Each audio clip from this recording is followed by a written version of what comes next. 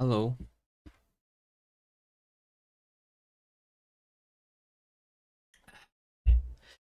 We are live for another day to work on the game. The Linksider. What is this? Welcome to Coca. Oh, there was a new update in Coca? No way.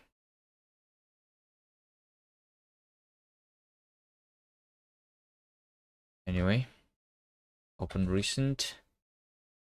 Linksider.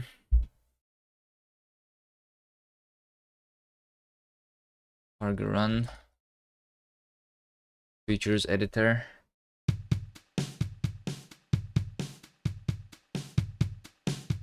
Alright, this is the time. The Coca compiler cannot be found in the path.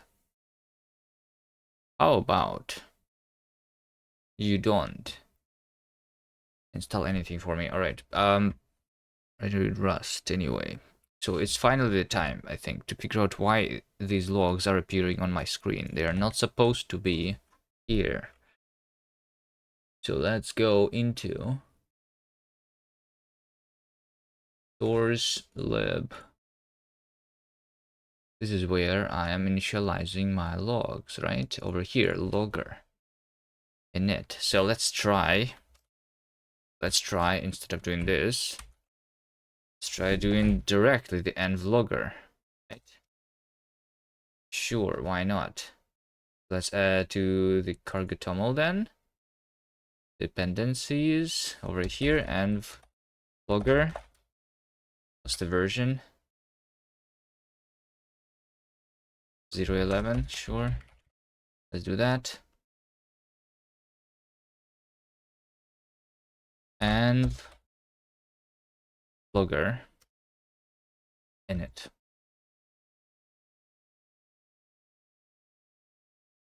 Right?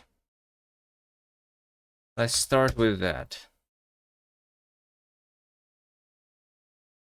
So if I do this, I should see no logs by default, right? Unless I specify the Rust log environment variable. I think is how it works.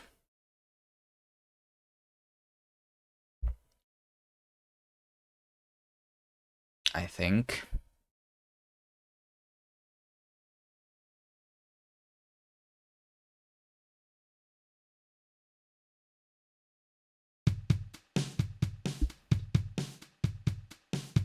Yeah, I don't see any logs. So now if we do Rust log is info, and we have this Symphonia core stuff, for example. If we do debug, and we will see all these winit things that I don't like to see. So if I do debug and then is it like comma winit is off? So how do I turn the winit off? Is my question here. Let's see, env logger. Documentation. It's been a while.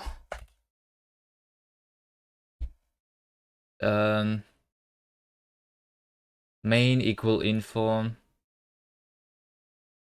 Main is like the main module, right? Rust log is target equals level, comma, and then more, right? So for example, data, it is debug, hardware is debug. So that's what I'm trying to do. By default, we do the debug, but winit is off. Let's see, Linksider is debug, winit is off.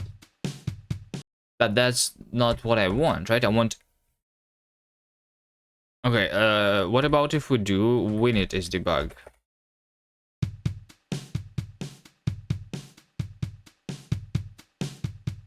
I see even less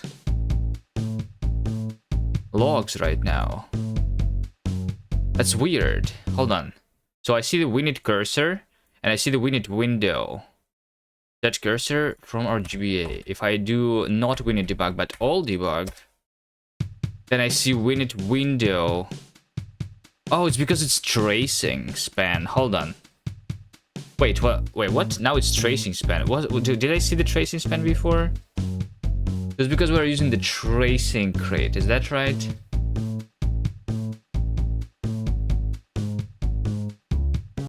All right. Should I use the tracing crate myself? By the way, how is tracing better than log? Tracing. What exactly is different there? Tracing is a framework for instrumenting REST programs to collect structured, event-based diagnostic information.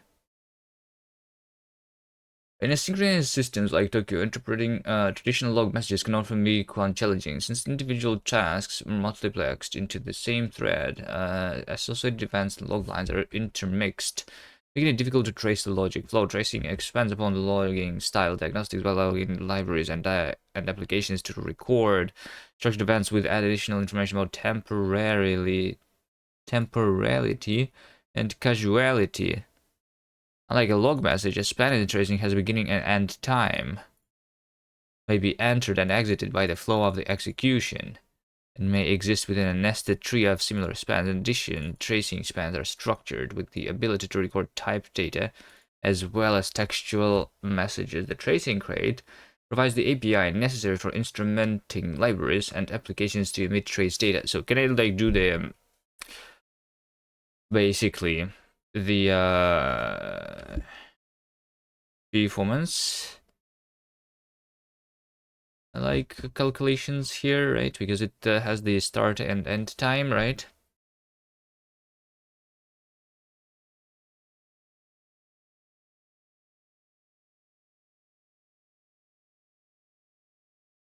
Hold on.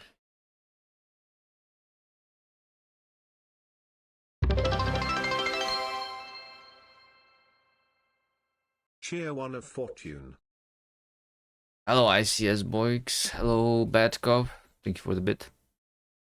How are you doing, guys? WitchCon 24, San Diego. That's a boat. It's boats. All right.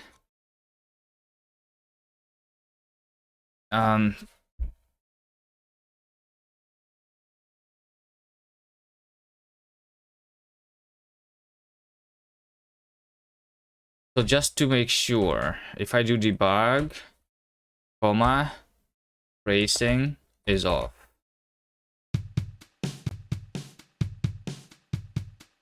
If I do debug, comma, tracing is off, comma, winit is off.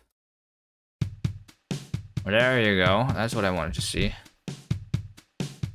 I'm outside walking my dog. He really wake up me early in the morning. I'm supposed to stay bed until 5 o'clock today.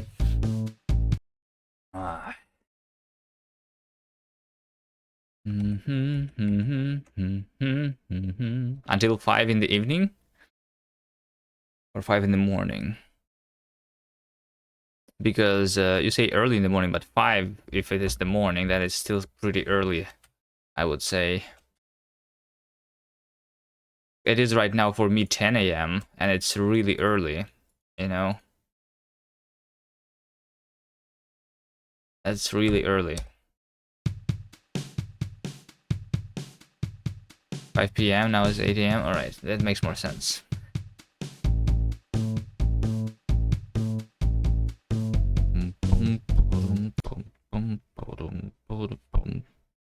Okay, so how does the tracing related trace? In addition to tracing and tracing core, Tokyo REST tracing repository contains several additional crates designed to be used with the tracing system. This includes the collection of subscriber as well as utility and adapter crates to assist with the writing subscribers and instrumenting applications. Tracing futures provided the compatibility of layers with the futures crate, allowing spans to be attached to the futures, streams, and executors. Tracing subscriber provides a subscriber implementation and utilities for logging with subscribers. This includes an FMT subscriber for logging formatted trace. Tracing log provides the compatibility layer with the log crate, allowing log messages to be recorded as tracing events within the trace tree. This is useful when a project using tracing has dependencies which use log.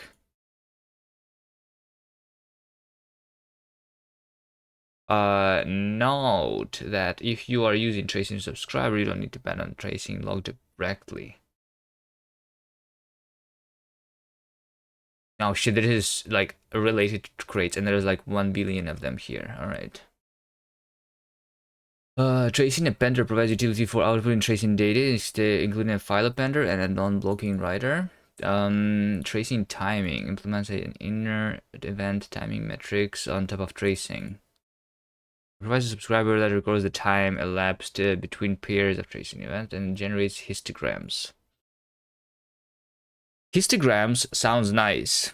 Like, what I'm thinking about is, as far as I understand, tracing allows us to like record these events in a structured way, and it would like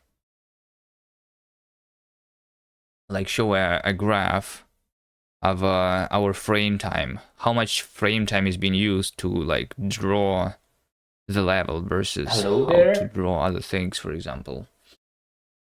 Chandu, hello, hello. I'm assuming that I will be able to like get the information about the timing and like draw something on the screen with like percentages, how much time is being spent on this thing versus that thing. Nigel, hello. Emitting Windows ETW event, whatever that means. Tracy provides event to click Tracy profiles. It's Tracy. Okay. A real-time, nanosecond resolution remote telemetry hybrid frame and a sampling profiler for games and other applications.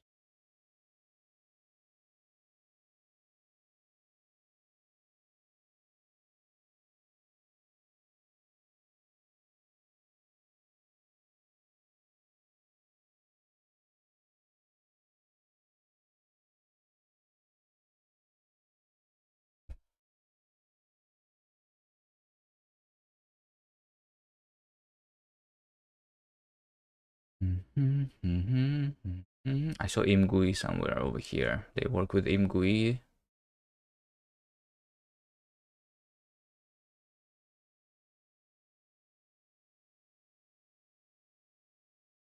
Tracing Forest. Tracing Loki. Grafana.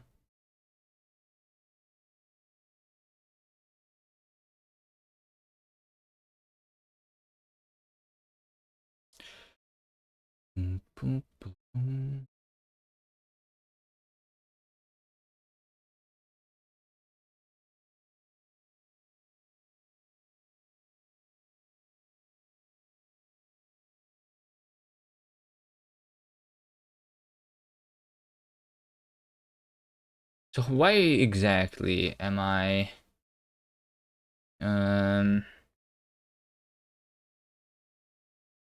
getting the log from the WinIt? Let's see.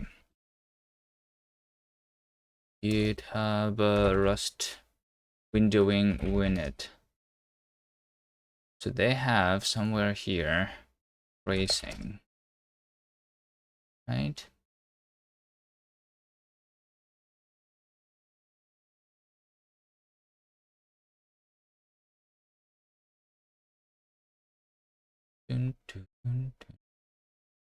Use tracing instead of log. So this happened like not so long ago, right? That's why we started seeing these logs. Tracing is generally used more than log in modern Rust, okay?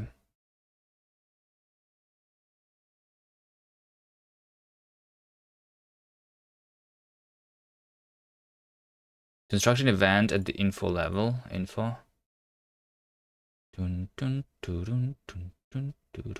Hello there? Hello, hello?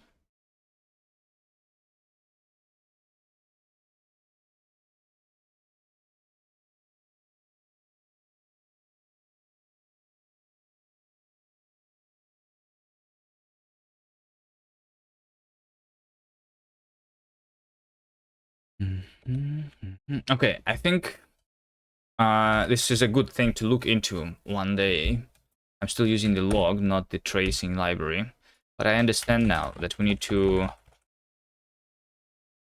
filter module tracing with turning that off here. I don't want that.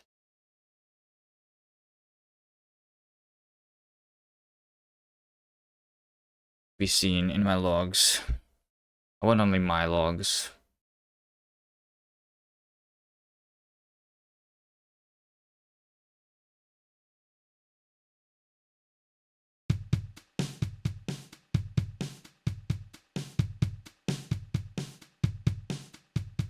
Okay, what else should I disable? A web audio API decoding. Web audio API, yeah, let's do that. Web audio API, turn that off. As the SCTK add item is another thing that I have seen. Smooth a client's toolkit. For module in.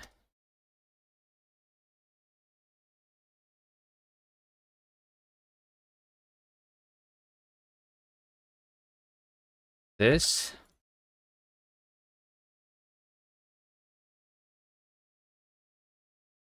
Filter module. Module off. This is what I am going to disable here. This, that.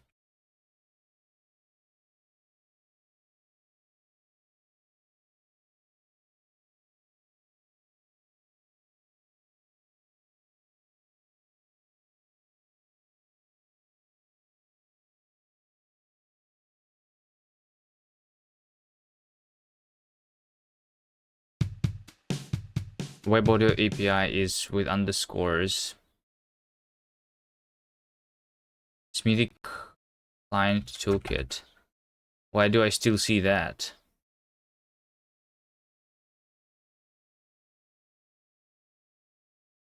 Why do I still see that?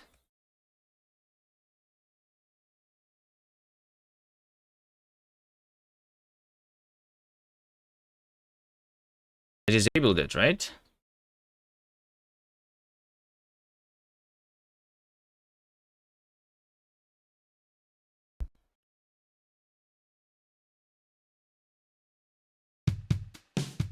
That's the last thing that I need to disable here. So how? Why log is this is off and still is on. This colon shim is off. It is still on. How do I disable it?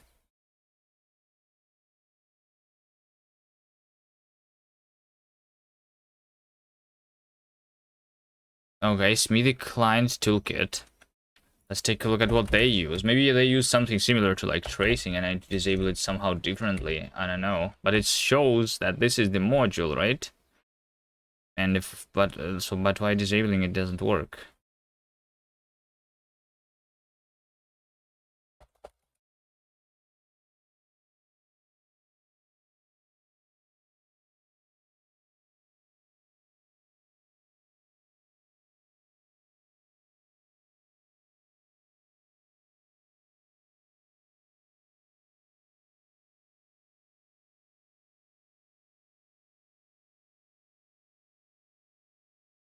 Is it a debug? Debug. They just use the log. Oh wait, hold on. They use the log target ISCTK. Right? Hold on, supported WL shim format. This is what we have. What's the target in the debug log? Is that what I need to do? SCTK. Smithy client toolkit. Right? So like I need to disable this even although in the logs themselves I see that. Because I need to like what's the difference? Can I see that from my code? The target versus the module.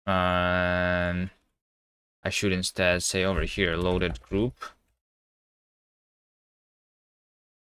Group name, right?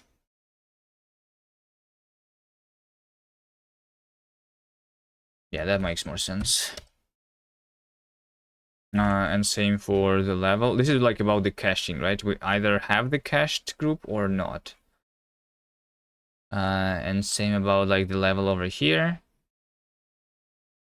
We say log debug loaded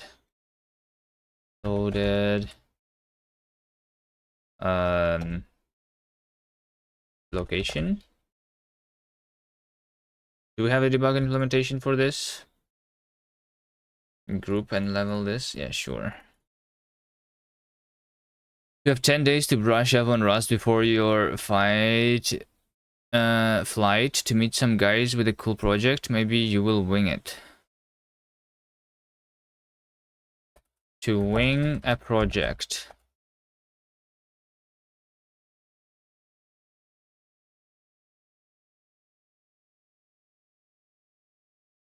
What does it mean?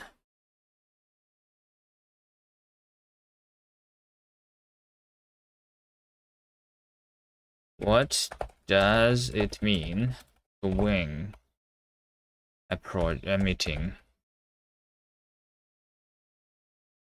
Dun, dun, dun, dun, dun. Just to attend without having prepared beforehand. That's how I do all my meetings. I don't know. Do you ever prepare for meetings? I never prepared for a meeting. Dial L links. Hello, hello. How are you doing? Welcome to the stream. We're working on a game here in Rust. This is a puzzle game.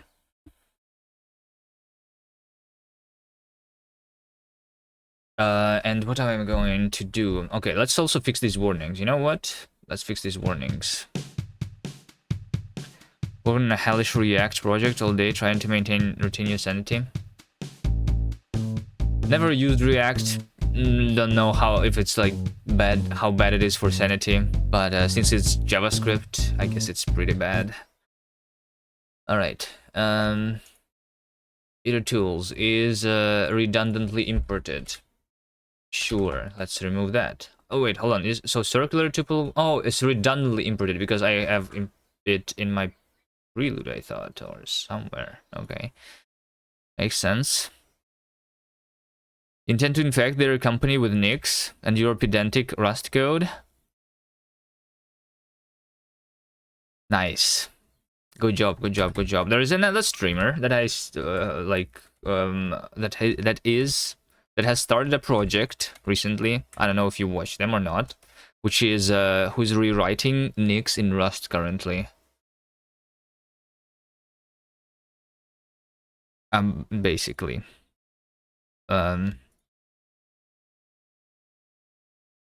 Although they just started. I'm not sure how it's going to go. Rewriting nicks in Rust.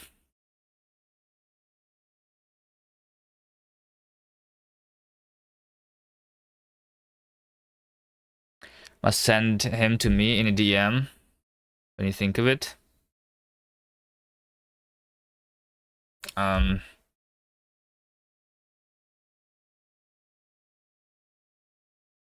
Is Nick's turn complete? Yeah. It's a language, you can do anything there. It's a little weird to use though, but like if you just want to do like general stuff, but yeah.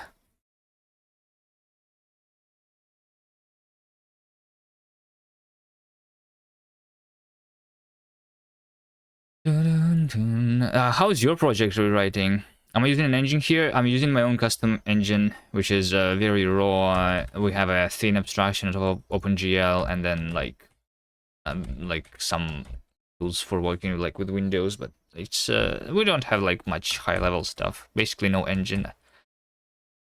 I don't know. We can call it a framework or something.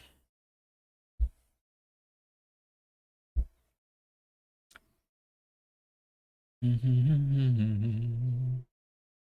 right, I'm fixing my warnings. Cargo check. Or I guess we can look here. You seem to be trying to use match for destructuring a single thing. Okay. Sure, whatever. Replace with any flat. Fine. And I guess the same is happening here. No, not field my charms. Replace with any flat. And then here, place this with any flat. And this means that I can do here key in key escape too. So that we just do this. It's even shorter. The project going slowly. Next, have the package store. Want to integrate well the ZFS to enterprise applications. So that other streamer is doing. I think he's doing like the package store as the first thing. My code is so beautiful. Well, now it's even more beautiful since I'm fixing the warnings. No warnings means beautiful code. Everyone knows that, right? Means no warning means it's not spaghetti anymore. All right. I was just looking at Bevy at the other day because you're trying to find a project to help me back into Rust. This game was originally made in Bevy, and I decided to like go away from it. Bevy is hype, which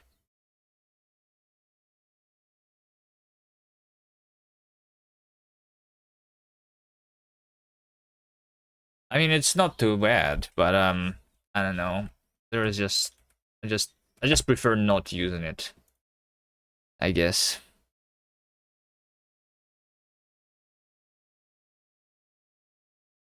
More likely to be true in Rust than in other language.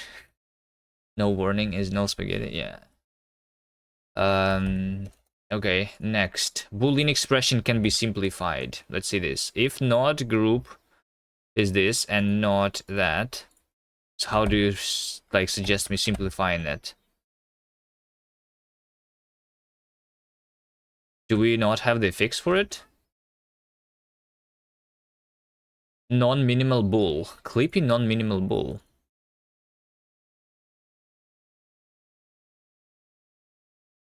Try not.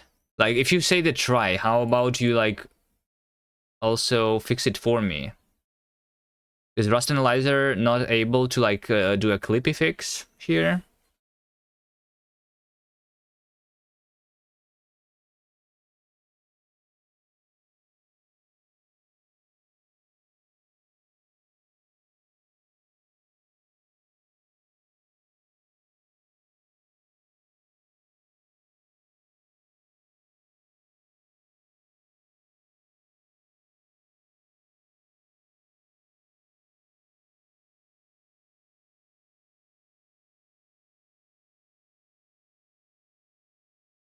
It says use this, not that. Yeah. I'm just like trying to see here. We have not A. So basically, we have not A and not B and C, right? And they say that we should use not A or B or C, right? Is that the same thing? Is that the same thing?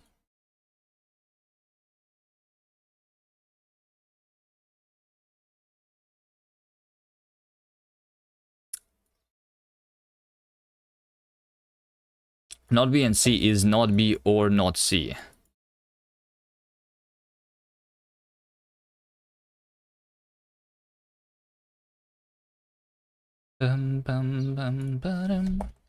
Okay.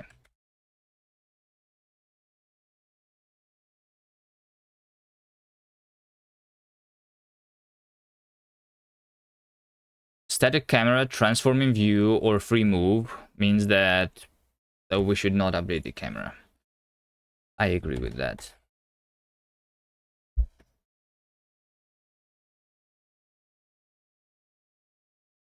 Think.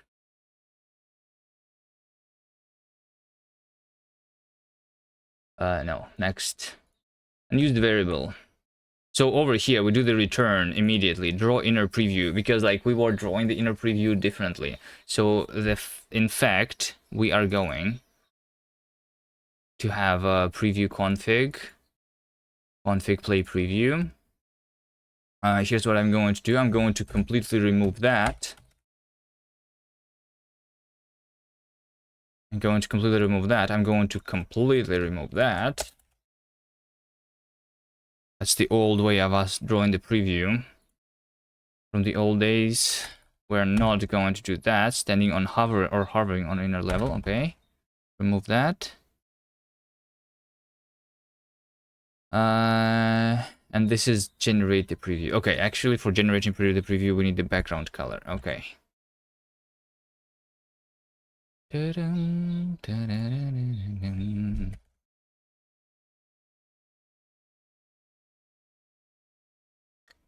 Boom, boom, boom, boom.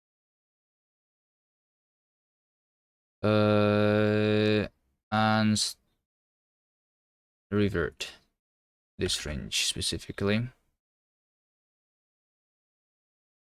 Okay, next.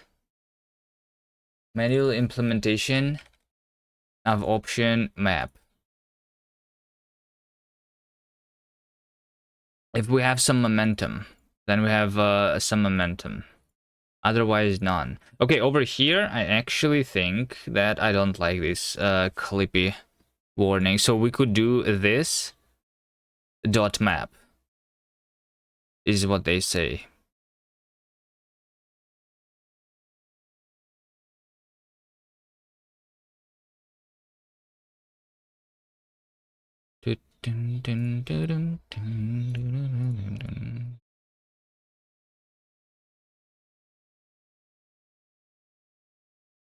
Angular momentum.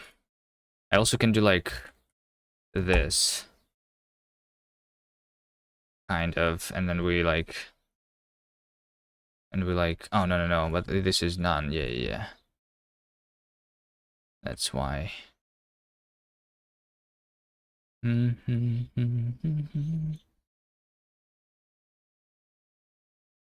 No file tabs in VS Code. I disabled the file tabs, yeah. It's like, you know, it's because like every time I click on a file, it opens a new tab. It's the like if I keep that setting on, I would have like 1 billion tabs here, and I hate it. Do you use your browser with 1 billion tabs? Are you one of those people? I like closing my tabs all the time. Or hiding them in this case. Like the tabs still exist, but I just hide the tabs.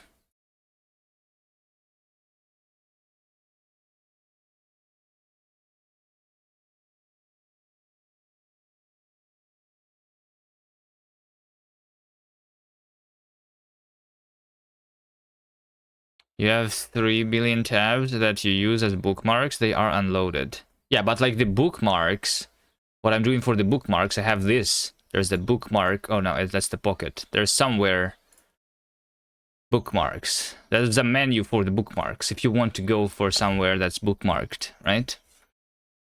You don't need your bookmarks on the screen all the time. Why would you do that? Control B. Something, yeah. Did Control B? Yeah, Control B, yeah. Is one of the things that you can do. Although I'm not using bookmarks too much anyway. I have a couple. And then I forget that I have them. I'm a Mac user, don't judge, and you use Arc browser. Arc browser.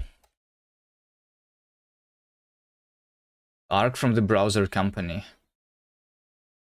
Is this a Mac only thing?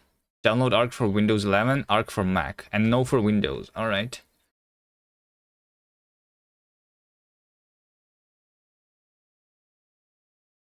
Okay, can this image load?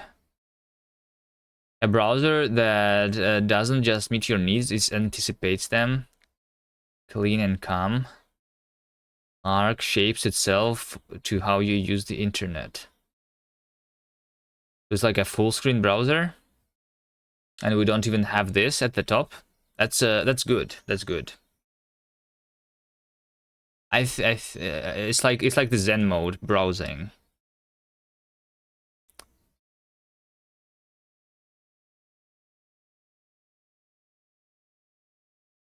Windows 11 just came out. Windows 7 is in beta. No plan Linux. An extension of Firefox can do that? Yeah, probably can. Although, hold on, I don't know. At the same time, I don't really mind, because if I want to hide this and if I want to go into like the Zen mode, I just do F11. I go full screen completely, right? I just do this. I just do this then. If I don't want to see these tabs all the time, I just don't then. The fact that it's on this side, so like it's easier to read, I guess maybe, because this you can have like more. Because vertically, like the space for one tab is smaller, maybe. I don't know. It's an idea. Hold on, so what's the extension for Firefox? Firefox extension tabs on side. Is that it? Sidebar tabs, is that the one? Is that how you do it? But this is sidebar tabs on top of the this, right? It has other quality of life features, not just Zen mode stuff, but shortcuts are super easy and all. I just personally like. This is Sideberry. So far, the most useful extension that I'm using for Firefox is the containers, so that I can like log in into the same website from multiple users, basically, easily. I think that's, yeah. This and like 600% sound volume is another one. I also have Dark Reader, but I don't use it. I use Tab Stash. It's the simplest one. Tab Stash. What is that? Easily save and organize batches of tabs as bookmarks. Clear your tabs, clear your mind. Only for Firefox. It's just like git stash, and then you like stash pop, and then you have all of your opened tabs back. Is that how it works? Recover recently deleted items. Dun, dun, dun, dun, dun, dun, dun.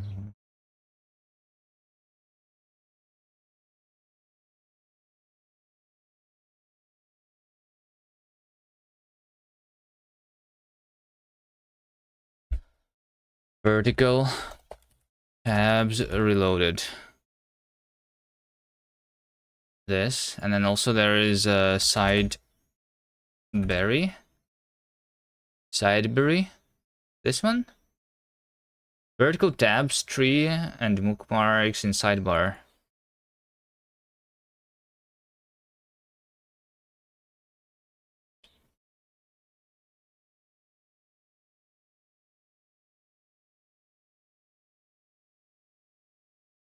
But you still have this at the top. Like if you have this, doesn't it make sense to like remove the ones from the top?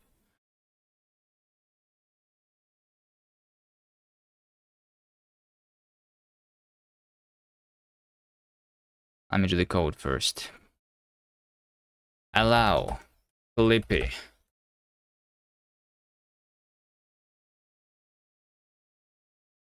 A block in this position cannot accept inner attributes. All right. Like I want to do this only about this else, only about this thing here. No, Flippy manual map. All right, fine. We just do. We just do allow Clippy manual map here. Like this. And then there is another extension here, unnecessary closure used with bool then.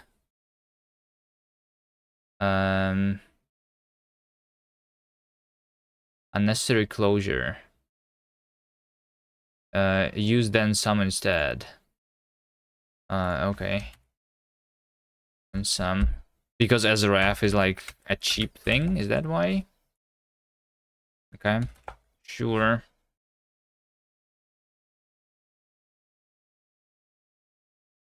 Let's go next. No problems have been detected in the workspace. Look at this, my workspace is now perfect. Okay, according to Felipe. You agree with Clippy that this code should be a match or return early in branches?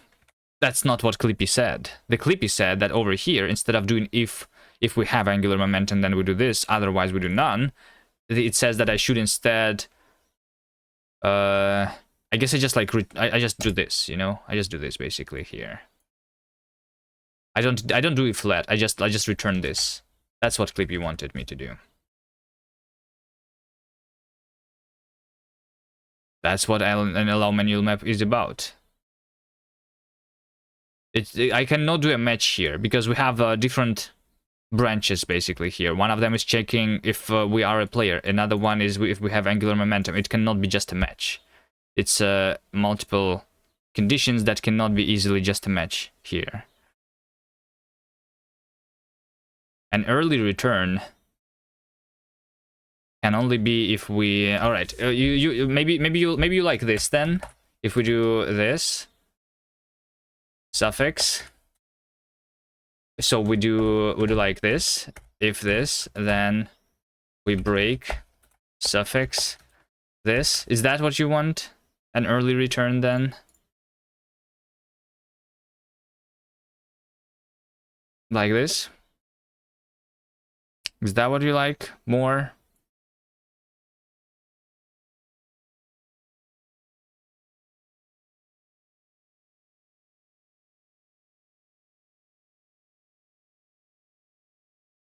I mean, I can, I guess, extract this into a function, then this would be better. Yeah, maybe it's like good to extract functions, and that's not what I usually do.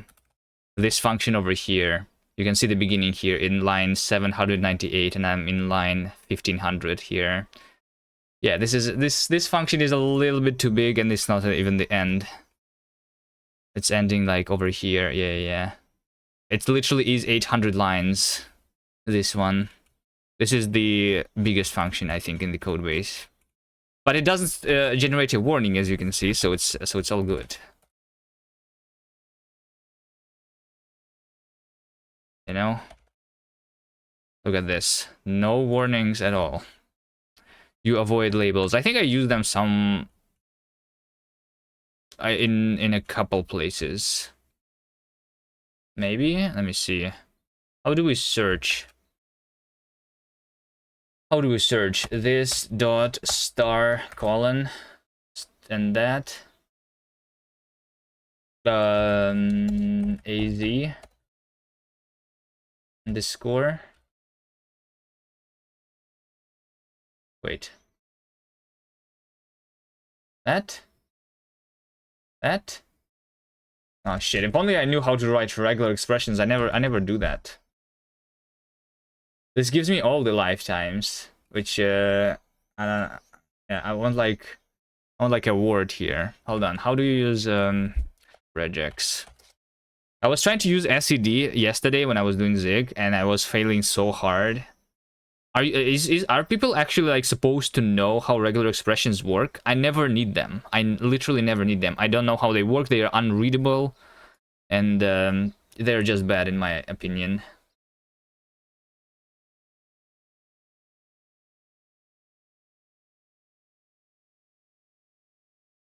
You've tried using JavaScript tagged blocks and always end up factoring them out before going to production. Can wait till the day I actually get to ship one. Matches a range of characters. Hold on.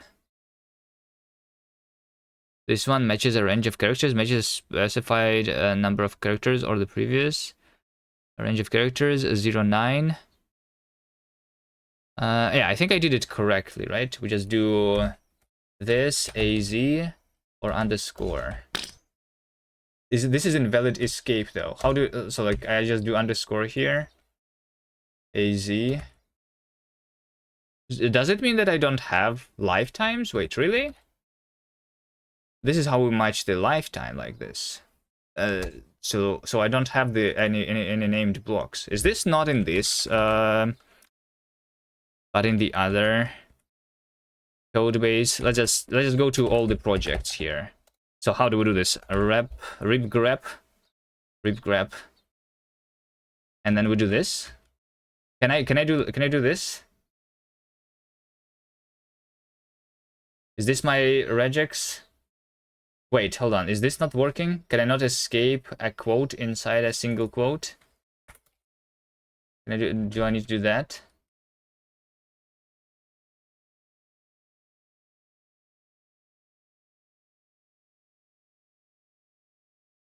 I guess it should like at least have a one thing. What is this? Is this Python? Oh shit. Why do I have Python here? Nix packages. Oh, because I have Nix packages. Yeah, okay. How about we remove the Nix packages? Yeah, I don't need that in my stuff here. I never. Yeah, remove. That is also like taking like 1 billion gigabytes or something.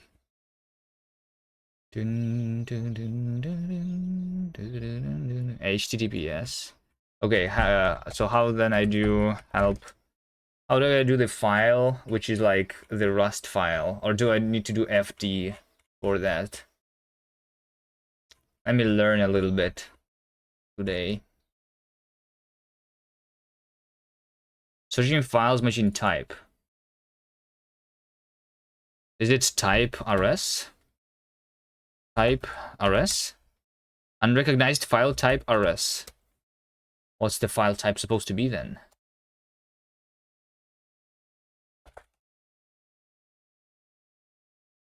Extension. With a PDF extension. Pre-glob. I mean the pre-glob.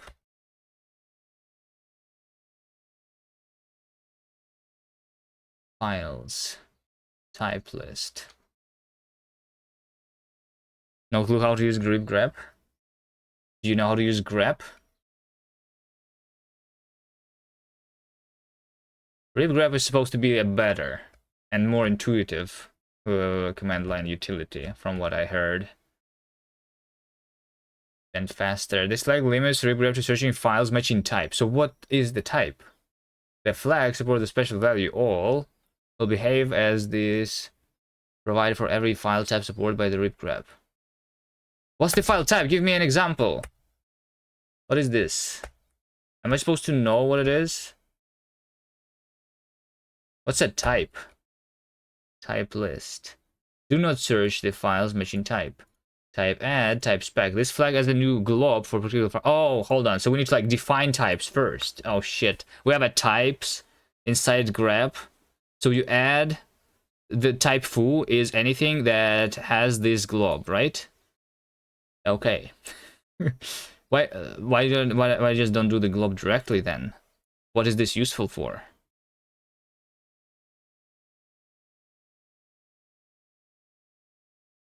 Grep for quick searches. Yeah, that's weird. But maybe it's used for something. I just don't understand why. Instead of using the glob directly. I guess you have the glob. Glob, and then you just do glob, right? Glob star .rs.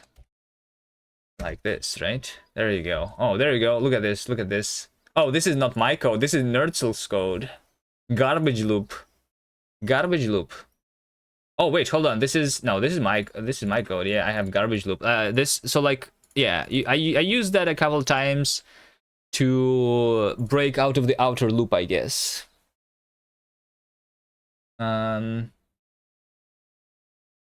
What else? Beans of power, tile loop. Yeah, breaking out of the outer loop, I think, is the most thing. The most used thing here. Twitchbot, reconnect is the loop. Yeah. Died. Although over here, let's see over here. Meow jelly. Let's go here. Died. So over here, this is not a loop. This is just a named block, right? And then over here inside this block, I have a loop. And over here, I have find something. So like the value of died is true. This is just like a function, basically, that's inline, that we call immediately, but we don't make it a function. Instead, it's just a named block. And this is like returning from that block, right? What a cool stream, no way. Legadoru, hello, hello. Yeah, a classic Kubi stream where we don't actually do anything useful and instead being distracted all the time, looking at the rip grep and stuff like that. Okay, but I did fix all the warnings in my code base.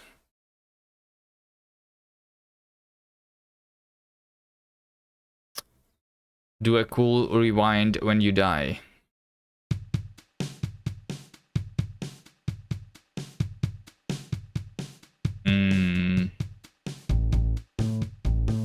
You mean like in game?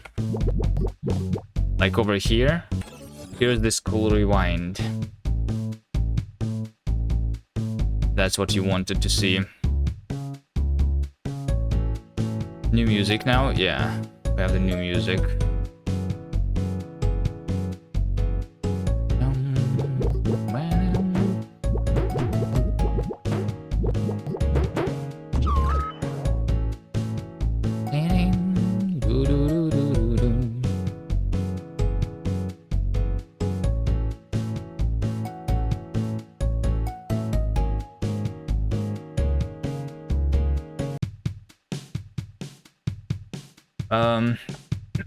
Okay, let's commit. Let's commit fixed all warnings. Code base is no more. Code base is perfect now. Okay. That's it. Okay, so one of the issues that I have seen in the editor right now is that when I right click on something, I'm supposed to delete it. So over here, if I right click, I deleted it, but then I immediately placed a player. But the player is not supposed to be placed here because right click is reserved. And yeah, I can even drag things with right click because yeah. So like right click should not do those things basically. Let's go editor level here. Editor level is because before when I had the right click I was returning and now I am no longer returning here. So I am deleting on the top, but I am no longer doing the return.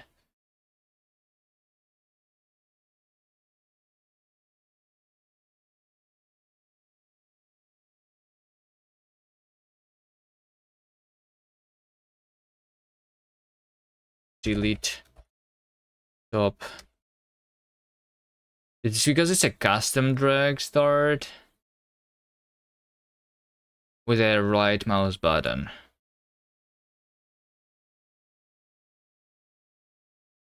I think for that we need to go into the input and we should make sure that I like right click and only do the custom one basically. Let's see, mouse press button. If it's the middle button, then we are dragging the camera. Otherwise, we're going into the detect phase here. But I feel like I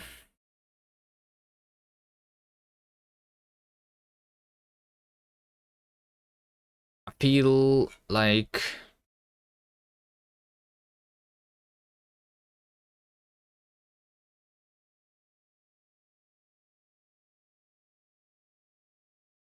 I'm going to do a match on a button.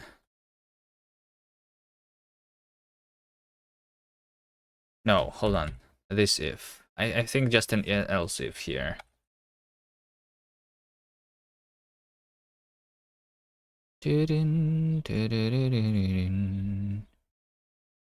Over here, if button is equal to mouse button right.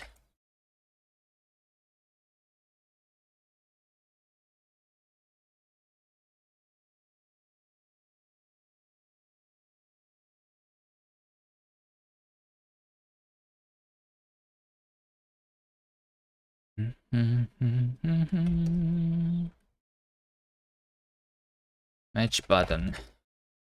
If it's a right mouse button, then we do one thing. If it's mouse button left, and then we do this thing that we were doing before. So that's when that is happening.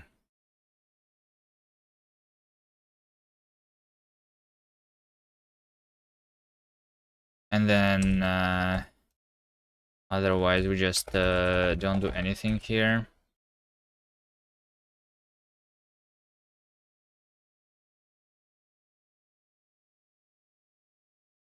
So this is going to be something like, so if I would do the right, then state drag is drag state custom immediately.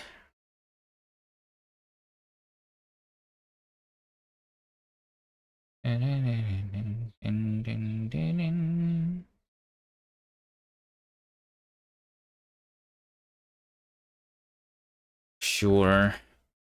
Return back, event, custom drag start, position, right? Like we just started immediately the custom dragging here. I think so. And then I can probably also editor mod here. So if we start or move, then we can delete the top. So I think I don't even need this duplicated logic anymore for this thing. This does not need to be here anymore. There you go.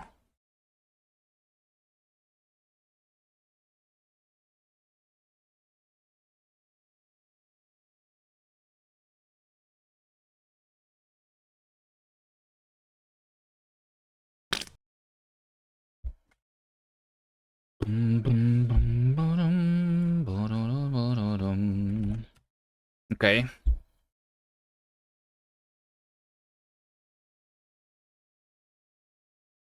I don't know, like if in the future we will want to use like the right click for something else, but probably not.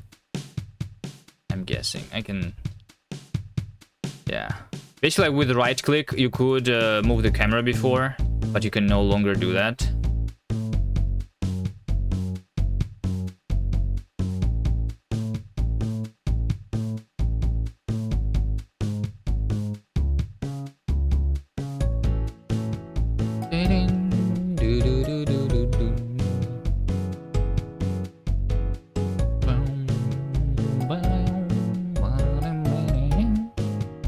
If I am here, if I do the right click, then I just have that. Okay, it works better now.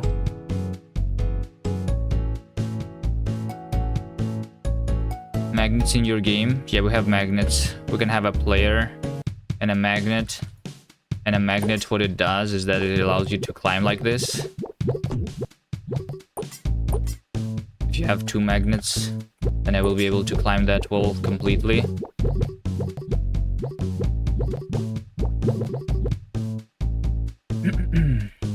Yep.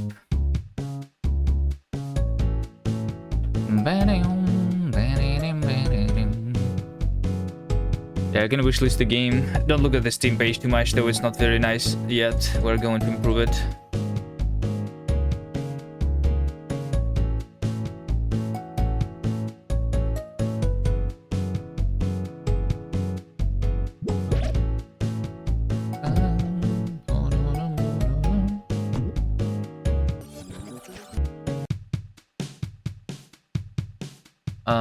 Something else. Like, I feel like I want something else here. You know what I want? I want to be able to drag the entity. So right now, in order to drag it, I need to click and hold. And the timing here is like a second.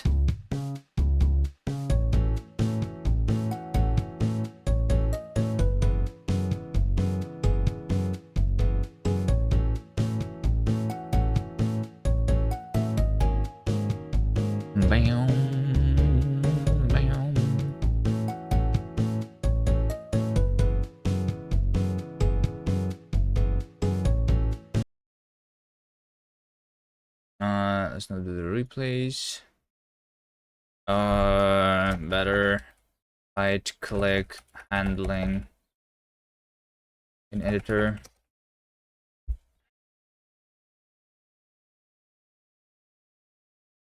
What am I eating today?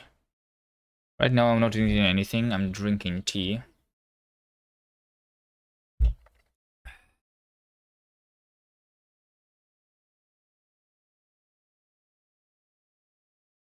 I'm not sure what I have for lunch though. Um, what did I want to do? Oh shit, my memory. How's my the input detecting of the thing. We have the config zoom speed, maximum click time. There you go. Maximum click time. Basically, if you don't release your mouse in that time, that we start dragging. That's how it works, right? So maximum click time is 0.5. It's half a second. It still feels like a little bit too much. I'm wondering what is the click. Is there such a thing? Windows click time. How can I show time in seconds when clicking on time? That's a setting, right?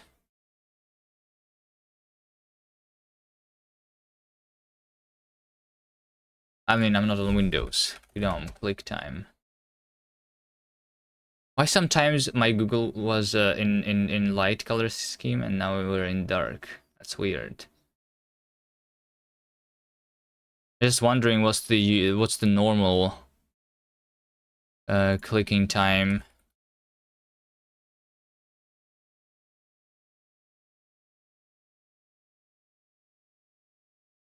Can we just change this to be like 0.3, for example?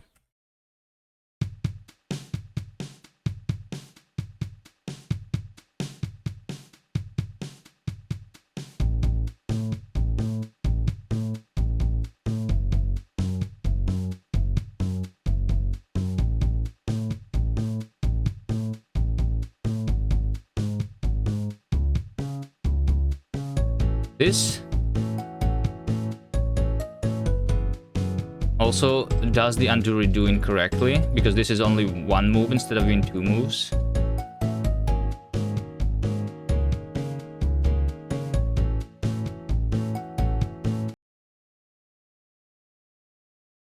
All right, let me try this. To be reduced max click time. I'm not sure if that's a good idea though. If it's not, then we will revert that later. What I wanted, maybe I want to like start dragging immediately if, but only if I like hold a button. So right now we do control or shift, both control and shift to start the camera dragging. But sometimes you want to drag not the camera but the item underneath the cursor. And I want to do that immediately, so one of these control or shift I feel like should be used for that. You know? Input. Here. So we can see that here. Control left. Cursor stays down and moves beyond a certain radius. That's already happening. But at the same time, this is going to start moving the camera, not dragging the thing. We are trying to also make it we can drag multiple things, all right? We can drag the camera, or we can drag the the thing under the cursor, right? And we need to distinguish those things somehow. And then there's also clicks, right? And I mean, the current behavior is good enough for the touch controls, but when I'm on PC, I want to like be faster. So I guess we just use one of these two keys. So like a control. I don't know. Let's just pick one of them. What makes more sense? To use shift for camera, control for the drag, or the other way around? Let me just try to understand.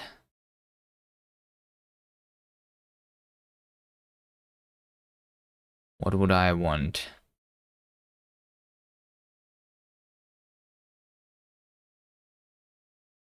Dun, dun, dun, dun. I don't know, control because it's controlling the camera. And shift to shift the entity underneath by dragging it. I don't know. Let's do that. So control for the camera, and then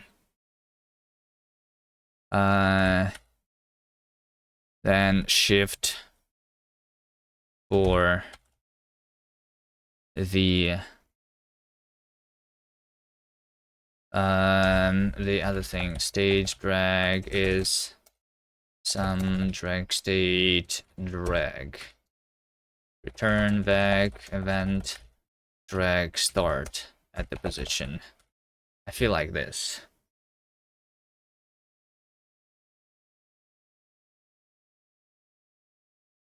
Oh, but I need the position.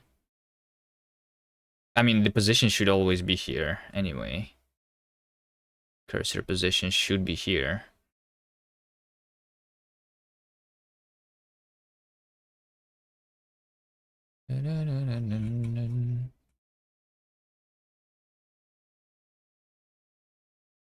Cursor position. Oh, wait, hold on. But when do I set cursor position to none? I'm wondering. Do I ever set it to none?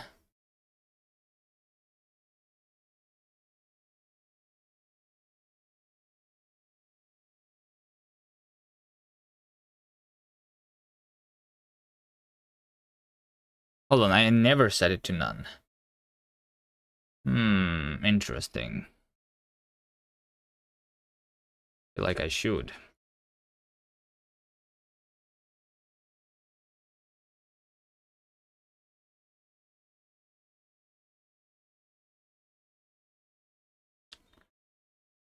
Let's just do this on the outside. Else we do that.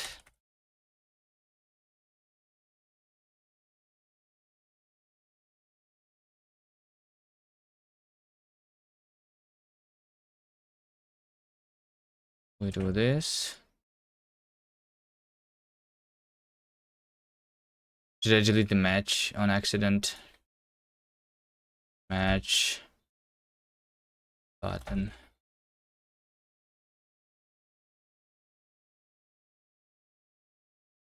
Non-exhaustive. Wait. Huh? I removed too much. Yes. Okay.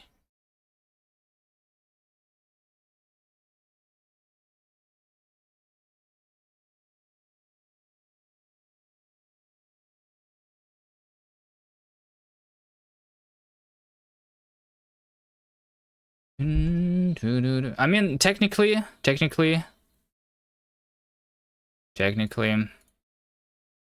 feel like I want even that. So if I'm doing the left mouse button, then I are holding the control, or we are holding shift and we're doing things.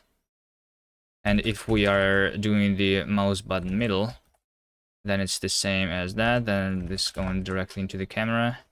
Is this code easier to understand now? So like basically right mouse button is always going to the custom dragging, left mouse button is going into camera drag, normal drag, or into the detect phase.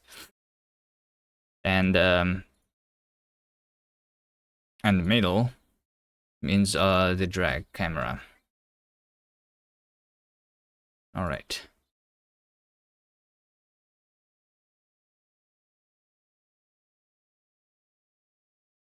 Yeah, I think that's fine.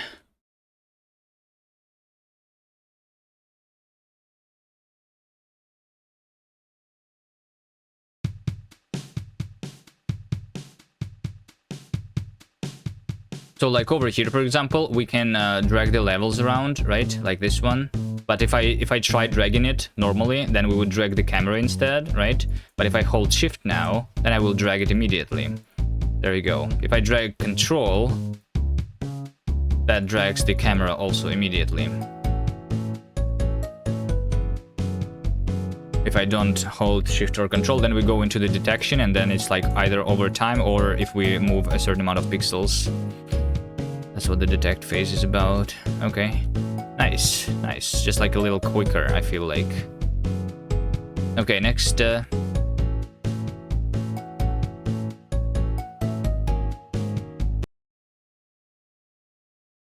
Next.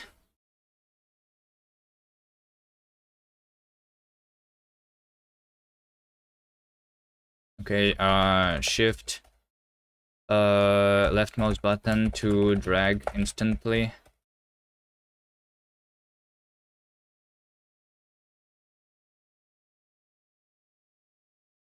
Next, for some reason, when I'm dragging an entity in the editor, we have 2 events. So why does that happen? Let's see. Editor level here. Push history if needed. Push history if needed. This is happening in assign index.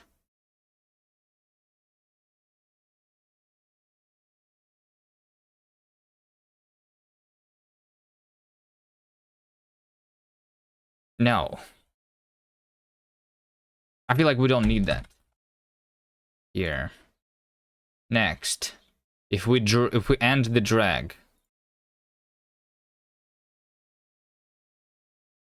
then we push the history if needed. Well, let's not do that. Then, when I click push to history if needed, let's not do that. And then over here, though, this is our raw event. This is the only one that I'm actually going to leave. So this is only being called in one place now when I'm releasing the key or touch or mouse.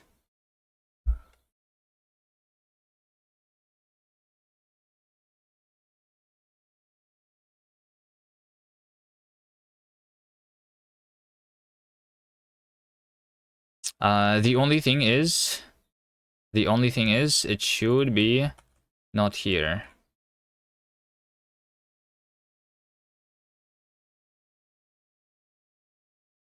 But it should be instead after we handle all the other inputs, like this here. That's why we had it twice. So whenever I release the mouse, that means like the click has been handled, the drag has finished, things like that, anything. This is where we stop drawing, basically. Touch, mouse, or key release.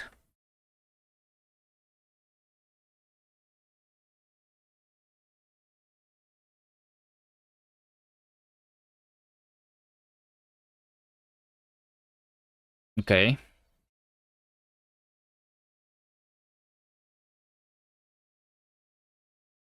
I think that's going to be better.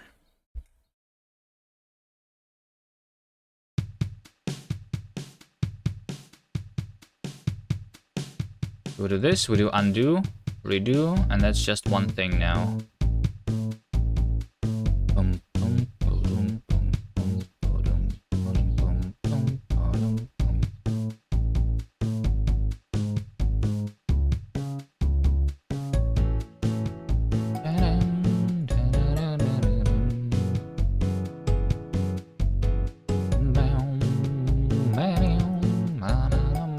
Let's also have another feature that's going to be nice.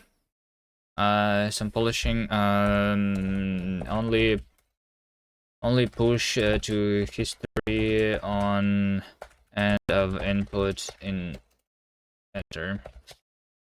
Another thing is when I'm doing deletion, the right click basically, I should not draw the preview of what I'm going to do, you know, preview.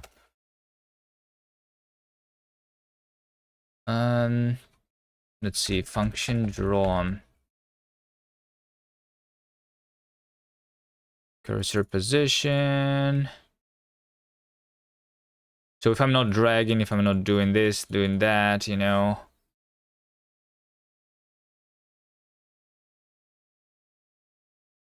We're not hovering over the UI here. All of that. Then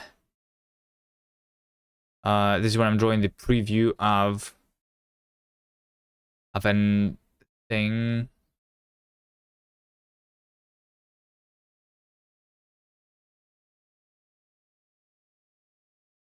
Right? That's where I'm drawing the preview of the thing. Preview tile name, yes. So I don't want to do that if I'm currently deleting, which means that if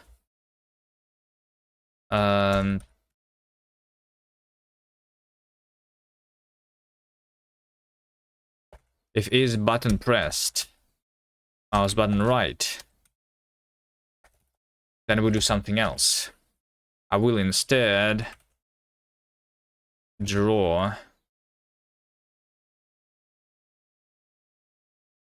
the eraser.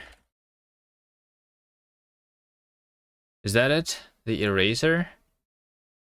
Draw error.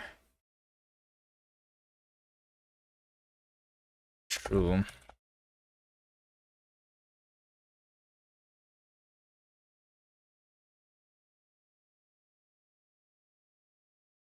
Eraser?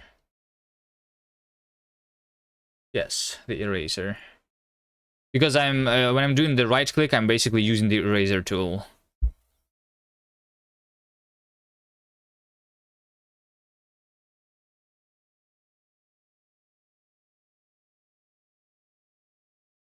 Although I think the eraser doesn't really look like eraser, but maybe Davey can change that into a better sprite. Like this is the eraser. I'm holding right click here. Same as if I just choose the eraser as a tool. Then I do it with the left click too. Okay. Nice. Draw eraser when holding right mouse button in editor. Okay, next we have no data for rendering door editor. So I'm wondering, why is the door editor box editor is not supposed to be here? Because the draw error is false. So when I drew the draw game tile, draw error is a boolean. Draw tile, draw error is a boolean. So we do the if not draw error, return. But I feel like if we don't draw error, then we should also not log the error. Like this. Otherwise, we report it once for a name. And then do this, yes.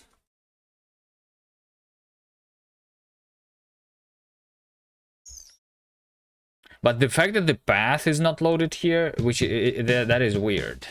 Does it mean that I have the path in some level that is not supposed to have the level? The thing. Or is it... Oh, wait, hold on. I know why, I think. No data for rendering goal, jump, power up, disable water mask.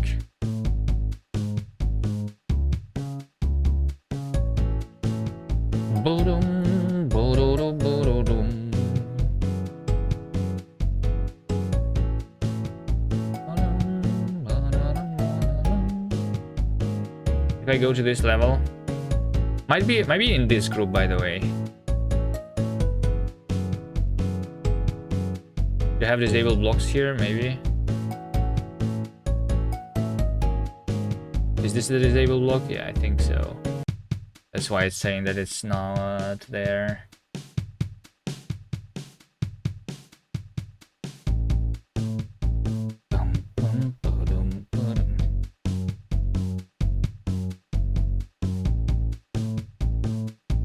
And if I go here,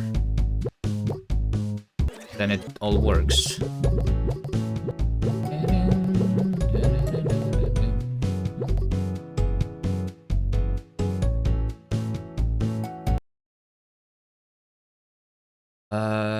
What did I just do, by the way? Don't log errors if not draw error. Okay. We can also fix that.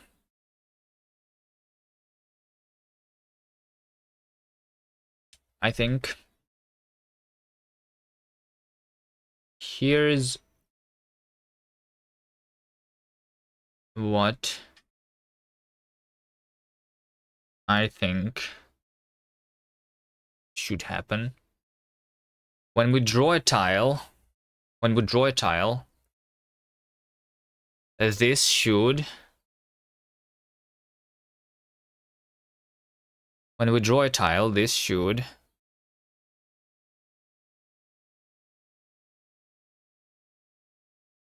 this method basically should not try to draw from one tile set but from a list of tile sets, I think.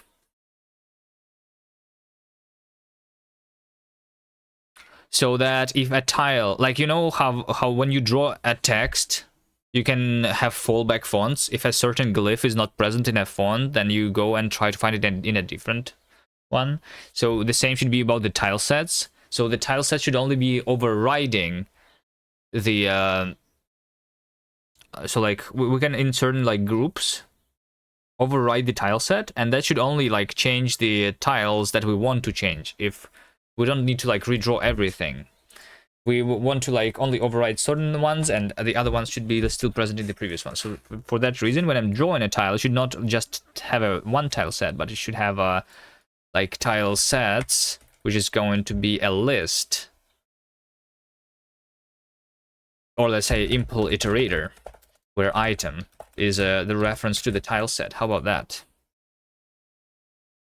Anonymous lifetimes in this are unstable.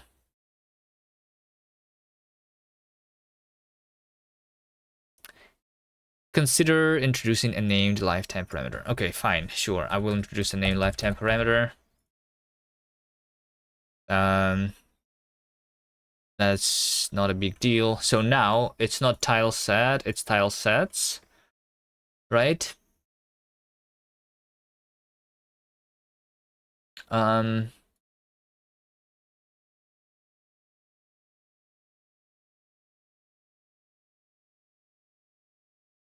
Tile set. So we need to find the tile set here, right?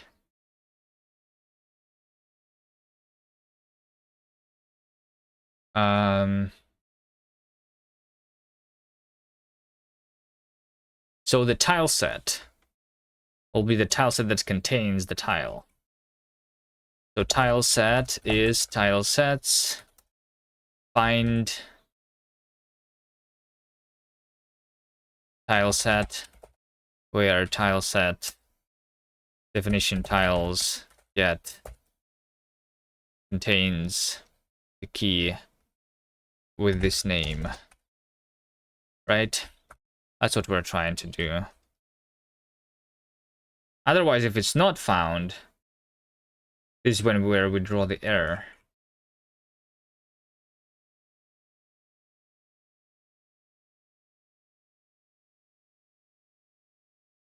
This is me drawing the text still, right? So basically we do let some tile set is this. Otherwise we are going to return.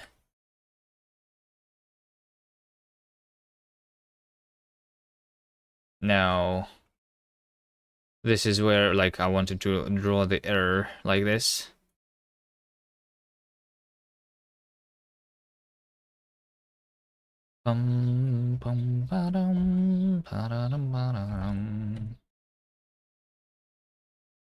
Vertex data is that. Okay, you know what? We do this. Then tile set we find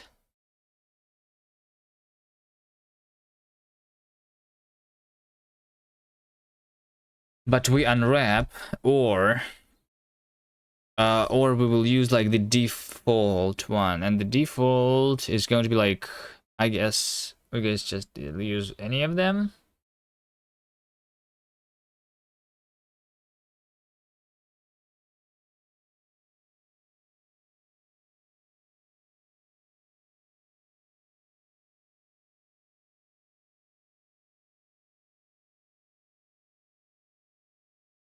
Unwrap or hello. File sets.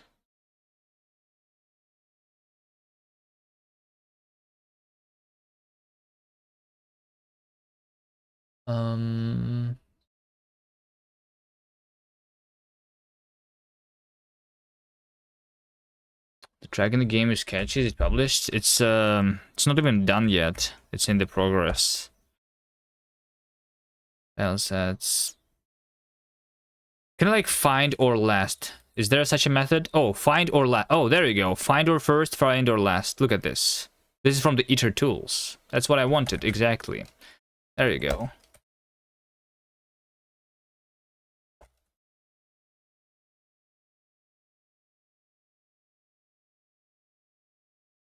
Find or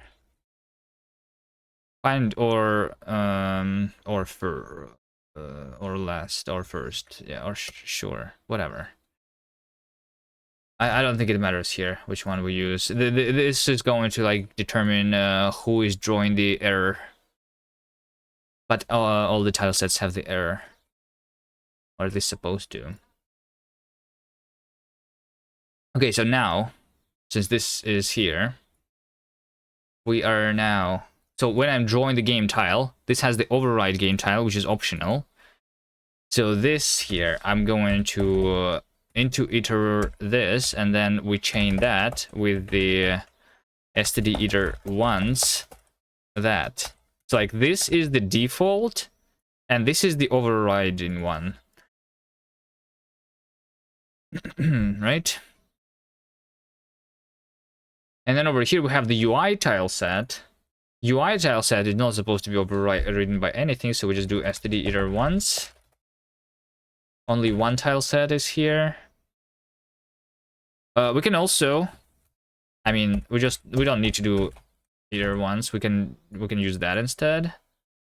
We can use not iterator but into iterator, so that is easier to use, right? Into iter. Okay. There you go.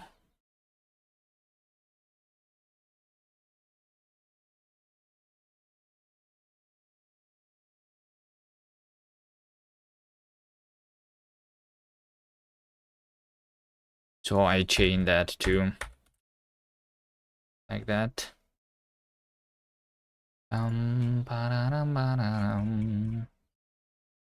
Tile set. What's the tile set here? Draw game tile. This editor. Background. Tile set. Tile set is override or that. So this is also not correct. We will have tile sets is override tile set into iter chain with that. Okay. And then we use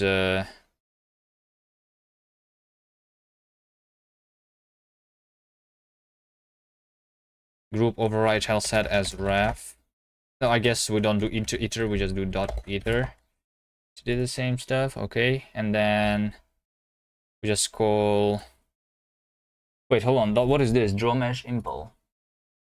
Tile set texture. What is that? This is me drawing a shadow. Draw mesh impl. Layer shadow.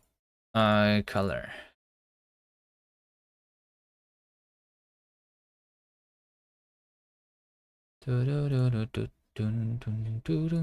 I feel like this is me having a level meshes. Tile sets. Next, unwrap texture. We'll just do this then.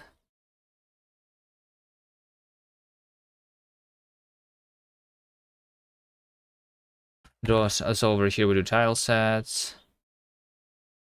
Over here, we do tile sets. Draw actual game. Yeah, this is like the preview, the layers. I feel like I should remove the caching of the layers. It's annoying a little bit. Maybe I shouldn't. I don't know really.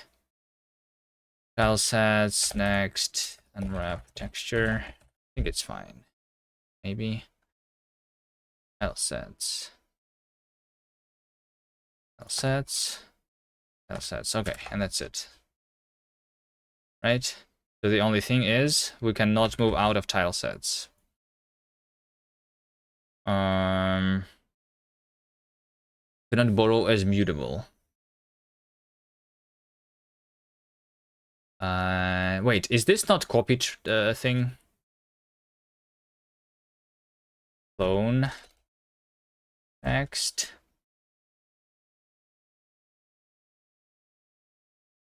Cannot mutate immutable variable tile sets. Yes, I don't want to mutate it. That's true. Cannot move out of tile sets is captured. This captured by this FN, which does not implement the copy trait. Yes. So I guess what we do is we clone the iterator instead. Although that's weird. It's weird why the chain iter tile set and into iter that. This is because of the array is not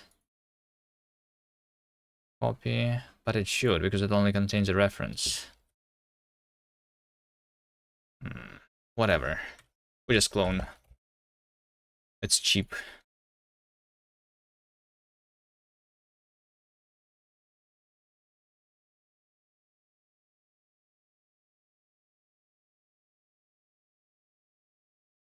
Okay.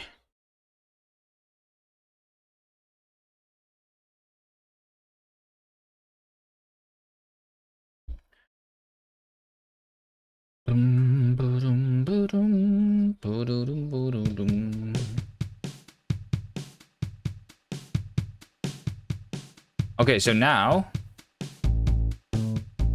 we don't have any errors anymore. There we go. So the way it's working now is that if I go and open a sprite, and if I open my levels, movie, tile set, tiles, right? So the only things that I actually do overwrite here is this guy and that guy, you know? So how about we remove all the things that are the same as in the other tile set and only use these things. The kek face and the pog face. Right? This is just for testing. So all the other things are not really needed. And then we just do this. And we like sprite. Crop. And this is all we really need here. So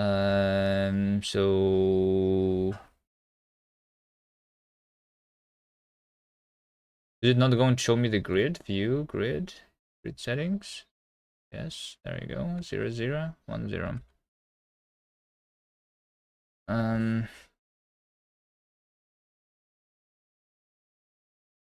So we don't need the auto tile rules either. This config of this one is going to be simplified a lot now. This is going to be simplified a lot now because we don't have the auto tiling. We just have the player left, player right, and player in goal. I guess player that is sleeping and player that is unselected also. Like all kinds of players are just going to be the kek face. 0, 0. And the player that is in goal is like 1, 0.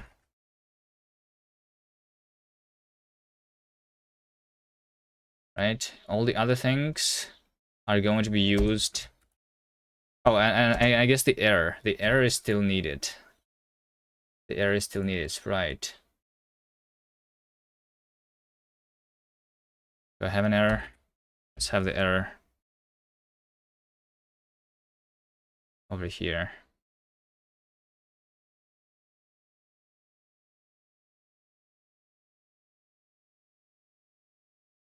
Error at 20. There you go.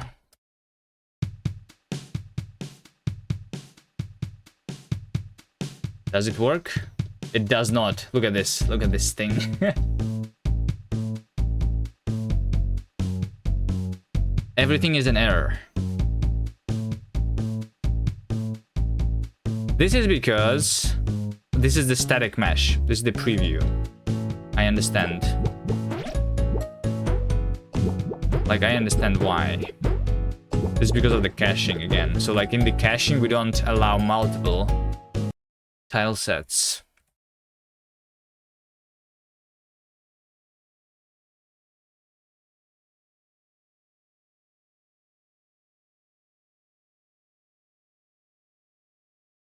We don't allow multiple tile sets there.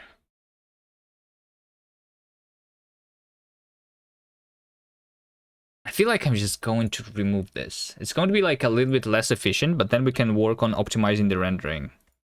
On the other hand, instead, so that we like, it's not that like we don't even have that many entities on the screen anyway, right? Even if we do every single block a separate one, it still is not a lot. We just need to do the rendering more optimized way.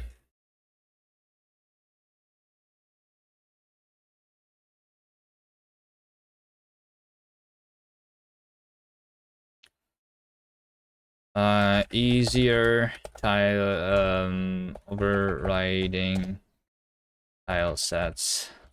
I feel like we also had the issue for that, so let's close it. Lab, Linksider, choose, override. Override test, I should allow overriding only some entities. This is the issue. I want to close here. Okay. So let's remove. Yeah, I feel like I should remove. There's a thing that's called level mesh. Level mesh. This is all about like caching the static entities that cannot move, but technically in our game everything can move, so how about we instead like optimize the rendering other way than creating the cached thing. I think it's going to be fine. Let's remove all the level meshes everywhere.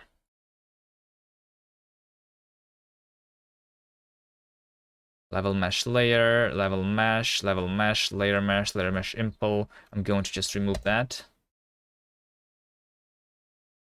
Okay. Now go for the errors, level mesh. We just don't have that here. What's that? What's that yellow thing on the right side? I thought that's a warning, but I don't have any warnings here. Oh, it's because I'm searching, right? Wait, hold on. It's this colon.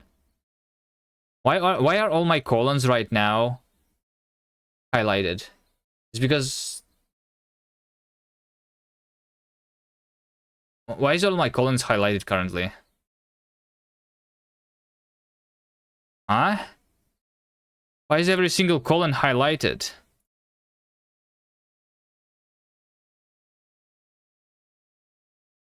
That's not a search.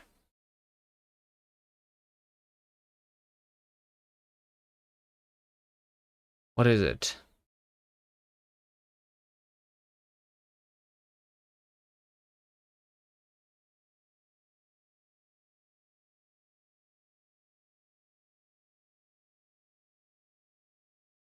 I think that's a search. But it was supposed to be removed. Is that a bug? I finally found a bug in VS Code. Usually it's the Vim that's buggy. So what if I just reload the window? Is this guys going to go away?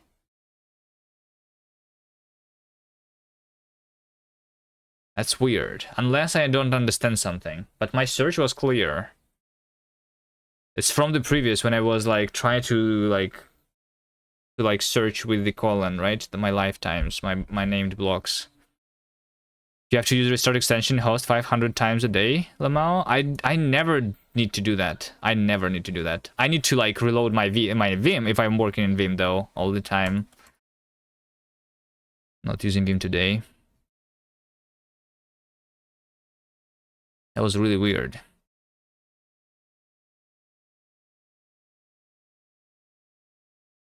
Rust still is much more stable. Did you try Helix? Helix is written in Rust.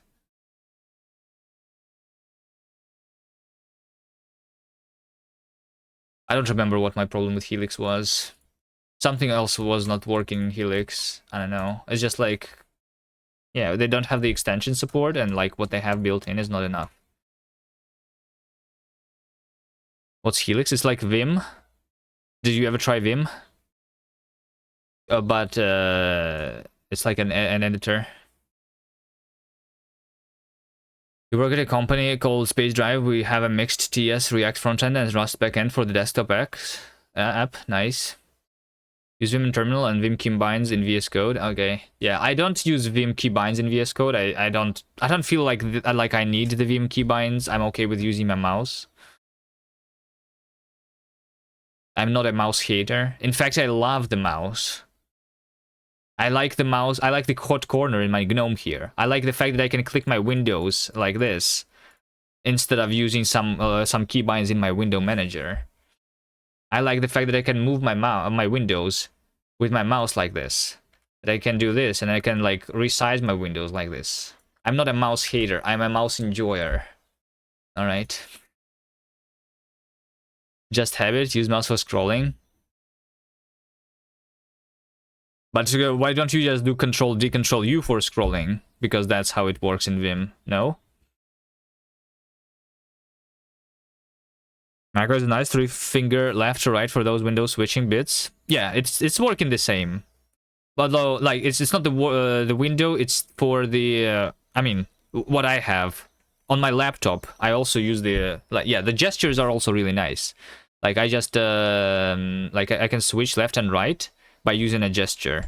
Or I can open this menu by like swiping up. I think it's if I remember correctly, it was like basically the same in macOS. You can probably customize it. We can customize it too. If I'm feeling keyboard, you use 10J. Why? Also, have you tried then the? I very rarely use it, but there is this thing in the Vim, right? Let's open some file. For example, this cargo toml, right? So one thing that I like is that instead of doing let's say that I want to go here to this docs rs ndk build, right? To this link here. So what you do, I guess, is you do 11k and then you do www, right? Or something maybe. But I have this plugin, which I rarely use because I forget about it, but it's called hop Vim.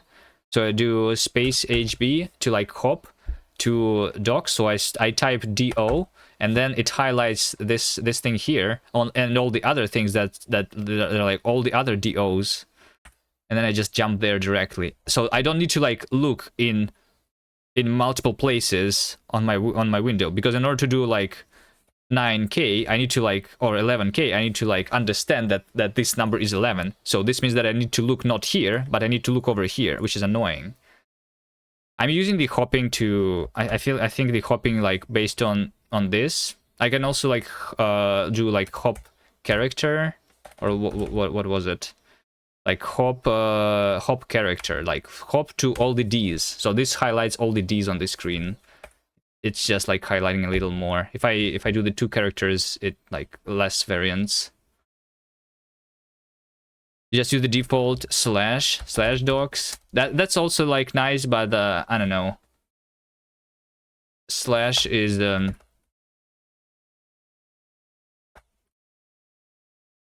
like it sometimes it goes like outside of the current. I don't know if it's in the current screen space though. I don't know, maybe slash is nicer. Yeah, I don't know.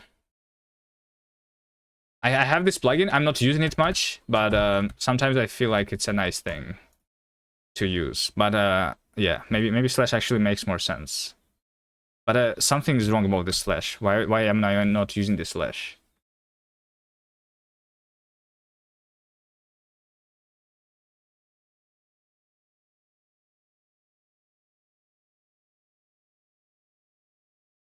I'm a slash hater. No, I use slash when I want to go somewhere outside of the current screen.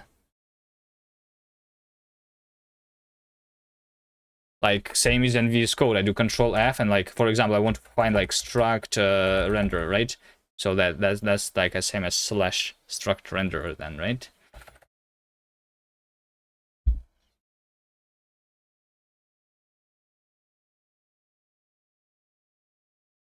Okay. Anyway, level mesh. Remove all the level meshes. Continue removing code. Removing code basically means that we are reducing the spaghetti, right? So it's good.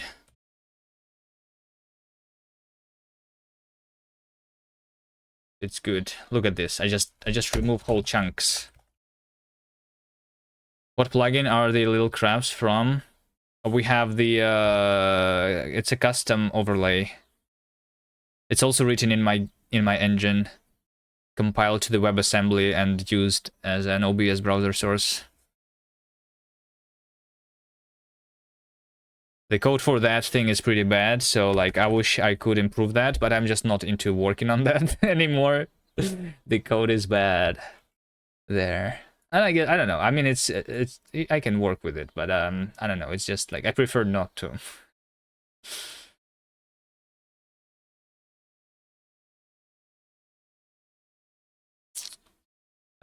It's somewhere. Let's see, bot maybe. No, that's the other bot. Hold on, we have two bots. The newer one and the older one. The other one is like TTV.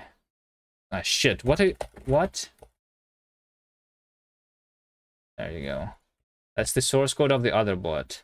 We have this like it was originally created for the raffle things. So like instead of a wheel to select a random person, we were doing like these battles basically. That's the main. That was the main use case of this. If you want the link to the engine, then it's that thing. All right.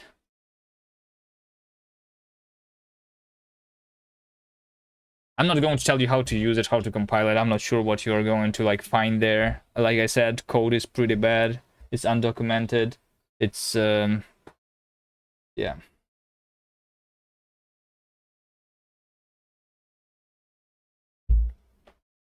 It just works.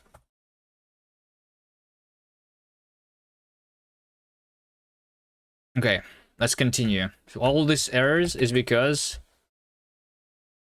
we don't have the level meshes anymore.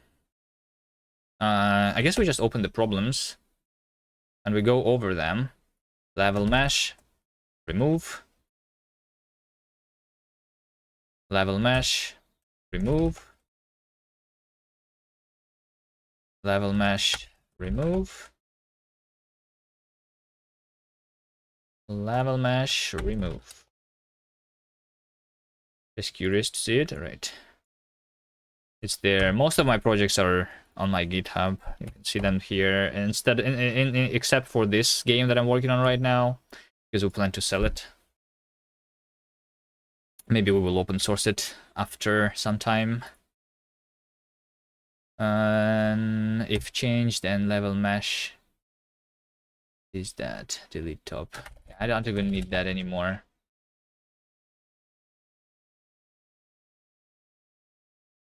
Change history position.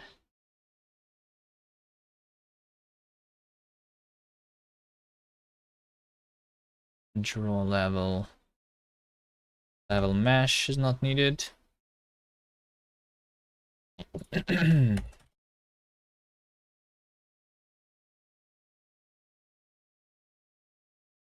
Yep. That's not needed. Re-init. Re-init. We just do that. We don't have the level mesh. It's just the game state now.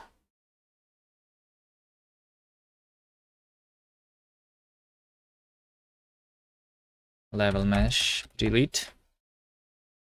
The game's in your Steam wishlist. You want me to show more of the game? Because I think you are here. You're a new guy, right? Or did you see enough of the game already?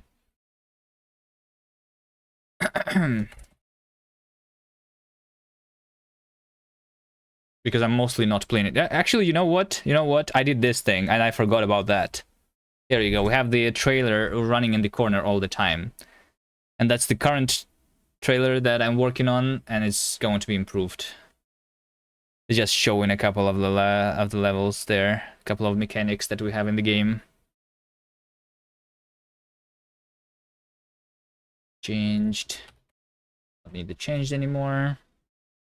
Unused variable focus layer. Yep.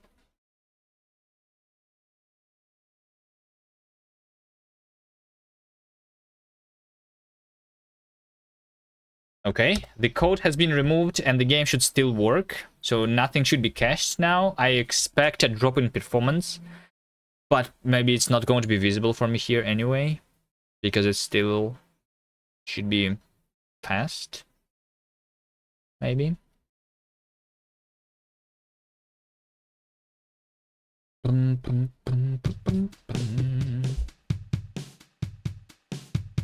Oh shit, look at this.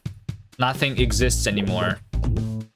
Okay, it's because, okay, now we also, since we have this level mesh, it was made by using the cached entities, which was like cache, boolean, this thing, cache, boolean. This is no longer relevant. We no longer cache anything. Nothing has been cached. Okay. Cache is through here, so like, yeah, we just like remove that. We remove that, we remove that. We don't cache anything basically. Level cache, that's a different thing. A level cache is a different thing. Okay. And now we will have other problems over here. No field cache. So cached entities are cached in level mesh. Not anymore. We just literally draw every single thing.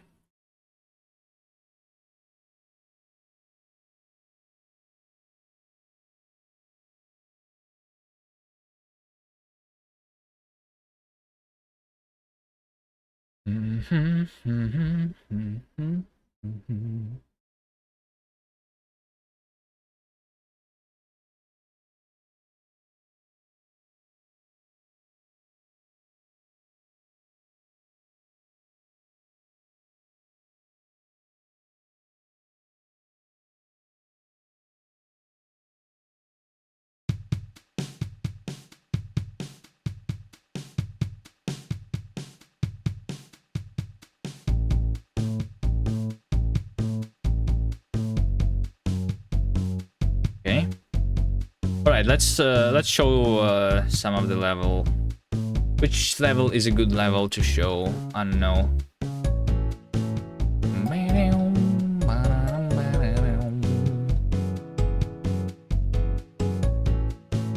Let's try this one. I don't remember this level. Okay.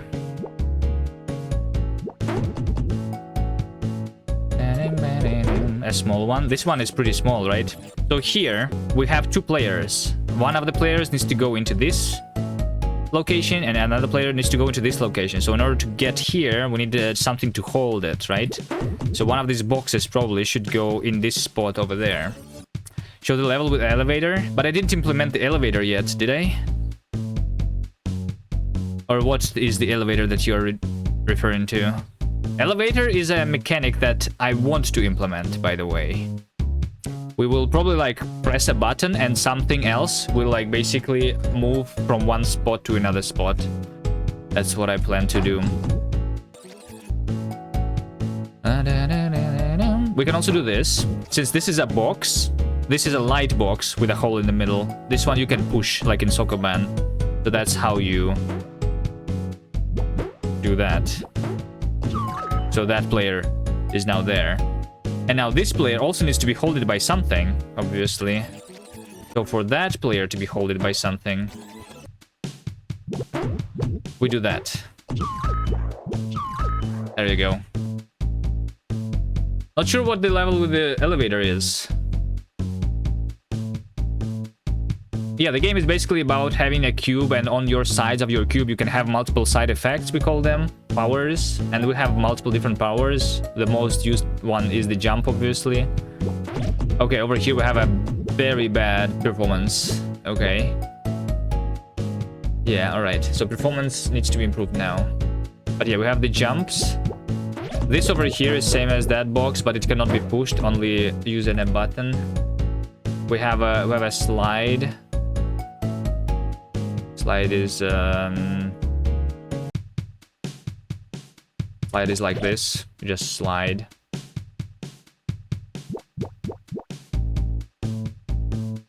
And then we have these magnets. They allow you to climb like that.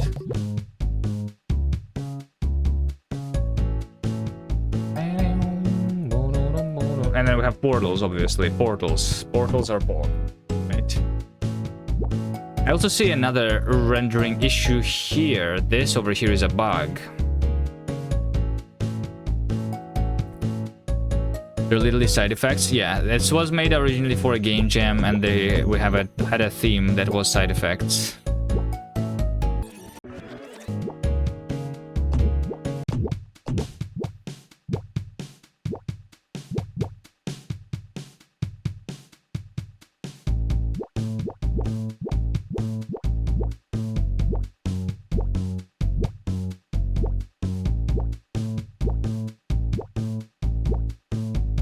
Yo, Nerdsoul, hello.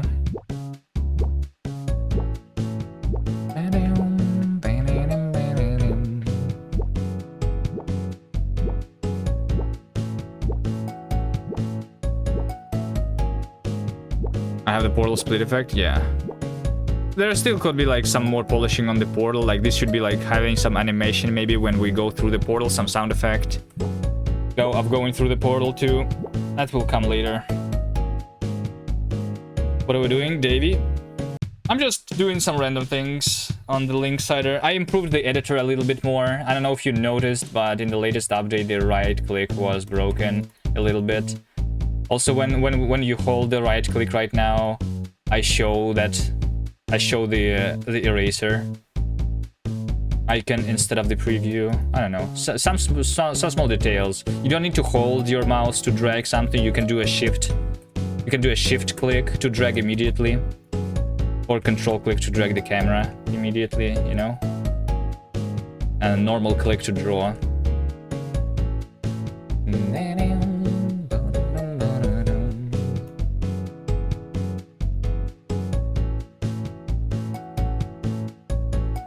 Absol doesn't have a hello. Right now I'm changing the way we draw the level, so this is obviously wrong. This is obviously wrong here. I removed the caching of the level geometry. I'm going to optimize the level rendering in the other way. The question is though, why is this so wrong? Oh wait, I know why. It's just rotated incorrectly. Because in the level editor, you can have the wall and you can technically rotate it. So you don't see the rotation on the preview. Oh wait, hold on. You see it on the preview. Yeah, you can rotate it, and like if you do this, then this is like the correct style, but it's rotated.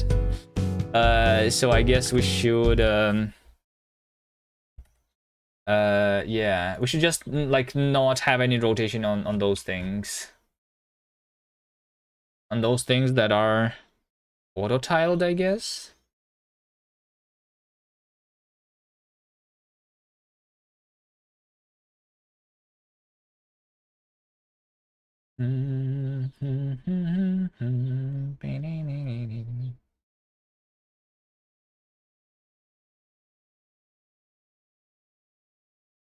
So how would that work? Maybe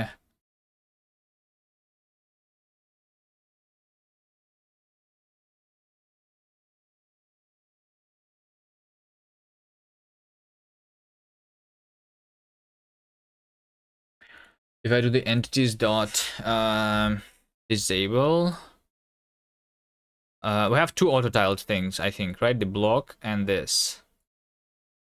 And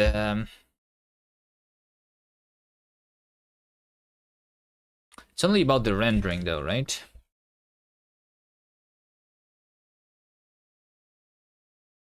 But we have like the transform calculated here anyway.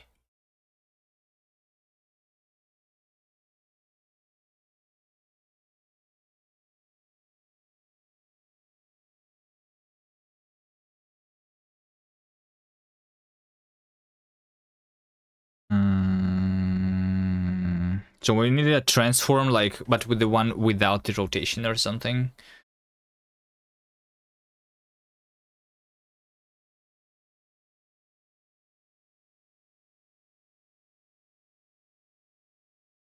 Or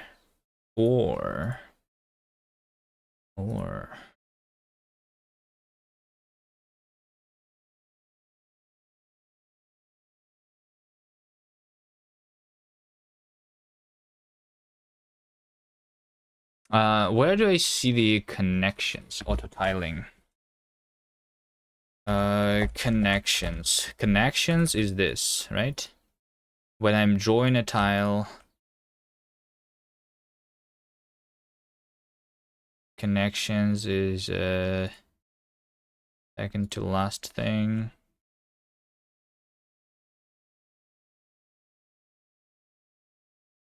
This thing.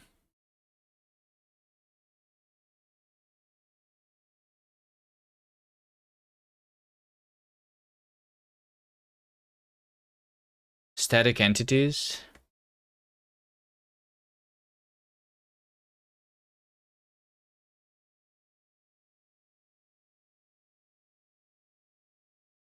Ritual by path. What's the position? This is where to draw. Position. Draw entities. Draw entities. Draw game tile. Position none. Position none. Position none. None. None. Entity current move is none. Then some entity position. This is where I'm actually like drawing something. If it's above the water only. No. Also if we have the water mask. Oh shit. Maybe this is where we will, because I will need to do the optimizations now anyway. Maybe this is where I actually finally touch this code and make it nicer.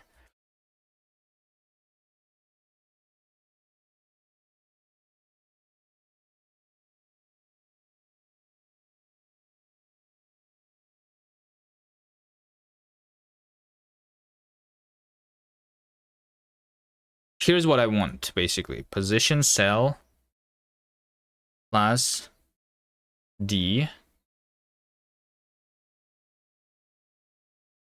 Over here. But this D should be rotated by position angle. Position angle, rotate the vec that is called the D. So like, because if my entity is rotated, then the entity that I'm connected to on the left should be the should be like rotated, you know? Yeah, that makes sense, right? Right? I think so. It's going to fix it. But so like now we can actually rotate the tiles. We can literally rotate it so that like the top of a block can be on a different place because of that. Let's have over here a test. You see how this still looks correct, right? But if I have a block and like this, I rotate it, it's actually going to be drawn rotated, you know? Oh shit, that is wrong. Wait. It's the negative.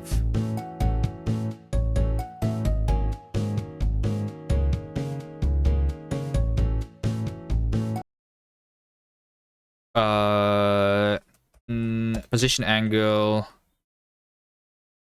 like a negative angle, rotate. Right?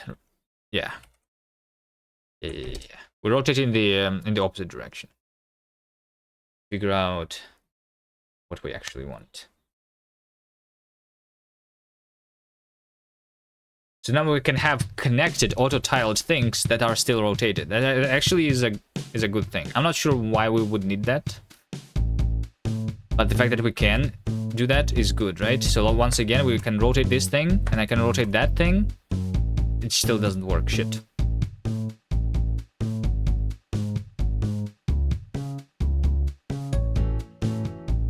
Hold on. If it's rotated up, then we have the correct tiling, right? If this thing is rotated left,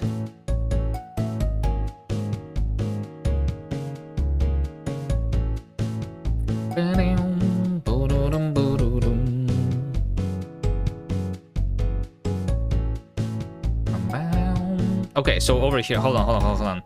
This over here is rotation 0, right? This over here is rotation 0, which works. And then if I take this and I rotate it to the left,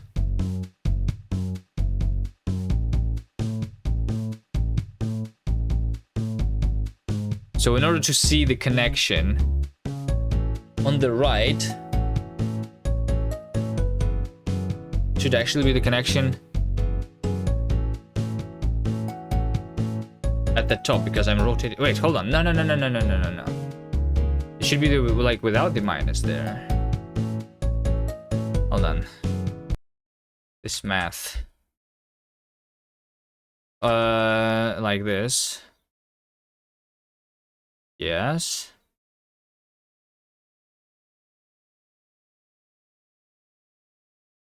Oh, wait, hold on. This is only about reachable by path. No, hold on. No. I don't want about reachable by path. I'm doing something completely different, irrelevant.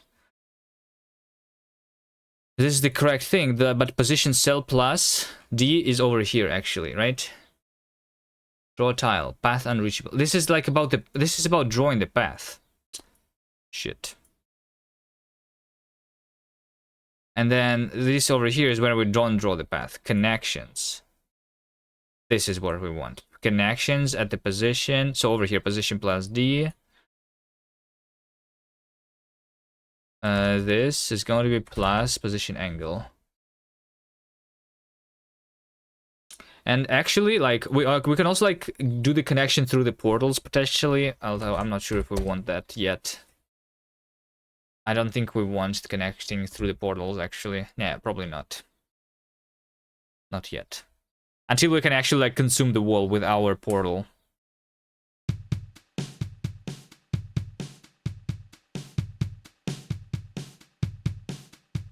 Okay, let's try again.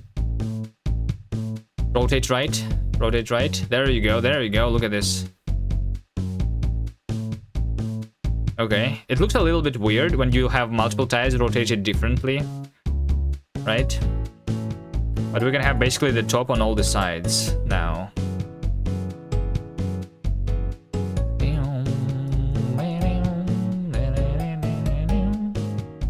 We can have like upside down thing. Might be useful. Might be useful in some places if we like, especially if we have like gravity changers somewhere. We have like upside down tiles instead. Maybe. Do we have anything that is actually upside down right now?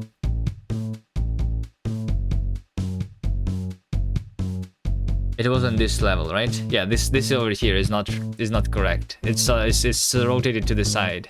Hold on, it's because if I rotate and then I change the tile, then it's still rotated. That's why. Maybe we should in the editor, like, by default at least, not have the rotation on this. When I select it, when I change the selection, I should reset the rotation. Right? I think so. Okay, anyway. This is me removed level remove caching level mesh. All right, now we will need to improve the thing. But before I forget, let's go and see tool type is equal to this. So this is when I'm running the tool menu, right? Yeah. Self change tool into tool type, or rather, this is literally like the same code, right? Self tool menu method. Let's do that. This and that. Self tool menu. We'll create this method. Mute self doesn't return anything. This is doing that, and this should be async. So we do tool. We change the tool type, and we also. It's not fn async. It's async fn. Okay. Self tool angle is in angle 0. That's right. We reset the angle. So now when I'm calling this here, I should await. And when I call this here, I should await.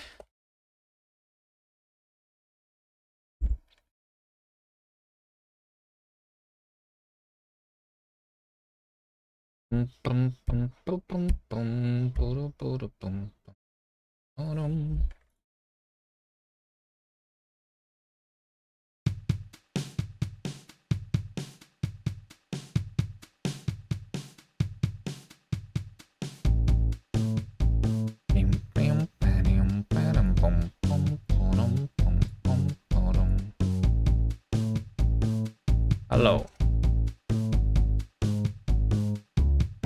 Okay, so if I right now rotate my guy and then change into something, change my tool into that.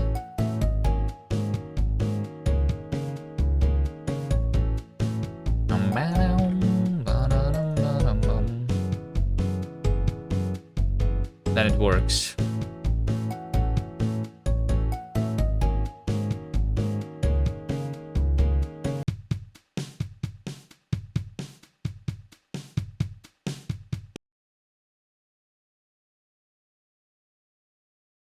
Okay, reset tool angle when changing tool.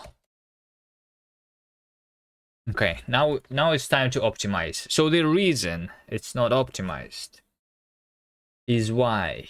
Let's see. So we have the rendering here, right? And what we do is we have the draw impl here, right? This is when we draw stuff. So we draw the entities, and this means that I'm iterating over all the entities in our game, right? I'm iterating over all the entities in our game, and I'm doing some logic here to calculate their thing here. I wish I knew. I wish I knew what is the more demanding thing here. Do we like try to like profile first? You can finally run Linksider on your GTX 3060. Could you not?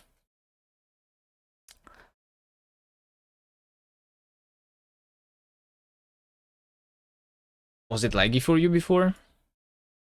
There's no way.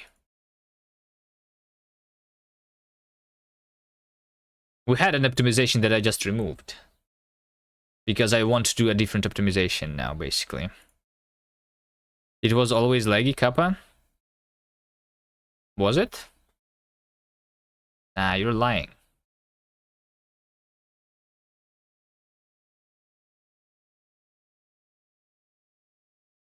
It was never laggy. Game is perfect. You see we have no warnings. Means that the code is perfect.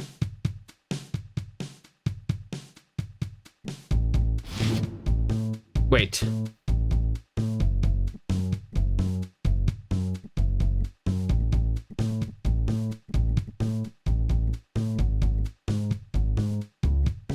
Hold on. Why is my camera not moving here? That's a lie, rusting blazingly fast. Yeah. Isn't my camera was supposed to move here, Davey? Did I change something? Did you change something here? My camera was supposed to follow the player. Alright, another distraction. Level. Hold on, oh wait. This is what we did before when we were fixing the... Okay, this is where Clippy actually was wrong. I fixed a warning in Clippy and I ended up writing buggy code. That's what happened actually. That's actually what happened.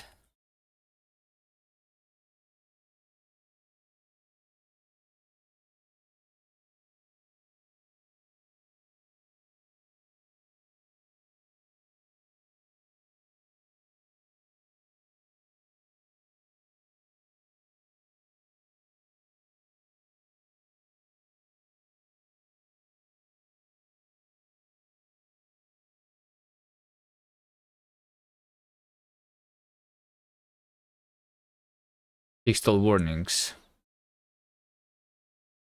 Let's take a look at this change here. This is what we did, right? We changed the logic from basically, let's see this again.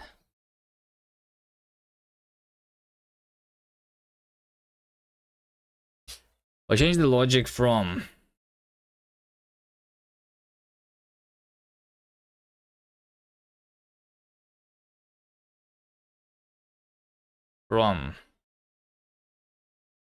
if not A or and not A and B, and we changed that into if not A or A or not B and C, right? Because Clippy was complaining about that code, and we changed into A or B or C. But maybe I didn't follow the Clippy lint and I changed it into like just wrongly, right?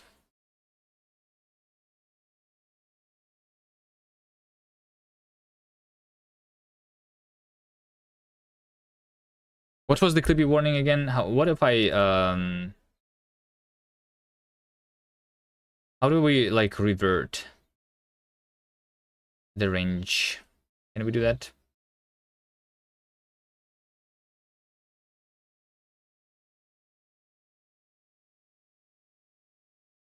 I cannot. I need to do it manually, I guess. Copy changed lines. There you go. Let's try looking back at the warning that I have.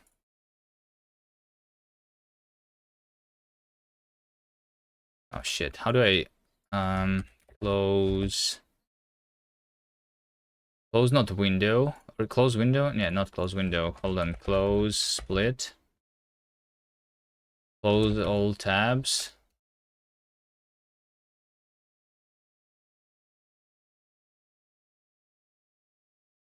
Kill all terminals.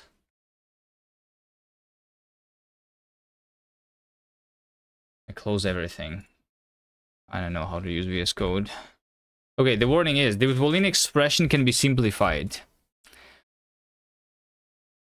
Oh, try not this or this and that. Oh, I just use an or everywhere, but we are supposed to do like an or here, but an and here. Because and has a higher precedence than the or, right? So this is still like there, right? So we have the static camera, or we're transforming the view.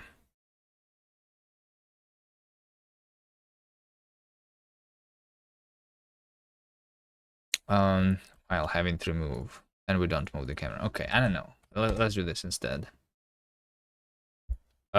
Fix the Clippy warning, but properly this time.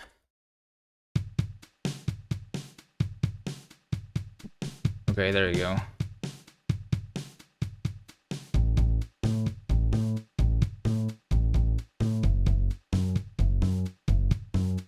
What is that? What is that?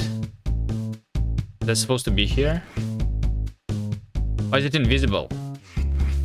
Did I break something else? There was supposed to be something here, right?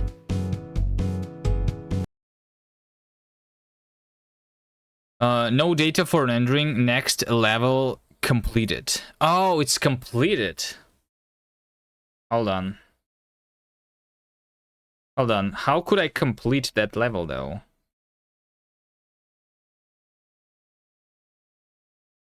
Hmm.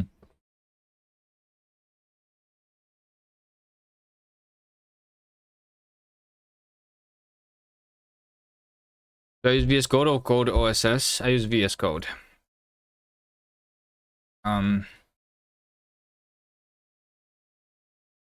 Properly this time. So we have completed the level. That's not supposed to be completable. Completed levels, insert. Right? If the player is finished, insert the location. But only if it was completable at all. Right? That level. Looking for a Rust crab GIF for your stream scene and came across a ridiculous headline. Why Rust is stopping your success? Use C++ and C# instead.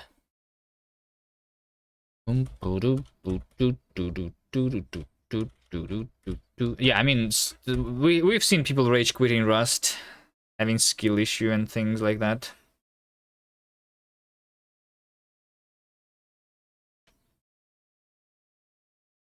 Including C# in that is extra highness. Well, if you use... So, like, the logic here is that C# is a language that's used a lot in the game development, and a lot of people who tried Rust try to do game development with it. Like, C# is used in Unity, or like in Godot, you can use C#, and those are much more mature game engines. So, like, it's just like, like, it just works. And like Rust, you need to work yourself,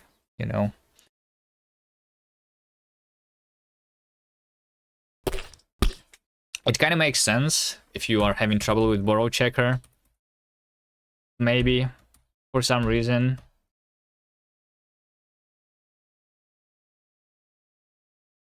You're a borrow checker hater. Go back to C#. If I was not writing Rust before Rust, I was writing C#. C# is a... I think... it was like the nicer language of all the ones that I have tried before Rust.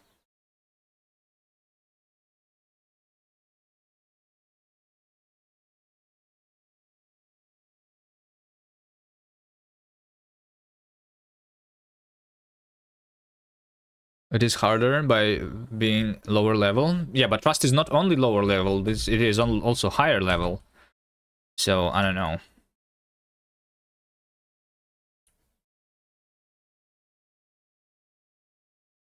I don't know.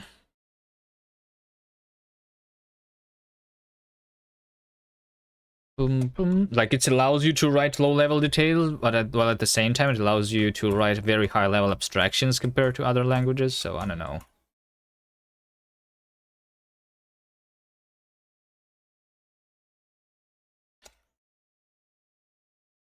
If I would call it a lower-level language.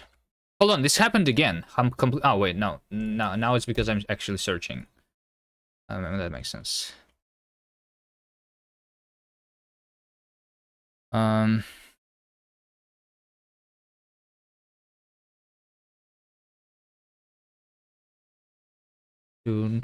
I was not doing game development, though, I think I would have used Haskell. But, But I don't think Haskell makes sense for game dev.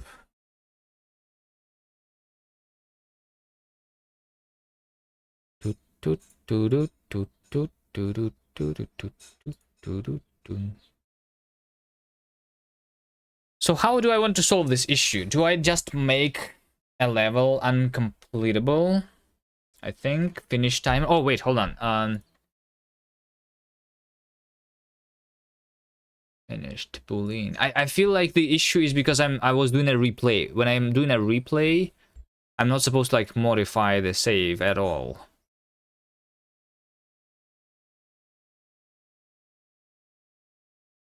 I think. So if self player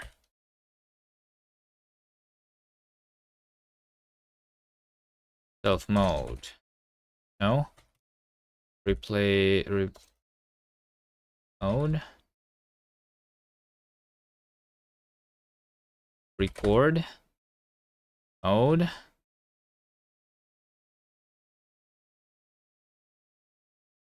Let's just say is self history player is replay. If it's not a replay and the level is not saved, then we save it. I feel like that's the thing here. Is replay matches self mode, record mode, replay, like that.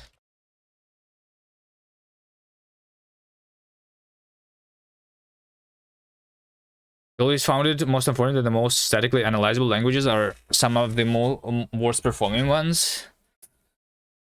Yeah, so much optimization potential for purely functional programming language. Yeah. Yeah, like in Haskell, they recently added linear types, and there is even more potential for optimizations now. But as I understand, it's only used for like doing the checks, not for optimizations, as far as I understand it. But I didn't dig too deep there. I also seen something. I was recently like looking at like Lisps, and there is a Lisp with borrow checker. Carp, a compiled Lisp with type inference and borrow checker.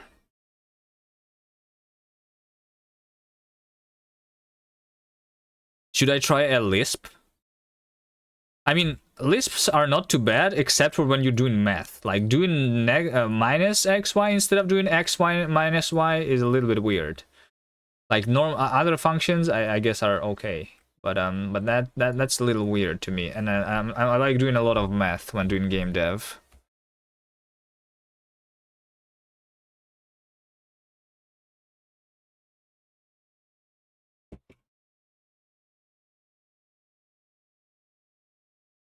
Call it add instead. Yeah, but no, like it's. I don't know. I mean, you can get used to it, I think, but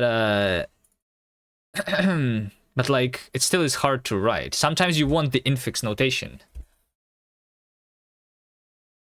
and Lisp is always prefix, from what I understand, right? Rock. Fast, friendly, functional.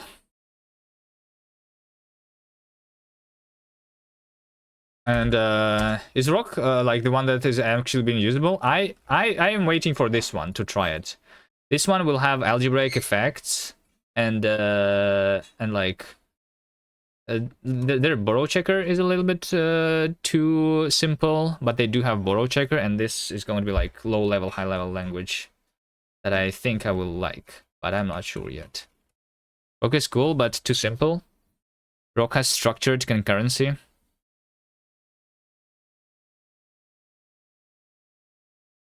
Where is it? What do you mean by structured concurrency? Where's the example?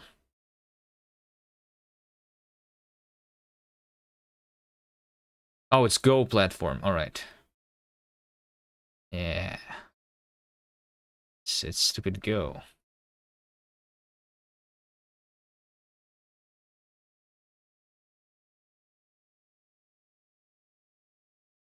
They don't use big words ever. Yeah. Which I think is why, like, for example, the algebraic effects, this, even although, like, I mean, at least it's not a monad, but I feel like this could be, like, named something else so that people, like, understand it easier. But, I don't know what the other naming would be. What should I look at here? Maybe checked effects? Yeah, like, don't call it algebraic. That's already like it's already like says math, right? And people are being scared by math immediately, right? When you just have the word algebraic. Yeah, like checked effects instead. Yeah, maybe, I don't know. Like checked exceptions. Yeah.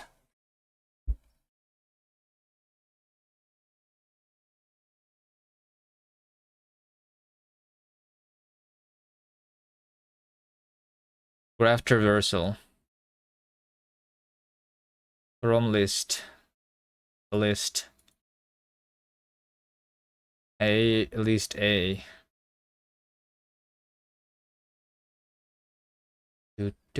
So a list of pairs of A in the list A.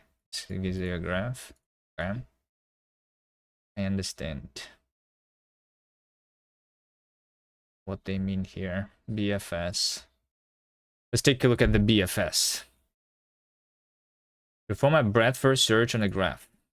That's that should be understandable. So BFS is a function that has a predicate is target, right? Function returns true if this is the target. Then we have the roof and then have the graph. Okay, nice. And we do like the BFS helper is target and the root is probably like the scene. Yeah, we have the queue and we have the scene and we have the graph. All right, nice. So scene is a set, queue is a queue. I'm wondering if, so hold on, why is this just normal list? Is there normal lists here can act as a deck?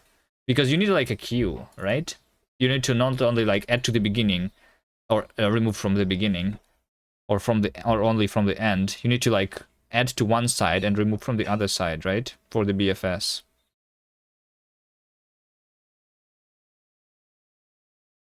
Let me see here. If queue is empty, then we did not find anything. If we have the current thing, this is the rest. This over here is a little bit weird. List drop first Q1. Like, why don't you like pattern match this rest into like into like the rest immediately instead of calling a different function? Seems like you have like an extra check here because of that. If is target current, then we return it. Otherwise, we get the adjacent vertices of the current vertex in the graph. If we have some, then we go over them.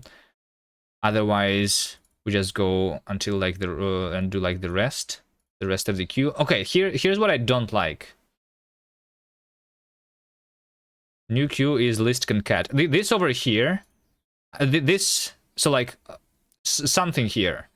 Like either the drop first here is the on operation or the list concat is the on operation. One of these two is like bad, and the BFS is actually not linear but quadratic because of that. No.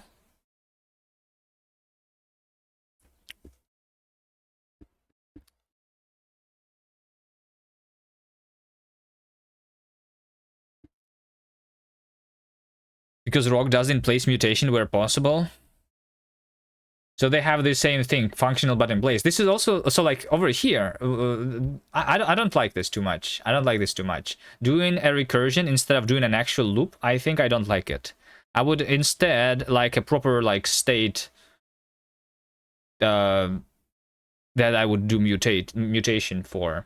it would be just like easier to understand instead of like calling the function recursively. Like I understand what it is, but I just don't like seeing that.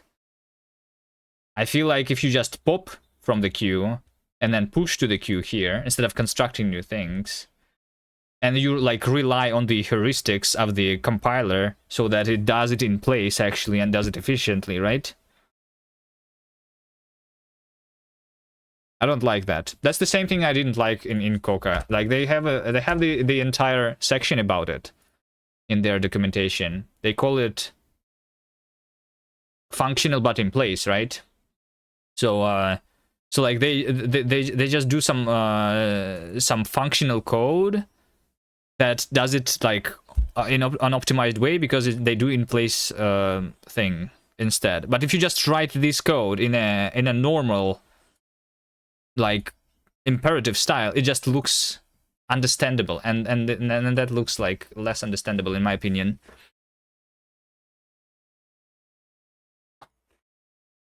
Like it's cool that you can do that, but just give me the mutation. This is a cheaty way.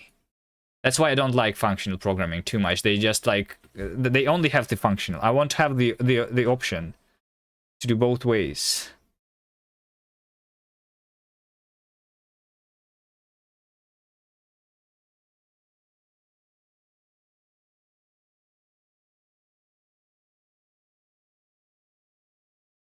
I'm not sure about this language, by the way, but they have mutability. They say the word mutability here, so like maybe. It spent a long time doing closure, which is like this, and it is really is a matter of habit. In the end, it's really is the same thing. In the end, it's this. I don't know. No, I don't think it's the same thing. I mean, it's compiles down to the same thing, but like it's harder to guarantee that the functional but in place thing actually happens. You know, you want to like understand the performance characteristic of your algorithm when you write it, and like I don't immediately see that this is functional but in place. Basically, this needs to be seen. I want to guarantee the complexity. All right. With functional, it's a lot harder to do. Which unknown languages would you suggest to keep an eye on?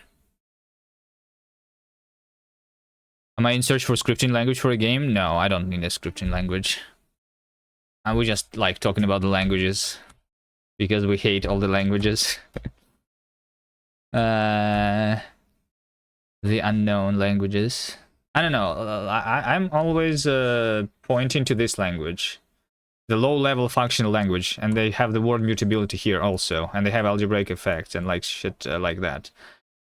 That's the language that I think might be good. It's not very well known, but it's in the progress. You're afraid I'm functional.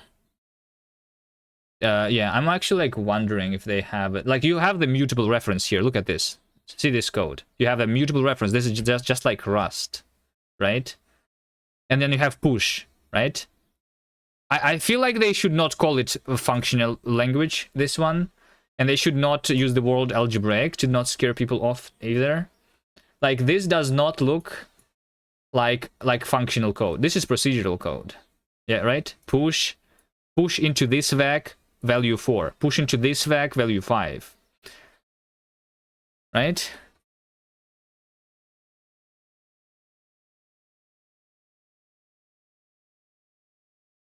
You have iterators. They call it generators. But yeah. CSV, sparse CSV, file open. I mean, that looks the same as in procedural and not procedural stuff. I don't know. Is there good examples here? They also say no lifetime variables, which I think is a bad thing, but at least like but at least they are trying to not scare people off by the lifetimes, I guess.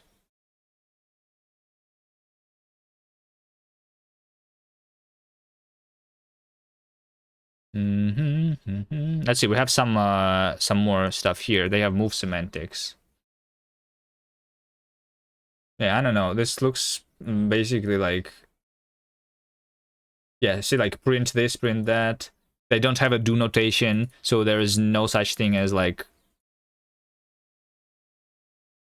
I don't know. This does not look like functional code, just normal code to me. Another Rust-like is Mojo. I remember looking at Mojo. What was Mojo? Programming. Oh, it's just like Python. Yeah, okay. Yeah. Something. Oh, hold on. Ownership Rust borrow checker. Hold on. Zero cost abstractions. Is it just like very new? Maybe last time I saw it, it was like maybe basically like in progress. I don't remember. What's wrong about this one? For AI devs? Yeah, like to make it look like Python basically. But what it looks like, I don't care what it looks like. Language integrated auto tuning. Profile-based optimizations, right? Portable parametric algorithms. Leverage compile time metaprogramming to write hardware agnostic algorithms and reduce boil rate. So this is like the comp time. Do they have comp time?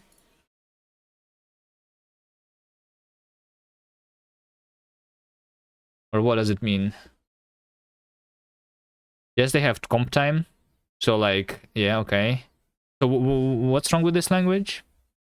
They're literally reinventing all of the Rust in Mojo. The only difference so far is that they drop values as soon as possible, with which potentially frees up some borrows earlier than you'd get in Rust. Nothing is wrong. Should we look at this language then? So like you are saying, so like in Rust, right? In Rust, let's see, play rustlang.org, right? You have a function foo, right? And you have like x is equal to reference to y, right? And then you say let moot y is equal to 0, right? And then if you do y plus equal 1, this is going to compile, because even although this reference exists, this reference is technically being dropped before we mutate the y, right? And but if you make this to be the ref cell, right? Use std cell ref cell. Is it there? And then if you do like this dot borrow, and then you do like y dot borrow mute, even although this is technically like the same thing. Wait, hold on. Why is this still compiling? Is Rust doing the same? This was not compiling before, I remember. Oh wait, hold on. It's because no. This is not going to this is compiling, but this is going to panic at runtime because it's already borrowed, because we moved the borrows to the runtime. So what you're saying is that just like what needs to happen here is we technically like drop the X here immediately, and this happens automatically in Mojo, but not in Rust, right? Because it's not being used in the future, right?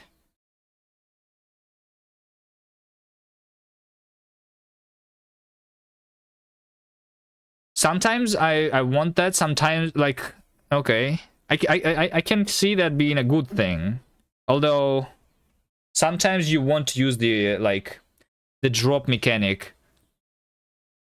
That's not like about just freeing the resources, but like modifying some state basically. In that case, if they do this, I would like to see the defer statement, which actually does the deferring until the end of the block. The answer to the mutex guard thing in Mojo is thus using Python like with.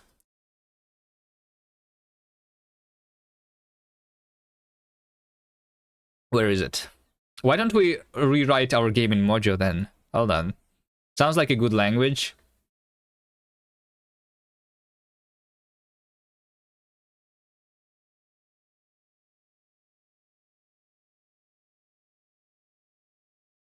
What's wrong with it then? They have 22,000 stars. Let's take a look at the repository here. They have a lot of smart people working on it, but it's not finished at all. Oh, it's just not finished. All right. Bro, checking stuff with explicit lifetimes don't exist yet, but they plan to do it, right? Just like the anti-language, they have the language tour, which explains how the language is going to work, and they have the word algebraic effects on the front of the website, but it's not actually implemented yet. It's like basically the same, right? Okay. What's the license here anyway? The Apache 2.0.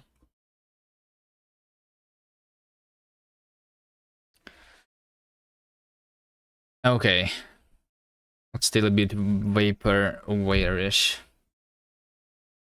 Alright, you got me excited for a second, and then, okay, fine. We're going to continue using Rust, I guess, for a little bit. So, like, there is multiple languages that are currently being created that might be a good replacement for Rust relatively soon, or maybe Rust itself. Rust itself also, I'm excited. They are talking about like the algebraic effects on the Rust conf and stuff. So like if they improve Rust, that would be like also good. I feel like Rust is improving, but a little bit too slow right now. It's like it's really slow. Have you seen the high-level Rust push? High-level Rust push is this like Rust is a high-level language? Rust will revolutionize the ecosystem of high-level language. Rust is a high-level language. Rust basics.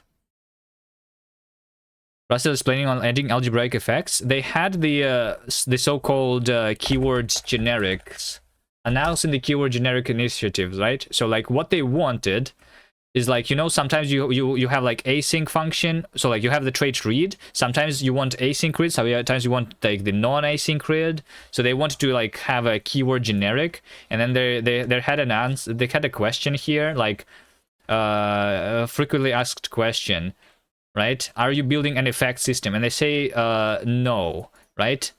Like they said no, but this is from 2022, and then this initiative basically has been evolved, and they realize that what they are building is actually the effect system.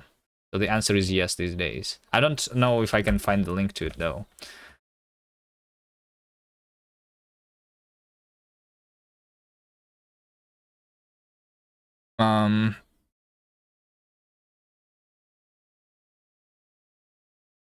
Rust algebraic effects.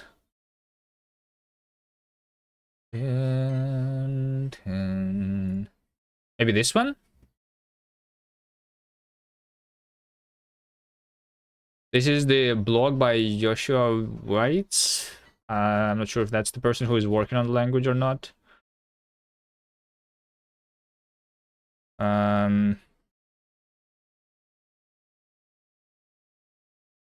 I think this like I think that they do, right?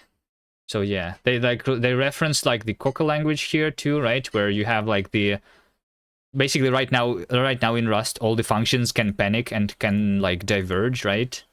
So like and can allocate, for example, right? That's what they talk about here. I think this is the blog post. Right, there you go. Look at that. Maybe.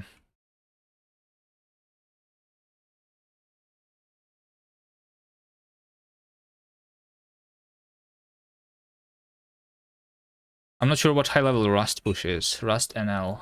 Wait, what's Rust NL again?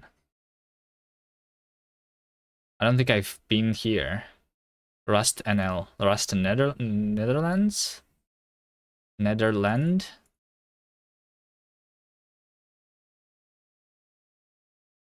It might be secret still? Hold on. What do you mean? Wait. Are you part of this? Is this you, Moscow? Are you the board member? You have insider knowledge? No? As associative member of the Rust Foundation? Contact board, join us. Rust NL 2024. Schedule May 7th. Wait, hold on. So this is like this was like the conference on the May 7th and 8th, right? And the live recordings, are they here already? Conference day 1, conference day 2. But it's not like split into like, is there a schedule? Let me see here. That's what you're talking about? Type theory for busy engineers. Rust poisoning my wrist for fun. Huh? Let's build high performance Rust UI. I think Rust in embedded. Break. Secret. Is that what you're talking about? Secret? Arc in the Linux kernel. Oxidizing education.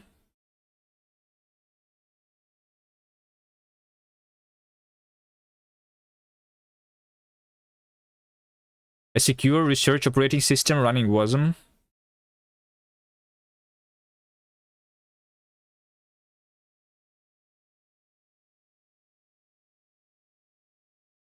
Alright. So I'm not sure what's the high level push. Then we'll try find. Okay. Alright, do we do actual work? Done. I was working on my code base here. What was I doing? Is a replay. Yeah, if I'm not. Yeah, okay. Okay.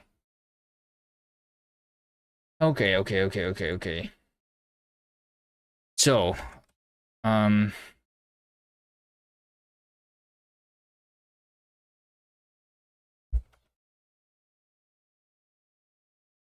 completed levels. Insert only happens here. Yeah, okay.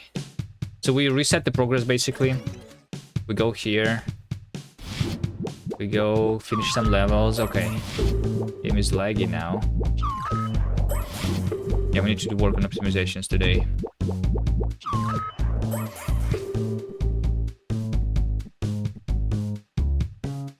I think that's it. Don't complete levels on replay.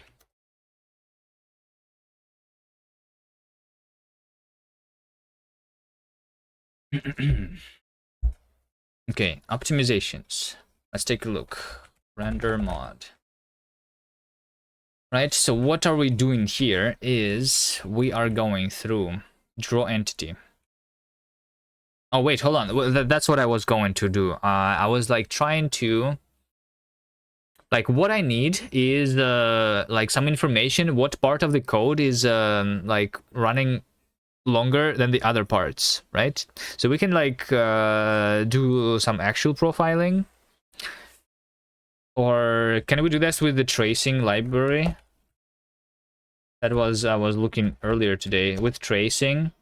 It's like saving the start and the end. It has like some structure. Can I like basically have profiling information from that I can draw on the screen while the game is running also? Right? We do the span enter the span returning a guard object. Okay. Any trace event that occurs here will be within the span. Okay. Can I span? Oh, I see. Span trace my span. I can name this. Yeah, like for example, I'm doing like rendering of this thing or rendering of that thing. Okay. Instrument attribute provides an easy way to add tracing spans to function. Okay, just instrument. Function annotation with instrument will create another span with that function's name every time the function is called. With arguments, that function will be recorded as fields using FMT debug. Okay. Okay. Seems like a good library. I know that all of people use it, but I don't use it yet.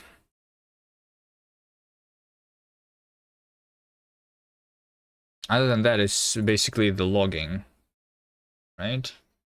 Recording fields. So how would I go about getting this information, though?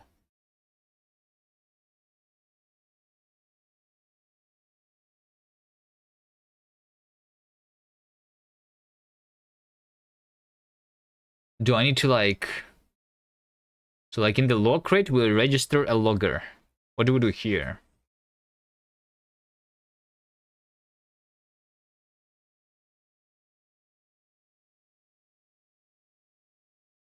We need subscribers. We need to subscribe to events, right?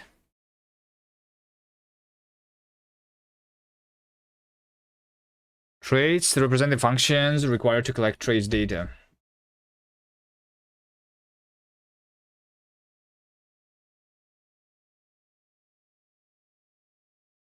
Yep, sounds like a logger here.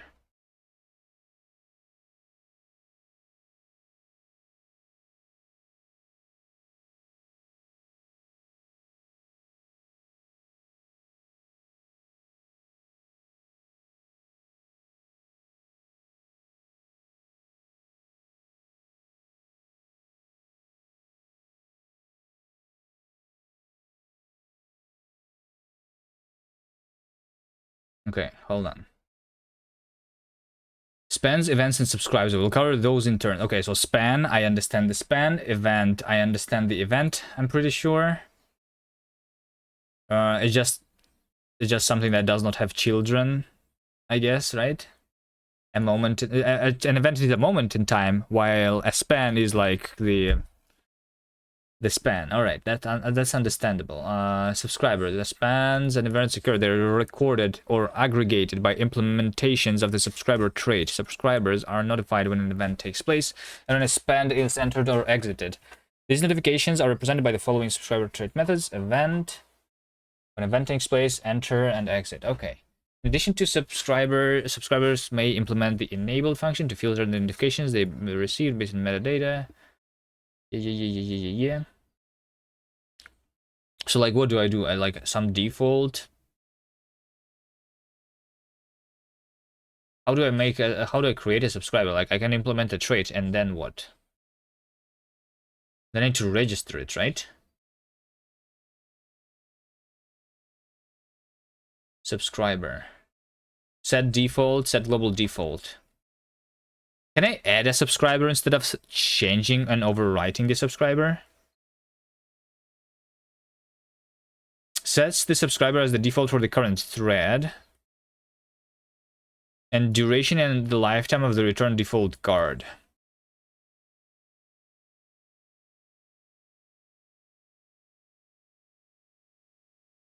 Okay, so you can like set the this in scope. Okay, that's nice.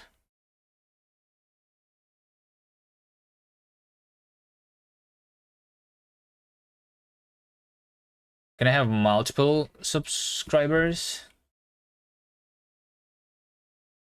Span, level filters, instrument, field, span and event, key value data, event, dispatcher.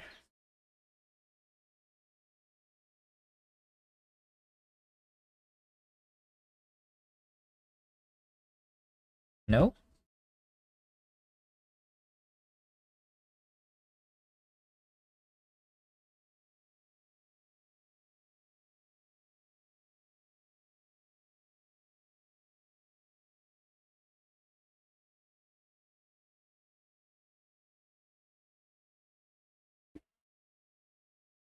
Okay, let's add tracing here.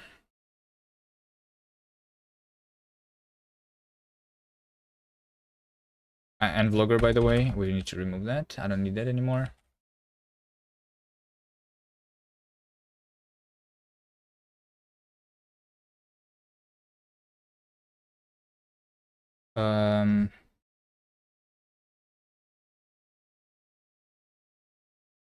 Let's have it here.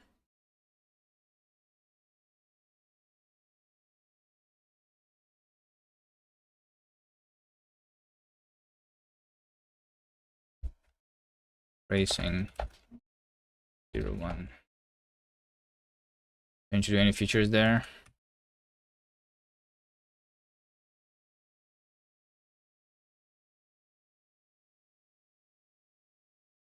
Thought I had it in my dependencies already. Guess not. That's weird that I need to recompile. Maybe like, maybe I enable some default features here.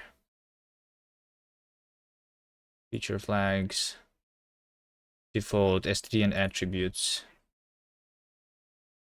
valuable, log. log always.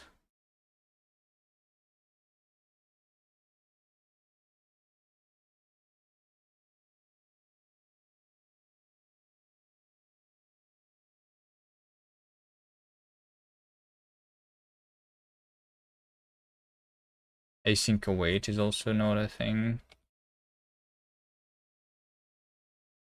in the default features, whatever that means. Okay, so here's what we're going to do. Here's my rendering. Render odd, right? This is our huge function. This is our huge function. Draw impl, right? So let's do this here. Let span is tracing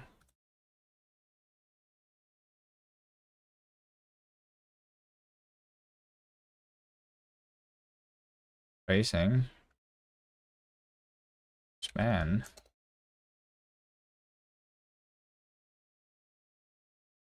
failed to resolve. Wait, hold on. How am I loading my dependencies right now?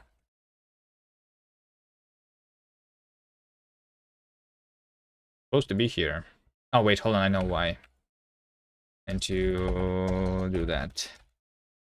There you go.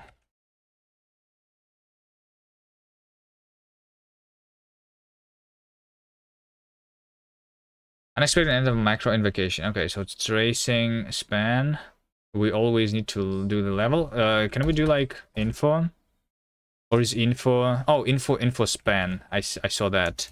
Tracing, debug span.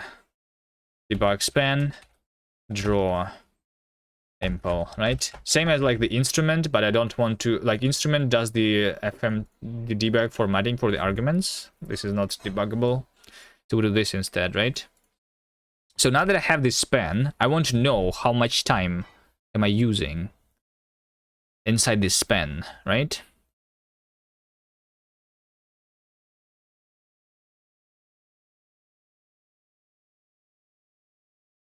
So we go into the library and we like similar to initializing the logger, right? Similarly to initializing the logger. What I want is to do like tracing subscriber set global default, and that's set default. So global default is the one with the static lifetime then, right? The global default will use the fallback if no thread local subscriber has been set in a thread using the default. Note, libraries should not call set global default. This will cause conflicts when executables try to set them later.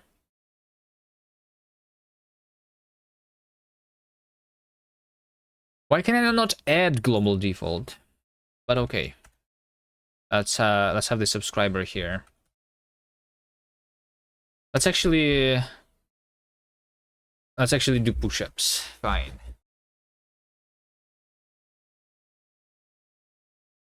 Hold on.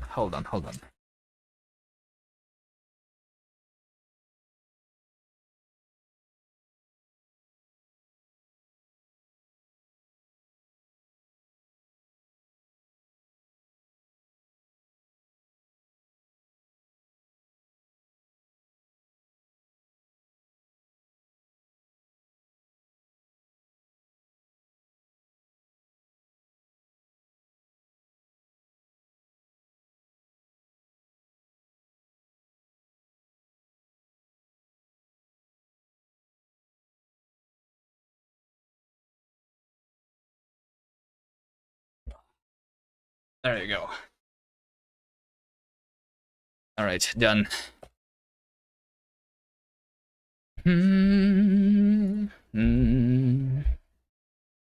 Set global default subscriber. Okay, I just want to like, I don't know. Let's actually have this here, in directly. Struct sub impl tracing subscriber for sub. Implement missing name members. Wait, hold on. These are all missing? I thought all of them are like having the thing. A new span. Record. Record a set of values on a span. This method will be involved when the value is recorded on a span. Record multiple values of the same field is possible, but the actual behavior is defined by the subscriber implementation. What does it even mean? Example, foo is 3 will be recorded when record is called an attributes passed to the new span. Oh, span, foo is 3. Oh, okay, so we like create a span first and then we like add the values here, right? The clip, if anyone cares. That's not the first time we do push-ups here, but thanks for the clip.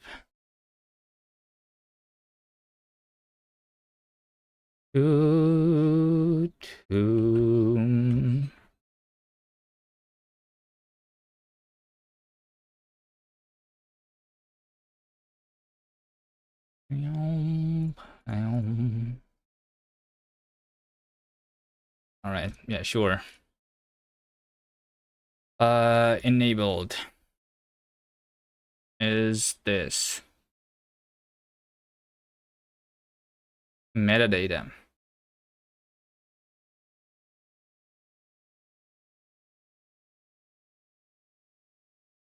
Is there like a globally set? This is where like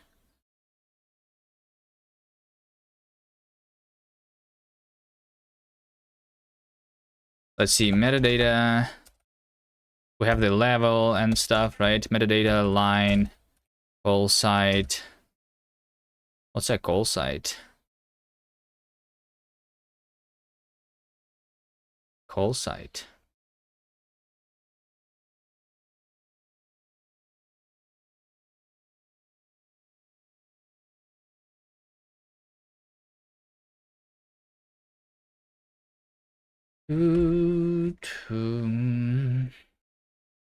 So what I want to do here is basically to record the timings of the spans, right?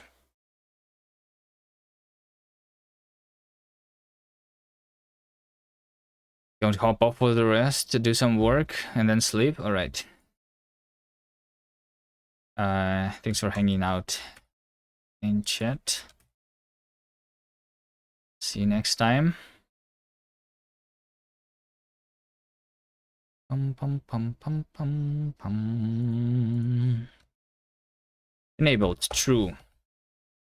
I don't even like want to do anything here. Literally. Right? The trade bound. This is tracing subscriber is not satisfied. Oh yeah. Sure, we just do sub here. Like that.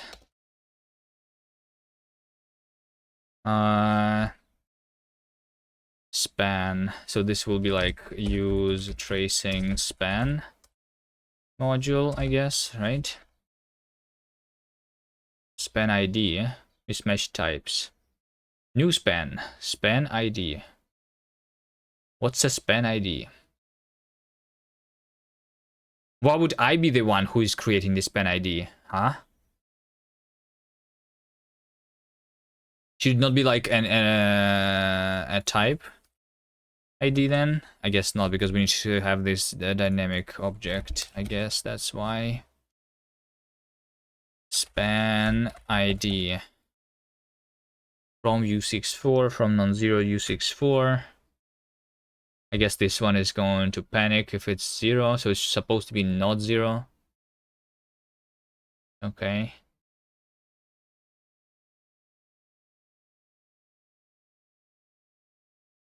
What's wrong with the ID being 0? I don't know, but okay. For performance, maybe. Well, let's see here. Next ID. Or rather like previous ID. U64. Self previous ID plus equal 1. Self previous ID into. Yeah, you cannot do an into. Alright, span ID from U64.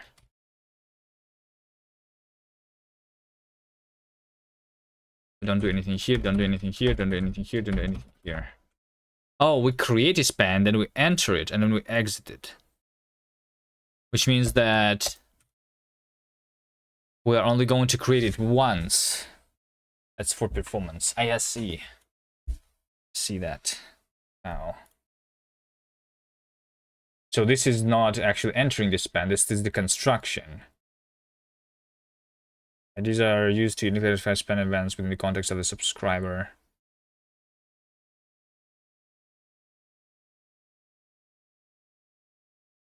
Ray March, hello. I'm learning the tracing. Great. You use that thing? I didn't use it at all before.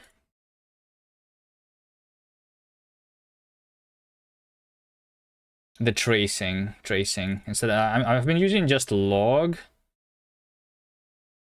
to do the logs, but right now I want to like. I basically want to profile, but in real time, kind of, right? So I want to like record the timings of my spans. Is it actually good for errors? No, I want to use it as a profiler. I'm not sure if it's like, if this is, never used it? Yeah, okay. I'm just like this is technically more used than the log crate from what I understand. So like, in addition to just logging records, right? Which is called events here. This is basically the same as in the log, right? It's a single point in time where something happens, you do the log. Try using Puffin, but it's meant for profiling specifically in Bark Studio. I think I have seen that.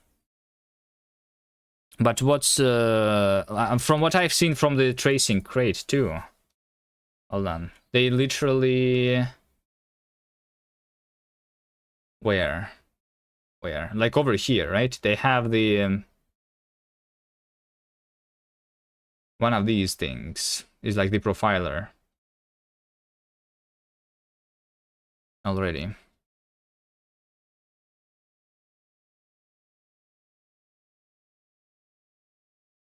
I mean, maybe I want to have like both logs and profiling.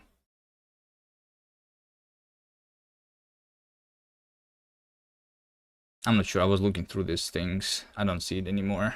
My eyes. Tracing Tracy? Yeah, the Tracy, probably, yeah. Like Tracy profiles and instrumented applications, yeah. And this is the profiler, which uses ImGUI or something, right? What's the puffin? You record the flame graph info, basically, yeah. And you do it in real time, and we can do like an overlay in the game then, right? Can I like embed the puffin then? Friendly little instrumentation profiler for Rust. So this is just doing the same. It's doing the scope of me loading the image, right? Profile function, okay, sure. And then is it doing like the IGUI or something?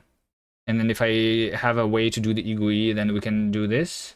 IGUI integration to view profile in, okay. So like, I guess this is all we do then?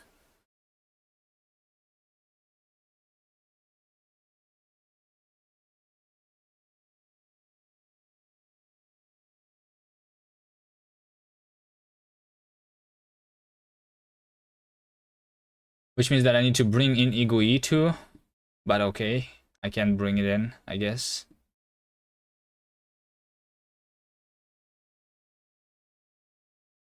I was thinking of like, I could potentially implement something like this myself, but I guess not really needed.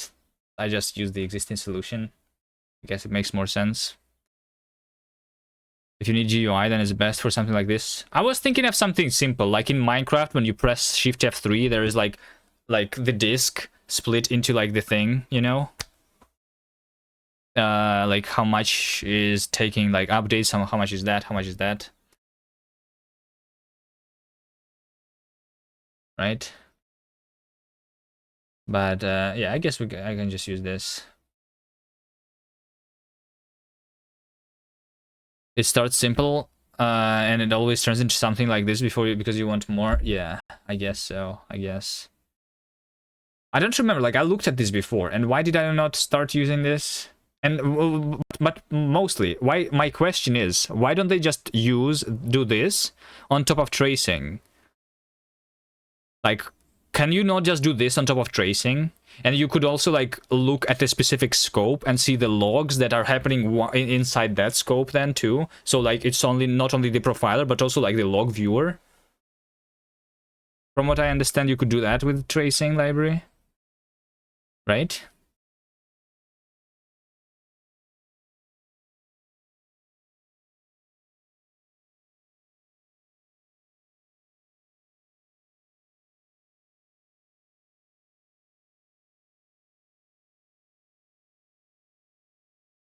Time for cool VPRs. I don't know, maybe there are some subtle differences between how they log events. Maybe they started before the tracing. Is tracing like a relatively new crate? I have heard about this a long time ago, but like it's 0.1, right? I mean the log itself is 0.4, but like how old is this? Is it, like there has been no breaking changes until the version since version 0.10, right?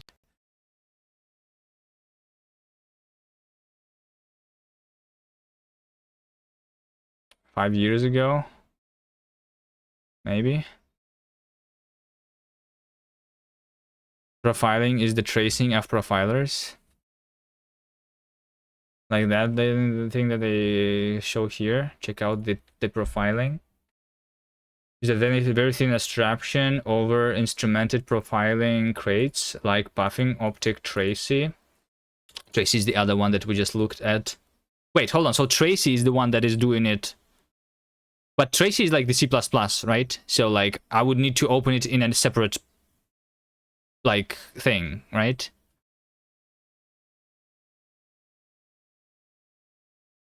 You don't need to bring eGUI into your game. You can use the connect separate viewer via TCP. I'm not sure which is better, to have it like an overlay inside the game or to have it in a separate window, actually. Which one is better? I feel like the integrated is better. It's convenient, yeah.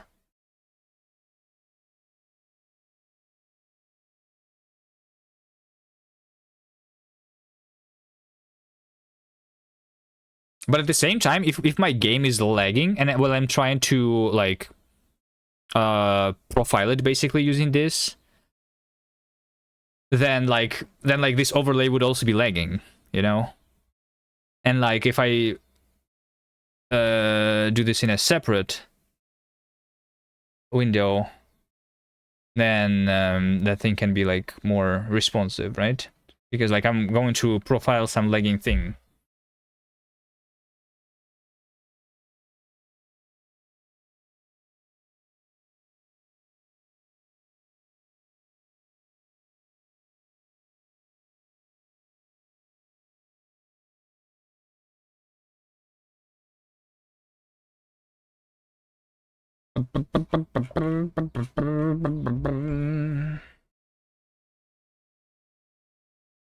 All right, let's do the eGUI. Thankfully, we have recently made the integration with eGUI work again. I usually don't use eGUI, and like since I'm using a custom thing, all right, let's remove the tracing then for now. Just undo everything. Let's bring this thing in. Is it a feature?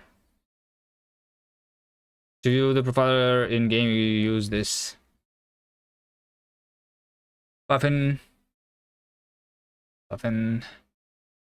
eGUI profiler window, and this is just gives me this okay, one line of code. Amazing.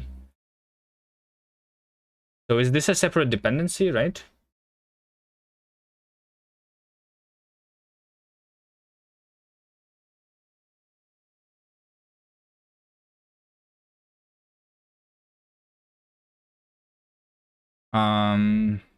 Yeah, it's just like a separate crate. They're also like independent here. Okay. Highlight it here. Buffin. It's the version 0.19. Buffin GUI. Also 0.19, I'm assuming. No. Do they have this separate versioning? Wait, what's the Puffin Igui? Oh, it's underscore, of course. Wait, hold on, it still is a different version. Wait, what? Why do they use the separate versioning? I mean, sure. Oh, there's also Puffin HTTP, which I'm assuming is a HTTP server client for communicating with the events, right? So this would be like on a different, like in a browser. Okay. Server and demo profile data. Yeah, okay. Nice. If I wanted to, I could do that. Okay, so since we have this, now we need to have the gang igui.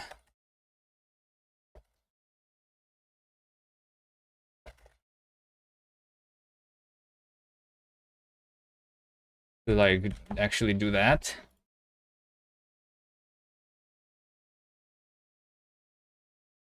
Bum bum bum bum bum bum bum bum bum bum. So we are going into the lib.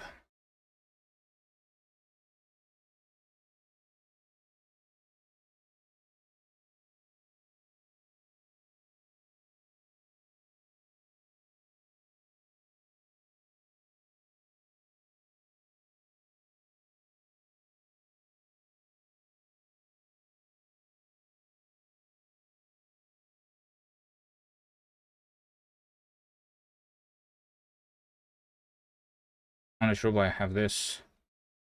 Cursor updater and Puffin thing.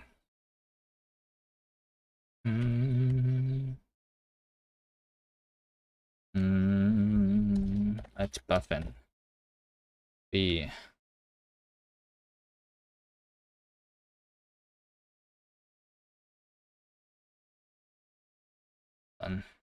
Puffin Igui. Do do do do do.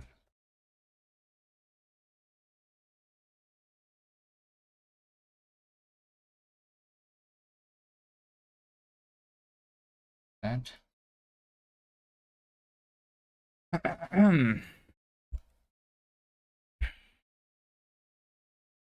Let's see here. I'm just going to do like profile.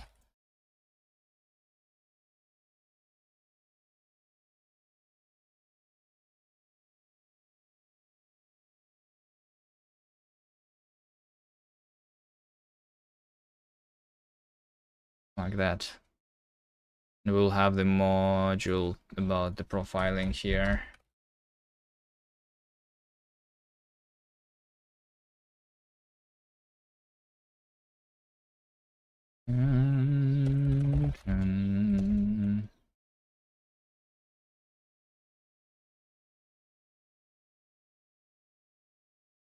So we have function run.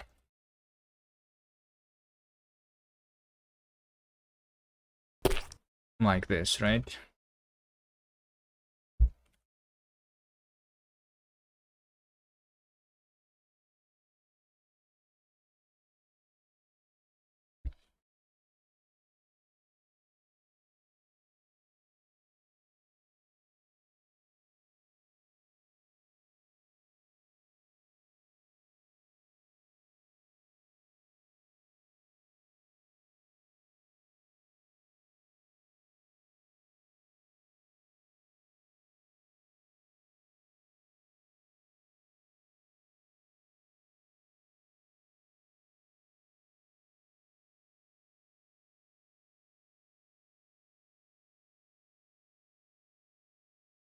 This thing also needs to be like at the top or something, right?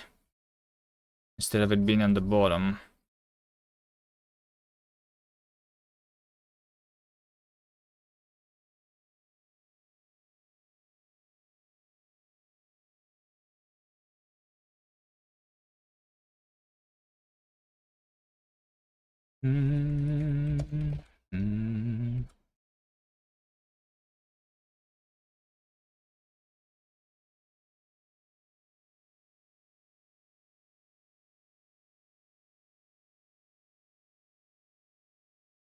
What's the select macro is doing?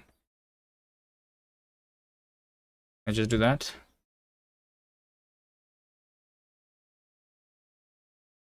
That's probably like awaiting it too, right? Result is select this, and that. Yeah.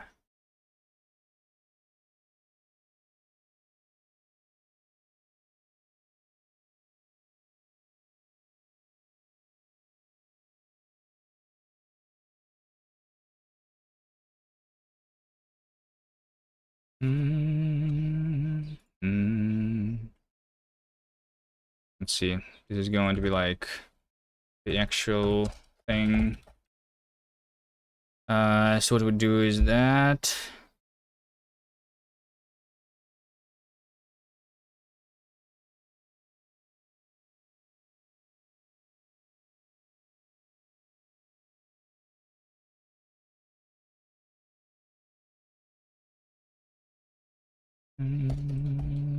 So I don't await here. We instead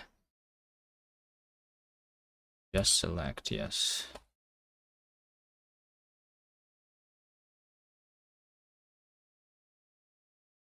We need to fuse it.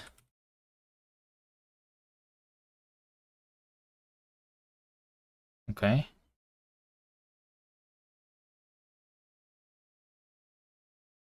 Let's see, profile run. Fuse.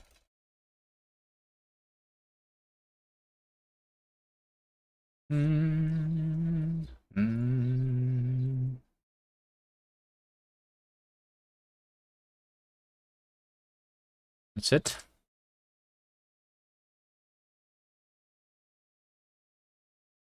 Let's just try for now over here. Okay, no, hold on. It's actually not hard to do. It's actually not hard to do, right?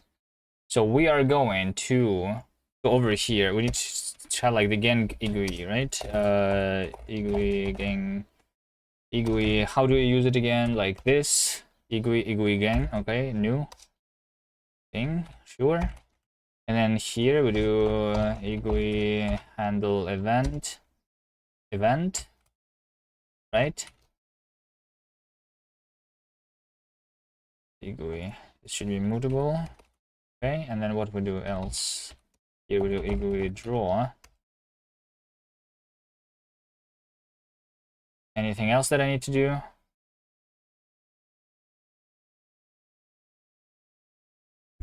Begin frame, end frame, get context, handle event, row.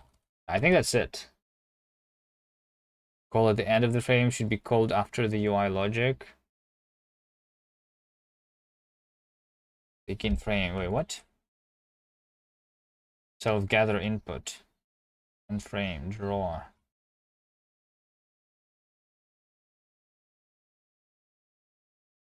Implement your UI logic between begin frame and end frame. Oh, okay. Yeah, we need to do begin frame and end frame. Right? And this is when we are doing the drawing.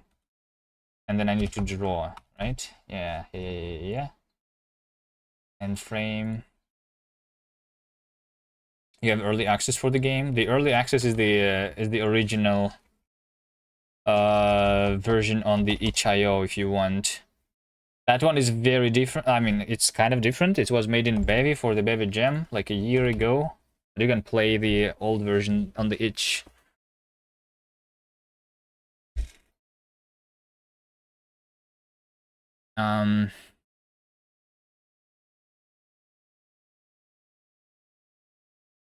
I think that's it, right? No, we do begin frame, and then over here in the middle we do Puffin Igui profiler UI. Show the profiler. Show this from the within the Igui window, or use profiler window instead. We just do the profiler window, right? And this returns false if the user closed the profile window. I don't care if it's closed or not. Oh wait, hold on. If it's closed, then I should not like. Huh? And then I could like open it again with another button in Igui, right? Is that what they want? GUI context, GUI get context, like this. Closed is this.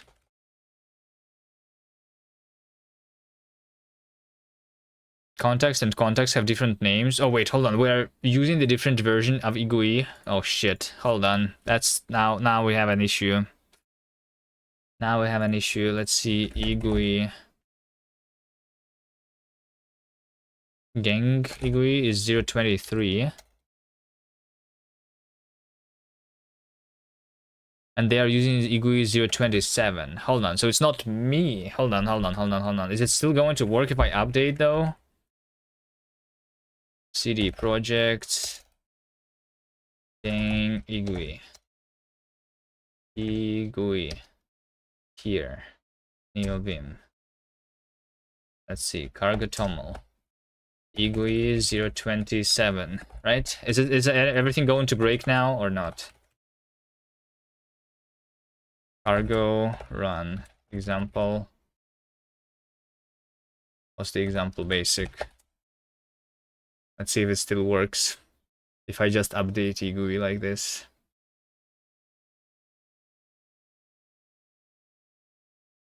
Okay, no, it's not. No, hold on. I have the texture options. Yet. Cargo.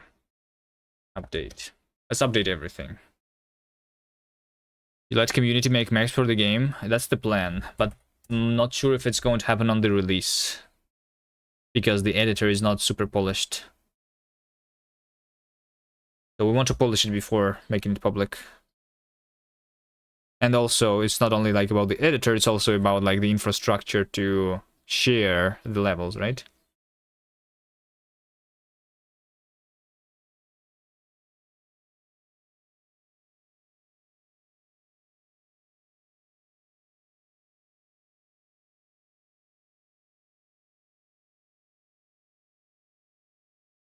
You need backend and stuff. It depends on how we make the levels, because like there is also like the Steam Workshop, right? Maybe we can just use the Steam Workshop for the levels, although then it's like only for the Steam version of the game. For the mobile builds, I guess it makes sense to like have the backend and stuff. Yeah, like make an actual thing.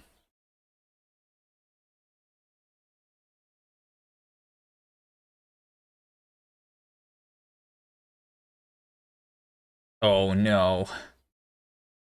Oh no.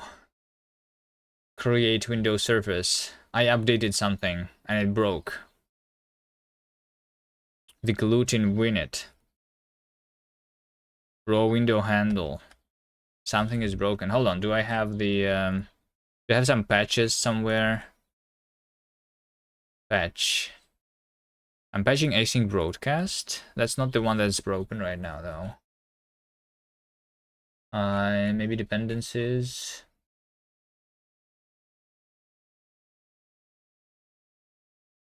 I'm just using this here, right?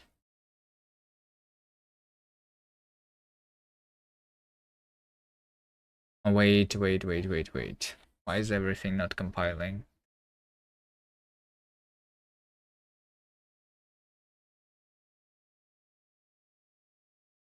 Do I need to update again, maybe, potentially?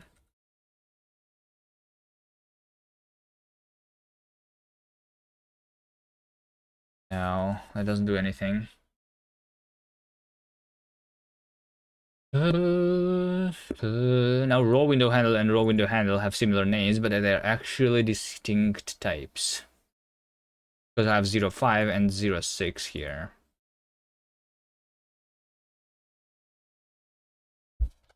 Wait, what?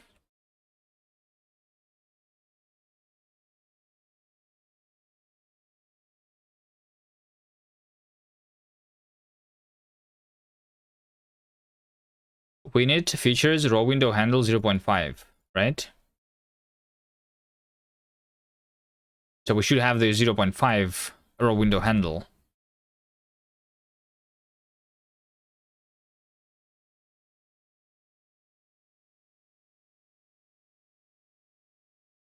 Where's my cargo lock? Cargo lock is not even here. Because it's ignored. Raw window handle. 05. Gluten is based on Rowan handle 06. Gluten winit is based on Rowan handle 06. Hold on. So they update. Hold on. So they have updated the dependency, which made everything break, which I am assuming happened recently. They updated this dependency, which actually is a breaking change. Yeah. Because it's in the public API, I think, is what happened here. So I just need to remove the fact that I was using Rogundo handle 0.5, and now I can actually update to the latest version of it myself, because everything is now updated, right? Because the gluten has been updated, right? Am I right here? Gluten has been updated. That was 4 months ago. So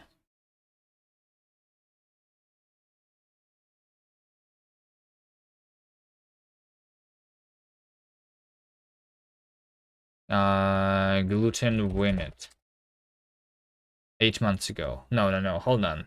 No way. How does it happen that they...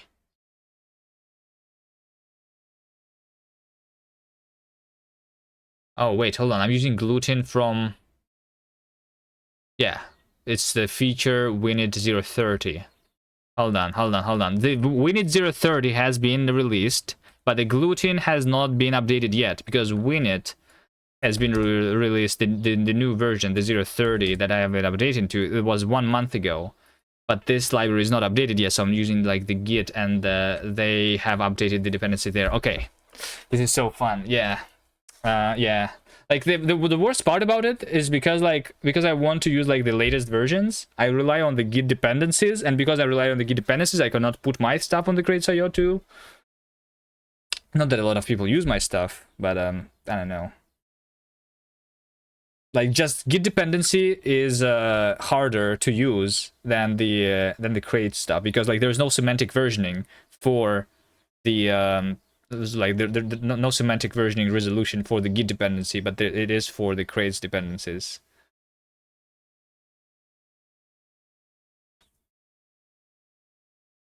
It's annoying. I actually think that they should have it in cargo. When you have a git dependency, I want to specify the version here, so that it would like they did it in D language, where they scan all the tags of the repository, and those are the versions basically, or something like that. I don't know, but like basically when I have a git dependency, it's only one specific version instead of having a bunch of versions like we have on crates. Kubi, this is crazy. Say no. Would you review an email for me? It is to the company that I am courting. I would ask my family if they are, but they are not programmers and would provide useless feedback. Name is redacted. Greetings, Ferris the Crab.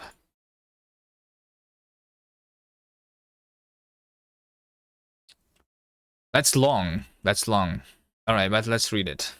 Okay. I have like the name is redacted, so I can show it, right?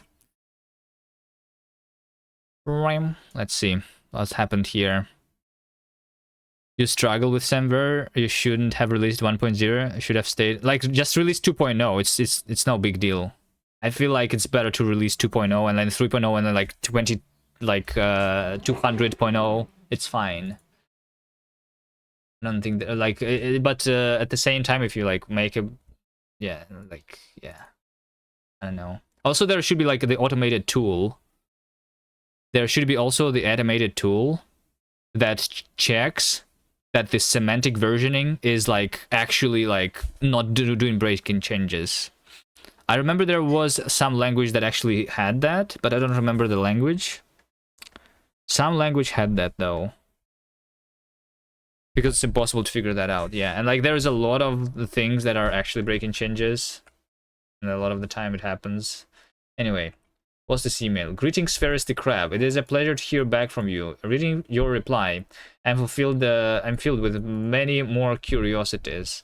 As a matter of course, the scope of this conversation is explosive. It wouldn't have worked out this week, and I know you're busy, but I had intended to ask for a short 15 media video conference. You say you're not developing an RTOS. What is that? Seems like I have seen this before, but I'm not sure what it is. And you are using Linux embedded for the compute nodes. You use the term compute instead of another. In this usage is the general sense, or is the colloquial? Oh shit! This language like is hard for me to read for my stupid brain. Like, what is this word? Colloquial. What does it even mean? Are you sure you want me to read that?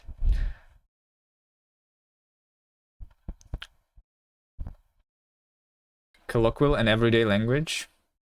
All right. Which usually which implies that this system mandates an excess of operations per second. What is the caliber and scope of parameters which are to be observed and controlled in real-time simulations, your operation and goals? Or you balancing the cost of our other hardware that which which is not for computation? One of these words is like needs to be deleted. Am I right, or am I wrong? Had not considered that cost of the one would affect the budget for the other, or that you would prefer one to have greater influence in the total budget. I don't understand anything so far. Other than Ferris the crab. I understand that. Crabs. We like crabs. As for the peripherals, what would those be? And their microcontrollers, what are you using to drive the peripherals during the prototyping phase? Are they vendor firmwares or just a spec? Are you seeking to rewrite these components to optimize your jurisdiction over interaction between the nodes? How are they connected? What communication protocols do you use over the wire? I see Prost. Has Protobuf been convenient?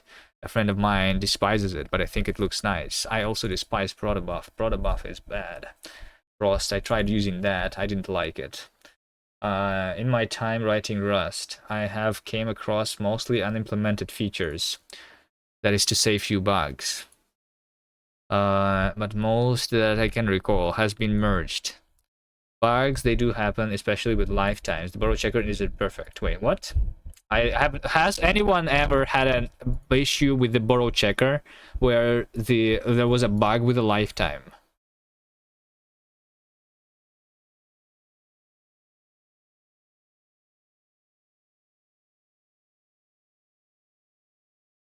I do not remember any bug with a lifetime. Like it isn't perfect because it's like too restrictive. Maybe sometimes it could like allow more things, maybe potentially, but there exists a replacement that is coming along very slowly, too slowly. Polonius, but there is a class of bugs. There are lifetime bugs. That's what I was like asking. Like, have you seen a lifetime bug? Polonius is supposed to like allow more code to compile to be less restrictive, I think. But there is a class of bugs that you may very well have a tendency to run into. I consider the lack of a landing iterator pattern to be a bug. Oh yeah, yeah, okay. So they consider this to be a bug. By the way, this is possible these days, right? Why is the landing iterator still not there? There's one bug, you know, with foray function trait stuff.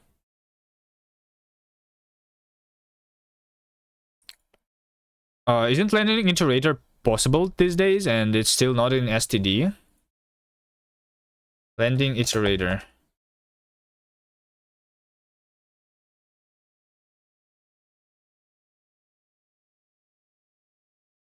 You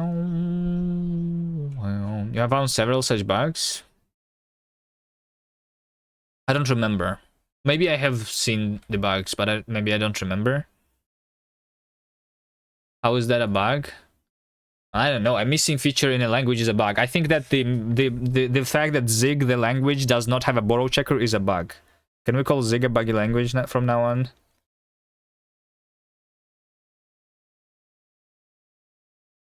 And then it is fixed by the nightly flag, Zipolonius, along with some other past grievances which elude me. What is this word?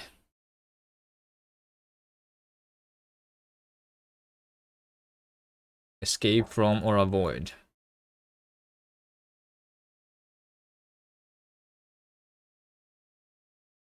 This would make more sense if you'd seen the reply. Oh, hold on. Is this your... Oh, wait. The reply is down below there, right? This is Oh, shit. There's a name. Oh, shit. There's still names. Oh, no. Hold on.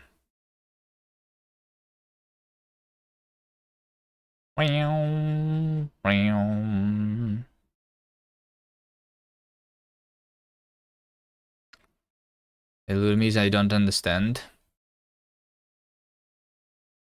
Dun, dun, dun, dun, dun, dun, dun. Oh, it's your name. All right. Okay. You're fine with showing your name. Okay. There's also a link to your GitHub.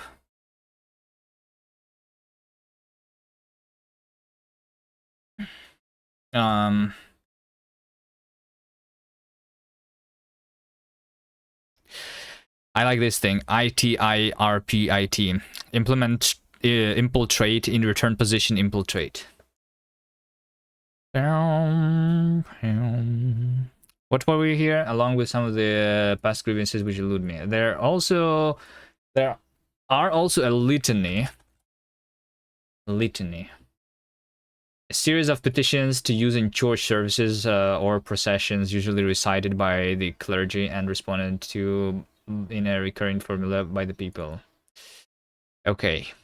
Frustrations when attempting to use generic associated types in higher ranked stray bounds. Some lifetimes are impossible to represent in safe code. However, many of these frustrations are alleviated by the recent stable releases. 69, yep. Nice. Which provide alternative design patterns. Namely, you can often avoid the problem entirely with the new infiltrate in return position in trait by aligning the entire type, removing the need for complex leaky bounds, or even simpler, use dynamic dispatch instead, and failing all else, you can write or find a proc macro to simulate the desired behavior by using the type system in some other way. Not dissimilar from what Type Builder does, but Detolny has his tricks too.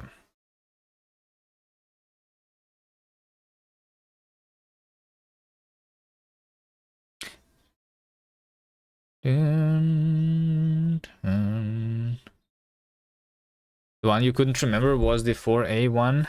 But what's the 4A one? Memory either collect. Lit. Any is cool. Type erased object.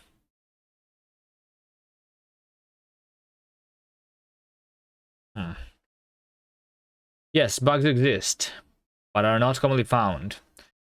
And there are even fewer without a reasonable workaround. Like the bugs that I have seen is like for example the like associative type constraints something not elaborated.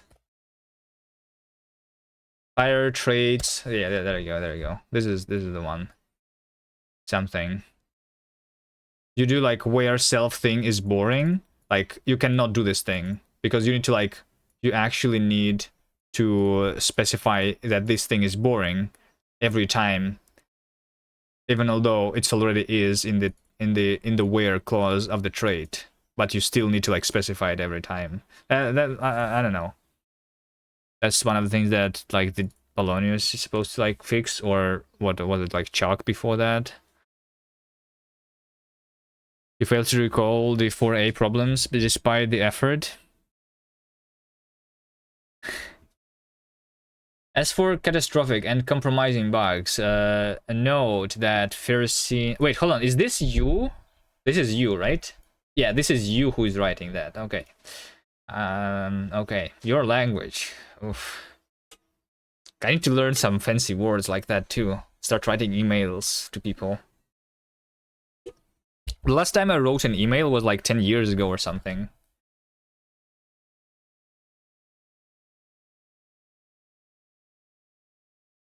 It's actual English, not internet English. Yeah, it's like this person actually knows how the grass looks like.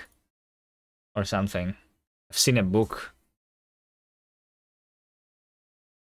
It literally isn't, but sure. All right.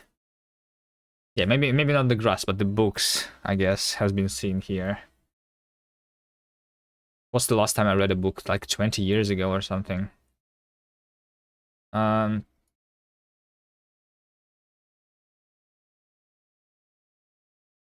as for race condition, I have a problem to this day that I suspect is not my fault. What I made is a simple trait which can be implemented to automate pagination over a REST API, yielding the results in an async stream. When testing this with 3 APIs, GitHub, CurseVerge, and Modrinth, assuming the API is reliable and returns correct responses, it works flawlessly the majority of time. However, on a slow internet connection, the state machine has a tendency to close the stream early with no error. I ruled out everything I could think of, malformed responses, rate limiting, and whatnot, and came to the conclusion that either my logic is deeply flawed, or there is an undetectable bug somewhere between the networking device's kernel module and the asynchronous live runtime. But this was not with Tokyo. Here's the old one, just in case you were curious. It might read funny because of the defunct workarounds for Rust from 2 years ago. As for your choice of crates, are these prospective or currently applied? Because you say you are not yet developing firmware, I have reason to wonder what purpose embedded HAL serves. Seen Ratatouille. This is the TUI library in there, piques my interest as well. I have a feeling that most would immediately stretch themselves to make a web interface. Is this how you intend it to be remotely controlled? Should I read the original thing? We're not developing an RTOS, but instead are working on building an embedded system that will autonomously control a modular hydrogen generation system. Think of it as a distributed system with a few compute devices, but that would also have peripherals attached to them. The primary cost of the system is in the hydrogen generation equipment, so we can afford to have more expensive compute devices. From that perspective, we chose to go to the full-fledged Linux systems for those. We do have a large amount of peripherals. Okay. The system is safely critical. That's why they chose Rust. We're early enough where we're not yet developing firmware for embedded microcontrollers. There are, however, plenty of reasons to execute Rust on a variety of platforms. Thank for Rust using LLVM as a backend. The terms Rust. Regarding Rust maturity, the issues what come to mind are compiler bugs. We're early in our development, so we prioritize this. For that reason, we're using stable Rust releases, but are not yet encounter any bugs. But that is certainly someone to keep in mind. Some of the craze that we depend on are anyhow, any map, approx, cert matches, this crossbeam channel, cross term, control C, there's embedded HAL, futures. Why did you want me to read this? To learn some new English words? Finally, we have a fairly simple CI system, code reviews on GitHub and GitHub Actions to do automation testing on every pull request and every commit to the main branch. Guess you need to get the whole lore. I don't understand. What did I just read? Reading is not my strong part, you know? You have seen me reading through the documentation. I fail to find the needed information all the time. I usually blame the documentation for that, but maybe it's like actually my issue. When I read something, I don't like actually remember anything.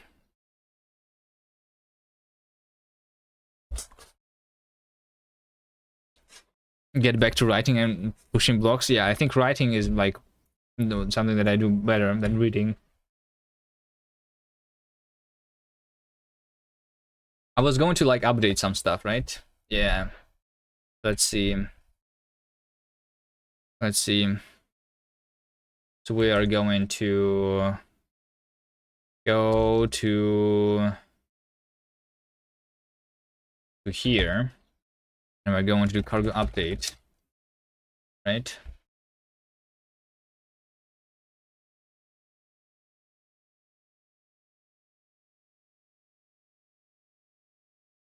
Cargo check. Nice. We compile everything from scratch.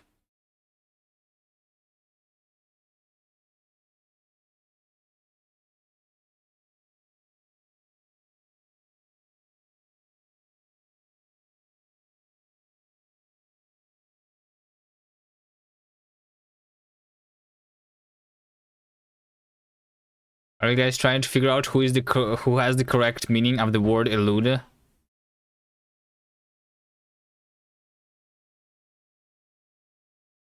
Okay, here we go. Gluten winit is now a different version, so we go into a raw window handle. Raw window handle over here. This should be 0.6, and I don't have the feature of the raw window handle 0.5 anymore. We just do this, right? So winit is just 0.30. We don't even need anything else anymore. Okay.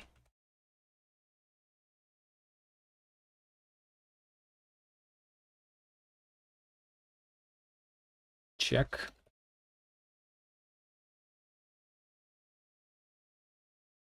Expected option raw window handle found option results raw window handle.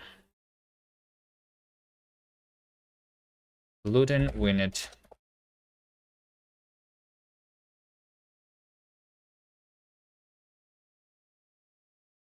The meaning of the word elude eludes us.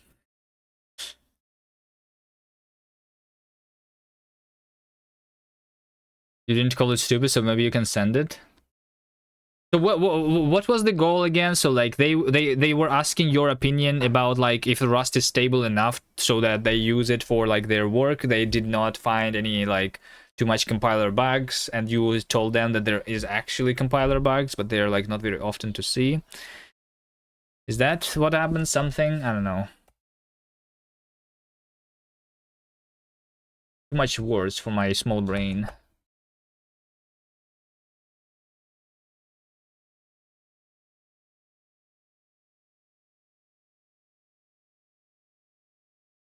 Okay, mismatch type, expected reference, including surface attributes found, result, surface attributes. So the attributes here, build surface attributes, this thing can now fail. Before it could not fail, and now it can fail. Handle error. Handle error is because of what? We just unwrap here? I don't know. Maybe. Probably. Unwrapping. I love unwrapping. Let's go here. 173. We build. So this over here is deprecated. Use has window. Just has window handle. Has window handle. Window handle.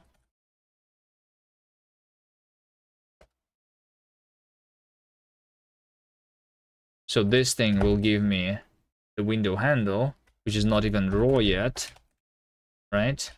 And when we build the context attributes here, we pass it an optional raw window handle. This thing is an optional result. So what do I do here? Do I like transpose and unwrap?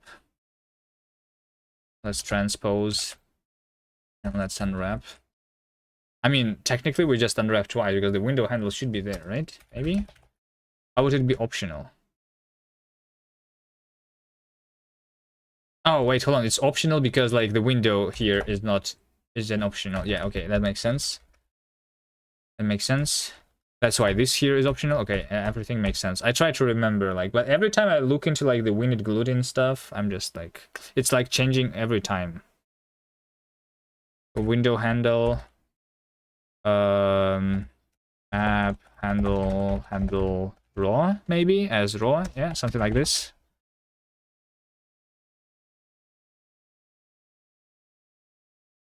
Is that how we do it?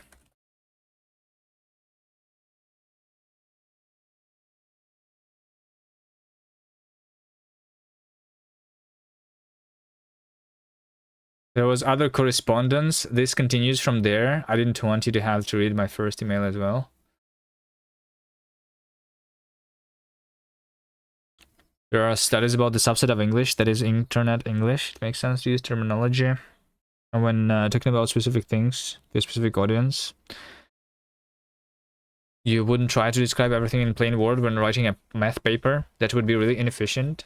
What about, though, talking about like specific things in programming to the programmers that you want to use your language? For example, if you're the creator of the... What was that language that we talked about, that we looked at earlier today? The one that's like Rust. Oh shit, I forget it again. It's not the Gleam, it's the other one. Like they decide not to use the word monad, and yeah, and like I think that's a good thing.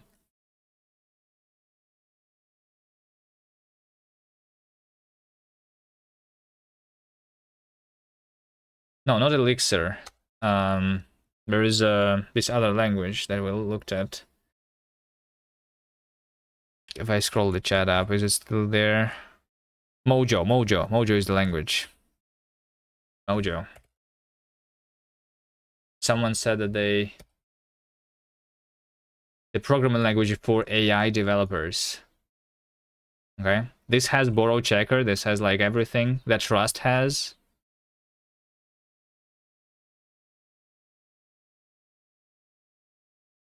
Like how Rock is the one that doesn't use the word monad. Yeah. Yeah, this one is not functional, right? Rock. This one is functional. It's a fast and friendly functional language. So like by friendly, they say that they don't use the word monad, or like and the functors categories and like monoids and shit like that, right? Is this real? The Mojo? This one? From what I understand, Moscow says that it's not really real. Mojo outperforms. Wait, hold on. Wait, hold on. Mojo outperforms something is what they are trying to say, no? Or it's just like it just outperforms whatever, like it just outperforms everything, right? They also say like no C++ or CUDA required, so that you can only also do it in on GPU. Is that the same as Bend?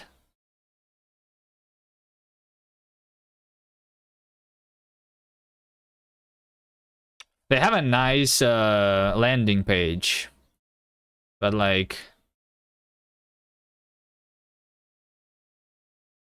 is there a frequently asked question? Why does the Mojo have the... Hold on. They have an emoji as a file extension? Wait a second. Wait a second. You have an emoji as an extension of your files.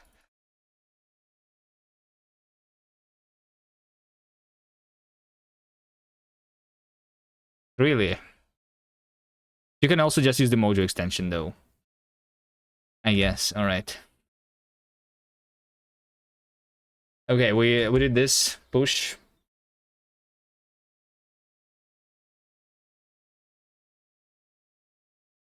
The target MLIR, which is like LVMIR but more general. You can put MLIR ops directly in source code.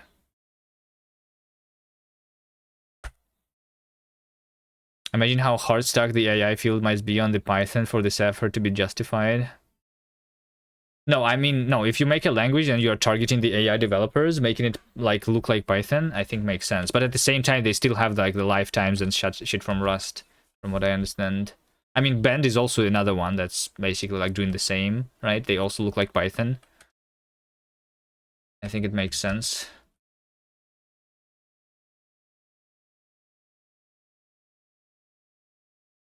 Do we go back to like the ganked GUI now, and then we do cargo check? Why do I do it from scratch here? Oh, because I tried to do cargo run before. Okay.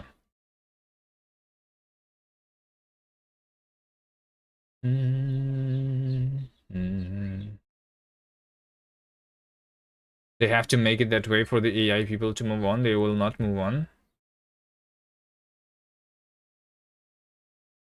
They will still write Python exactly the same way as they write now. How do people write Python? Do they? So like Python these days has the type ascriptions, right? And people don't use that, right?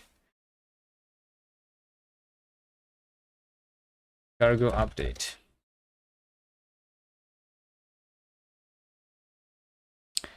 Or to the people who write the C++ CUDA stuff, they can write Mojo instead.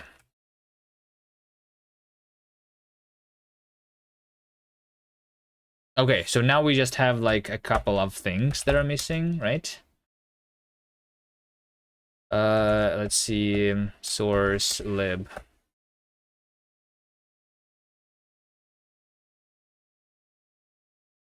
We're updating the eGUI bindings now. eGUI context tessellate. So the tessellate is now something provide the argument shapes and F32. So there's like, you tessellate, you give it the shapes and another argument that does something.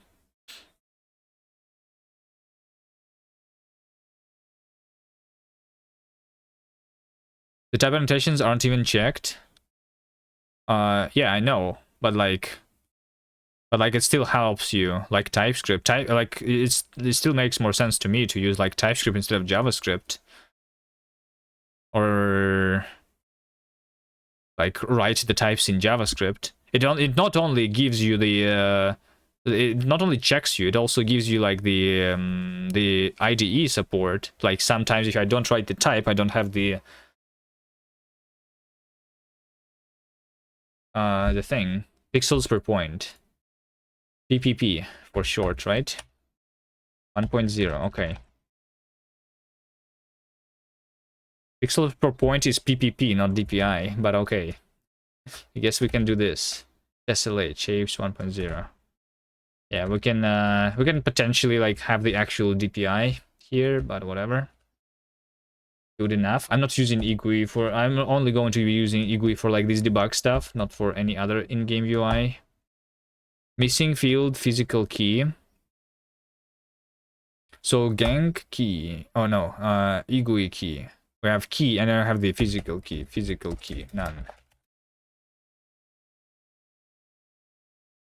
Physical key, none.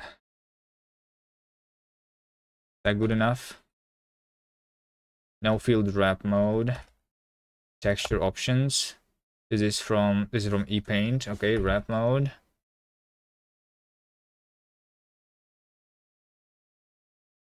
Wrap mode.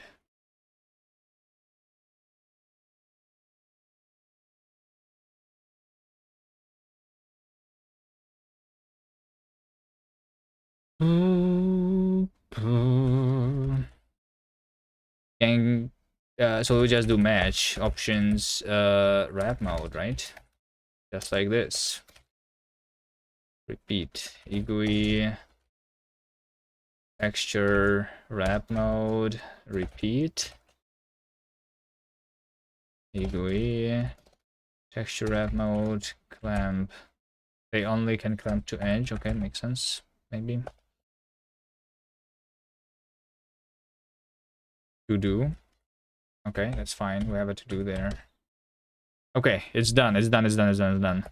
We just okay. Fine. Let's try running the example.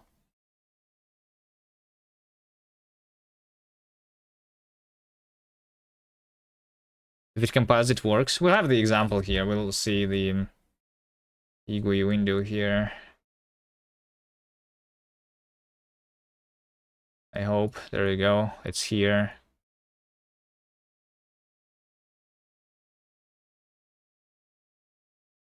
One, two, three. Okay, good enough. Something is like still like not working for us because like Shift A, for example. Oh wait, hold on. No. Shift A did do. Why did I tried that before and it did not do the capital letter? If I do caps lock, though, that does not work. Control A does not select everything here. Shift home does not select everything here. I'm not sure if it does it in yeah, like just home end doesn't work. Whatever.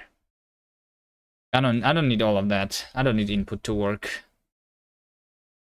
Update. Date. I'm looking forward to all the Rust killers coming out in the next 10 years so we can rebuild all of infrastructure and libraries from scratch again. Yeah. I mean, I probably will. I probably will rewrite everything that I have. Like, probably not this game, but like rewriting the engine that I have is not hard because it's very small anyway. I don't have a lot of things to rewrite. That's basically the first thing that I do when I'm learning a new language. Anyway.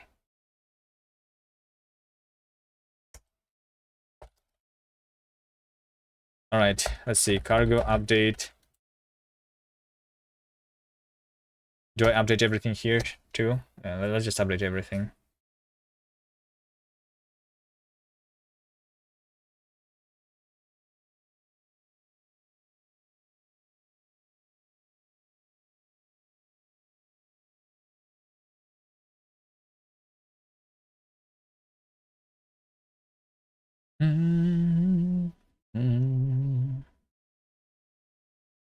So what we did all that so that we can have like some profiling in our game with IGWI and with the Puffin library, right?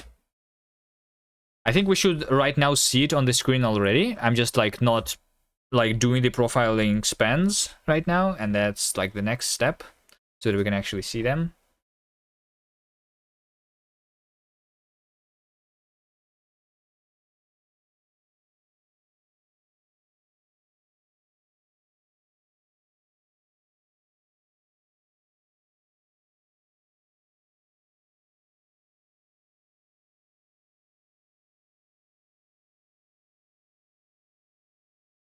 We just need to recompile everything from scratch real quick.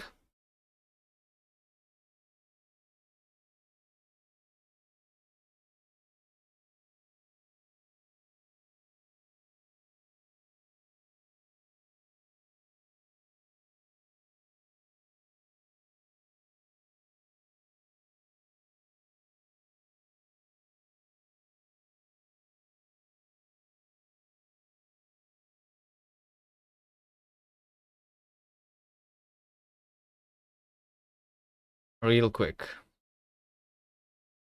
I mean, cargo checking was done in 1 minute, so I'm assuming that cargo run, like the normal build, will like take like 3 minutes maybe.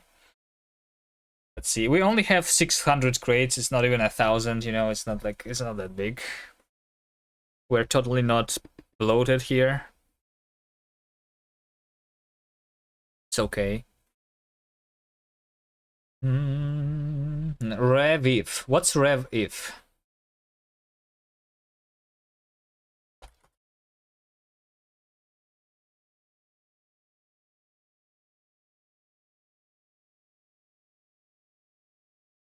Oh, it's the avif format.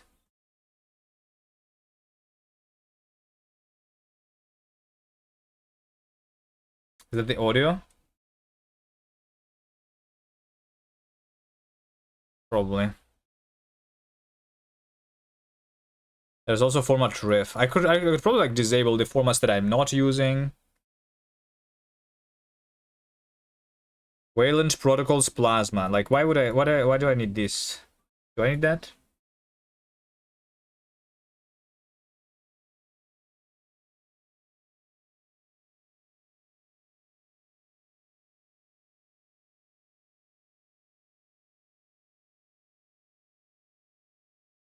I'll just have both Tokyo and async STD here.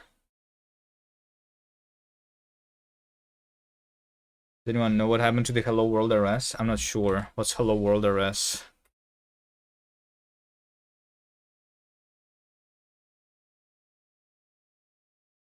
This?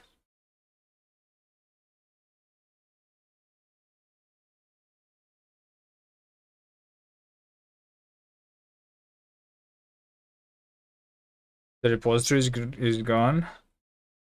The Rust Jork subreddit.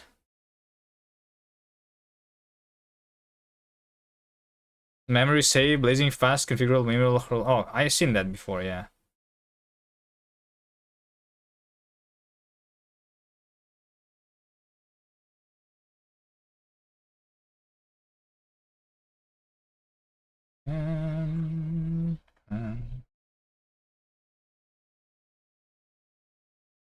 I know.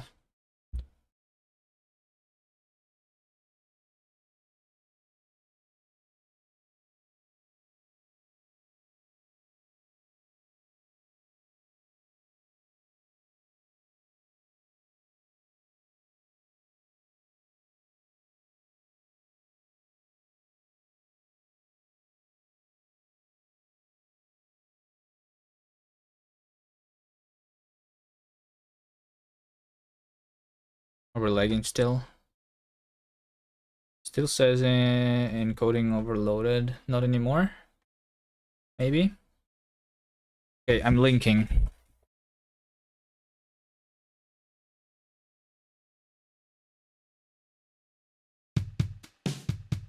Okay. It's over here. It's over here, but it's blinking. Plugging is off. Why is it blinking?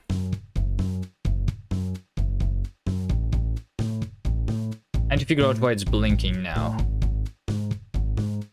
Dun, dun, dun, dun, dun, dun, dun, dun, dun, dun.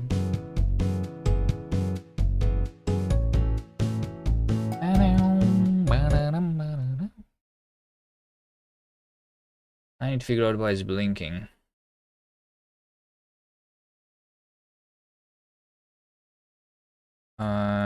So when I want to draw, I just draw, right? And I'm supposed to have this every time.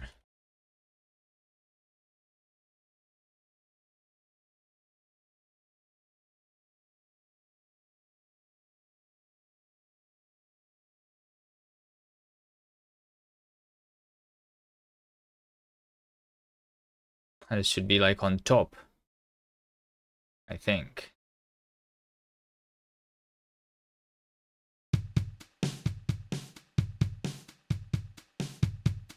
Yeah, this is just not being called every frame for some reason. Or... Hold on. Maybe it's because of the select implementation? Features. Select biased. Pose multiple features simultaneously including the branch for the feature that finishes first, like select. Will fit the one in the order of declaration. I need these features to be pulled in order. Is that not what happens in the select? Is it drop in the future? It's not about the drop, it's about the order that I pull the futures in. That's what matters here. I'm using a, like, I don't know if it's cursed or it's a good thing that I'm doing with async here. But I'm basically, like, doing the control flow with async. And, like, every pull is, like, one frame, basically. Or, like, one event from the window. Kind of thing. So, like, in order for this to be drawn on top, I need it to be pulled after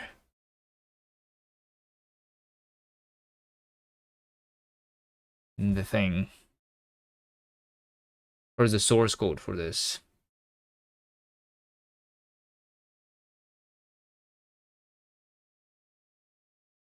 Impl future for select. So yeah, this over here, this selects A, this pulls A, and then it pulls B, right? That's easy.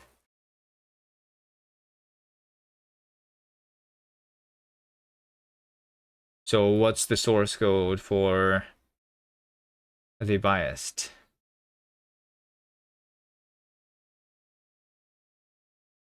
It doesn't pull them in order, it drops the remaining ones.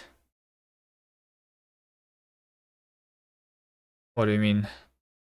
So like select like the future that we get from the select anyway, it's like it's becoming ready only when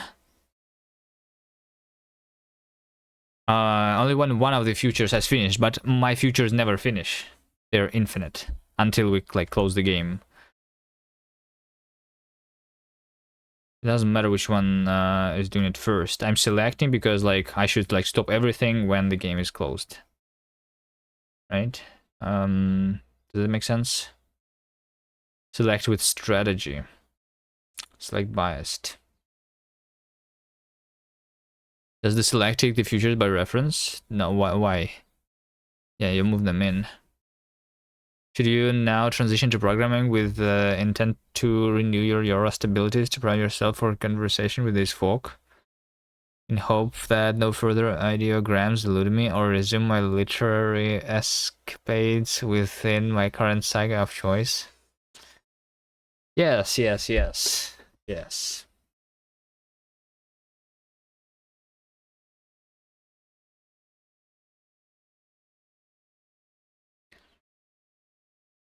If it doesn't, then it gets dropped. What gets dropped? What are you talking about? It owns the future. The select future owning the futures that it's selecting. My future is becoming dropped. No, it's not, because it's been called like next time. What do you mean? Show the code, please. Which one? Of this of the select?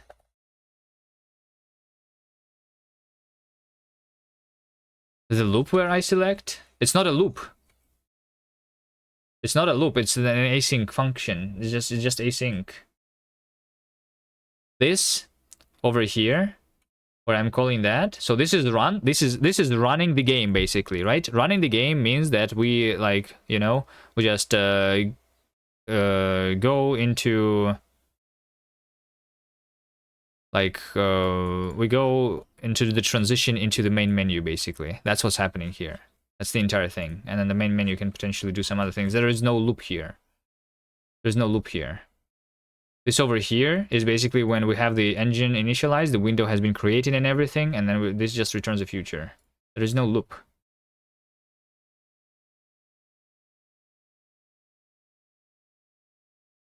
The future is like the game itself, basically.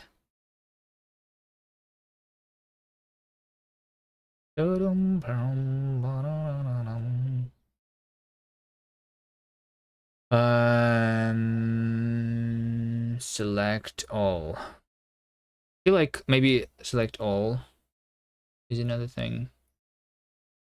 Select. I'm just wondering like what's wrong here. Select internal. What's the select internal?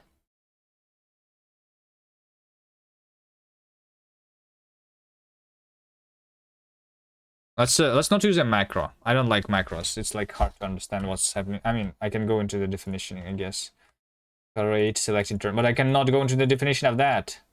Futures macro select internal. Oh, there it is. Oh, it's like the I see. It's like the proc macro, right? Create select inner, parsed.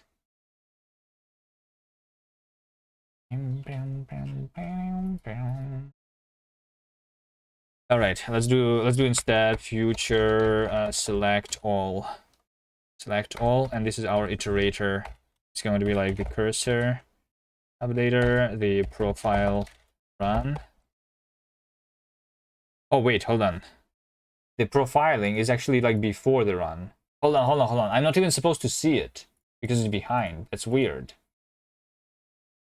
Hold on, so let me still do this. It was supposed to be like behind here. Run.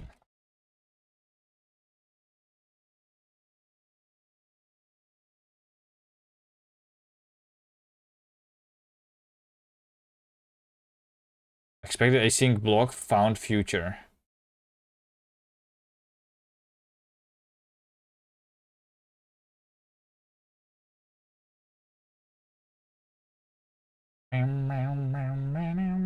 Hold on, what does this error even mean? Expected async block found a future. What I'm trying to say is that a select only takes one branch, no? No. It only takes one branch after one of the futures finishes. Yes, the select macro means that these futures can resolve to different types, so you can like do it based on the future that has actually finished first. But like I don't care because my output is always like nothing here anyway. So I can use this function instead. But what is this error? Do you understand this one? Expected async block found future. I don't know, let's do async. This dot await, which is like the same thing. Expected async block found async block. Oh, it's because it's an array. Hold on. I understand. Like I can only do this if into the array if I like box it. If I box all of these, then it will work. Okay, let's do that. Sure. That.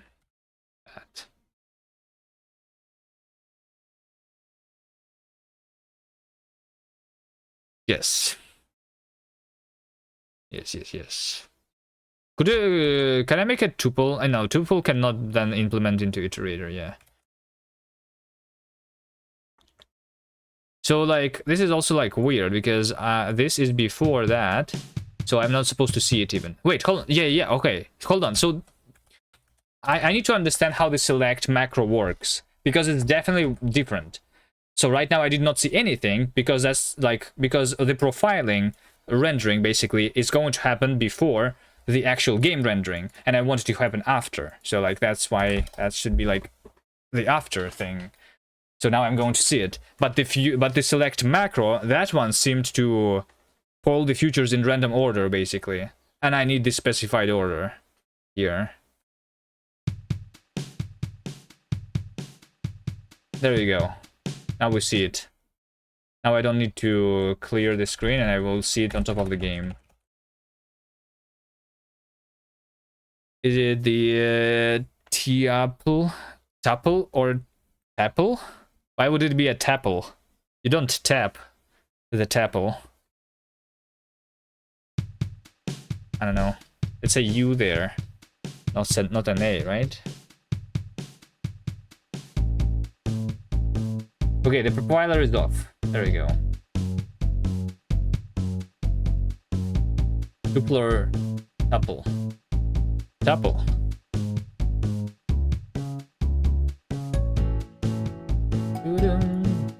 Okay, the profiler is off. There we go.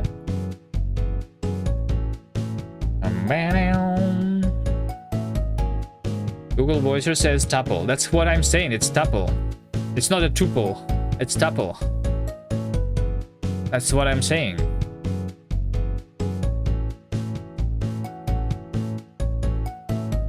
It's tuple. Are you French? Tuple. Okay, so let's actually have some stuff here. Actually, you know what? Let's have this. Let mute show. Is it mute or is it mute, by the way? That's the better question. Show is false. And then we say like if show, then we do this, and if it was closed, then show is false, right? And then we also say that if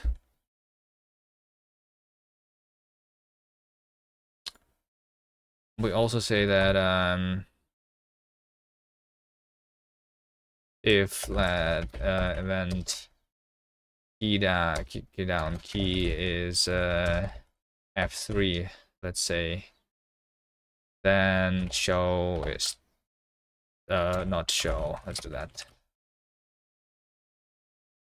Of course, it's mute.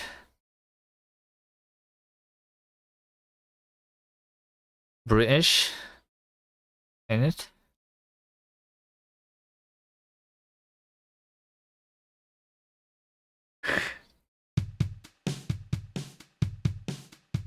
Okay, F3.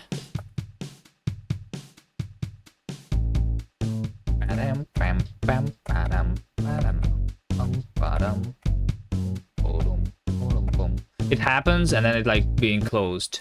Wait, hold on. Is it like this? Oh, it returns false if the user has closed. Okay. So we like, I guess it would do if show, then show is equal to that. That's how it's supposed to work, right?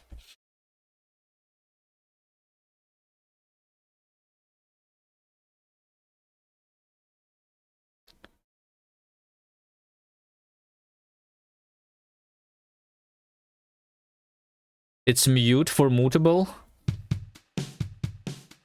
Then it's also be struct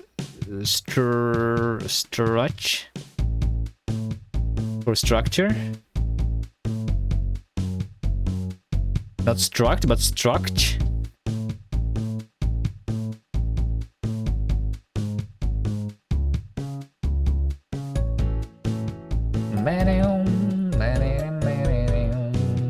Okay, I can still like I can click through this, but like it doesn't matter. It doesn't matter here. It's okay. It's okay. It's okay. It's okay. It's not like I'm not sure how to like do this. Can I do this? So that like if I interact with this window, then we don't interact with the background. I don't have the ability to do that. It's okay. It's okay. So now we have this. Let's start actually recording something here, right? So what do we do here? Buffin. Buffin. Hello there. Buffin. Hello there. Astral 200. You may want to control this with a flag. What? Set scopes on true? What? What does that even mean? Buffing profile scope, slow code. Buffing profile scope and profile function. Profile function.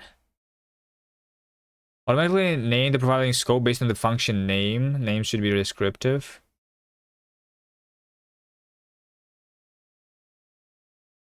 How do they know what's the function name?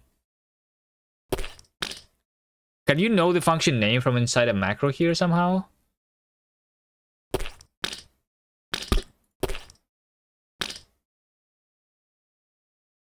Stop farting on my Rust code, guys. My Rust code is nice.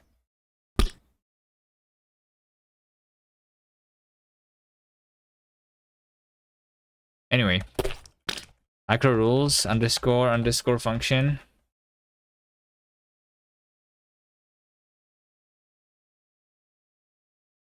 Create type name of f. Function f. Oh, I see. It's because like this function is inside that function. Oh, that's a dirty trick. That's a dirty trick. You know what? Actually, they should add in Rust the same stuff that they have in Zig. You should just have like add this or like add in closing function or something.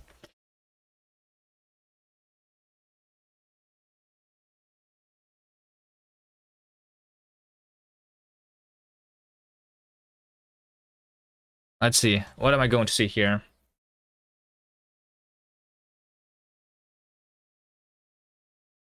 That already exists for module, but not for build for function. Like the module macro. Is that a thing? Module path. That is right.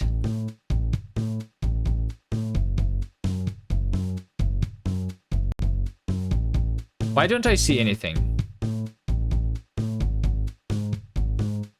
No profiling data. The puffing profiler is off. Oh, turn it on with puffing, set profiles, set scopes on true.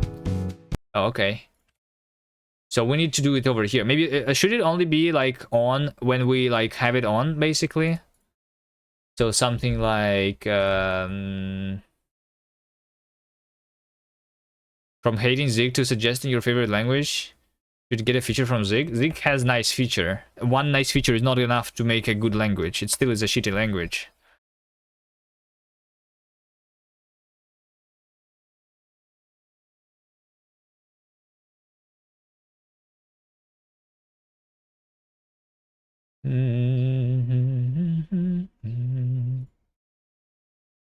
Um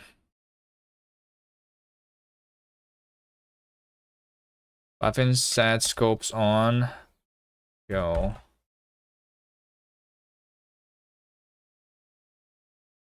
It existed in C++ since the beginning of time.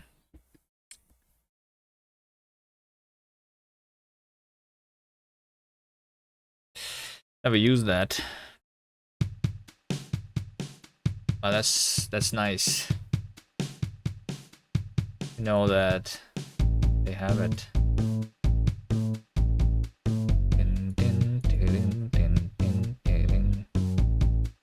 No profiling data. Okay, so we go into here. Because right now I'm not rendering anything, basically. I'm not rendering the levels. So if I go here, though... If I go here... Wait, what? How do I get the profiling data?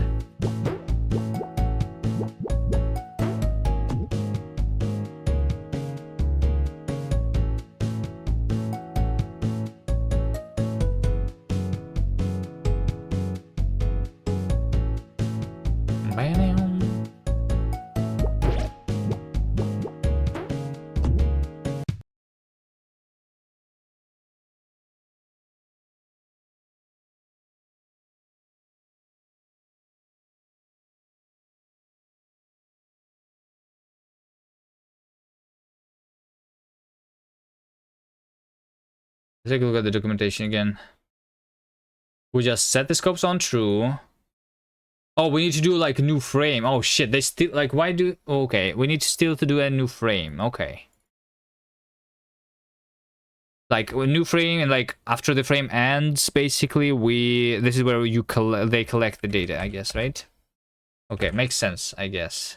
So like every frame over here when we draw, basically, we just do pathing, global profiler, lock new frame. Edit.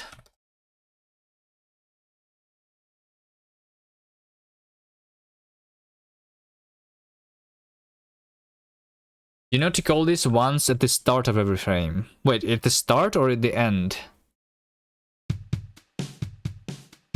Oh shit, look at this. Oh no.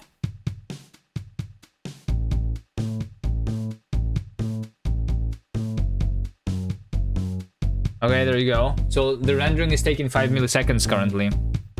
We have children. Merge children with the same ID. Oh shit, this UI is very involved. Recent slowest. We have did 4 billion frames. Clear. Okay, nice. So this is like every frame time, right? Click to select a frame or drag to select multiple frames. And I can see the stuff there. All right, nice. I just need to like, you know what? Can I just do this like full screen?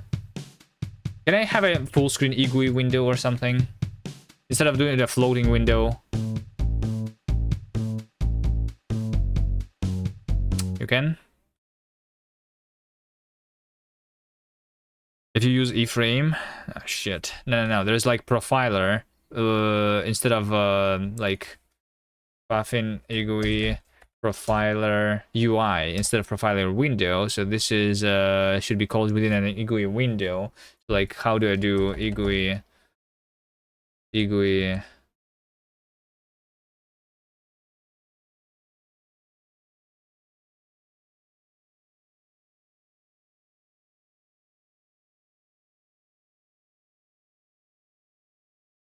It is amazes me to see the power of the versatility of GUI, yet still despises design.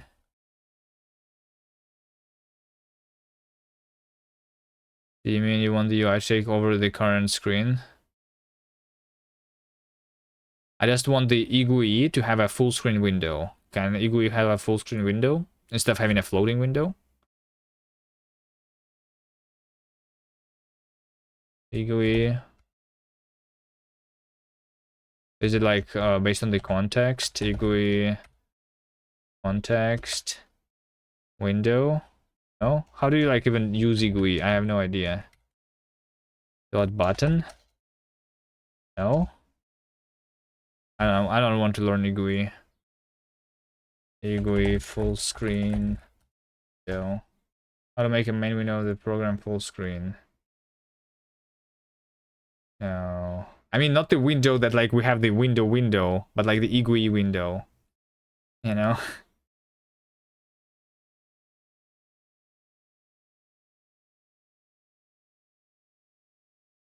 Let me see here, profiler window. Yeah, see, like it's doing IGUI window, new profiler, default size, open show. Yeah. See?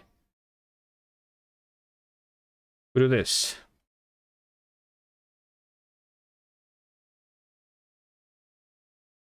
IGUI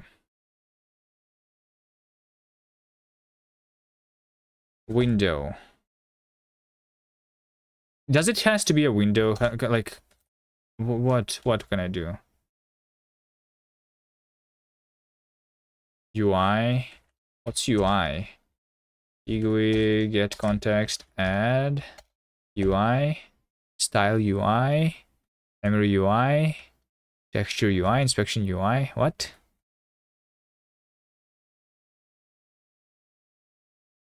How do I add a button in IGUI anyway? IGUI. Where's the documentation here? Click me.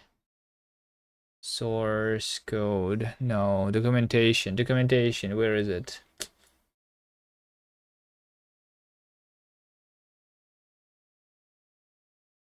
UI. IGUI central panel. What's a central panel? Side panel, top border panel, central panel, window or area to get access to the UI. Oh, there you go. So like window is like the floating window, right? Builder for a floating window. And I don't want this. I want...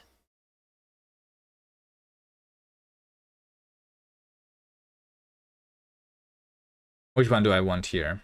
Let's do a central panel.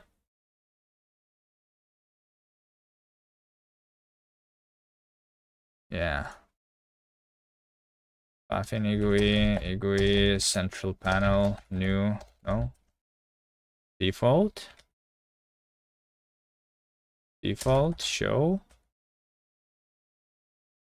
IGUI, get context, UI. Buffin IGUI, profiler UI. Which is just that. Right? That's all we need to do here. Does this thing returns a boolean? It does not. So like show is not going to change here even. That's all we need. We just use F3 to show and hide it.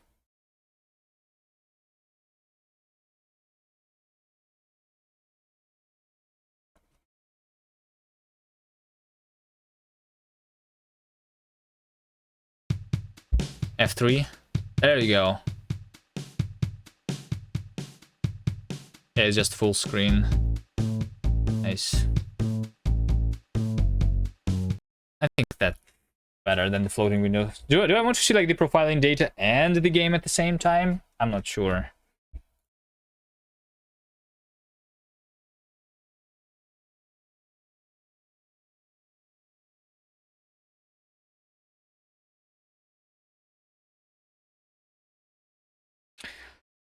All right, I'll go eat in a second. Let's just see the actual problem in a second here. So this is our entire function, right?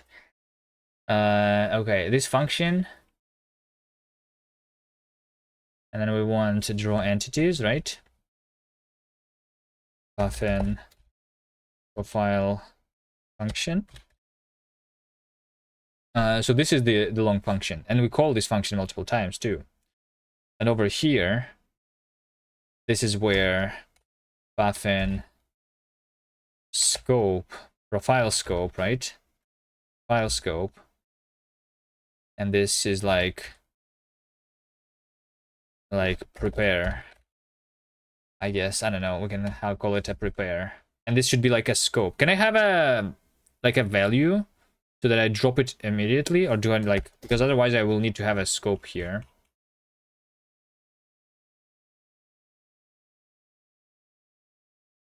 Where's my arrow so that I can like hide it? And also, why do I have, okay, hold on, I know why. It's because I need here where I want to end my scope.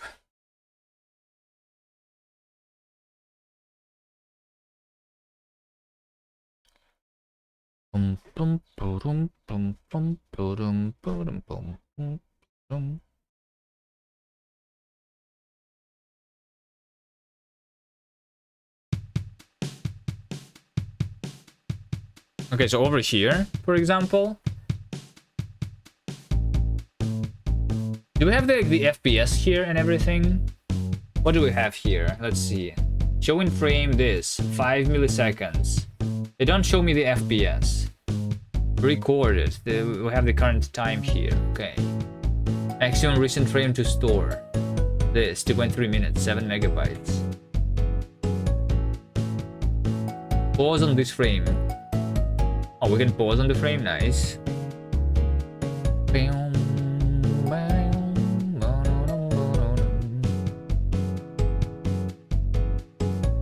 Okay, so let's go into a different level though, right?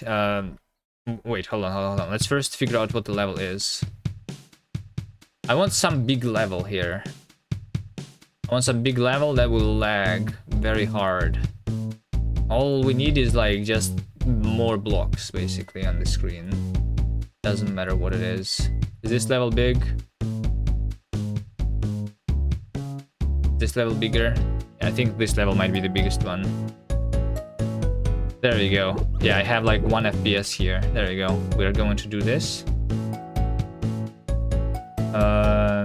And this level is called whip 45. So we can just go directly there.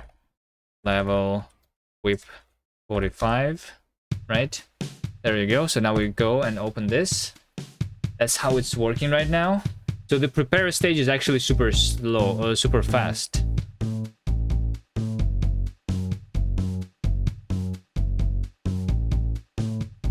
The prepare is super fast. I was expecting this to be slow. So is it actually the fact that I'm like doing too many draw calls maybe? Because that may be the issue. That may just be the issue here. Also, if I pause here, right? If I pause here, so what do we see? What do we see? We see that there is so the draw entities. Oh, okay, so it doesn't merge the things, right? So like, you know how inside the draw impl, I'm actually I'm calling this function draw entities. I'm calling it 4 times, right? So first time is long, second time is fast, third time. So I thought it would like merge them like the flame graph does when I'm profiling, but it doesn't. Right? I mean, this is still slow, like 8 milliseconds, but still.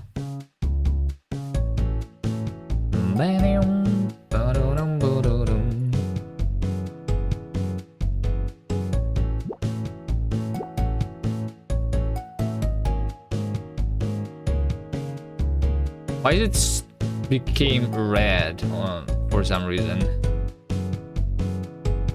You think that's what the merge option does? Oh, I see. It's nice. It's nice. I actually like it not being merged right now. The fact that we have an option is good. It makes it better than like than the cargo flame graph. Cargo flame graph, does this thing have the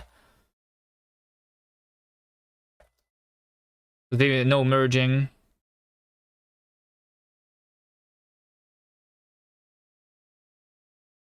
I guess you can't really like know it's like the first one or the second one then. Alright, anyway. I'm going to go eat some food for a second. Alright. Food is going to be eaten. And I'll come back in like 5 minutes or something.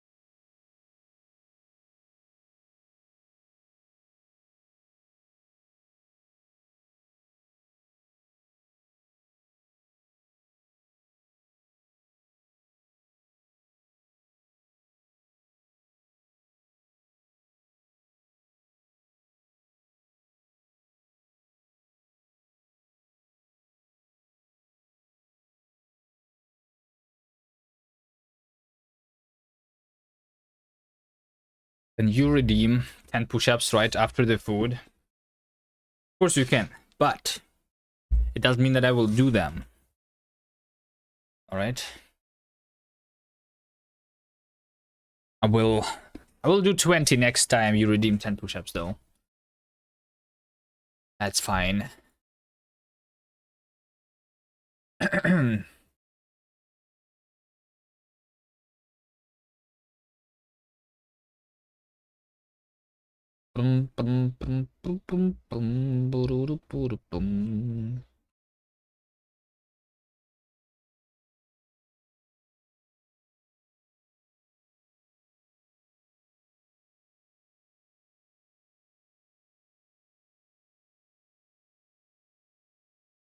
Has been used anywhere? Oh, for the border radius. Okay.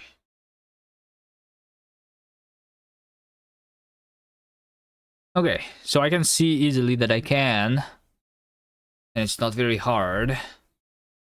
When did the game become so slow? When I removed the... so, like, the way it worked before is that all the entities, basically, that are static, like the walls, the normal walls, even although technically in our game code I could move them, right? Those were, like, cached into one mesh. And now it's not. Like, and now, like, I'm basically treating all the walls as movable objects, and I'm calculating a bunch of shit for the movable objects here, I guess. I mean, we're also running the debug mode, not release mode, but... yeah. And also, every single every single entity right now is being drawn with its own draw call, which is also really bad. And I'm drawing them multiple times because I'm drawing the shadows and like the other parts, which is also bad. Did I fix the performance issues in debug? I am about to do that right now. We just did the profiling thing, and now I'm going to do the not profiling thing. So first of all, we have this prepare step, which calculates for every entity's transformation and things like that. You know, this thing, I'm calculating for the entity, where it's going from, where it's going to, the interpolation time. And by the way, why do I even need that? I'm not even using that. But let's say that I will use that. I'm pretty sure I'm not though. Like, I'm only like initializing this. This is unused. This is only being written. The entity is, and then the transform is being used for like rendering, and then the extra visual transform is also being used for rendering. But other than that, so we already like call this function multiple times and doing the prepares, right? Arcs, frame, current time, and stuff like that. Color, frame buffer, arcs, pass, transform. Okay.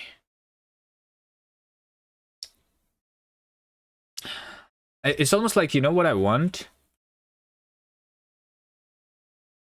Am I doing instancing rendering for them? No, I'm not. And like, that's one of the things that we should do. Yes. Like like this code is just like, was not written in with performance in mind at all, which makes sense, I think, to like not do any performance optimizations very early on. You just make the game work first. Instancing is not hard to do, but like, I need to organize this first, you know? Renderer. Let's, you know what? Let's even have for the renderer a dedicated module for function draw impl. We have like where I can do like the static entities and everything. Yeah. Draw impl. So to draw impl twice, I was like draw with the rewind effect or without the rewind effect. Yeah, okay. I see.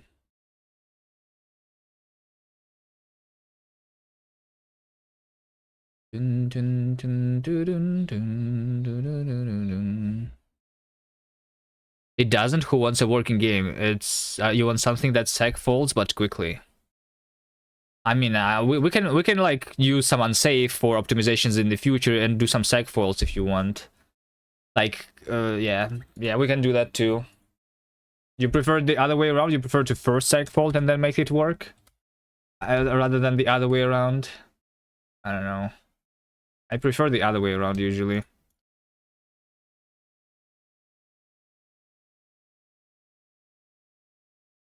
Okay, we're going to have a module. Module like game, you know, like we draw the game basically, right? Because other than that, we'll have like the some helper methods here.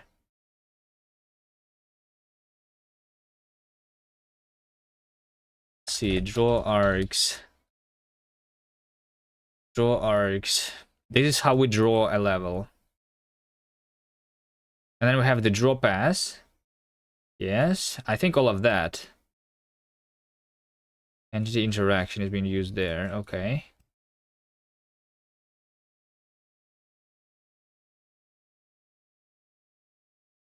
You want something that cycles like 10% of the time to make play session a little more interesting?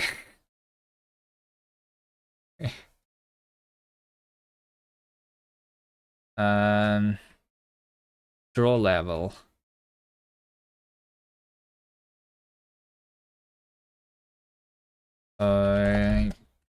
Okay. So like self-draw. Also. Let's call this draw game.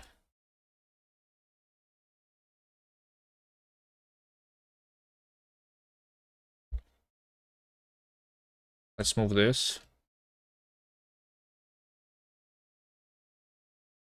Impl render. And by the way, this is no longer having too many arguments. Just do this. Then we have the draw impl. This one also doesn't have too many arguments anymore because I grouped them into the argument structure.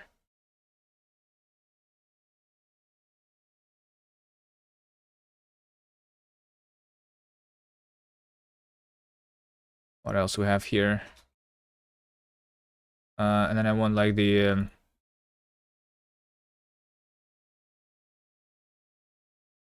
how what? How are you doing, chat? Nice name, chat. So when I talk to chat,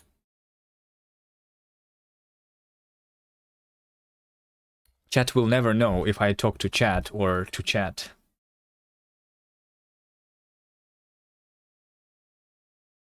Okay, draw entities. This thing. This is the biggest thing that we have. And we move this also over here.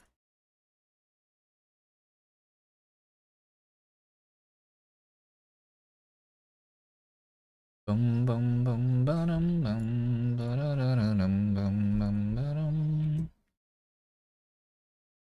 ba-dum. Entity interaction. Game, entity interaction. Game. I will fully qualify this, yeah. This is going to be public module. That's okay.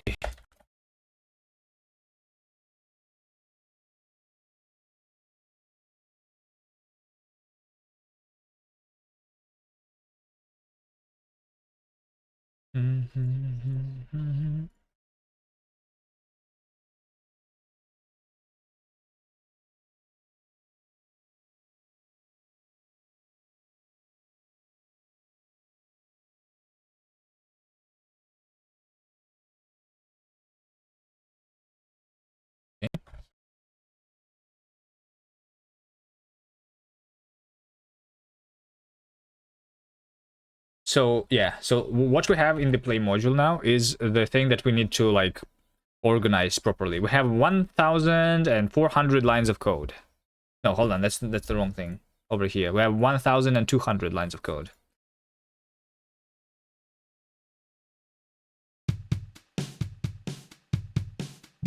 And now we need to make this work better. So right, now one frame is 100 milliseconds. We need to make it to be less than 15 milliseconds. That's debug mode, by the way. We can try release mode or like profile, sure. Let's compile, why not? While I'm thinking about what I'm doing. See how much the difference is the release mode compared to the debug. What did they add AI bullshit to JetBrains IDEs? I don't know. Because it's hot. I don't know, everyone wants UI, AI. Don't you want AI? You want it. You just don't know it yet, right?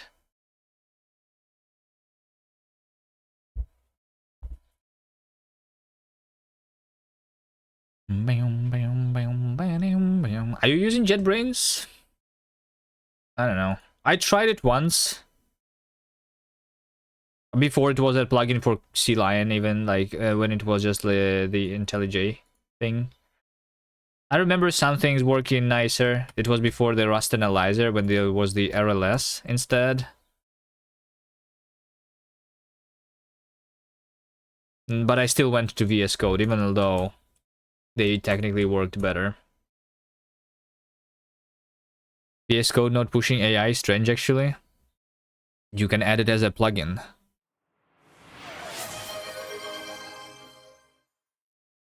AI sucks.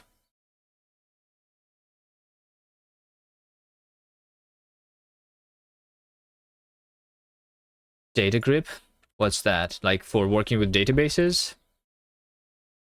I'm assuming. Cross-platform IDE for databases? Okay. You write a lot of SQL code or what?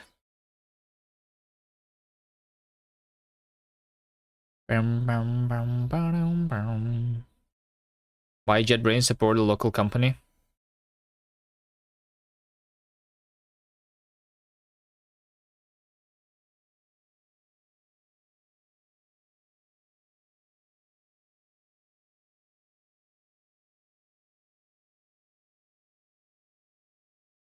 Plugin is not mandatory. On the other hand, something like there are other projects like Recall.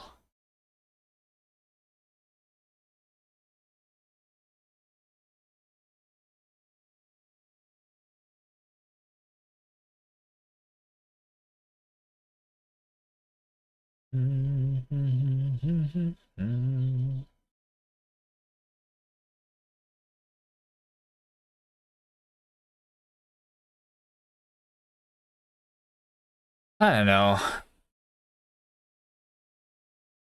Could use JetBrains. I used JetBrains for writing Java before. And technically, while I would still say that I think I could use Java like VS Code for that. There was like one feature for like running the like we were using like Tomcat server or something.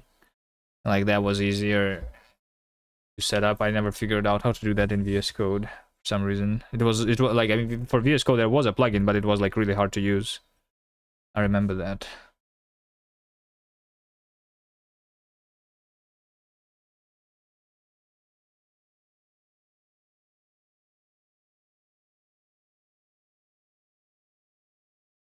AI is literally hot, burning the planet, and you don't like it.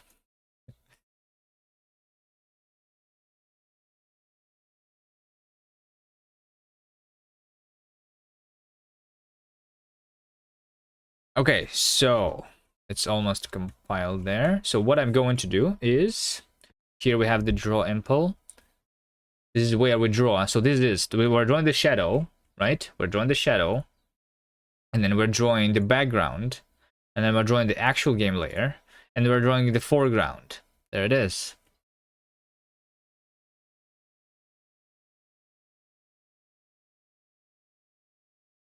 And if we are rewinding, then we're drawing it into a texture too.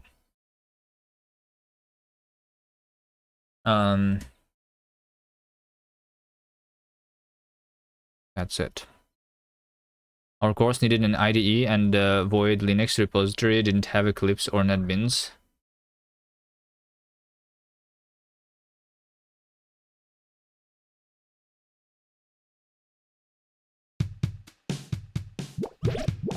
Okay, here's the release build, by the way, and release build is responsive at least, right? So it's good. But at the same time, it is still 10 milliseconds a frame, which is not enough for me. I see that it's laggy. You probably don't, because it's like more than 60 FPS here, but I don't have the 144 FPS like my monitor can do. So we need to like do that. We should have like 1 billion FPS in this game, right? We should have 1 billion FPS. I feel like, no, I don't think even like that the instancing is the issue here. It's not the draw calls, otherwise we would lag in the release mode too. It's because we calculate something here. We calculate a little bit too much things. At last Java job, you used VS Code and Red Hat plugin suite, it worked fine. Yeah, like I feel like if I didn't use like Tomcat, it would be nice. You're fine with 999 FPS? Hello Brainoid, how you doing?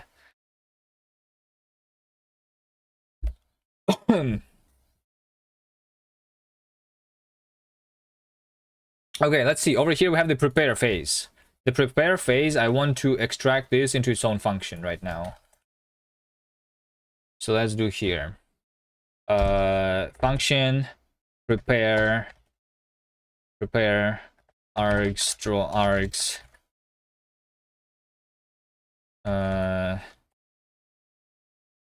self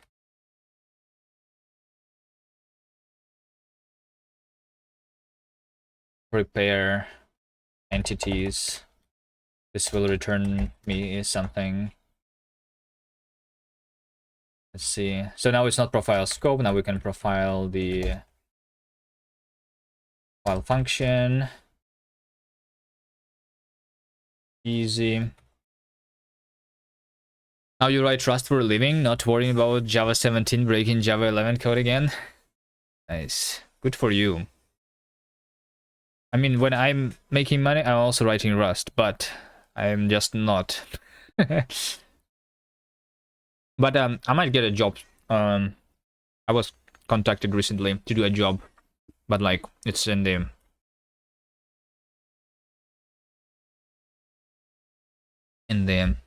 like what it's called. Just like figuring the things out, what is needed to be done right now. So I might stream later. I might stream less later in this summer.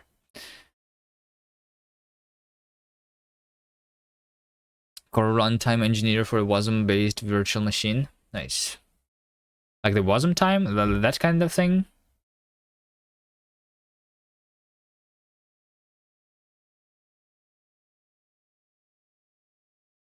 Okay, so we have the entity state, we have the teleport phase. I'm going to, I'll remove this.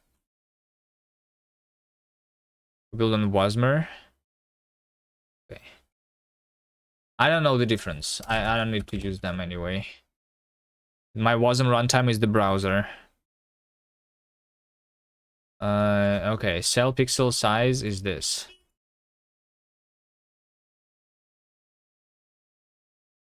Where are you? You are here. Entities by cell. Okay. So yeah, this is where we, for the preparation. Actually, you know what? Let's yeah.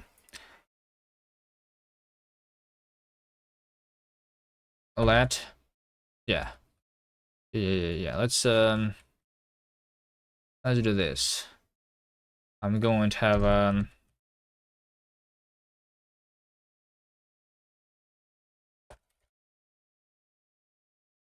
I'm going to have struct prepared entities. This will have the entities, which is a hash map from the entity into the entity state with an optional teleport phase. Okay.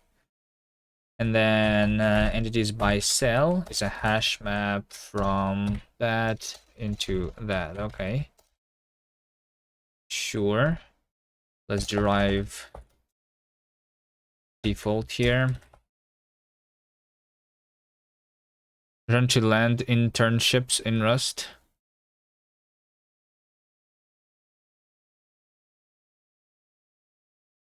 Dun, dun, dun, dun, dun. Is there like companies who like do that? I have no idea.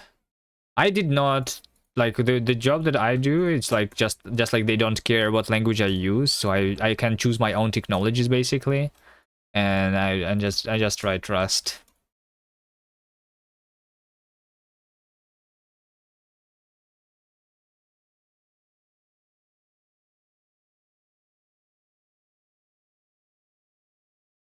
Entity state. So this now has a lifetime then, because entity state is a lifetime because we have a reference to the entity itself there. Okay, sure.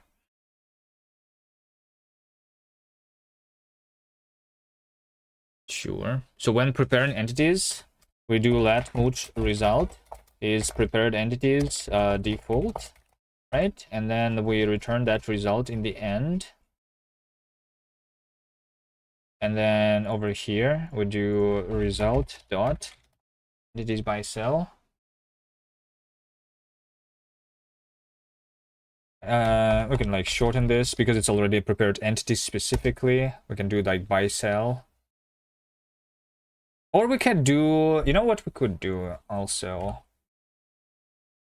I'm thinking that like whenever we're drawing anything, we should just do instead like the render state. We have like our internal like state here, you know? Draw state. You know? I think this. So the prepare entity should not return it, but it should, in addition to like the arguments that we have here, we should have the state, which is a mutable draw state. Have the same lifetime as the arguments here, I guess, is what we want. Right? So we don't have this result. Instead, if this is a result, we return it back into state. There you go. Okay, nice.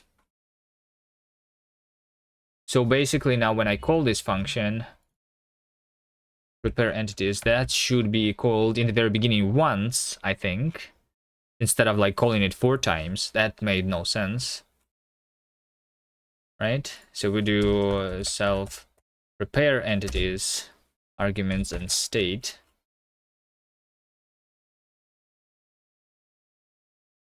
Static entities. It's like static entities and another thing that can be like in the state here.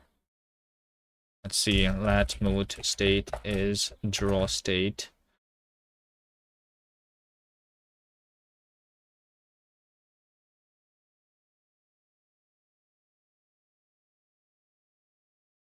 Your pet peeve with Wasmer is that their internals aren't the cleanest. They have their memory usage ballooning when you use the same engine for a lot of instantiations because they store the bug info globally and never clean it up. They have docs like this can handle unaligned pointers. Spoiler alert, it cannot. Okay. Is wasm time internals cleanest?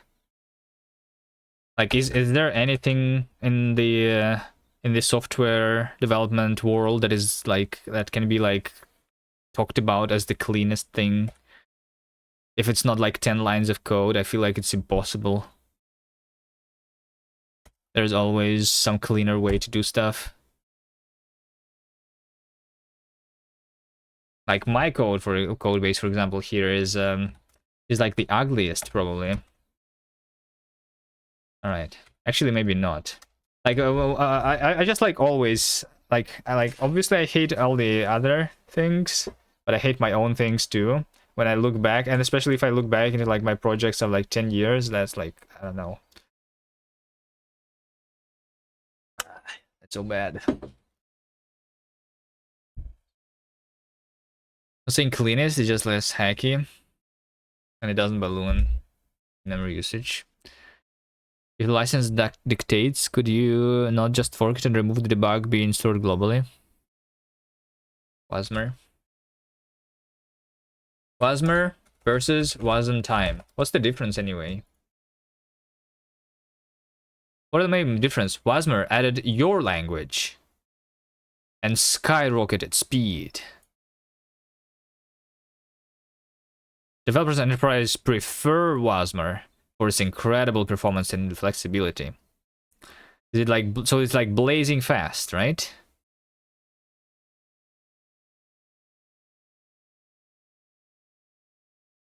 Startup speed. We have some overflow here in this web page. Where is the startup speed of the Wasmer? There's only startup speed of the Wasm time. Hold on. Is the speed of the Wasm time this, and this over here is hold on, we have some overflow, I think, in this page. What is this? What is this?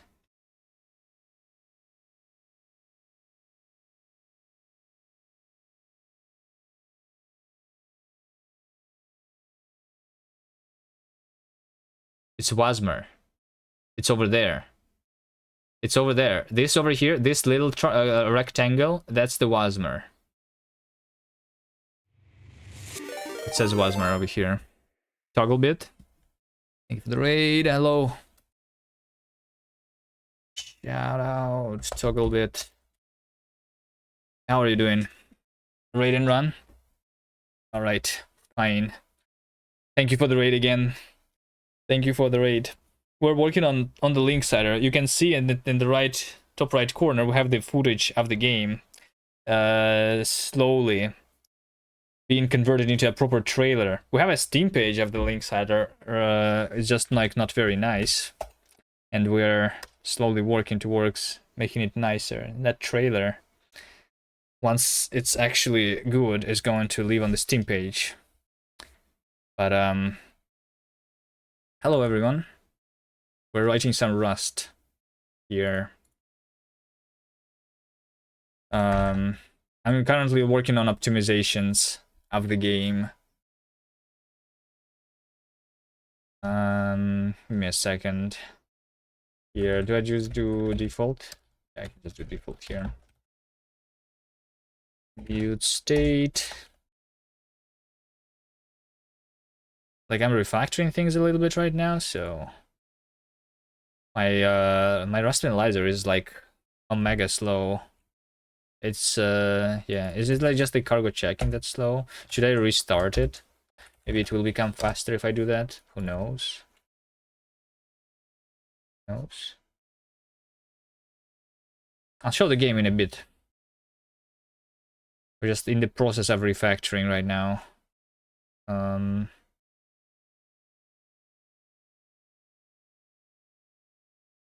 And I mean, you can see the game in the top right.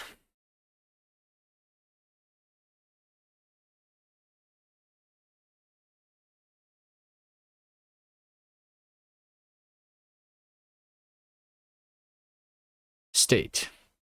Yeah, so we don't return anything anymore. We just have the state. And when I'm drawing the draw entities, for example, here we have the args and we have the state. State, mute, draw state. Okay. Okay, so here whenever I'm drawing, we have a state after the arguments. Every time, okay.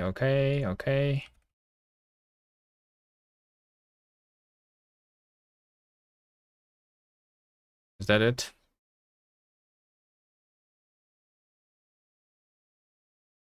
Over here too.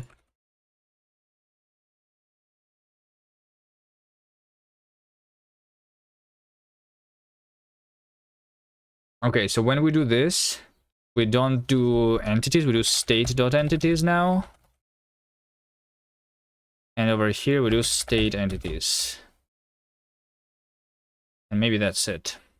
Let's not do the profiling release, we do the debug mode.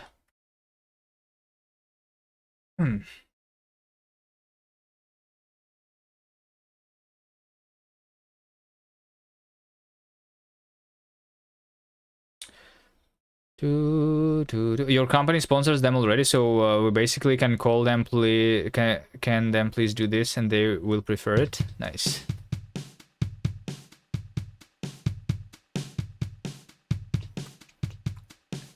Okay, here we go. We choose this level because it's slow. We currently have 100 milliseconds of a frame time because we broke the game earlier today and now we're fixing it. But if we take a look at these graphs now, let's pause the frame. So now we only call draw entities prepare. We call that once. That takes 3 milliseconds. And then we do draw entities impl 4 times. 2 of those take 45 milliseconds. I'm going to figure out why is that. Because I feel like some stuff that I'm doing here can also be moved into the prepare. So let's see what we're doing here. We draw entities, right? This is how I draw a single entity. We figure out the color.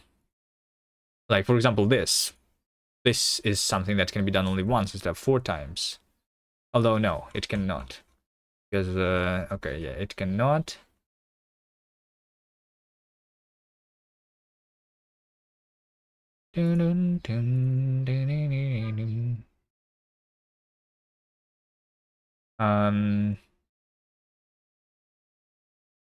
This can be it though. Entity state dot color. I mean, sure. If I see something that can be, then I should. Mobile right color RGBA F32. Let's do this. So now when I'm inserting it here, I'm going to say that color is that. Okay, next. That's like the that optimization doesn't really matter though. Okay. If entity above water, we go over all the sides. This is where we draw the side effects of an entity. Effect is active. I feel like this over here, effect dot is active. Because actually no. No, never mind.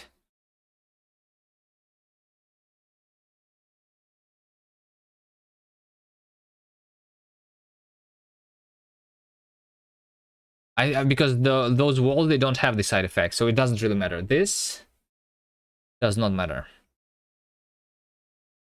Probably could extract this into a method too. Maybe direction. It's probably like the string formatting. You know what? It's probably the string formatting. I'm doing like a lot of the string to like, because I'm figuring out what to render based on like the sprite name, and the sprite names are being constructed like that. Like I'm actually doing strings, and I should not. Maybe it's that. Who knows? That thing does not make sense. Doesn't matter. If I do a closure, is it also like a function or is it not? If I do here, puffin profile function, is it going to profile the closure on the or the enclosing function?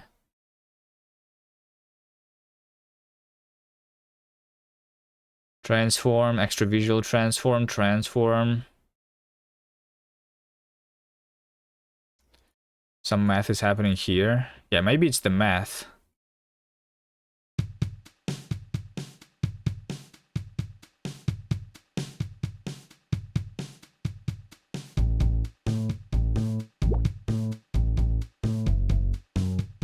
So hold on, this closure actually does take 80 milliseconds. What? Yes, so like all the complexity is here. They're not like function, but it might work. No, I think it works because like they are functions actually. They are like methods of the anonymous struct, right? Which is basically a function. Like just the function name is like closure. Something at this position. was working nice. Okay. 80 millisecond, Jesus. Yeah. No, I mean the game is like very bad right now. And like I said, I just removed one optimization because I plan to replace it with a different optimization. You know, previously I was iterating here over all the entities that are like not static only, but now I'm iterating over all of them. So like every single wall on the level, I'm trying to draw it separately. And like, yeah, so that logic was only working for a couple of entities before, and now it's working for everything. And I want that, I think. I don't know. And maybe like we could detect if something has been changed. Then I like I don't know. Nah. Selection screen item. No. This over here.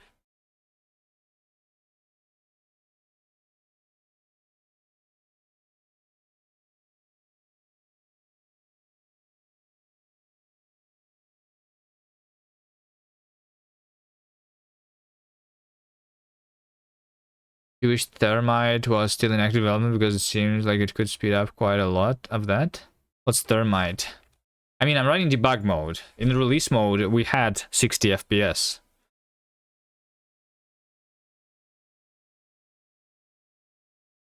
But I want to have 60 FPS in debug mode. I want to have a 200 FPS in debug mode. That's what I want on my PC. And it's not hard to do. I just need to like figure out which is the most important thing.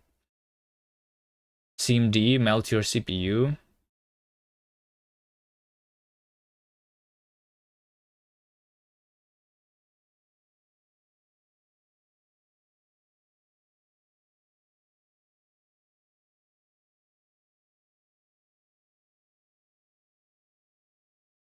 Highly optimized CMD math and operations.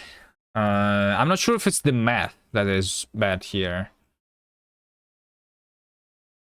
I'm not sure if it's the math.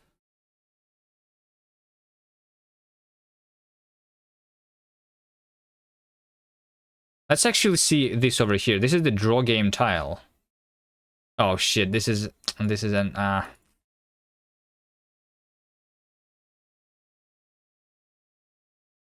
my game or open source project? It's my game. Hello there.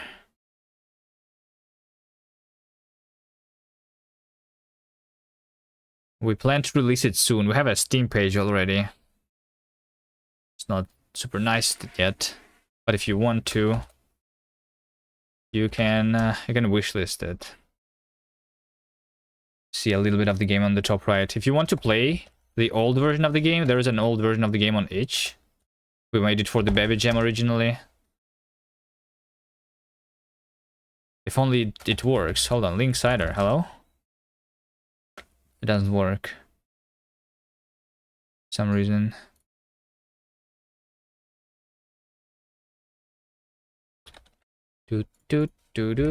HIO.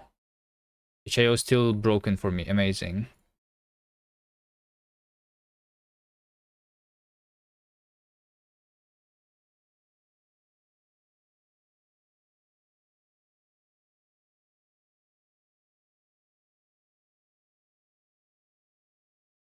Here's the link to the original Bevy version, but the game has changed a lot since then. It's a puzzle game.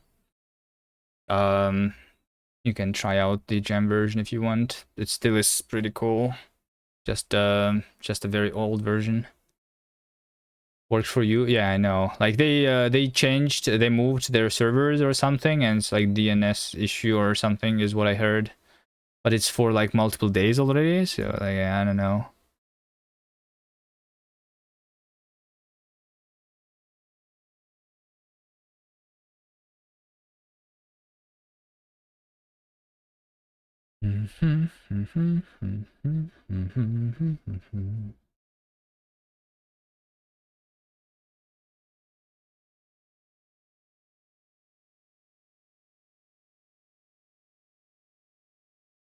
Vazdev mentioned on Steam, feels strong.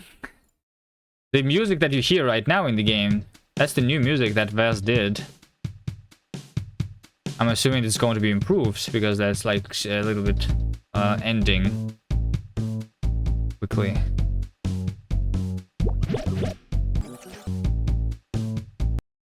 I had a different music before.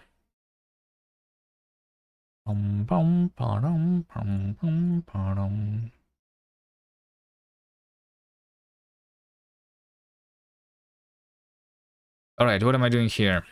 We go... Not prepare entities. Prepare entities is good. Prepare entities is good. We want this. Draw entity. Why is this a closure? Can I make this not a closure, but a method? I don't like this being a closure.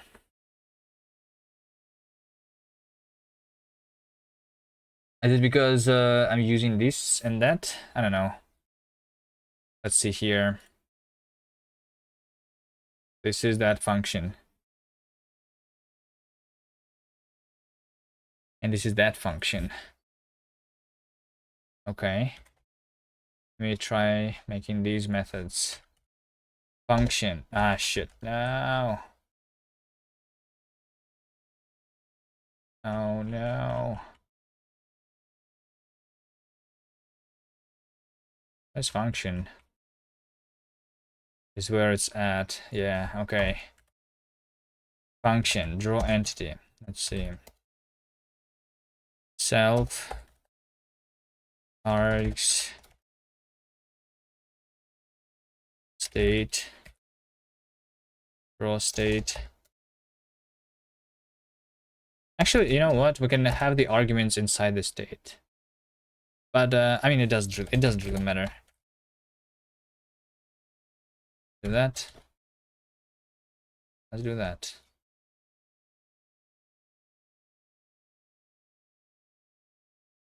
Where I need the color.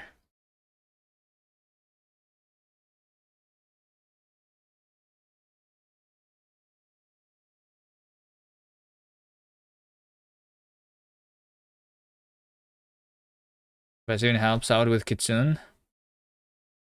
Doing some UI stuff. I heard about Kitsune before.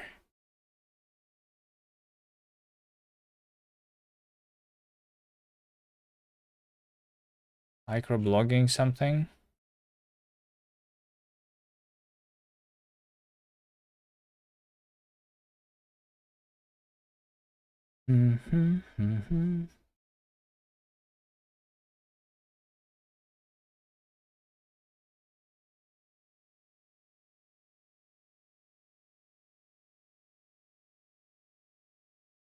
Function, draw entity. Yeah, there you go.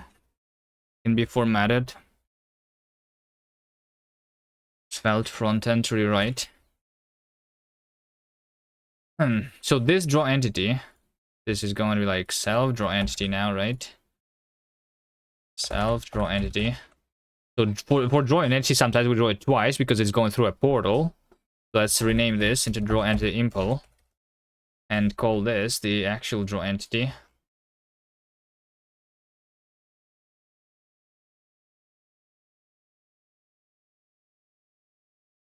Function draw entity. Self. That. Args. State.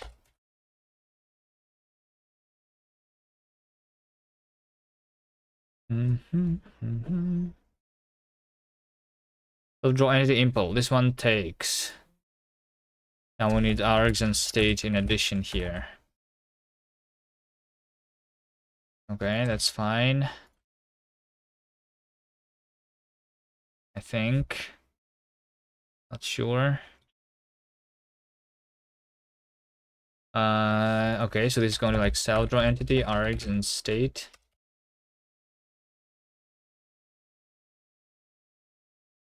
Self draw entity, args and state. So draw entity is drawing an entity here and the water mask. Why do I have 2 frame buffers here? Hold on. Water mask frame buffer. So what is it here?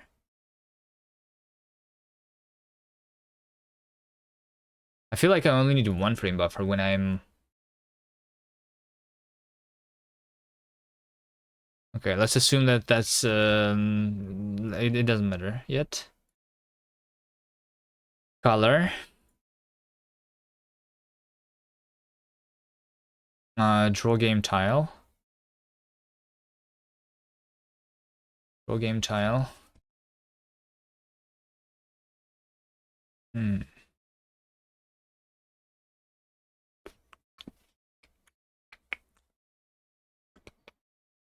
To have like these like extra arguments with the draw entities, right? Draw entities, which is like the draw pass, the transform, the color, and how to draw a specific tile.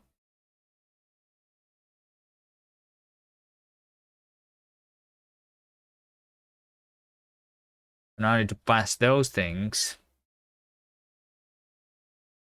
Let's change this into DNFN.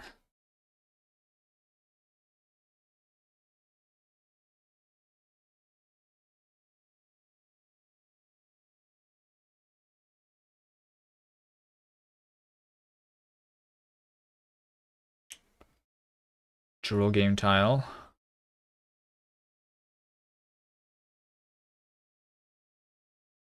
Like I want to now merge these things.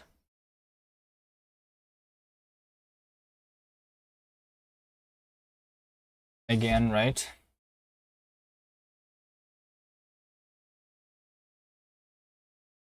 Let's have another thing. Let's have another thing. I have a struct. Draw entities. Args. Do you ever do this in your code? So like when you have like multiple arguments to your functions, you just group them into one big struct so that you can pass them around easier instead of like having 1 billion things.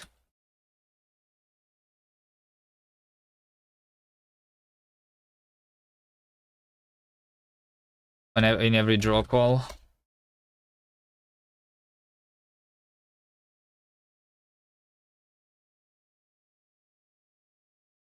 I'm obsessed with billion. You do that a lot. Sometimes even derive a builder to make stuff nicer. Yeah. I don't think I ever done a builder. I'm obsessed with billion. It's just like my favorite number, I guess. I don't know. What other number should I say instead of a billion? Should I say like 69 arguments instead? Would that be nicer?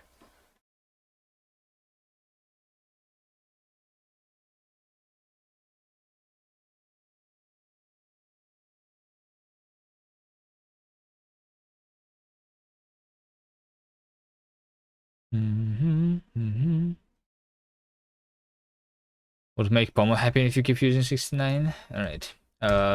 Okay, let's see. We'll have normal args here. Draw args. We'll have a state, which is a mutable reference to the draw state. But since it's a mutable reference, we need this to be like...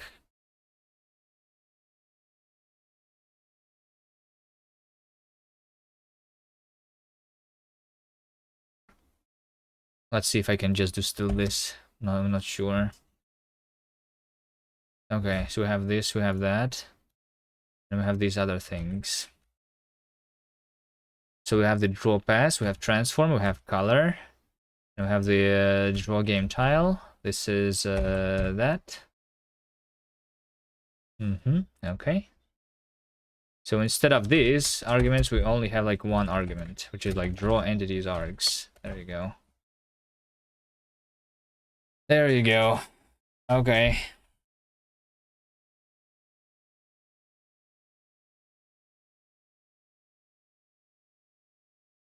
Typed builder should compile nothing in release, but gives you compile errors. Typed builder.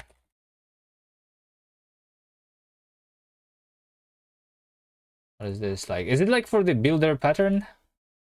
But I don't really like need the builder pattern because like all I want is just not to repeat myself. So because like, yeah. That's the entire thing. Because why I'm like grouping the things. I only need to initialize it once anyway. I don't need the builder. I can write the like the. I'm only going to like initialize the fields once anyway.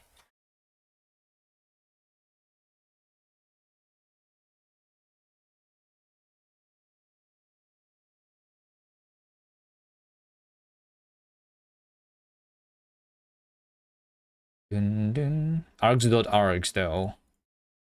I mean, I can call it differently, of course, but I don't know.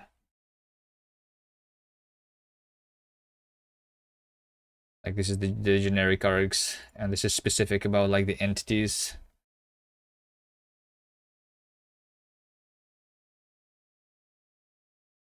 Dun, dun, dun, dun, dun, dun, dun, dun. Also, like technically, when you do something like Bevy, you can kind of easier split this, but at the same time, I'm not sure if it's like a good thing.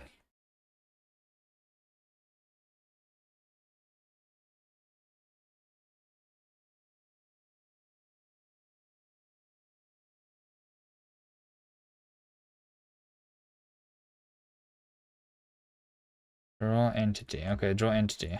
Just having the args. This is going to be draw entities args. And then the specific entity ID.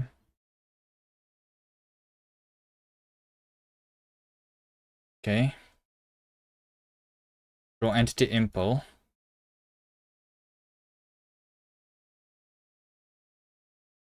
That one has args. Draw entities args.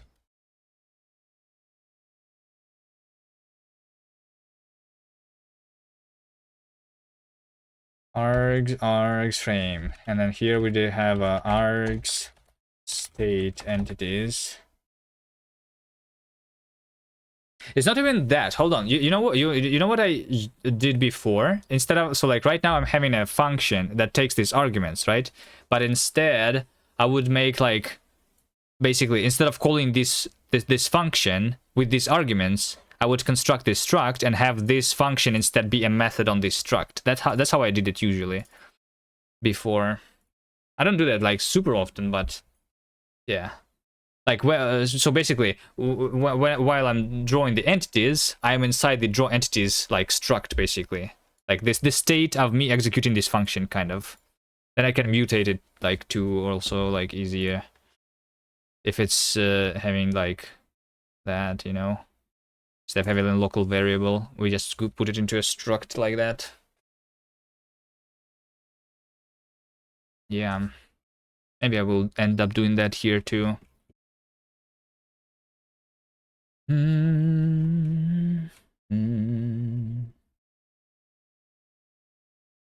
Okay, this above is going to be the last thing for me to change. So this is going to be like args.color now. Okay. Args frame state. Args state. Pushed side effects. Okay, this over here, this is where I am.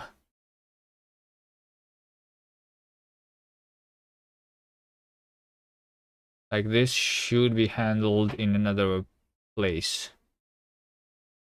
I feel like.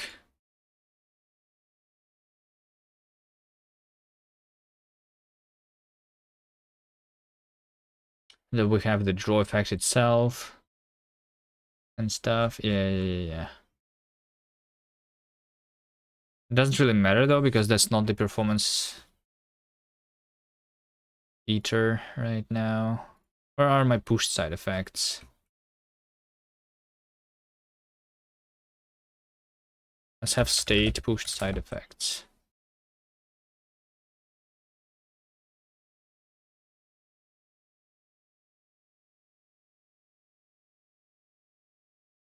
Transform.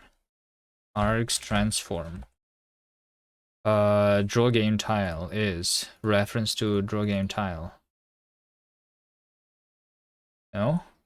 Oh, it's because we move stuff. Yeah, okay. Args, dot draw game tile.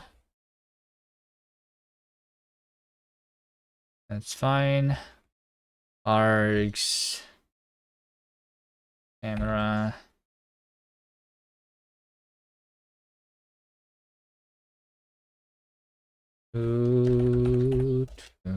Okay. It's going to take a while still. Arcs transform.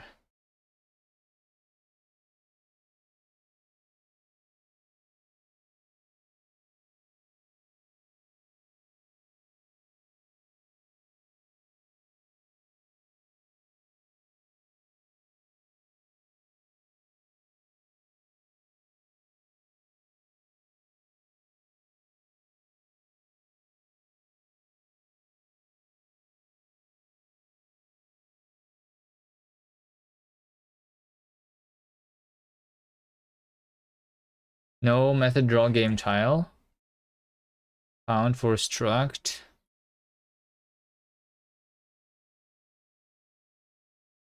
Wait, hold on. Why not? It's called draw game tile. Oh, it's because like it's that stuff. Okay. It's because like it's this. So we have to implement draw entities args function draw game tile.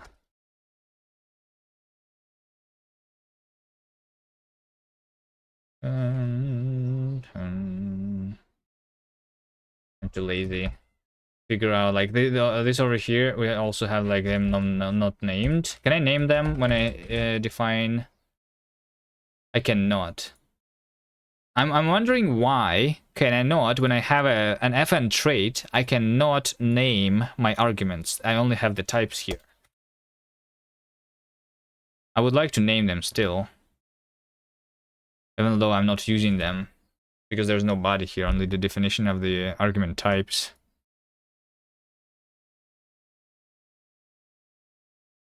But okay. Whatever, I'm just going to do that.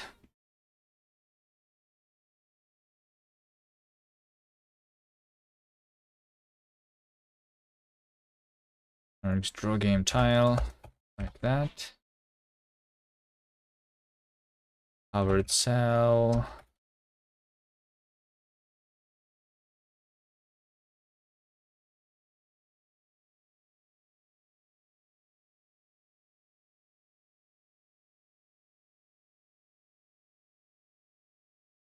Pass. I could also like implement the giraffing from the entities args into the general args. Then I would not need to do this. Not sure if I want to though. Yet.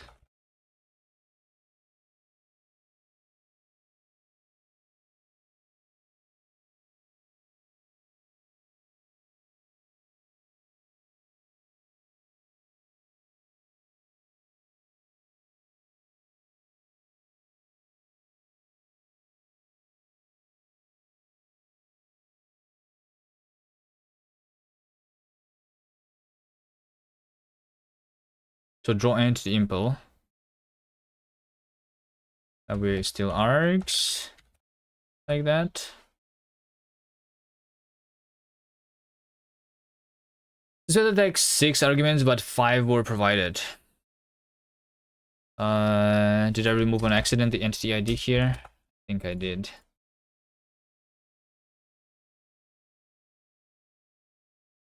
Draw entity args. So now we don't have the state. Right? We don't have the state. Okay, a couple more errors.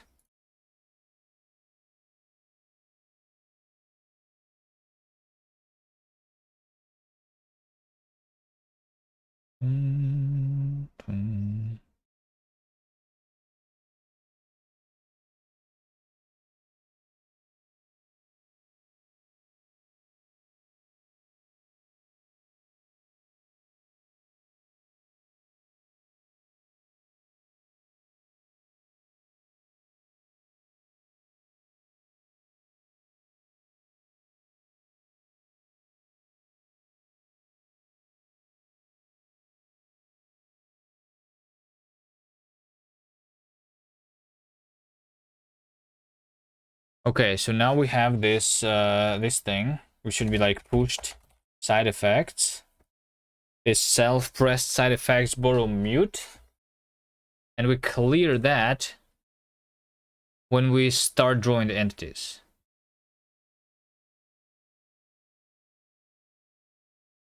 All right, we're gonna continue in a second after I do the push-ups. Hold on, hold on, hold on.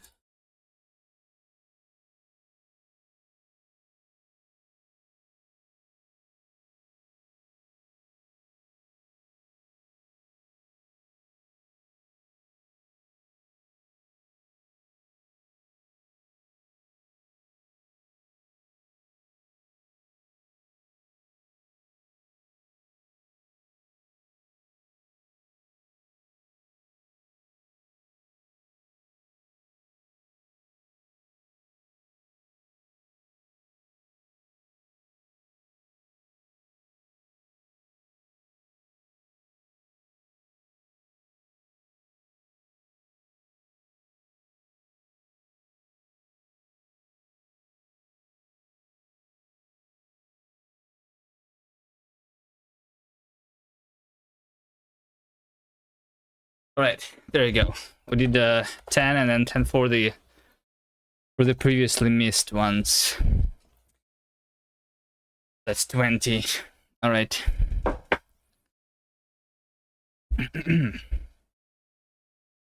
Now we can continue.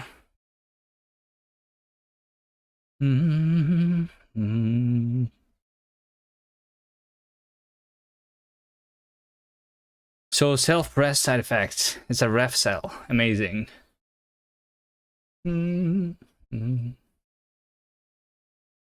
Ooh.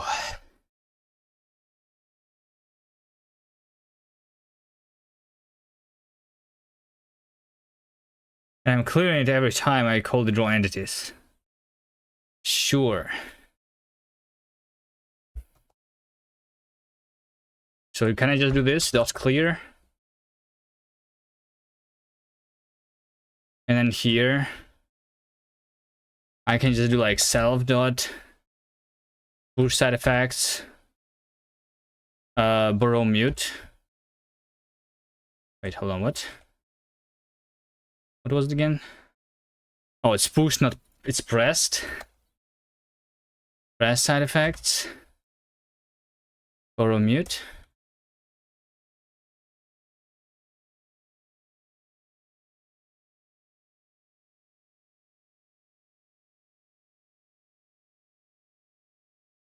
Okay, yeah, sure. Let's do that. And now we just fix this.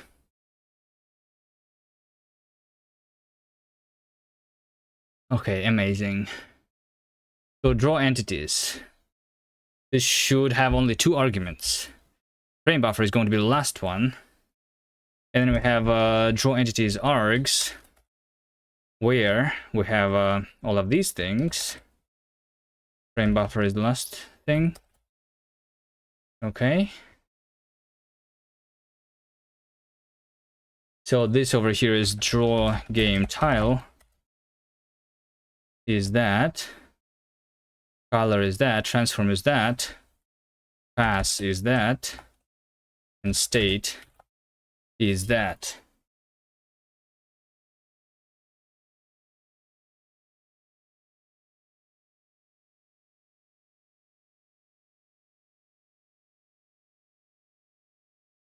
Oh, is it still frame buffer? Is it the first one? Okay. There we go. Okay, nice. Go entities, args. Args, state is that, pass is that, transform is that, color is that, draw game tile is that. Okay. Nice. Draw entities, args. State is that, pass is that, transform, color. This is basically also allowing me to have the named function arguments. Nice. Draw game tile. That.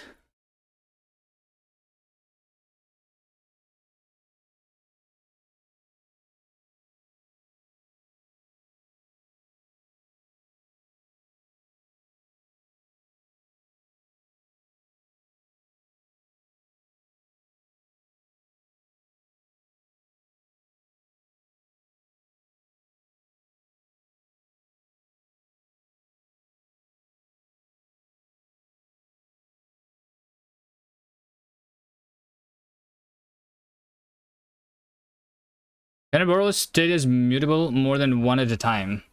So here's the thing now. I cannot do this because this lifetime is the same, and I need to make them different. Pretty sure. So now here we can infer this lifetimes. Okay. And then args. Use of moved value args. Hold on. Now hold on, but now it cannot be moved. Shit. Okay, maybe. Yeah, I see. I think I will. Alright, for now, I don't need to mutate this actually. But when I do, I think I will like do this other way. Like I did before. Where we have a method on this struct instead of having it as an argument.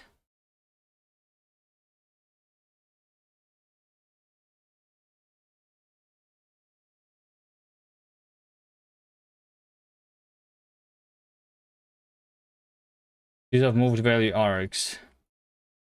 Well, this should be deriving like copy and clone basically.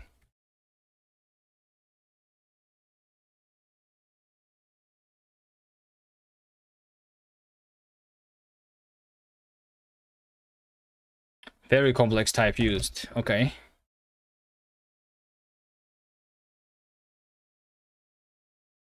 And then I will not need to derive copy either. And it will be easier. Okay, so right now we didn't achieve anything. All we did right now is we like made it easier to work with this code, hopefully. Hopefully. Okay. Now we want to figure out the next part.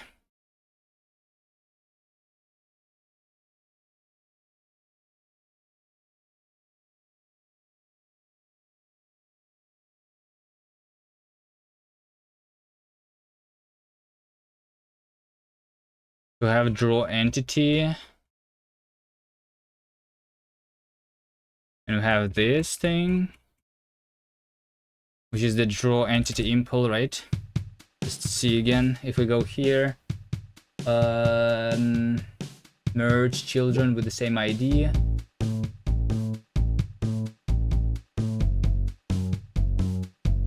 Okay. Yeah. All right. Now we know the function. The function is here. Its lifetime is not being used even. Okay, good. Can remove that.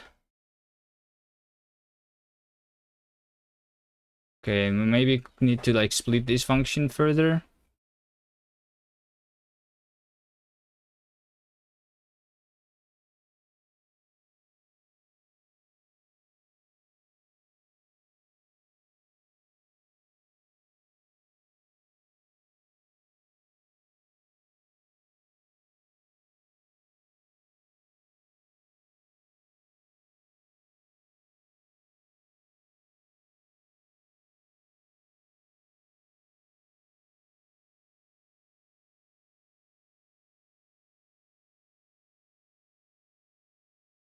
Teleport phase is only being used here.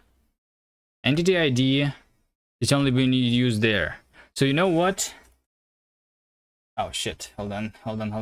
What we are going to do is we are going to remove this and have only just one entity, and this is going to be a reference to the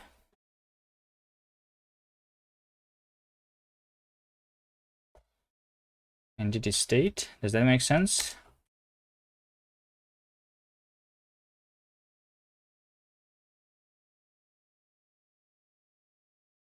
That makes sense. I think it does.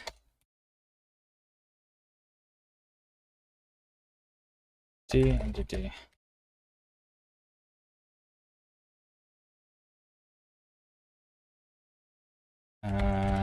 This is the state.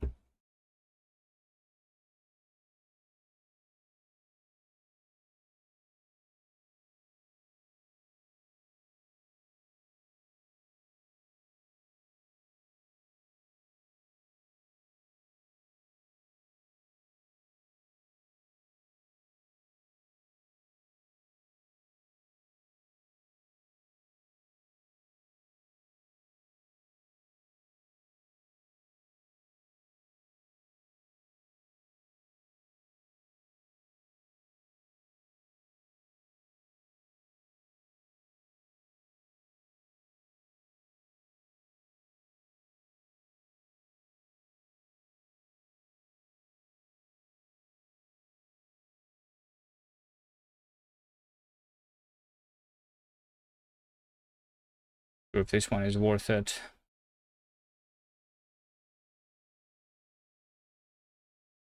But okay, I'll continue. It's not hard.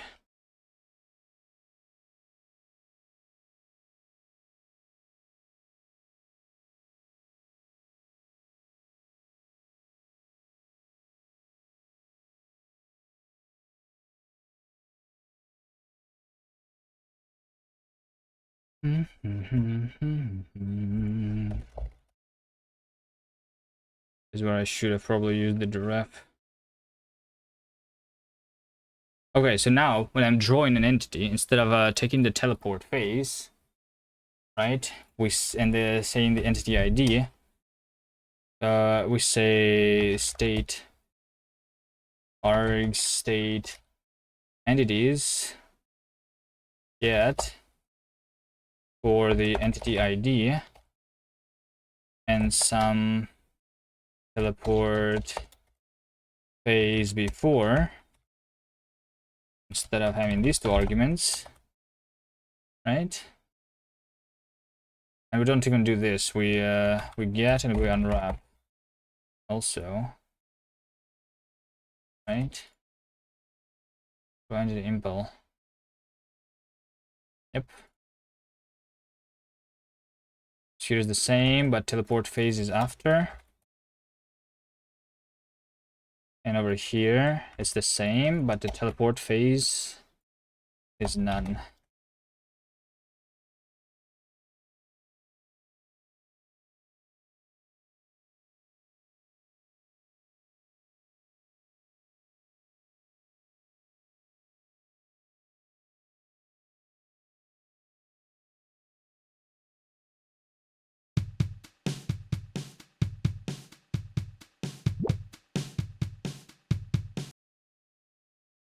Looks like it still works. Next. Next. Let's see. Draw entity. Impel. Okay. So first of all, we draw above the water. Let's do this here. Puffin. Profile scope. Above water. Alright, we're going to do this and then and then this would be like something like selection screen, which we're not getting into. And over here we're drawing like the actual draw. And this is drawing side effects that are on top. Yet. Okay. And this is drawing the stars. Okay. It's not like the side effects, so I think we can do here. Let's see, let's call it like actual, maybe.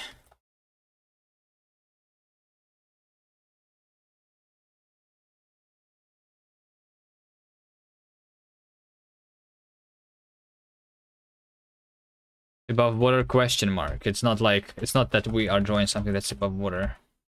It's the if that's about the above water, right?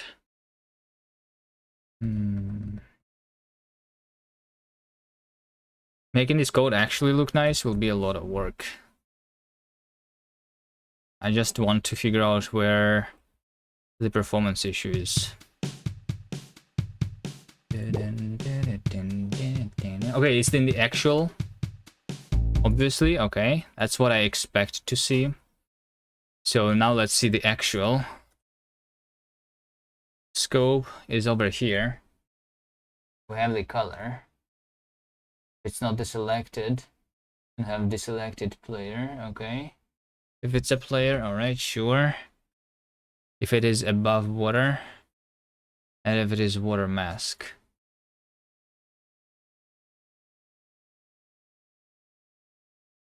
But this is just literally calling the thing that is called the draw game tile, right? So the question is, which one is it, right? Because we are drawing multiple times, right? Draw entities. Let's see. This one is going to be like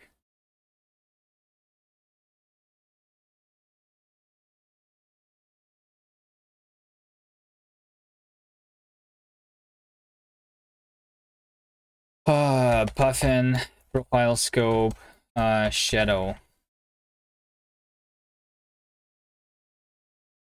This one is going to be puffin, profile scope, background. This one, file scope, actual game layer.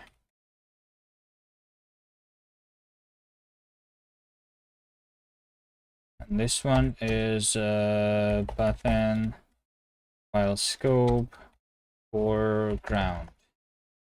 Those are the 4 layers that we have here.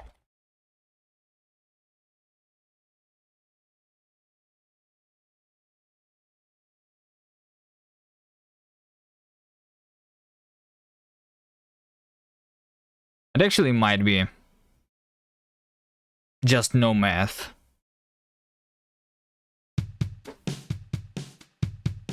Maybe just we need to reduce the amount of draw calls. Okay, so we have the shadow and the actual game layer. For both of these, we spend a lot of time in the actual drawing because that's where the drawing actually happens, right? Okay, let's see, draw. So like, okay, hold on. Foreground, the actual draw layer. This is just calling the draw tile.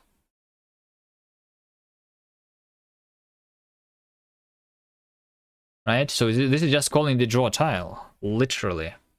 And the draw tile is also not very simple function here.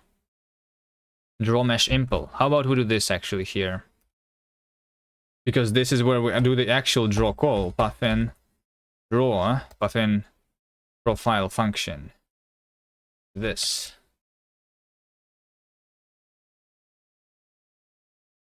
Okay, that's what I should have started with actually. Maybe I should not. Maybe like that refactoring. Just I wouldn't achieve anything with it really.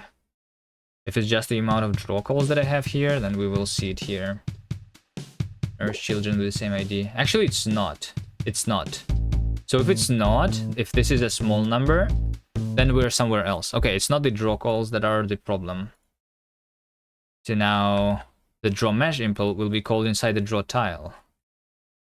Right? Okay, hold on. Profile function. This one too.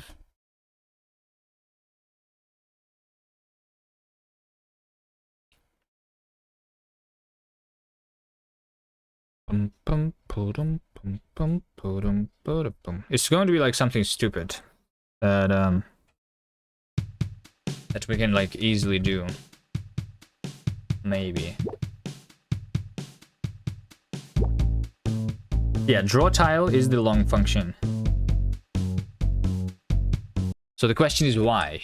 All right, I was looking at the wrong code. So why is it then? So the tile set, this is the tile set, tile text. I'm not doing any tile text here. Vertex data. Something here is really... Is it? Oh, it's because of the connections. Hold on, it's because of the connections, right? This is it.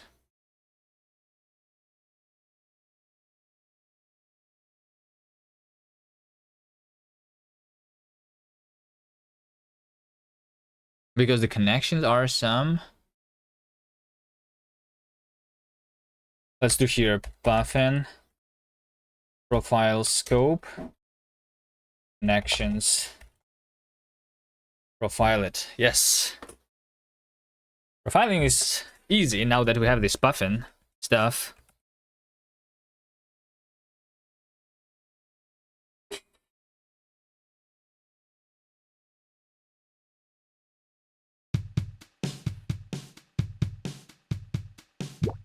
Connections. It is. It is. Okay. So the connections, this is where we do like basically the auto tiling, right? So like when we have a one block and then next to it we have another block, we need to like figure out what is the part of the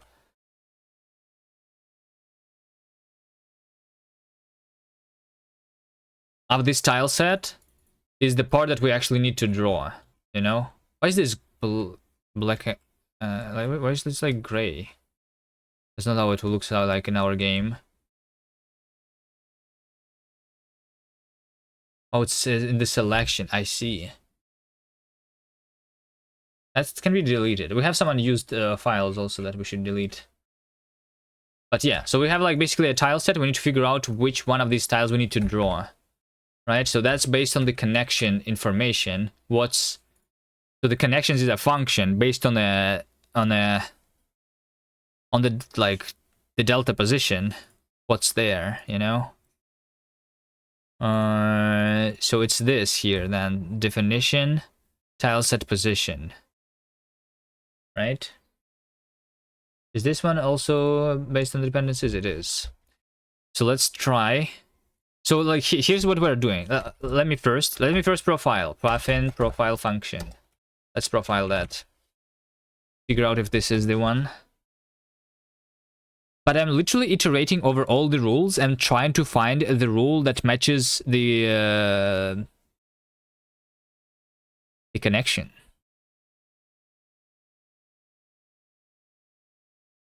The amount of rules that we have one rule for every tile basically.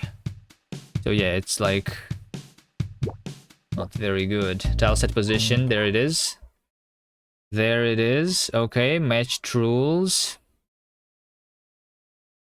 Okay, so the question is then how do I do this? Then more efficiently. Or like yeah, previously we did not need to do this because bake it. That's how we did it before.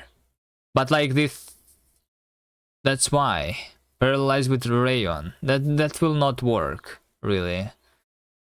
Like if I make a web build, for example, it will not work.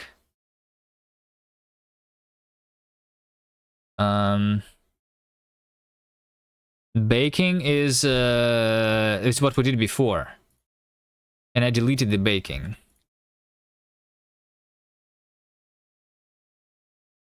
Because we potentially want to be able to like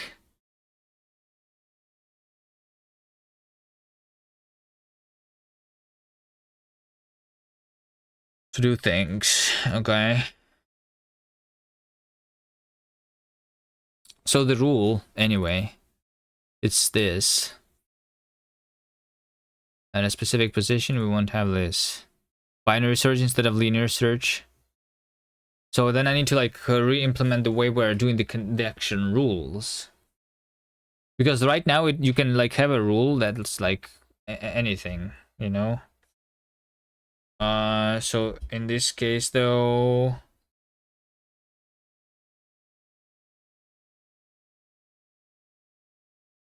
matched rules. Oh wait, hold on. We also can. Oh wait, hold on. We are iterating over all the rules all the time because I'm choosing a random rule. So like we have the RNG. If multiple tiles are all both like we're both like the same rule, we can have some RNG in our thing.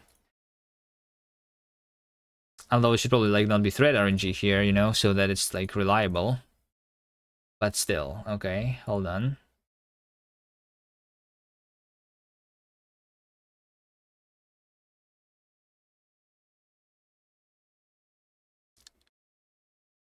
Do I need to go back to baking?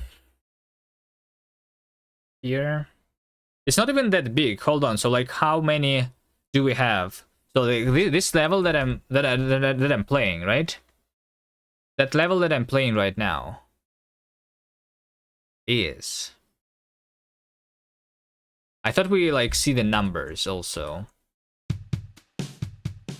here of the amount where we merge, right? So we have 200, 300 times we're calling this function connections, right? 300 times I'm trying to draw a tile.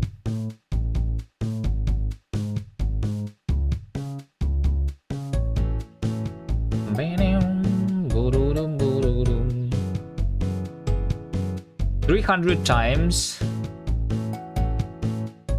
or like 600 times because we do it twice.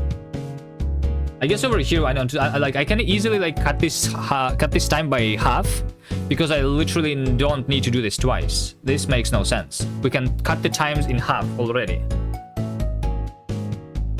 because it's the same thing. I'm just calling the same function twice.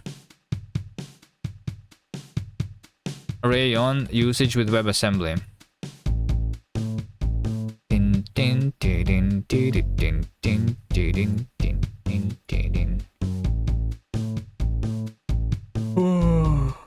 By default, compatibility WebAssembly treats an alpha platform without multi-threading support, and will fall back to this. You can build it with proper multi-threading support for the web, but you need an adapter and some project configuration for account to different differences between WebAssembly threads and threads on the other platforms.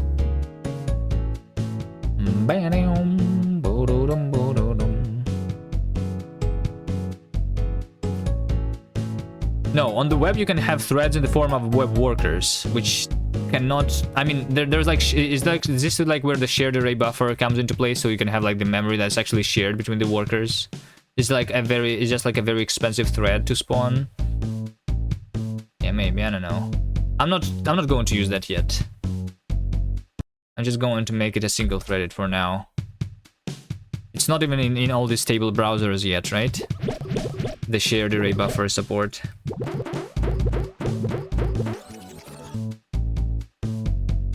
I can easily cut the times in half though.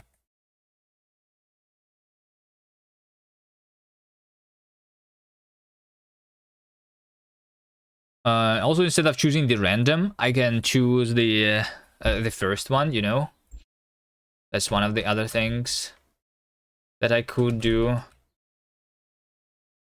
We can literally do just mesh rules next. Or self-default, that's the same thing. Just like, it's... Oh. Yeah, we need to like map it still. Yeah, so like just instead of choosing, we just do dot next, right?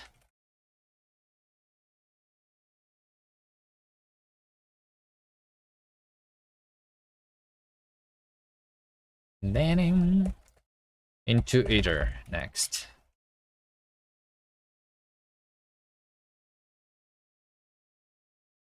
Even though it's already an iterator.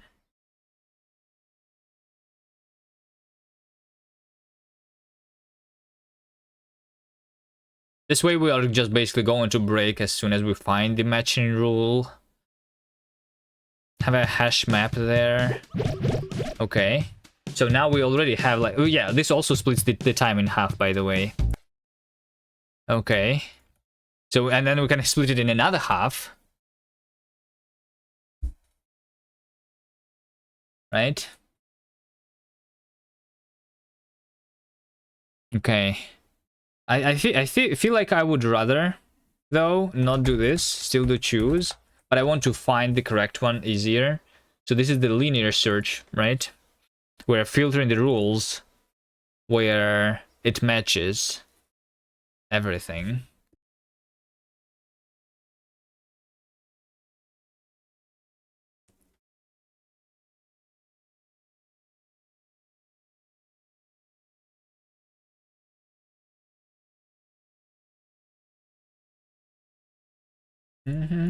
Also, here's another thing. I'm calling this function multiple times. Instead of calling this function multiple times, I could cache its results. you know? So actual connections,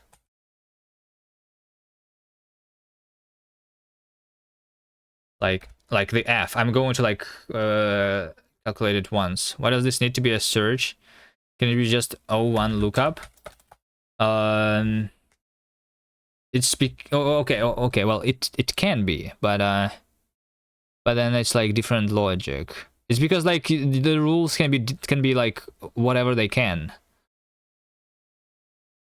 You know, like if the block on the left is the same as your block, it's like basically like these ifs, and you can have as much as you can on any like different directions. You can specify all the directions. You can specify only some of the directions here.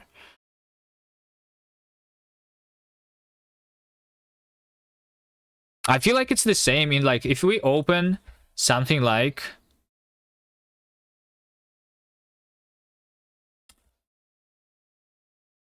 what's the LDTK, right? LDTK. Nix run Nix packages LDTK. Let's see.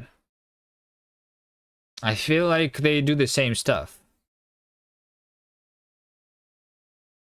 Yeah, let's just download 100 megabytes real quickly. Come on, internet, you can do this.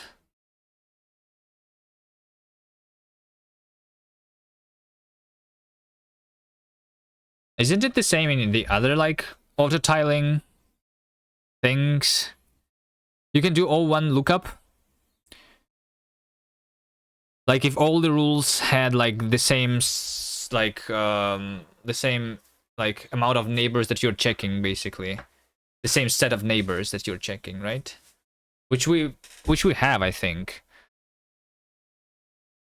but I'm not sure. Let's see. Let's go here. So we have the tile sets, right? Tile sets. So here's your tile set,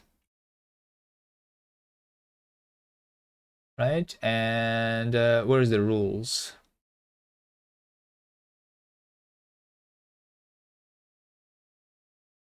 Project tile set, source image identifier, tiles layout. Wait, do they not have the rules here? These guys don't have the auto tiling? No, they do have auto tiling for sure. But where's the auto tiling rules specified? I thought it's in the tile sets.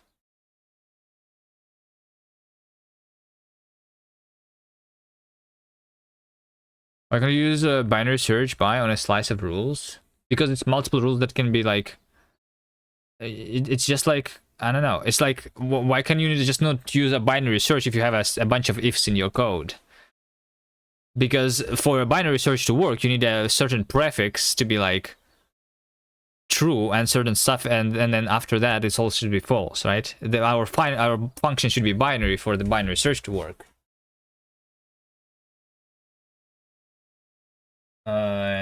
Maybe we should just like change how we do that.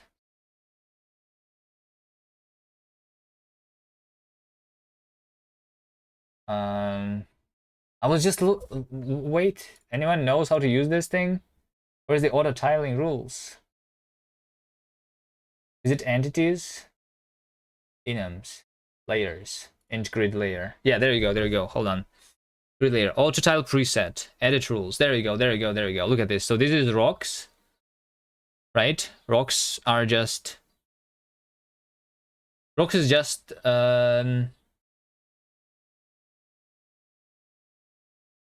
yeah, rocks is just that. And then plants. So for example, for drawing plants, you say that the block above is empty, is not this, right? Any value, no value, and the block underneath. Wait, hold on. How do I know what it is? How do I undo here? There is no undo here. Oh shit! This. What did I just do? How do I undo this? Oh no, I cannot undo anymore. This thing. Anyway. So like if you have a block above and you don't have a block beneath, then you are drawing this thing. And then there is also the probability of 65%, right? So that's how they draw these things under the tiles. Each of the 8 neighbors is either a tile or wild star, which you could use it as a key. Yeah, but the wild star is not the key. Wild star means anything. And my actual data is not a wild star. My actual data is an actual tile, right?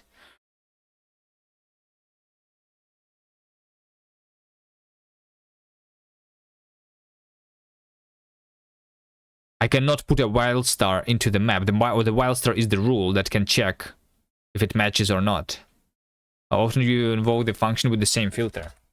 Yeah, I think for now I'm going to try to do this because, like, first of all, I'm trying to figure out what is the tile on a certain offset. Instead of doing this, I'm just going to pre-calculate this here at least once, like that.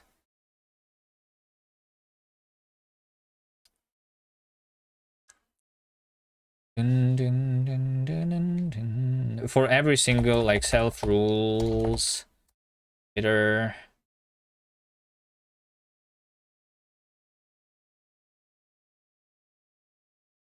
Tile.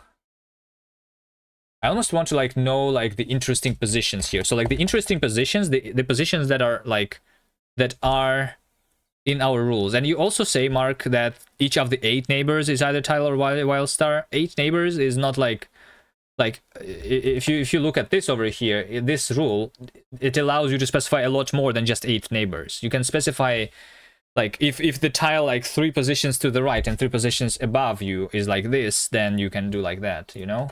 These rules are, they're very, like, flexible. It's not only about the 8 neighbors that you have. Interesting offsets is going to be, let's just do a vec this. I don't know. Let's say rule positions, rule offsets, rule connection sets. Not to make it public even. Okay, so rule connection offsets is going to be rules. Iterate flat map rule connections keys copied collect. Okay. So like this. And this rule connection offsets is like empty. We don't care about anything here.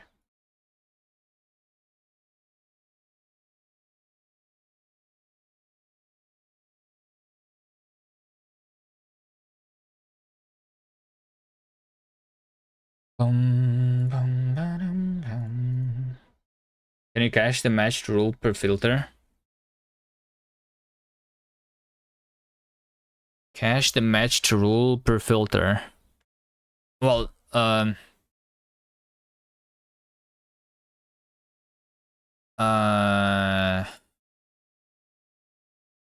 matched rule per filter. What does it mean? We don't have a filter. We have, like, the actual data on the screen, right? This is what this function represents. What is actually in this offset relative to this tile. It's either an empty, the same, or a different tile, basically. That's all I need for my auto tiling right now. You guys just pre-compute then. Yeah, that's what I was doing before, but, like, it only, like, then I need to, like, recalculate the mesh and stuff, right? I was trying to, like, see if I don't, like, so, like, I was basically pre-calculating the entire mesh once, right? And then if anything changes on the level, then I recalculate the mesh. That was what I was doing before, but I decided to delete that code and do it differently. Maybe I should not have deleted that. I don't know. Like, it's the correct thing to do, but yeah.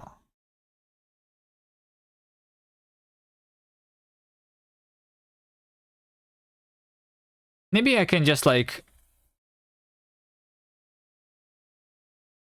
I don't know. Maybe I can do something. You may cache the applied rule.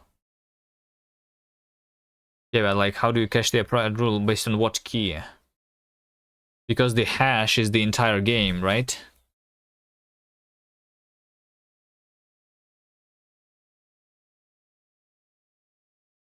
Hash the incoming tile. If it doesn't exist, calculate else stored. Well, the incoming tile can like change where it's located, right? Too. And like the surroundings of the incoming tile can be changed.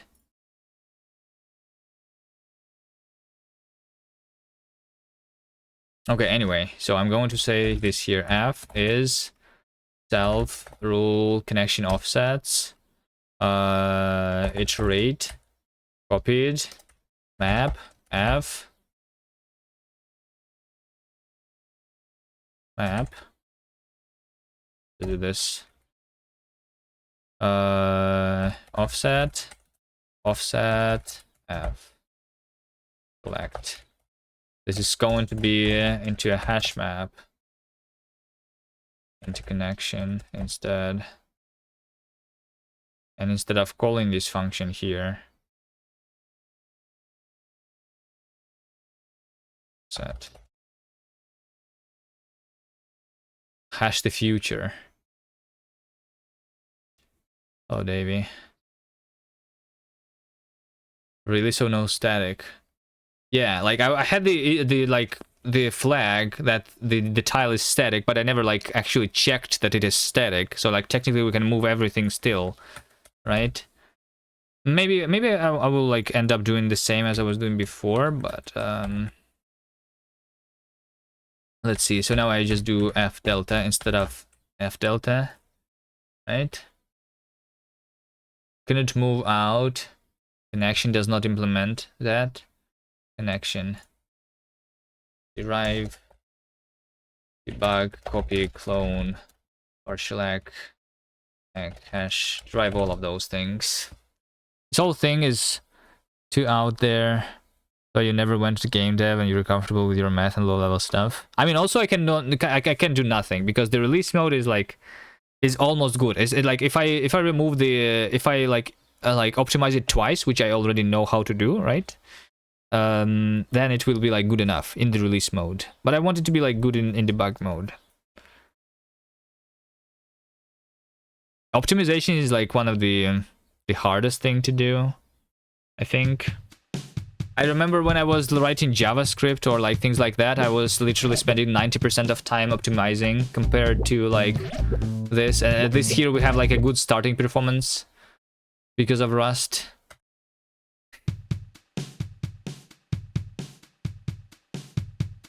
Okay, now it's actually worse. I made it 3 times worse. Amazing, right? All done.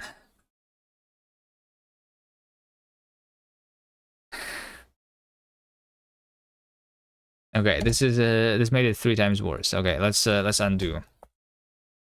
Use existing engines so people, yeah, or you can use existing engines. Yes, existing engines, they have like at least they like have these parts optimized, right? When you like just I mean this part has nothing to do with the engine. I mean like maybe I don't know. I feel like it's going to be like implemented the same here. So like if I move every tile here, every frame, it will still like I just need to cache it, and then that's probably what they are doing here. Like if nothing changes on the screen, I need to not recalculate, basically, right?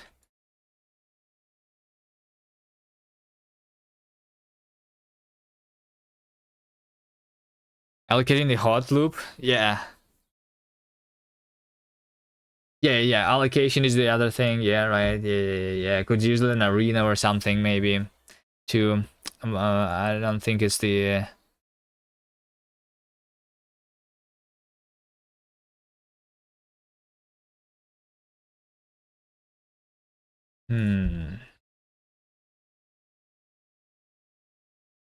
First try to get rid of the zip hash.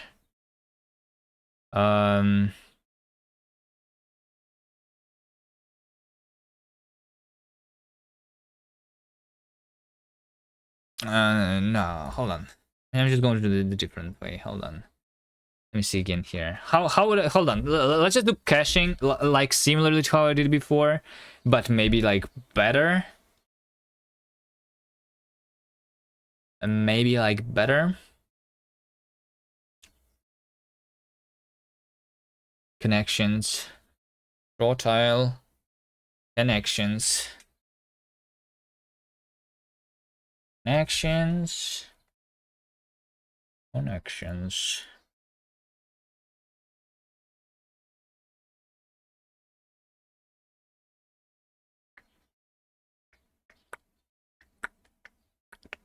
But like, I mean, okay, whatever. Like what I'm saying is, even if I like cache it, but caching takes 100 milliseconds, right? When it changes, then I will have a lag for 1 frame for 100 milliseconds, and that's like annoying for the player too, right? But there was a tool that took a bunch of commit hashes and automatically tested each and returned the hash with the best result.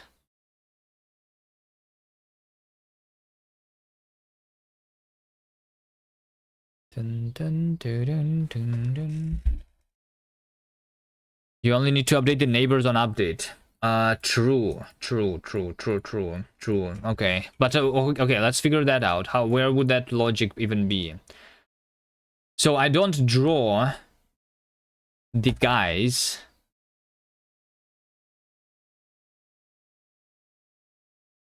I mean, technically, not only the neighbors. If we had more complex rules, like more than just like the age surrounding.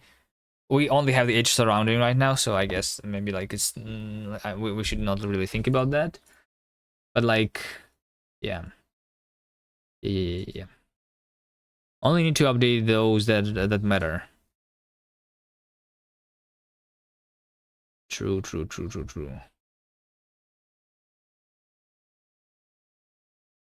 Connections.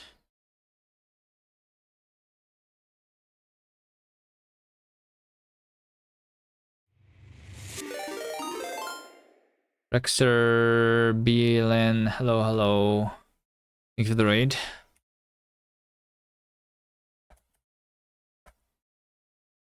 How are you doing? How was your stream?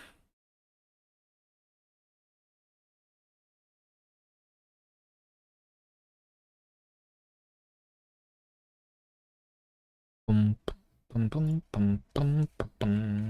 currently in the process of optimizing my game a little bit.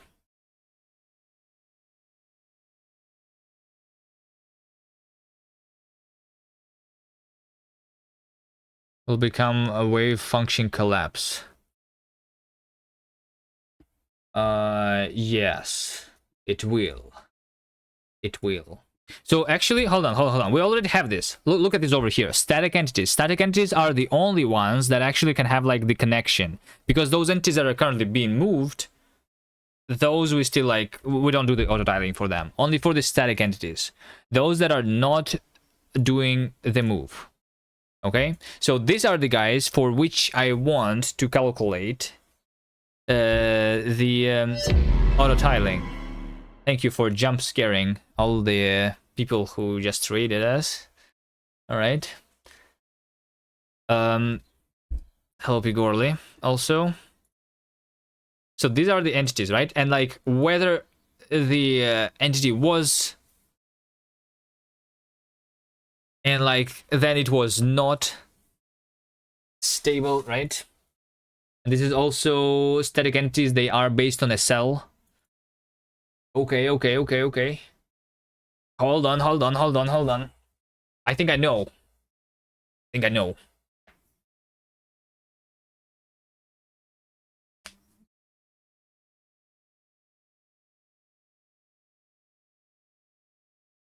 Like, I mean, on the other hand, like, so like for the static entities, we could like generate the entire mesh even. But there's other things about the rendering,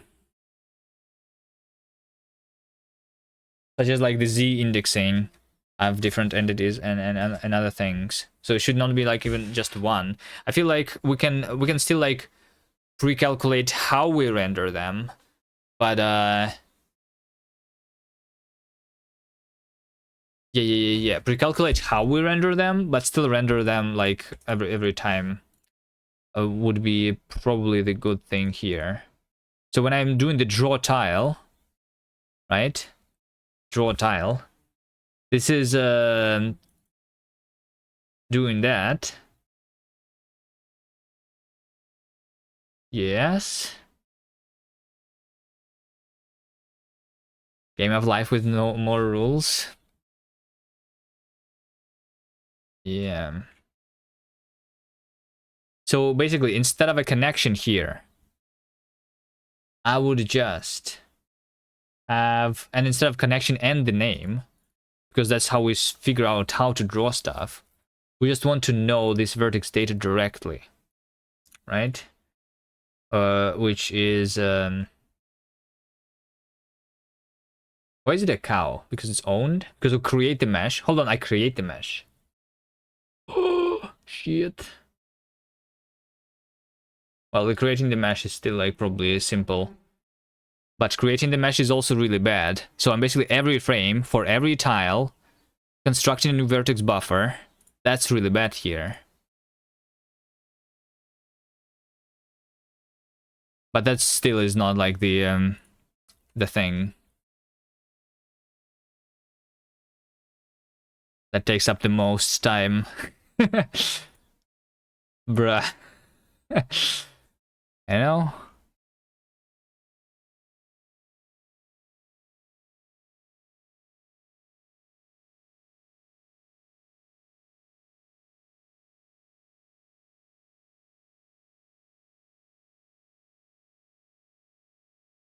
Great mesh.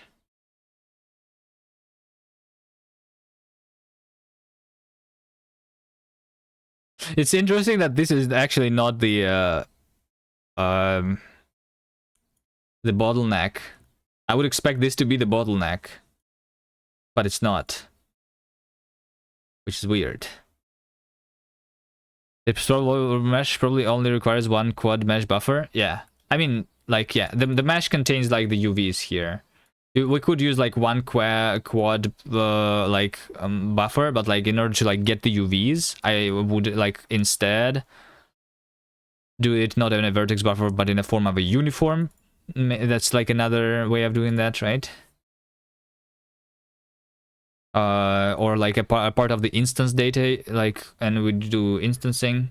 Another good thing that we could do.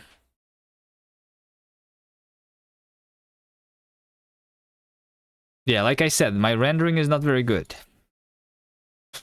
Okay. I just don't want to do it. I mean, do I do it from scratch? We can do it from scratch, but I don't know. There's like a lot of things that are happening here.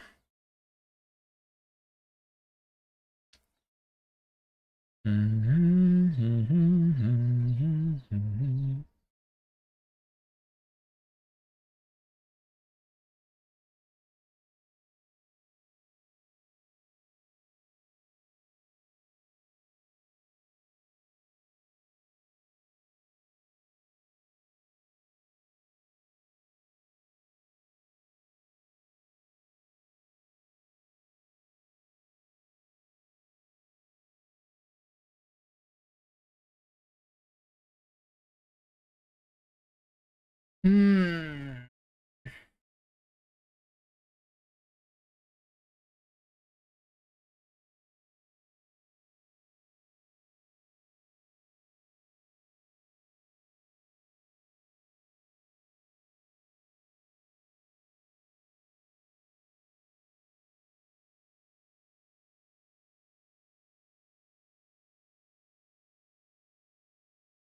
Frame buffer. This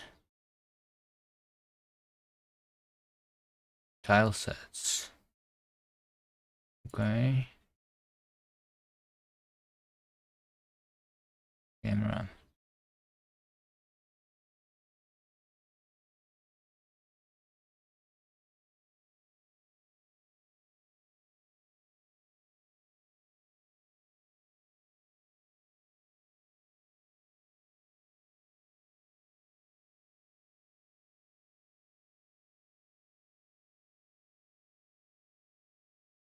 Okay, so what I want here is instead of having the name, then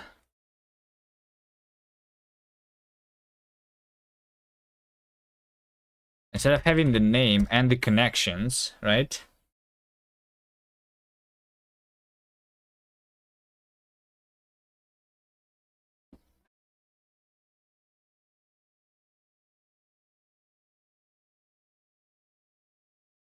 the default meshes.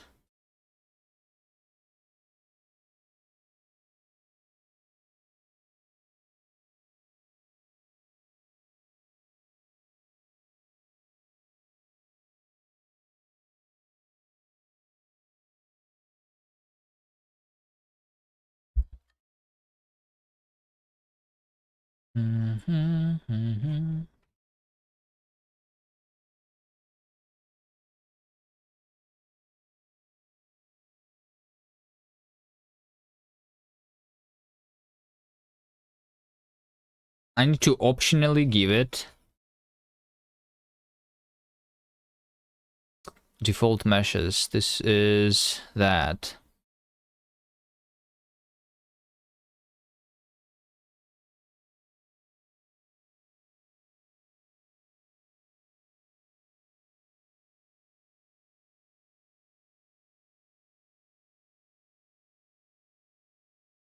Okay. Okay. Hold on. Hold on. Let's see. Draw tile. Draw tile.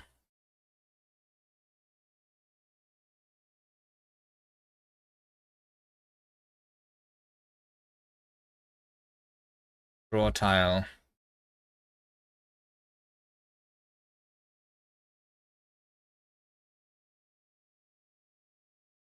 There's also like this tile text though, which is like.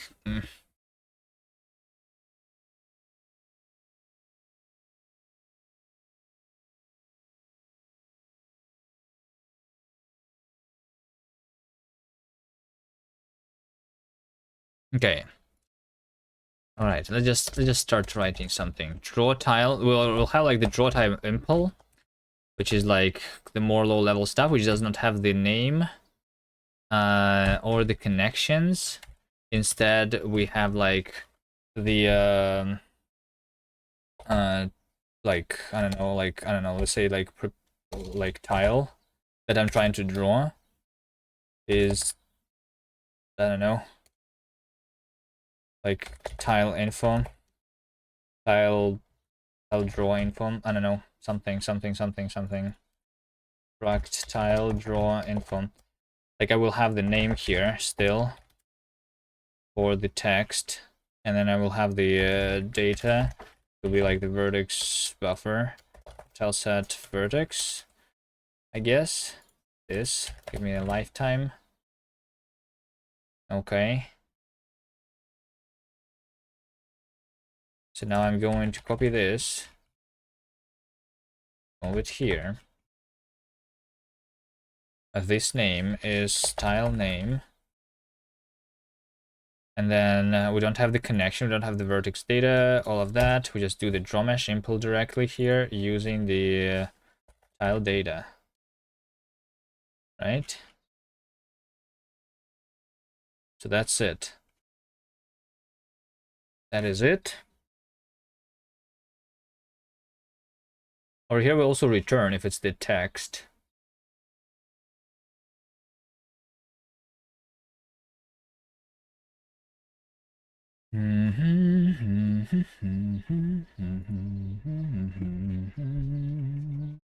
I guess nothing really happens there.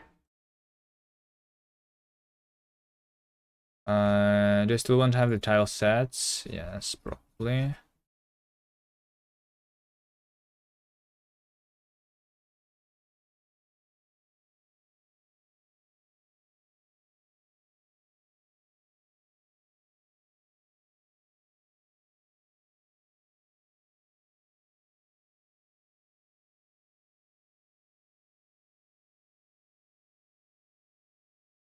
We'll remove that. We'll undo this. Self draw tile. Impl. So the tile here will be tile info, where name is the name and the data is the vertex data, right? Data.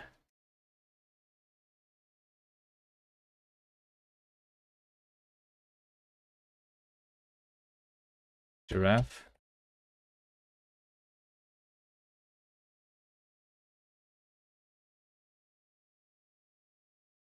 instead of this.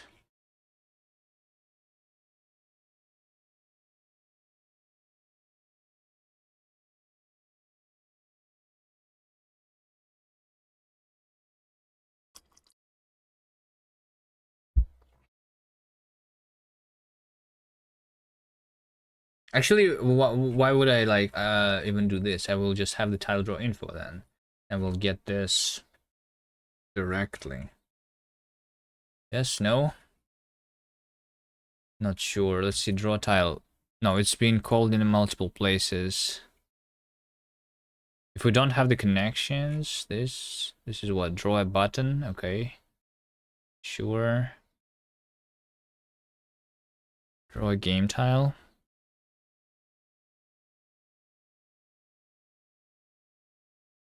Sure.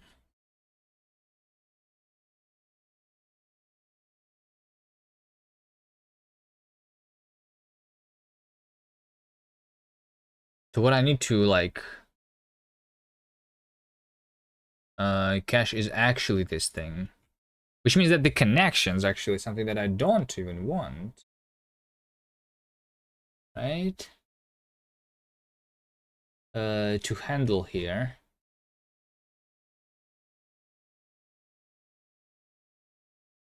You know what?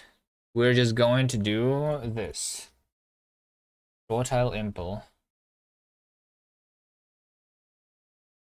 So tile tile draw info. This thing should be optional. So if I don't provide it with the vertex buffer, it should be like be used like the default thing. Then help. Well, I don't know. Anyone can help here.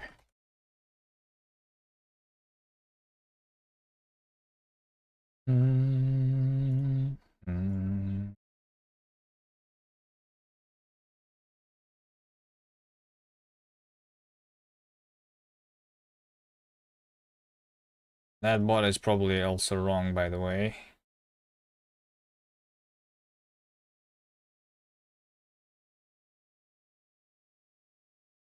Draw a tile.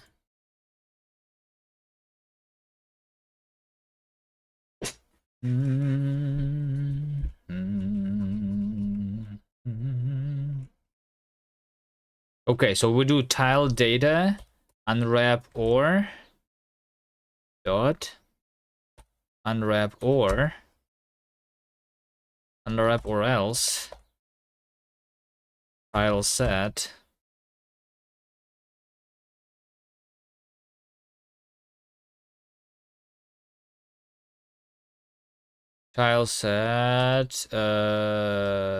def default mesh get for tile name unwrap. No, hold on. Unwrap or tile set error mesh. There you go. There you go.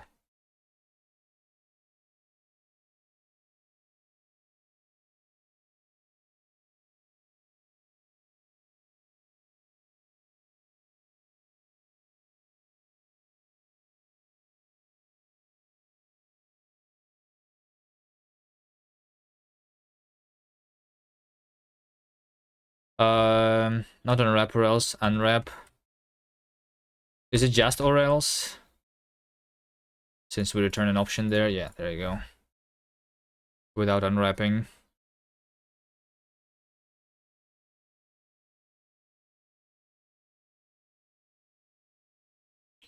Contains key tile name.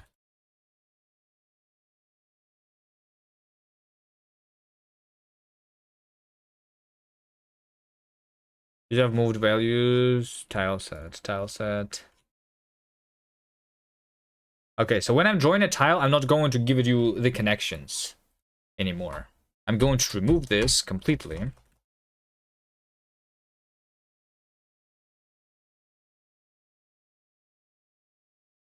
I'm going to remove this completely.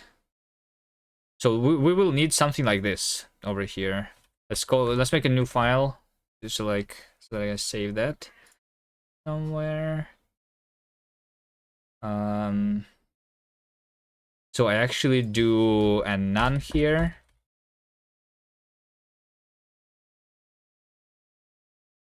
But we want the draw error, right? This is where we actually don't do anything. Okay. Okay. Hold on. Remove this. Data none. So this is where we have the actual data, right? That data is match this. That is some data. Then we have data. Otherwise, we do that because I cannot return from inside a closure. Okay, data. So here we return. Potentially we report the error. Okay. Mansmo, hello. And we return the error mesh here. Okay, nice. So now we have one less argument to worry about in some places. A Bezi. No, I'm using my own custom engine. Which is why we are having big trouble here optimizing, actually. So like sometimes I wish I used an engine, but also sometimes I feel like it still is more worth it here. I don't know. I didn't like Baby. This game was written originally in Baby, but when we changed.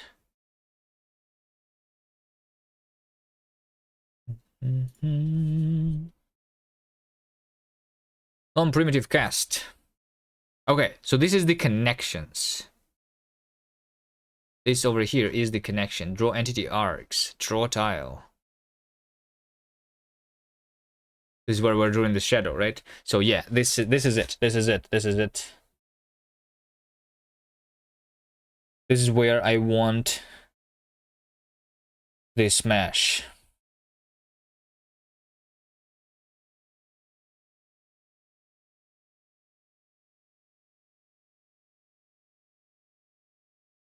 And this is like based on reachability and everything. Okay, so the question is then, where do I store this data?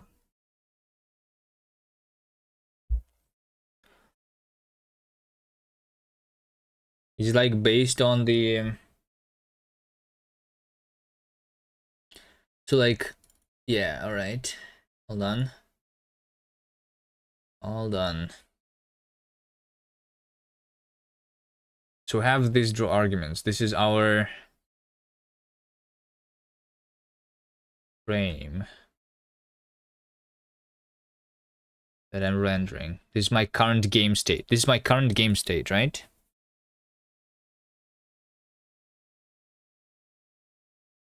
Current game state. Bum, bum, bum, bum, bum, bum, bum.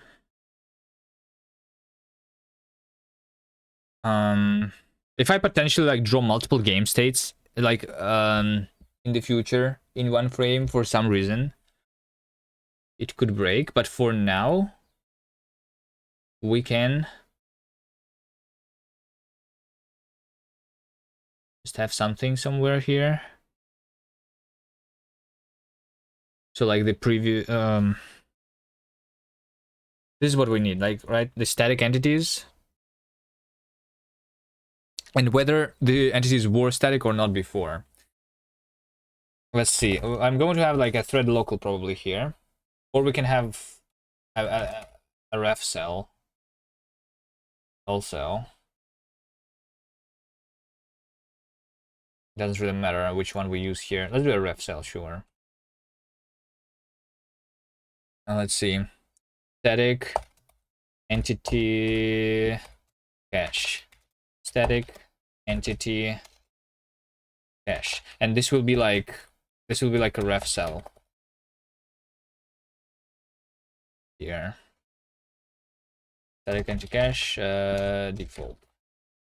So we'll have this somewhere.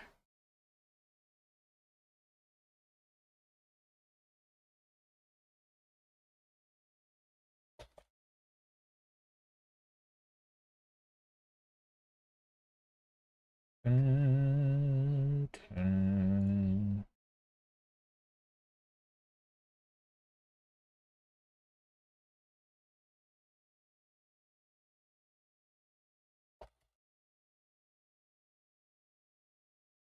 Struct static entity cache. Okay. Derive default.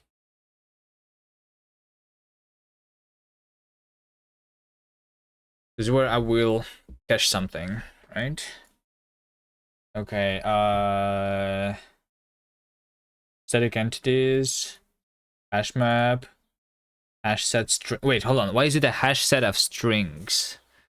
The identifiers.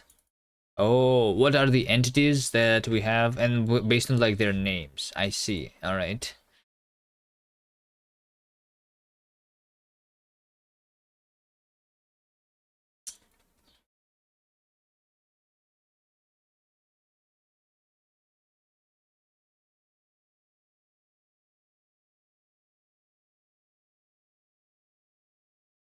This connection is static assets, config, break paths based on reachability. Then frame state reachable by path. If not, shadow config blacklist name. What even is this? Hold on.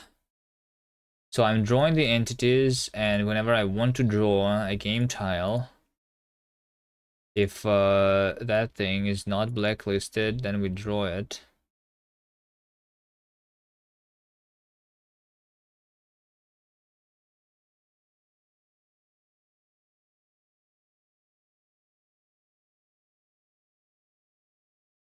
Oh, it's connections. Oh shit. That's so...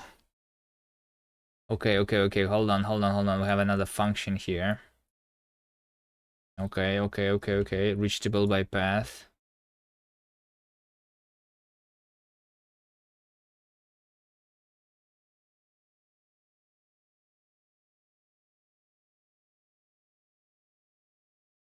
This code. Who wrote this code?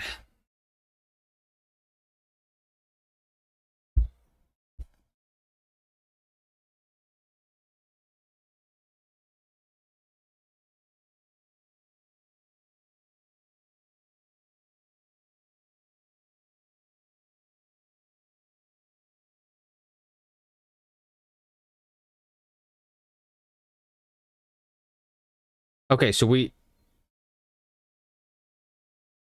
don't do this, right? We just... Okay. Yes. Okay, hold on. Hold on. Hold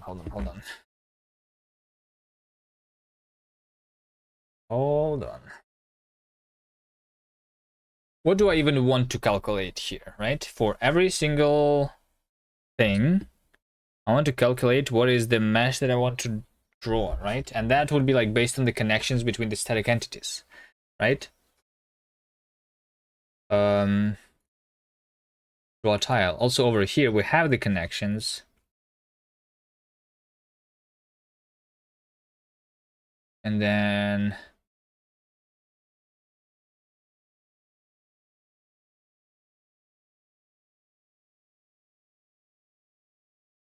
Over here, for example, we don't say any connections.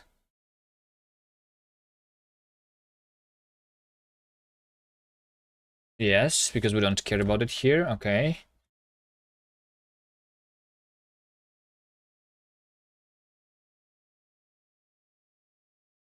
Expected 9 arguments for 10. Okay. These connections are only about the paths. The path unreachable and shit. Oh my god.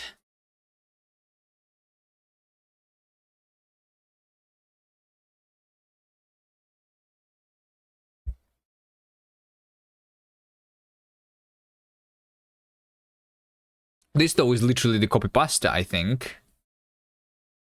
Is it? Is it the copy pasta? No, this is the tile.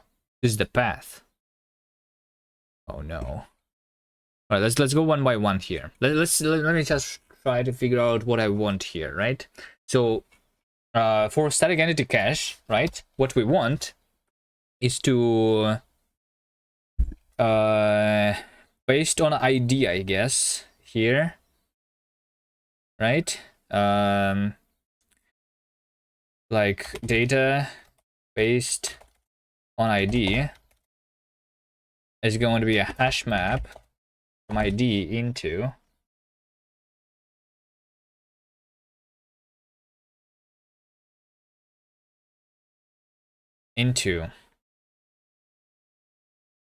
with the vertex buffer here, right? That's the stuff that we will create.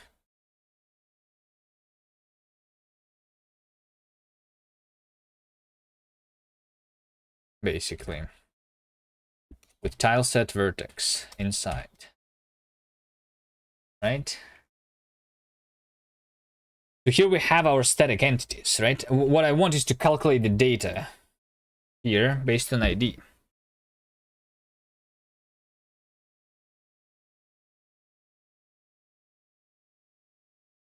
Let me try remove that here. This will be so like in the shadow I did this.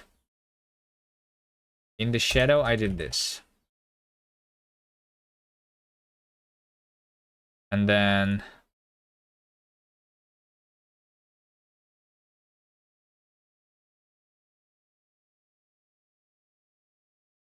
this is what I did for the actual path.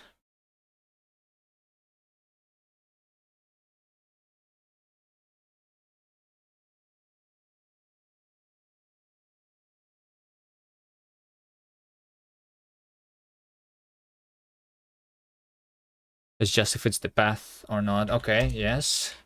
Because paths, they connect to like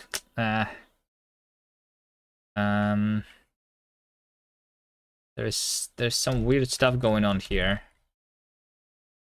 This is for the path, for the actual path, and then there is another part for like the actual thing over here, right? If reachable. This is the path which is reachable. This is where we were doing the things. Actual path reachable. Okay. And then over here in the end, this is where I did like the actual normal entities. Okay. So let's see if this is the same stuff. With the shadow and like the actual, I think these two things are the same. Am I right? This and that, does that look the same?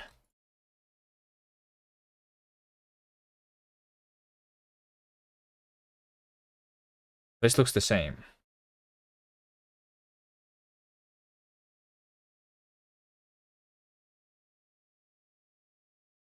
Right? It's literally exactly the same.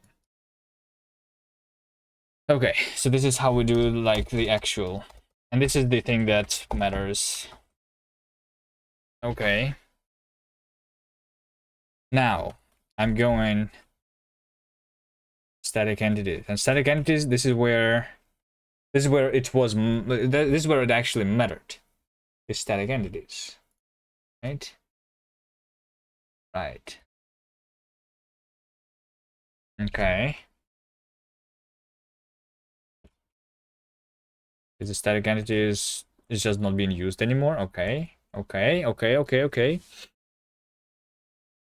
So let's have this. This is where I will update my cache. Let's see. Let cache be self static entity cache borrow mute. Okay. We're going to mutate that.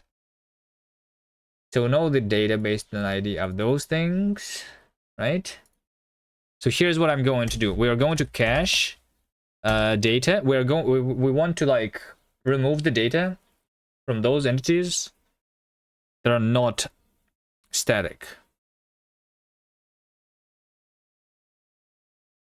right? So we retain, first of all,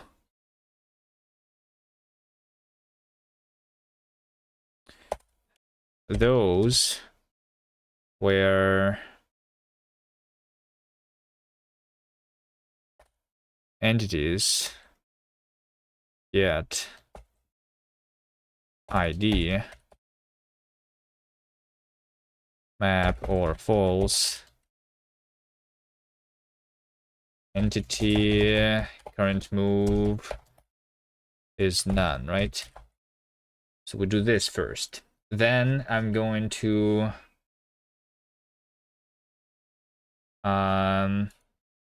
update the other entities. So like we will go over all the entities anyway, right? Those that are not here. And then I see here if cache data based on ID. I guess we go into the entry of the entity ID here, right? And I'm going to like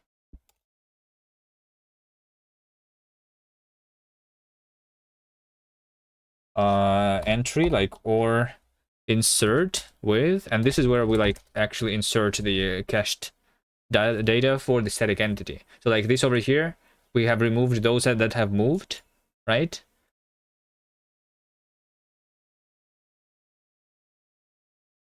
And over here we are initializing those that are static if they have not been initialized yet. So this is where I need to figure out what do we want, right? For this. So what I want is to insert. Oh, this is the vertex buffer itself. Okay. Or insert with.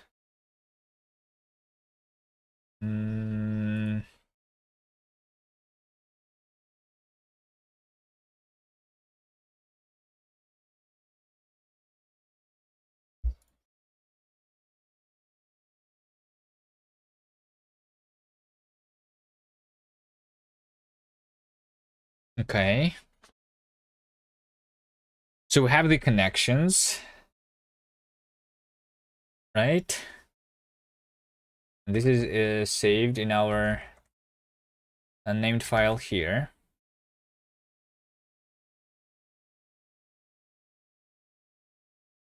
Mm -hmm. Doo -doo -doo.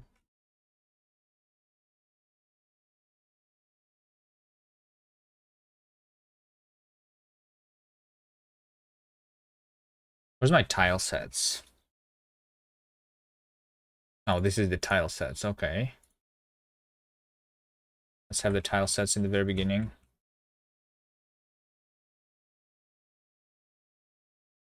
Because this is where I'm going to do that. Bum, bum, bum, bum, bum, bum, bum.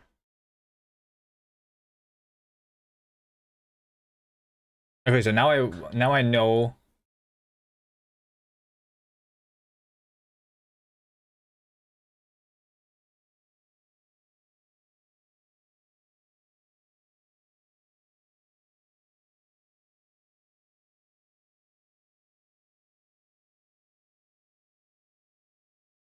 Hmm.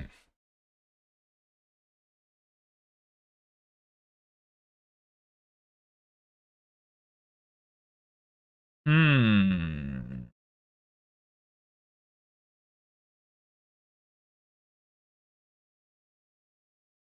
Hold on. This is also not enough because like you said, we need to like update the neighbors, right?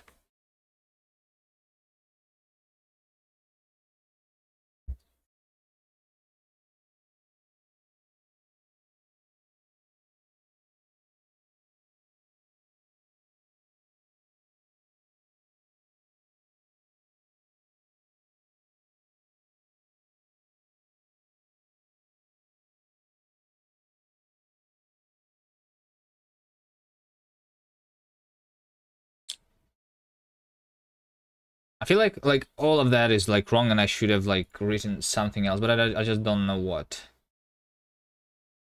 Would I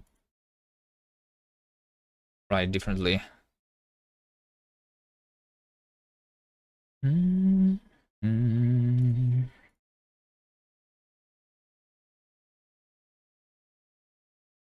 I didn't even like calculate it here. Something.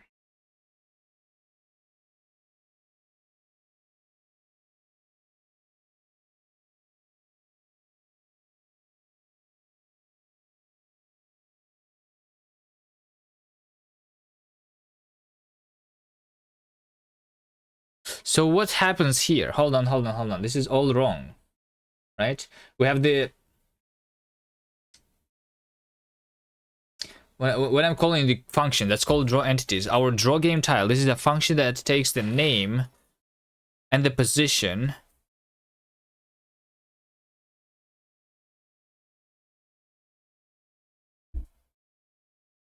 Right? But I don't know like the actual.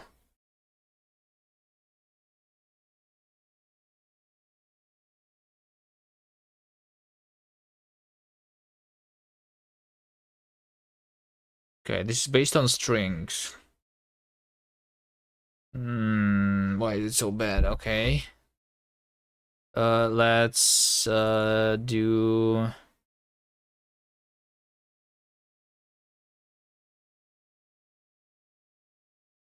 name and position.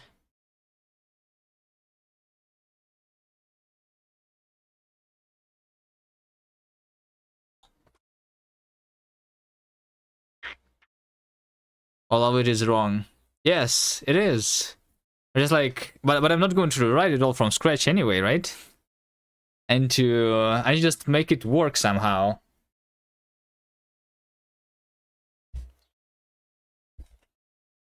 But all of it is wrong. Yes. I'm not in the mood to like rewrite everything from scratch. I mean, it's not everything. It's the rendering. The rendering that's what needs to be like redone. I'm just not sure if I ever was to do it from scratch, like how would I do this? ID system would be great. No, I mean I have the ID system. It's just, but the ID is not when I'm like drawing the tiles. Like having the IDs when I'm drawing the tiles would be nice. Yes. Boom.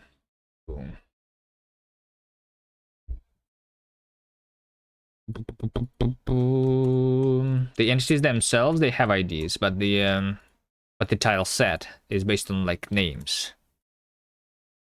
instead.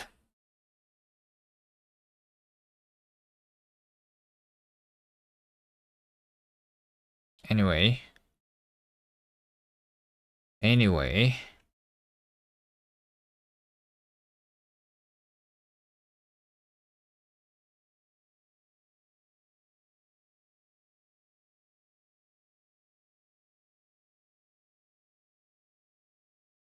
Okay, so all right. So this is why the static entities that I'm doing here, it's a hash map from the from this into a hash set strings. Like what is the list of entities that we have in this position, basically. That's why we are doing that in this way. And then like and then let's have the static entity cache. Static entity cache then would be not based on ID, right? It would be based on the string and position then. I guess.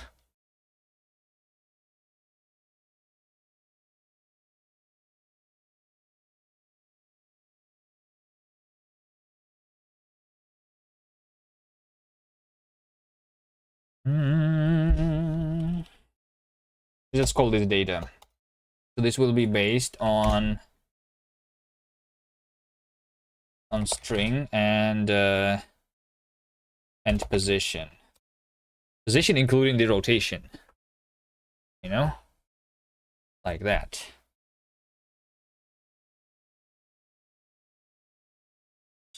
So we calculate the actual static entities here. This would be like currently static entities. Do you not have some tilemap structure where you could store the cache data? Yeah, but the cache from what? It's the cache from string to some data, right? Anyway. Or, I don't know.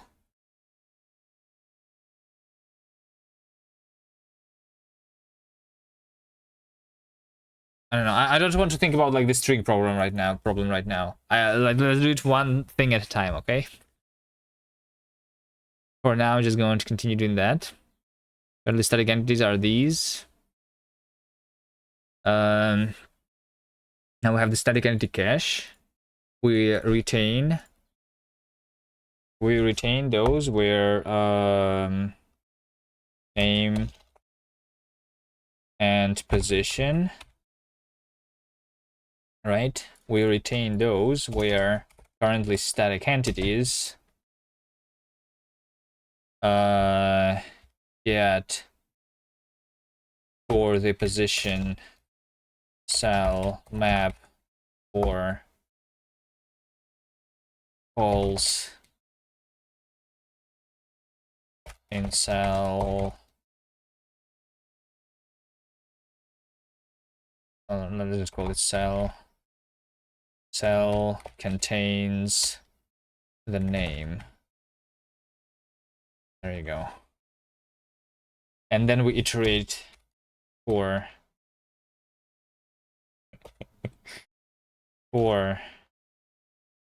position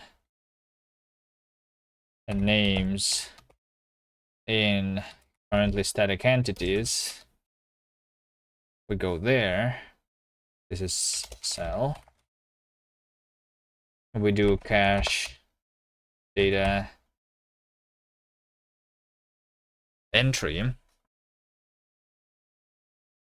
dot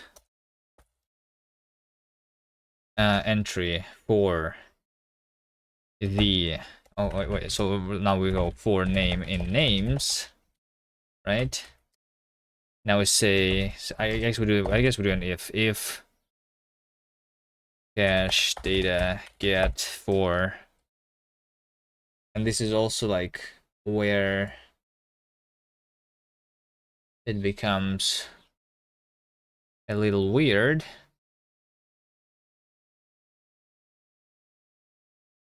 This is where the hash maps in Rust suck. The API.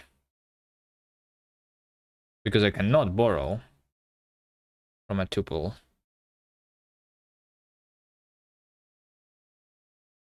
I stir instead.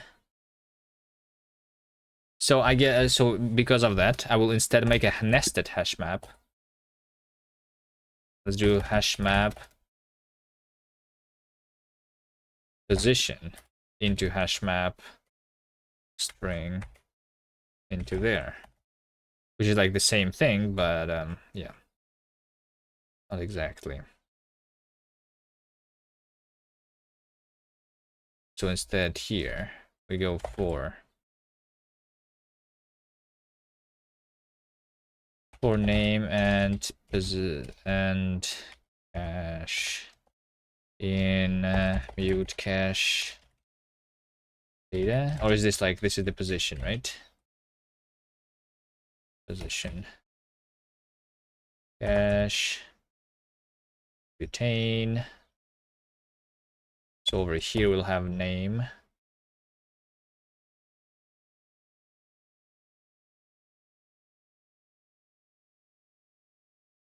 And we'll do the same stuff.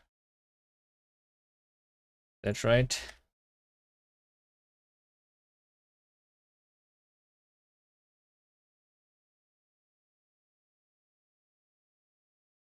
Without a tuple even, okay.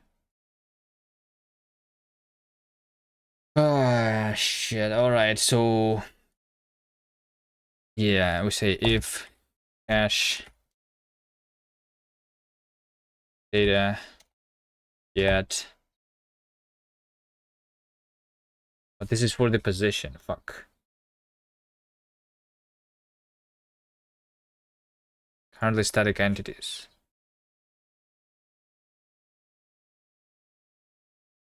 Hash set stir.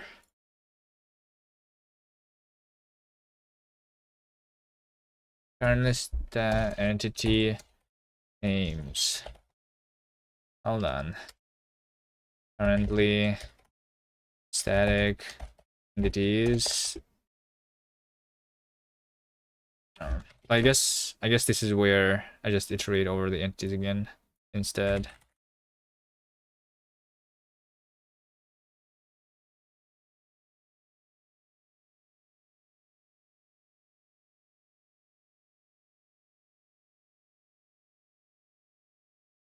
Name as string.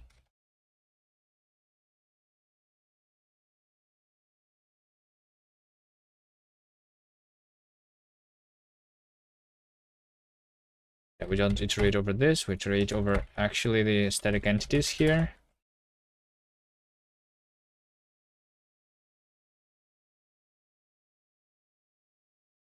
Like we already did. And then we cache data entry.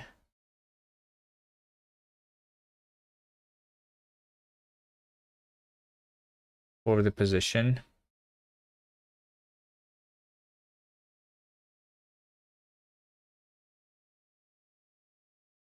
Entity position or default. So this is the cache again. So if cache contains key entity identifier. Is that what I'm saving there? Yeah, I think so.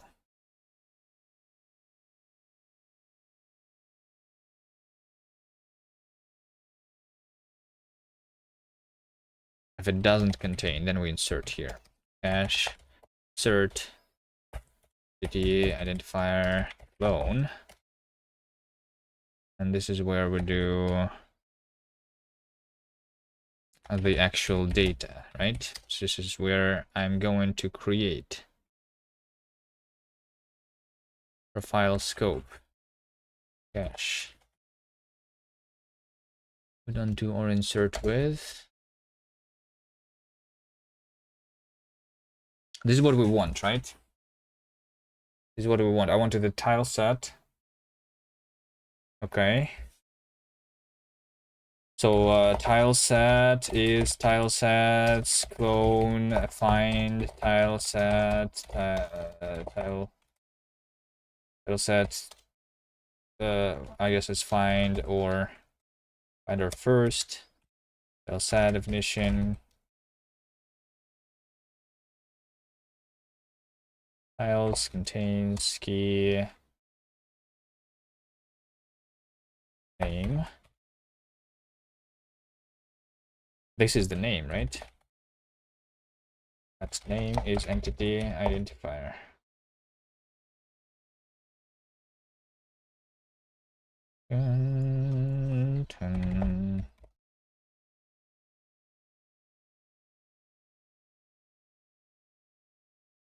Fact, no tile sets. Okay, now we have this, right? I'll have this code. I have let data to be this.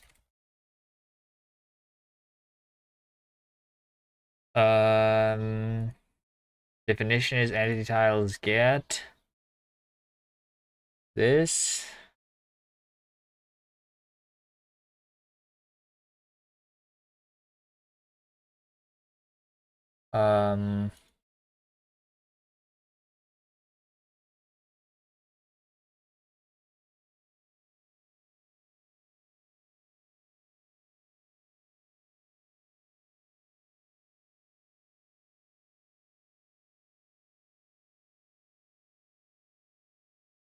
Tile set definition dot tile set dot. What do we have here? Nothing. Nothing really. Okay.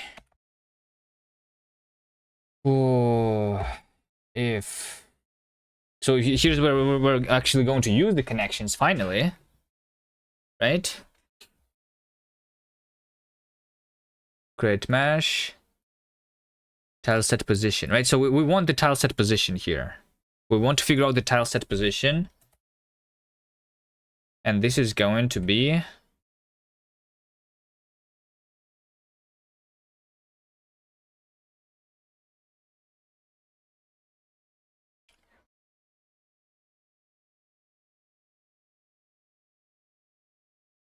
like we are going to call a closure here instantly. This one is returning like optional thing. We get the definition, we return that, right? We call the closure. This returns an optional thing. So I will do here unwrap or tile set definition error. Okay. Wait, do I need the error? The errors are also like handled. Look, some things I don't want the error. Wait, hold on. If it does not contain this thing, then we just don't do anything. I think we do instead E flat. Tile set position. Be that. Then we construct the data and we insert it into a cache. Otherwise, we just don't.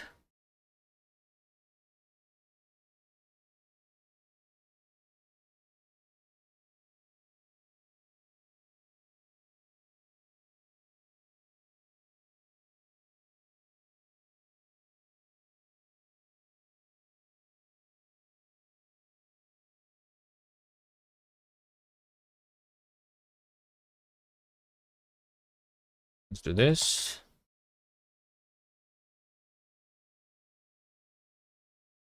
And then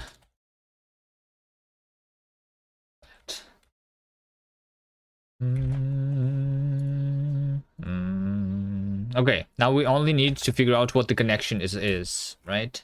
The connections is going to be with the path, or we have the path reachable, right? And we have the actual. Those are the three things. So now we need to know if it's a path or if it's not a path. And for a path, we do one thing. For the not a path, we do another thing. And also, by the way, hold on. But if the path reachability also changes, okay, let's start with something here.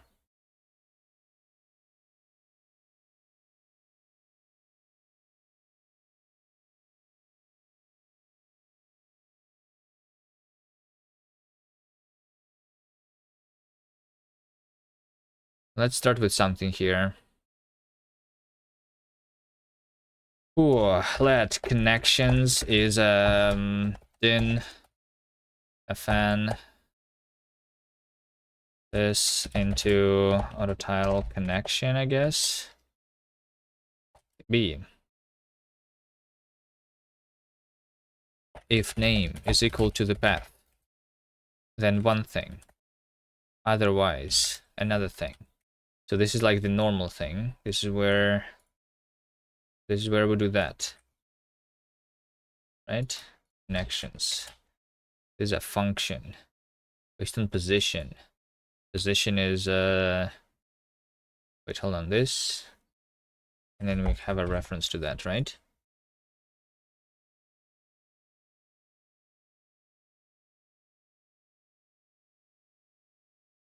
So this is entity position cell, right? Because this is based, no, hold on, this is based on actual position, entity position. Static entities. This is currently static entity names, right? Based on reachability, something, something. Maybe I can simplify that too. Okay, and then over here, if we have the actual path, then we just have this.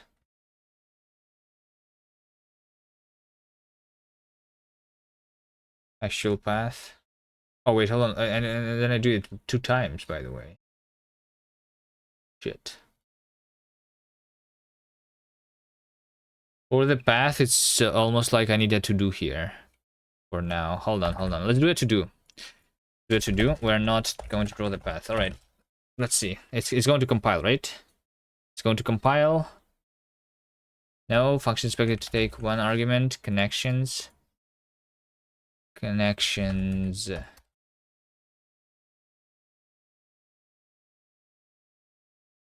Temporary value dropped. That makes sense, indeed.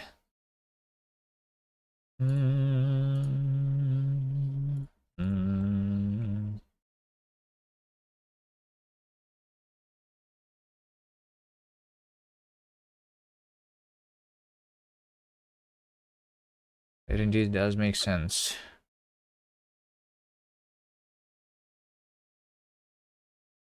Let's just do this. Because for the to do, it's fine. Or we would need to like box it maybe here. It's like, wait, hold on. Can you? No.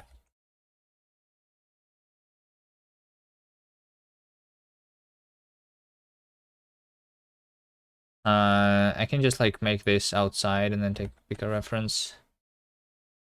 Yes.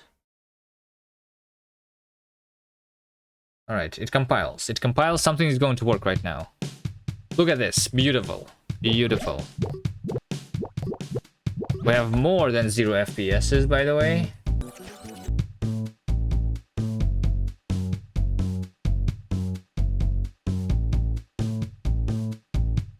We have more than 0 FPSs. Obviously, the connections are not correct here, though. So the question is, why are the connections not correct? More than 0 FPS, yes. Oh, wait, because I need to use this. I need to use the cache, obviously, right? Because right now I'm not using the cache. So when I'm drawing the actual game layer, and when I'm drawing the shadow too, over here, I need to not use the draw tile. I should instead use draw tile impo. And this thing does not have a name, and instead of a name, right? Or is it the, yeah, it's over here. We have a tile info, tile draw info, where the name is the name and the data. So the data here would be cache. Let's have cache.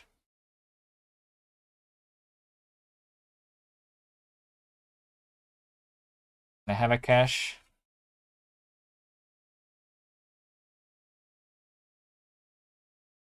I'm mutually borrowing it here.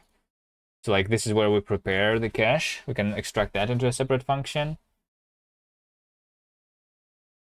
And then somewhere here, we do...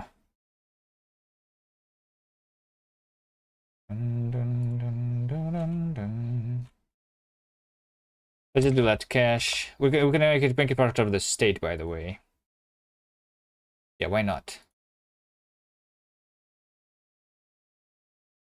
Self cache borrow. So now we just borrow without mutating it. Maybe we will. Maybe we could like mutate it. It's whatever.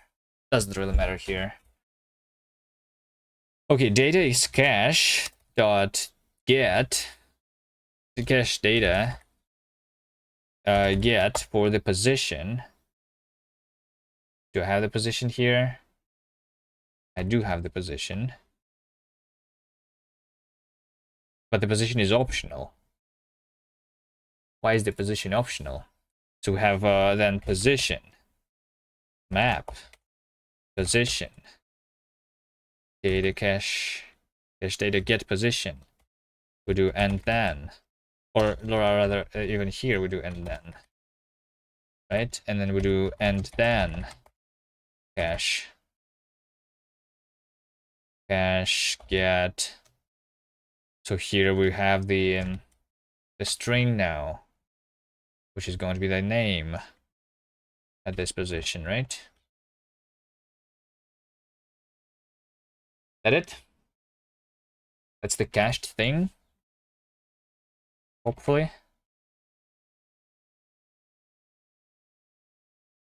Okay, and then we have the so like the background does not matter here. The actual game layer. Draw tile, impl.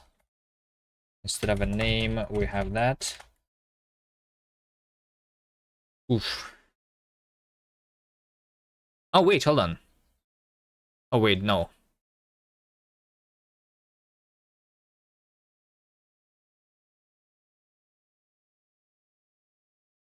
Yeah, over here, the connectivity, I can, like, check it directly, I guess. Oh, shit, look at this. It works. Okay, nice. Nice, nice, nice. Like I said, we still have... we still are doing, like... Okay, now the background is 4 milliseconds. This shadow is 7 milliseconds. This is 8 milliseconds, okay. So if I do right now the profile... Like the optimized build, though, this will have a lot of FPSs, right?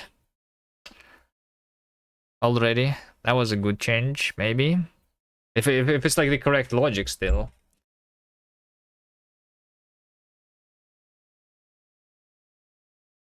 I hate optimizations. Optimizations is my like least favorite part. I just like writing code, cloning, and then wrapping all the time. That's how I write my code usually. Why do I have to do this?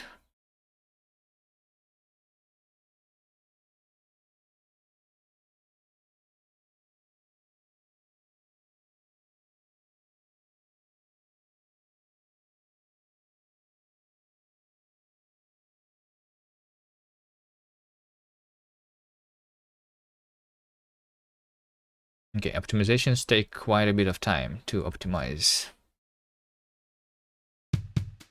Okay. Nice. Nice. So if I go here, so the entire draw takes 4 milliseconds. And this is like still is too much, technically. Like this is too much.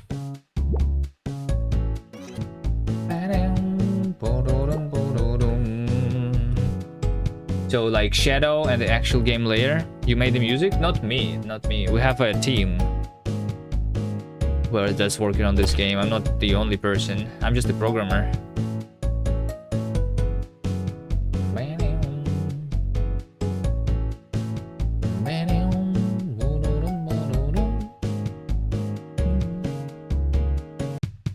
So now like the actual draw tile impl takes the most of the time. This is where we introduce the instancing. Although in the debug build it still is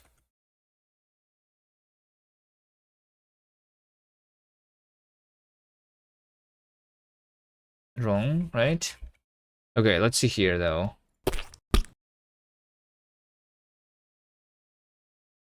You touched the ceiling, good job.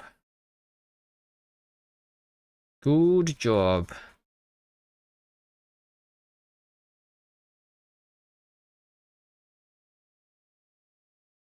Let's have over here. Function tile mesh. Function tile mesh. Tile set. Tile sets.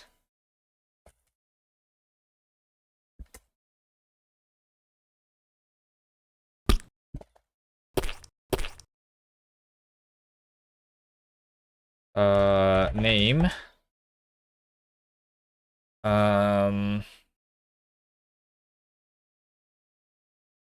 Name. Connections. Right? That's what we wanted to do.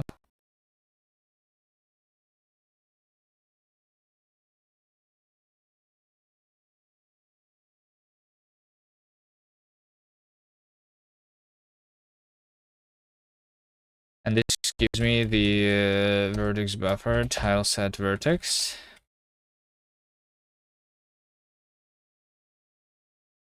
This is where we do this.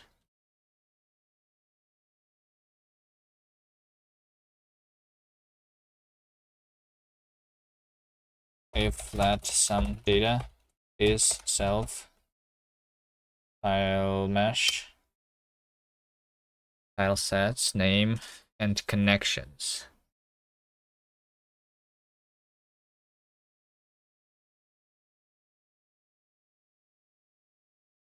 Yes.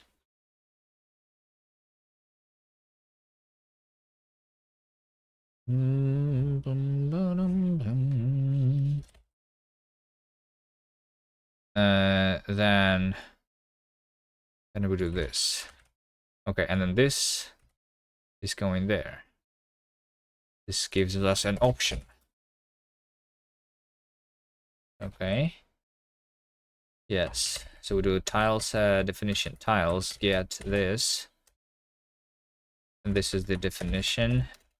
We go back to the old code again. Nice. We have tile set position or default. This is a tile set position. Right? And then we return that. Okay. And then we have the tile set.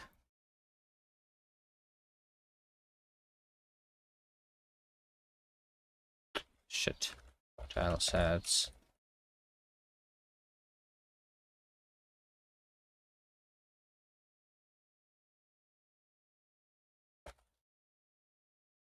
Find our first. That's the thing. Over here. Oh, and the, yeah. Just this thing does not even need to be here.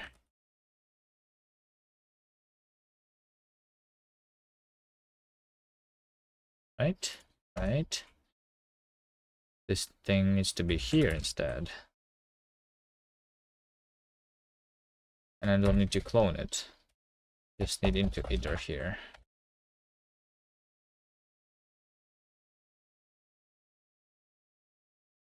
Use of moved value tile sets.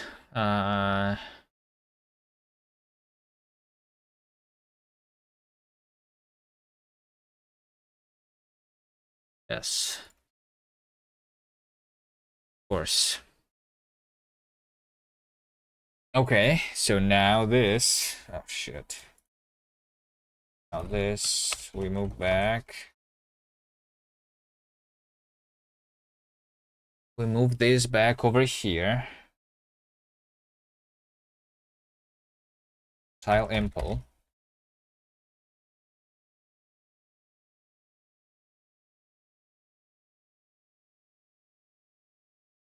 Instead of having path unreachable, we'll have tile draw info. So name is this. And data is. Let's see. Is going to be self tile mesh. Tile sets. Name is the name. Okay, hold on. Name is that. Name and connections. Connections is now going to be this, right? Okay. Can afford to be unoptimized here maybe for now.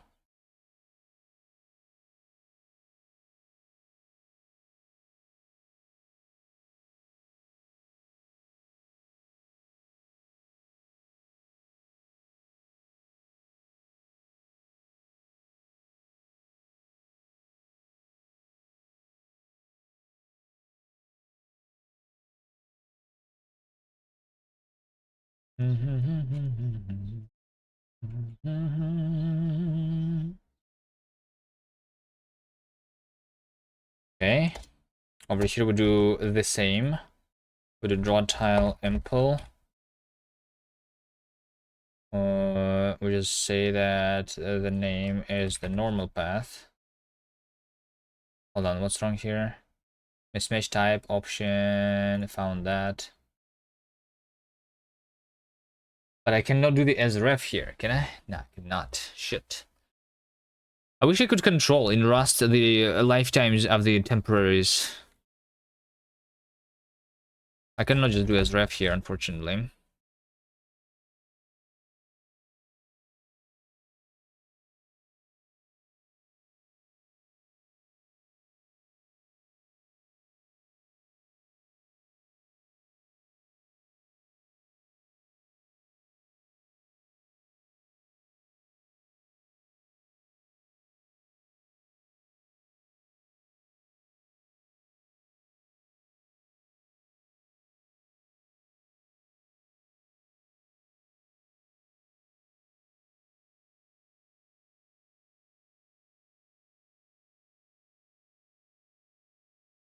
Can I? No, I don't think I can.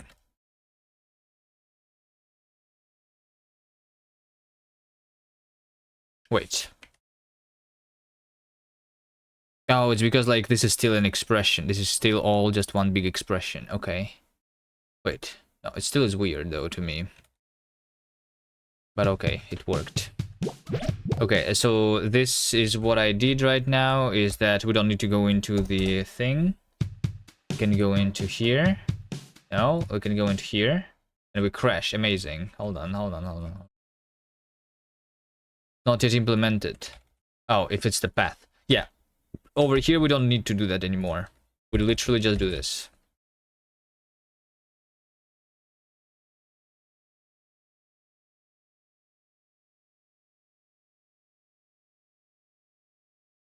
We'll literally just do this. And this is our stuff here. Right, we inline that. So this thing can be just this closure also, because it's only been used here.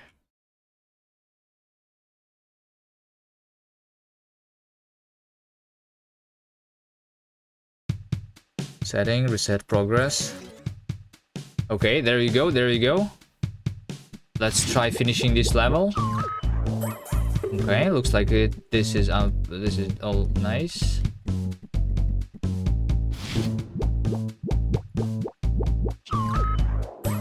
Okay. Kinda good, kinda good.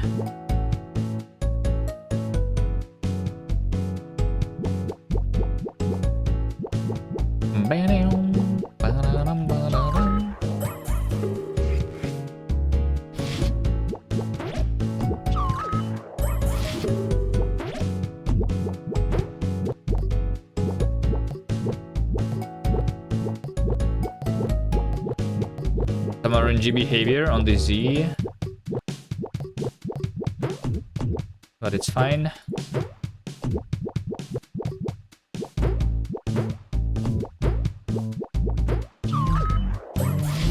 For now.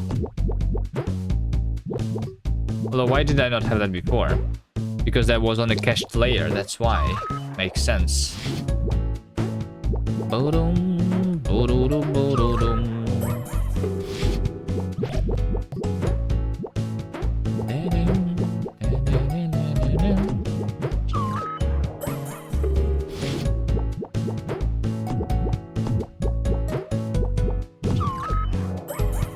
Okay, let's continue optimizing. So now it's there was one thing that I knew how to do, like literally cuts the times in half. Almost. Right? For that, let's go back to that big level. Here.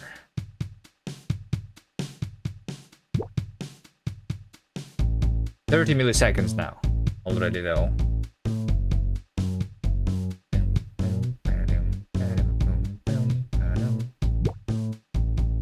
Why is the impl? Actual. Draw a tile. Draw a mesh impl. You do RNG, right? Where?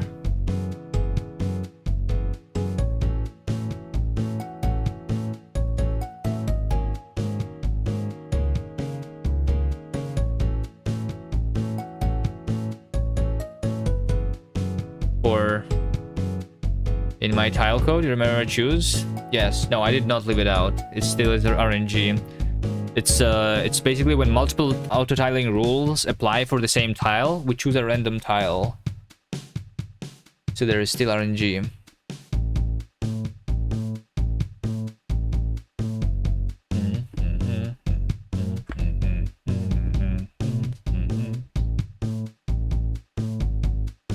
Because you could use a ran. No, that's not the. That's not my issue though. Draw entity impl. Actual draw tile. Okay, we need to like figure out. Like there's this like I guess we can cut like 1/4 or something here. No longer that much. Over here, the actual rendering takes not that much. Do random every frame. Right now, yes, because we don't actually have like the tile set that like once. That's. But in the future, yes, we want to like make it based on something, right? Based on like the coordinate. Based on the position, I guess is usually how you do it, right? So it's not RNG, it's like a noise instead, seeded by the position. Yeah.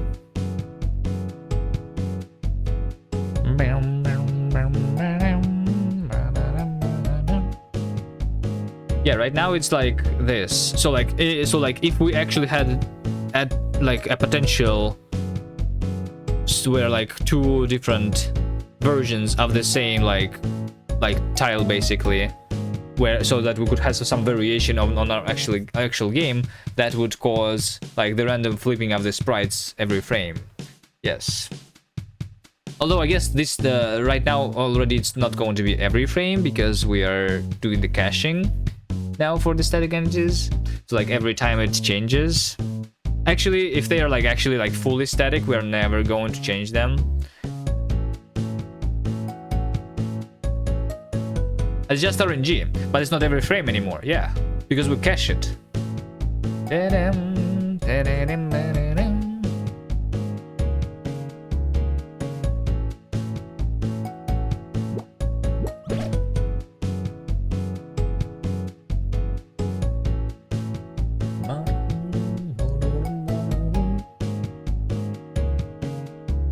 You also want ways in the future? Yeah, we can have that. The auto tile library is a lot simpler than the entire of the other things.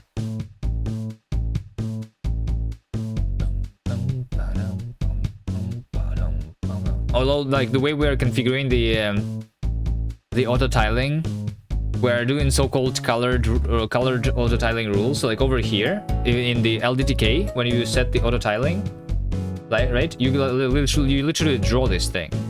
What we do right now, though, because we don't have the editor for the auto tiling configuration, because we're not using LDTK anymore,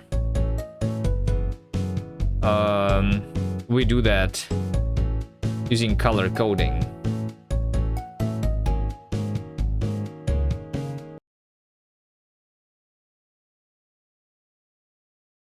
Dun, dun, dun, dun, dun.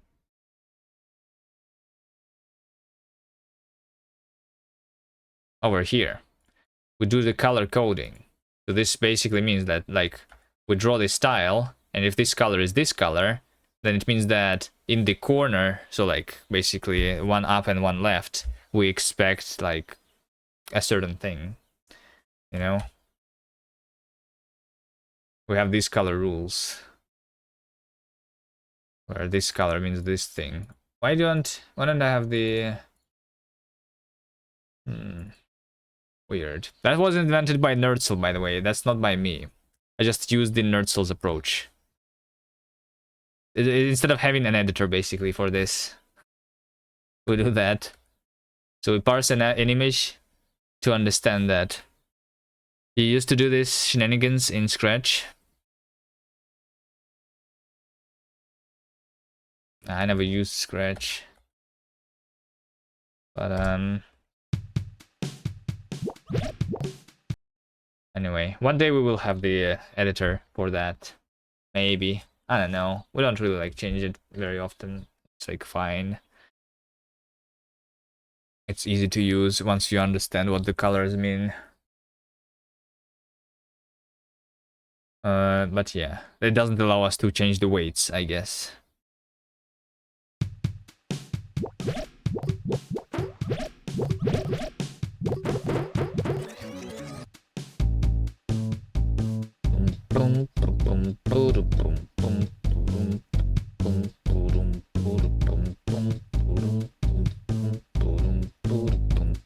It's so weird that this thing does not show me the FPS. It literally is like counting the frames, counting the frame times, but not showing me the FPS.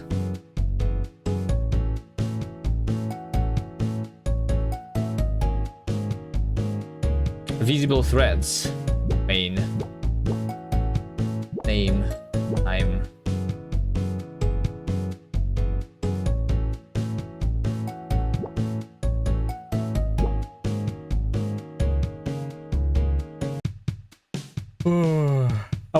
I was having something in mind of how can I like optimize something. It's because like basically our shadow and our like normal layer is literally the same, and we can like we only need to do like once basically.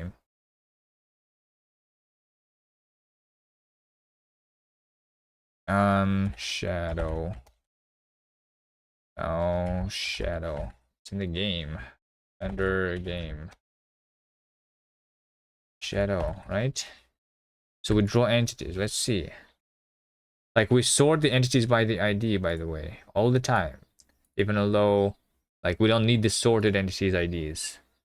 Like we do this twice. I don't think this is the issue though.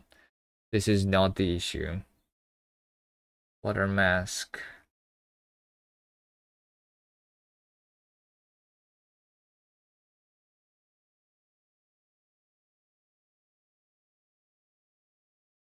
And draw entity.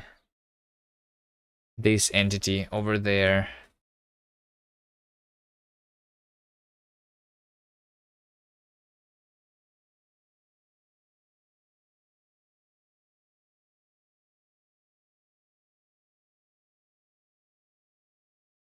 The caching might have removed the previous issue. Yeah, maybe.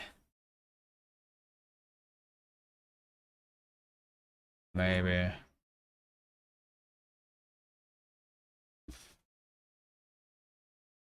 Wait. Can I see this again? There's draw entities, and then there's draw entity. Simple. So it's draw entity ample over here. Yes. Properties above water. Effects. Side effects. Sure. Transform. Like over here we have this math, right? I'm not sure how like expensive that is. The actual. So do we take a look at the actual here? Stuff. Actual. Yeah, so like part of this is like outside of the actual stuff. Right? So this is like the actual thing. And then a lot of the stuff is outside. Which is not this, which is not this, which is not that. So I'm assuming it's actually like the math here. Let's do this. I think you were recalculating the tiling rules in Shadow. Like before? Yes. Not anymore though.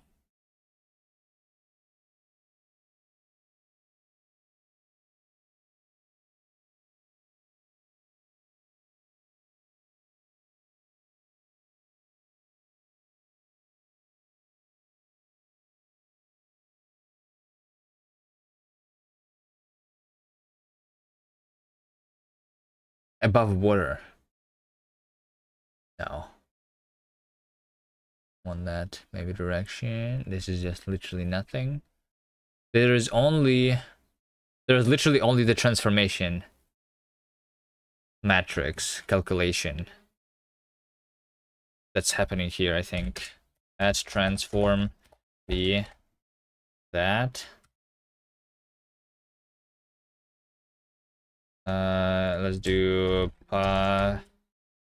pen profile scope transform Because I'm pretty sure this is the thing.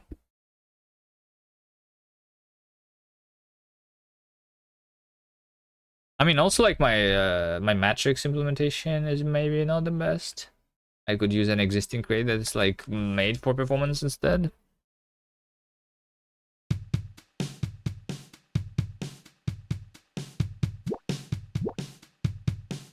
Yes, that's it.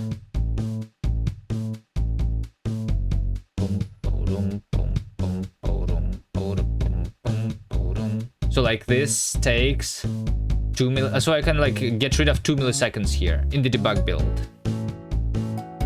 Hold on, actually 2.5, 2, 2, and 2. All combined. Yeah, hold on. I can get rid of 6 milliseconds here. I'm pretty sure that this transform here that I'm doing, it's not even, yeah, like it should be like part of the entity state, I think. Arcs transform, extra visual transform, entity transform, and it is 0 angle. Like, okay. I want something like arcs. No. Entity dot. So like we have the transform. I want like, it's like, yeah, I want like the final transform or something here. Look at this. This is going to be like a massive optimization right now. It's going to be massive. Add SIMD. Yeah. Over here we can add SIMD, but yeah, I don't know. let's do this without SIMD first. Anyway,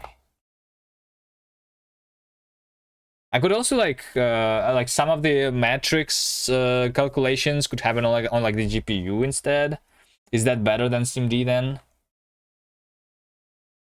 I'm not sure what's faster. Like sometimes it's slower to like update the data on the GPU too, right? Maybe. Not calculating on the GPU, but like passing the data there. You don't mind asking what's the VS Code extension for the Sparks? It's called the power mode.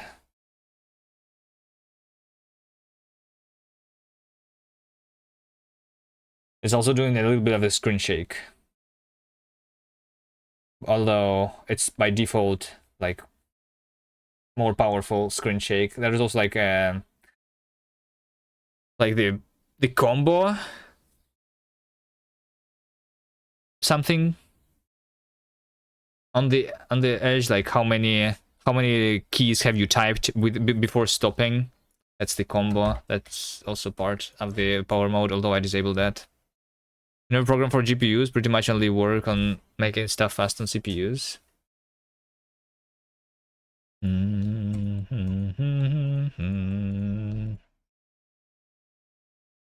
I don't know. I feel like GPUs, like especially like when there is a language that will allow us to do it easily, right? Right now, what are your options to do like the calculations on the GPU? You like need to do like CUDA or something like that.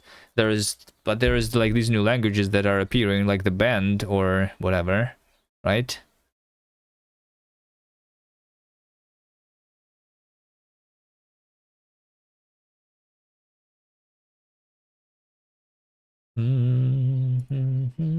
Or like compute shaders, like whatever, like is that the OpenGL thing? I'm not sure. I'm not doing that stuff either, but like I feel like it can, like when you're doing optimizations, this is one of the things to consider actually. Depends on what you do. Like especially if you do some simulation, for example, some physics, maybe. Compute not on the web though, not yet. Not yet, but it will be there, right? Isn't like WebGL2 compute shader, is that not there? WebGL2 or like WebGL2 shaders. Did they not like have, or did they introduce the geometry shader? Like I don't even know what geometry shader is, because I'm only using the fragment and vertex shaders.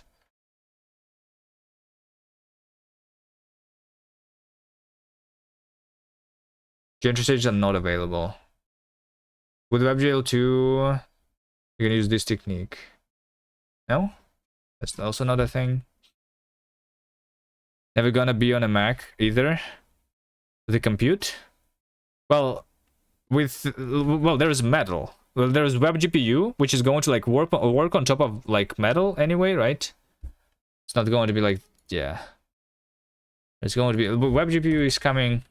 As I understand, it will be in the browsers at some point.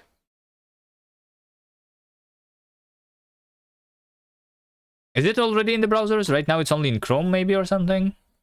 What's the status of the GPU? Of the web GPU? Status of web GPU.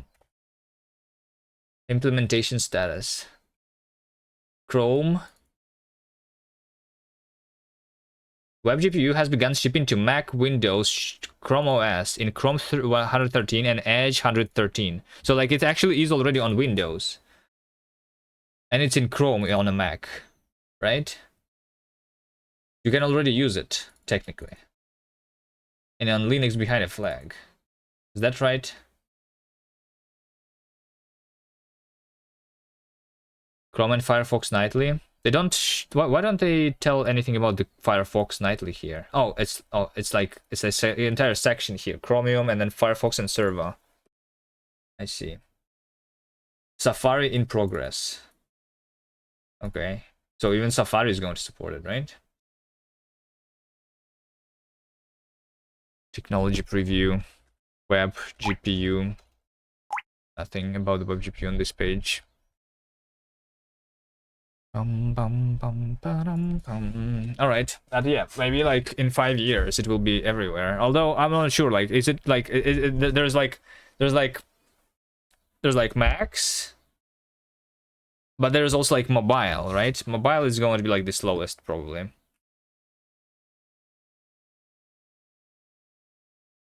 Or is it, or does it not matter? Because like the phones, they still have the Android, the Vulkan, right?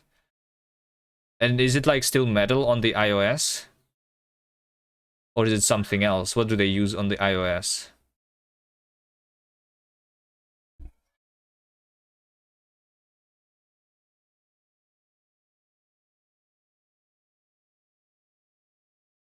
Or is it the OpenGL ES there?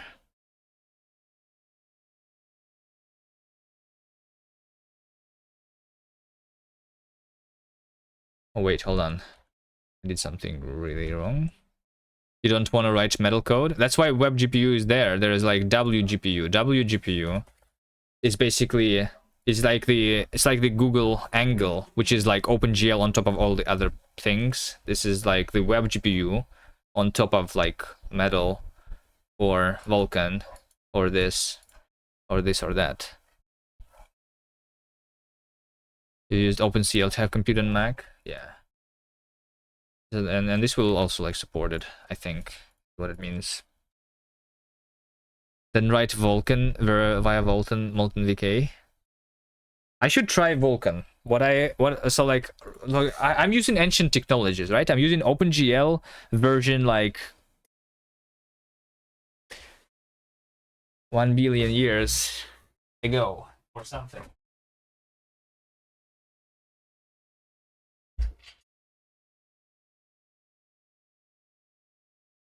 It works though. And I technically am like, I don't know, for some performance I like, yeah. I need to like know what's there in modern stuff, at least.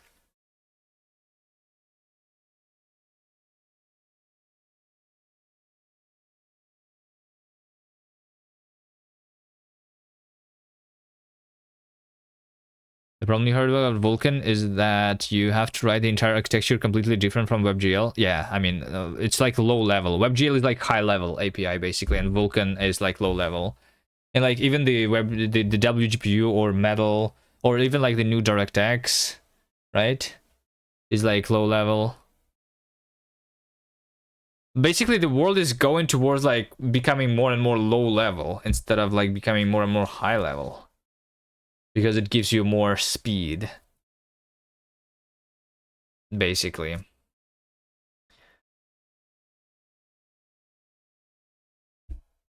That's why people like Zig, right? Is that right?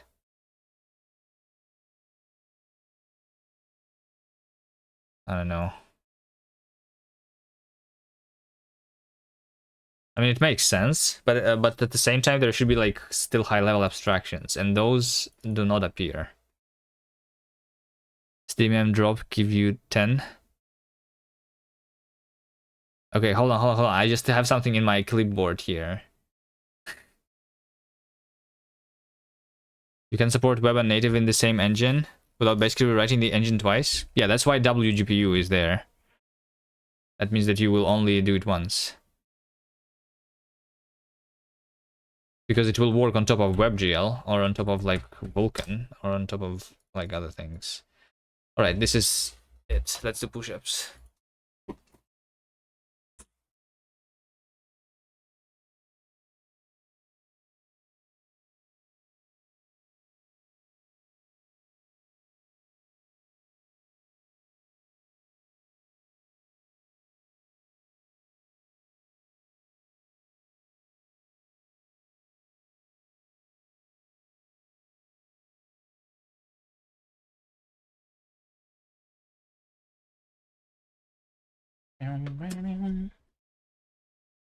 OpenGL is the JavaScript of graphics APIs, reasonably easy, available, but buggy and kind of inconsistent. Falcon is the C. Yeah, kind of. Kind of. Is what I understand. And like also like 20 years ago, the OpenGL, they were even more higher level. You didn't even like write shaders, right? You just do like GL begin, GL end, and then you like draw a triangle, you know? By giving it points. GL vertex 3F, I remember that. That was fun time. And then we had to start learning how to draw shaders. By the way, done. Okay, entity. Extra visual transform. So this thing, where do I need to do it? Entity, state, entities, insert over here, right? Yeah, there you go. Go to final transform. Final transform is this. Go to arcs transform, entity visual transform, transform, entity, this, arcs transform, draw arcs. Okay, this is like the final transform without like the, this is not like the final transform, right?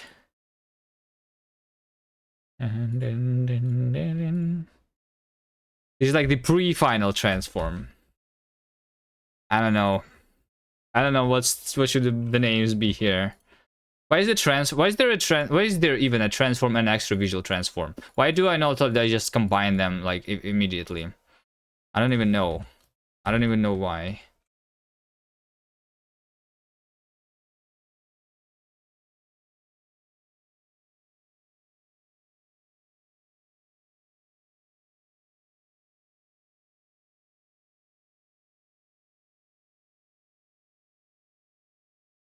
I'm actually like also wondering when we do the draw entities impl, like here.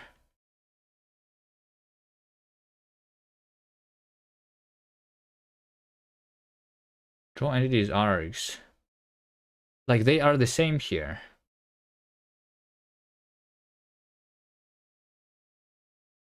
Right? Hold on. Let's remove this thing too and do like actual final thing.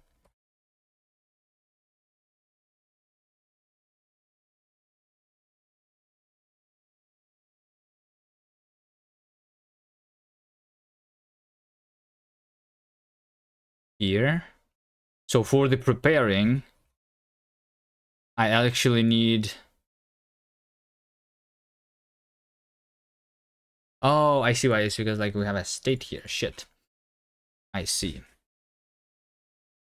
Okay, this is where I do this stuff. Where okay, so here's so what I want here is to have like draw entities args, right? And that does not work. Okay.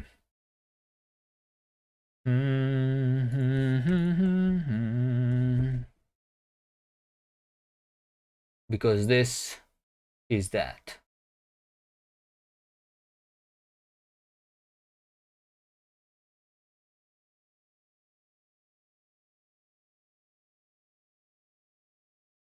Draw state.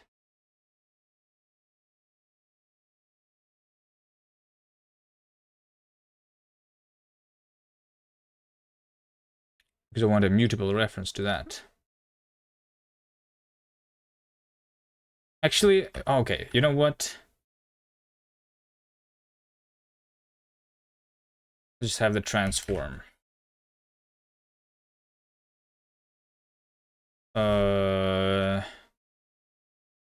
Args transform.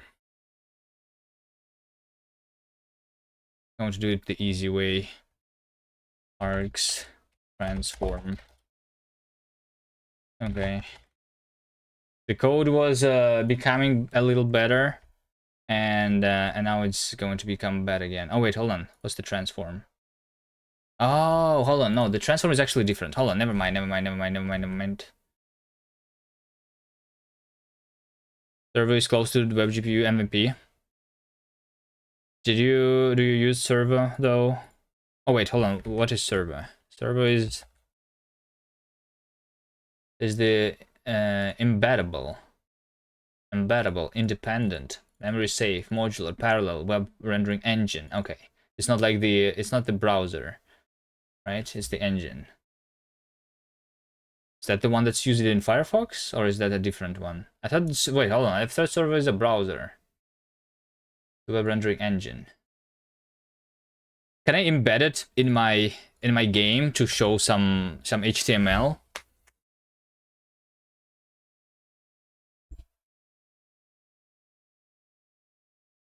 Technically, you can try.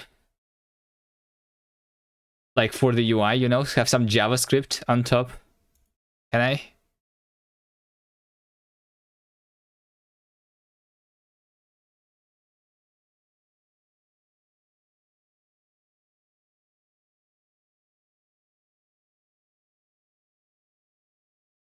Okay, go back to the pre-final transform because the transforms are different because we're translating the shadow differently.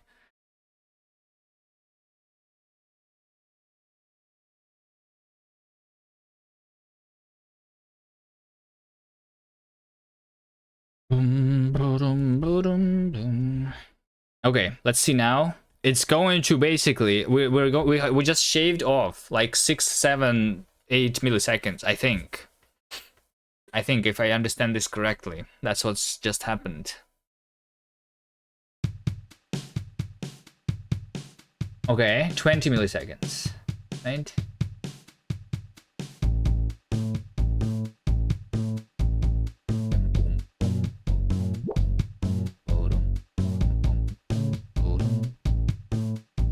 Better idea. Only produce web GPU web builds, ship the game as a binary that embeds the web build and just renders it using servo.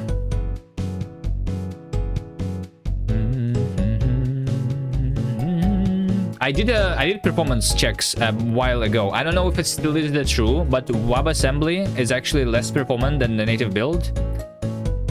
It's like twice less performant. You have a penalty with the same code of the 2 times. And then on top of that, I also did a test when I was compiling the thing for, not WebAssembly, but for ASM.js, because it was back in the day where that was still a thing. That was like another like couple times performance, like 5x from the native maybe, or something like that. Embed QEMU to run FreeBSD within a browser with WebAssembly, compile simulator to run Linux with Chromium to use JavaScript for the menu buttons. Sounds like a good idea.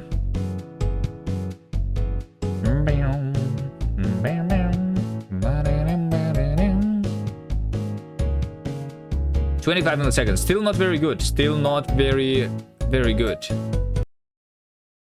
But if we do the optimized build,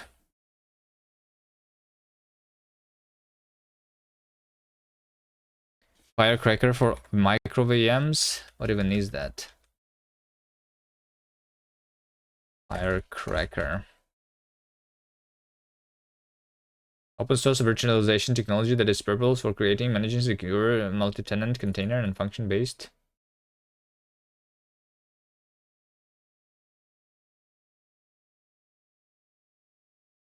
Container. Something. Security. Speed. Scale and efficiency.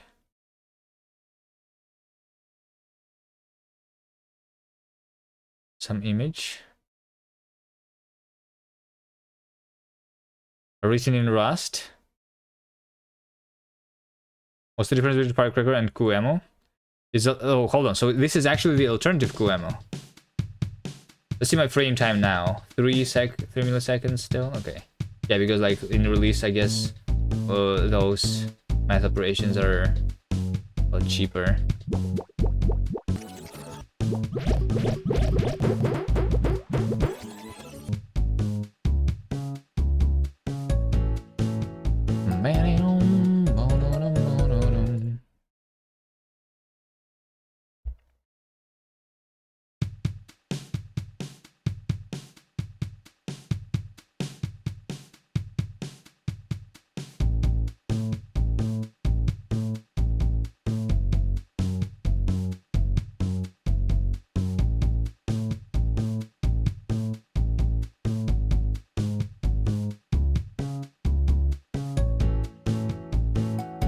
Am I profiling the game? Yeah, I'm optimizing it. And in the process of optimizations, we did a new feature, as you can see on the screen here. This is a new feature. Okay, I see why this happens.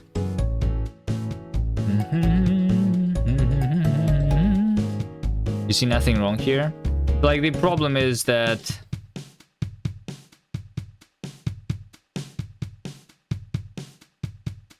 I am assuming that the next frame I'm going to draw the same thing, but I'm not. I'm drawing absolutely different things. Arch, no.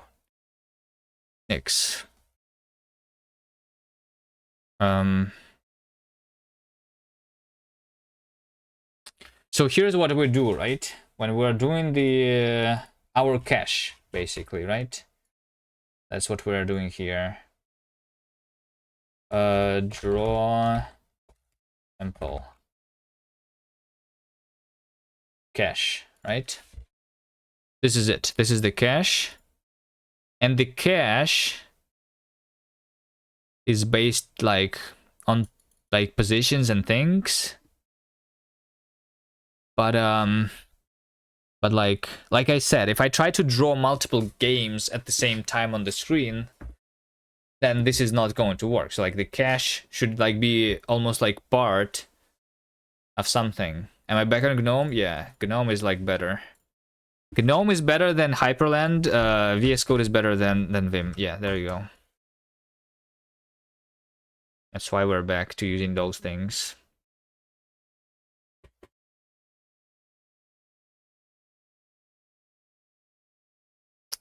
You can also be able to run the same pregnancy check device that Dooms run on.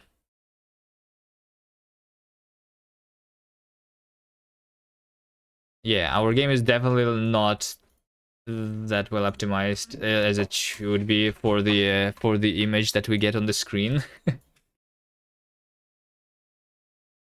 That should be stored along the tile map data.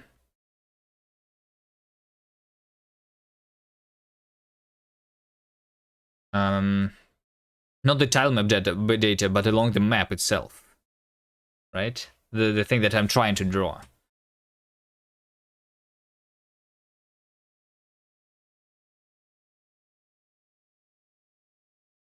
That's what we had before here. I was passing an extra argument, which was the cache, right? Yeah. So yeah, let's do that here. Let's do that here. Cache is going to be the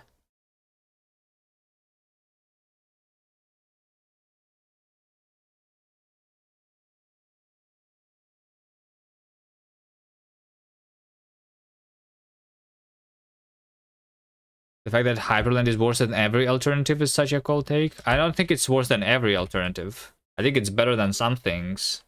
Like it's better than I3, for example, or Sway.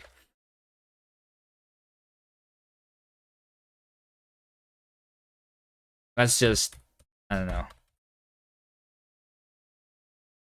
How you feel offended? I'm sorry, I'm sorry. I never tried them, you know? Alright, yeah, no, I mean, no. I tried I3. I tried I3. I didn't try Sway, though. Okay? But from what I understand, it's literally the same. And I didn't like it. I didn't like the I3.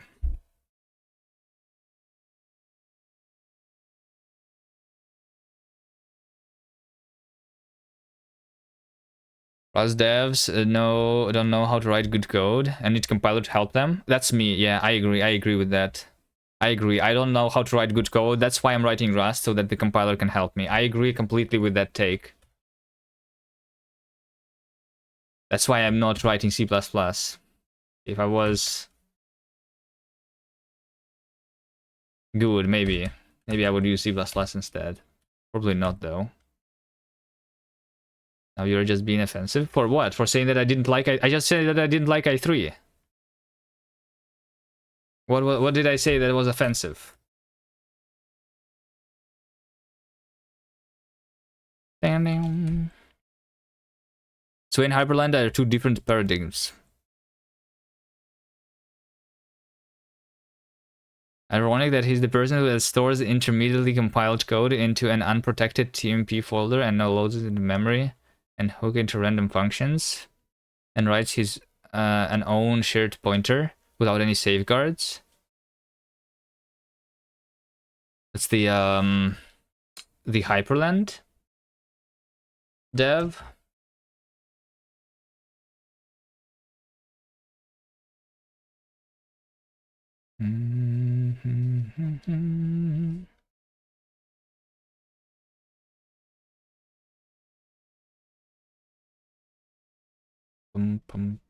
Maybe the codebase became better because, like, so I tried Hyperland twice. The first time I moved to NixOS, I started with the Hyperland, and it was crashing for me. It was like a leaking memory. I remember that. Last time I tried it, I moved back to GNOME not because it was crashing. It was really stable last time I tried it.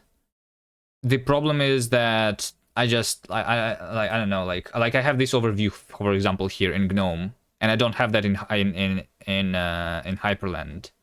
Like I can live without it. You can live without a lot of things, right? Just the window movement is nice in Hyperland. Sure.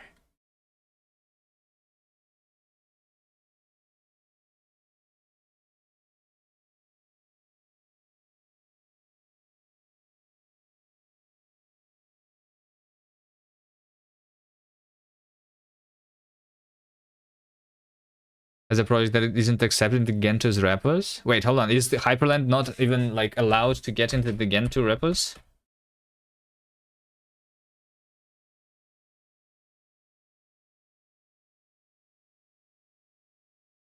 Go back to using system WL roots development files.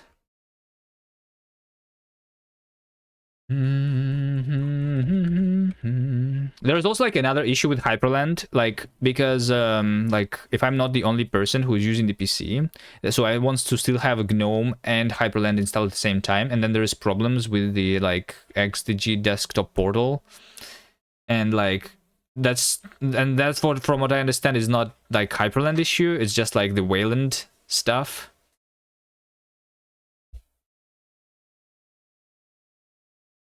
Like they become conflicted with each other. You're like some stuff times out, something.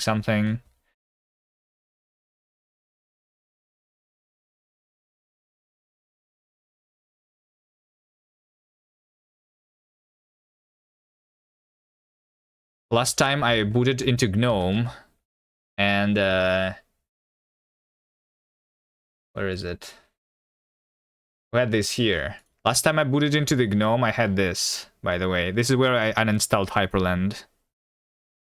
So this is me running GNOME, and then some of my programs didn't work. For example, I couldn't go into the settings here.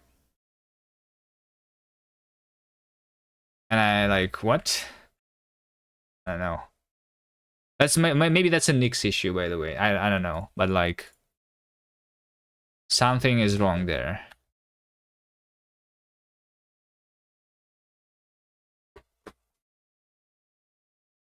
So now I uninstalled it and I'm happy. Okay, GNOME is good.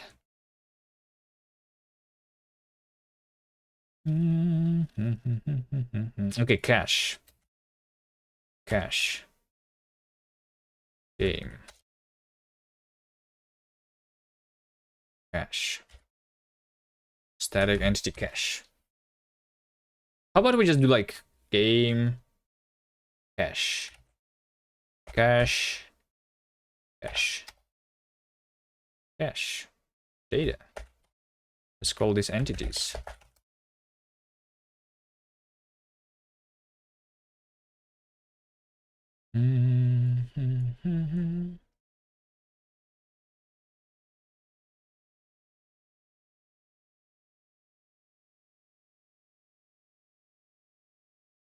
I consider it dangerous. Distribute this window manager at all. But if people are going to use it, they should really be getting it from Guru instead.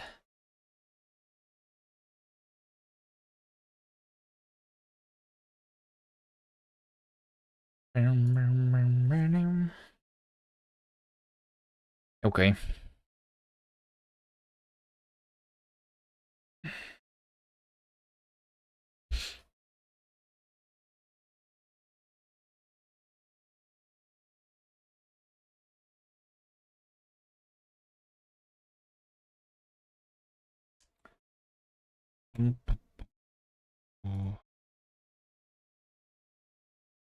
All right, cache. Cache is not now. It's not completely fully public, I guess. And we need to do, yeah, default. Yeah, sure. So the cache, so the render itself will not have the cache, and this ref cell is no longer needed for anything. Instead, we go here.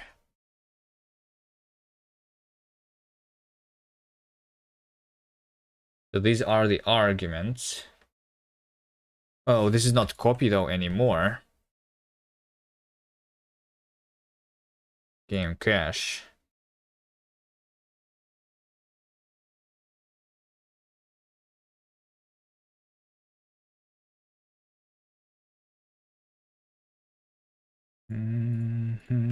Let's have a ref cell inside. Struct cache impl. Is going to be this, and then we do like inner ref cell cache impl. Sure. So this would be like not this. This would be like args cache borrow mute.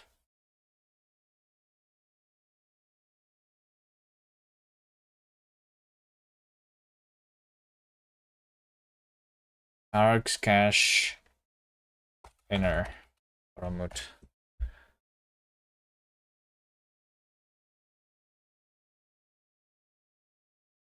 Args cache inner borrow.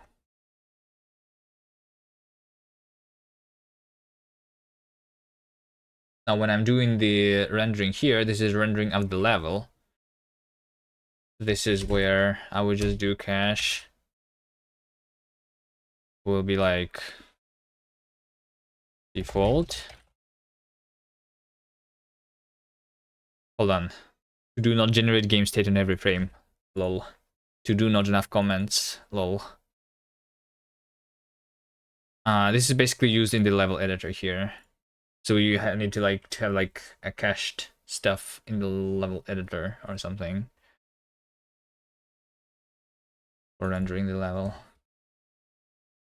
Over here, I'll have cache, which is a self render cache.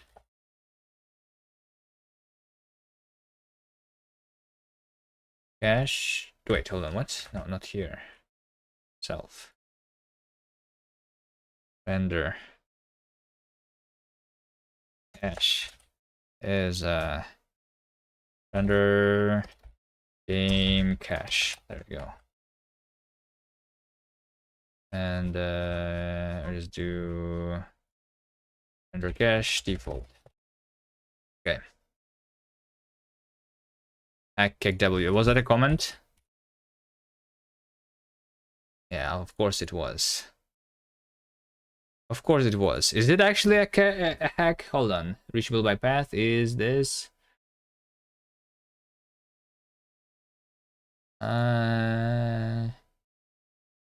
Oh, we just draw everything as reachable, basically. That's it. It's not. This is not a hack. This is not a hack. It's fine. We just have comments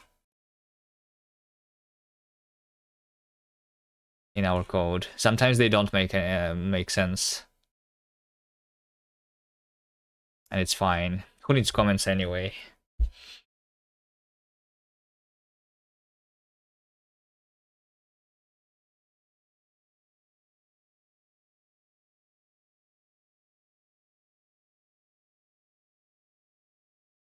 Oh, I built the optimized build here. Okay. Okay. This looks not very correct, is it?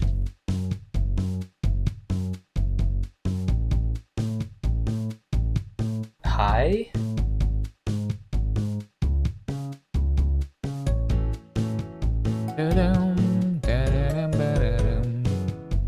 Hello, hello.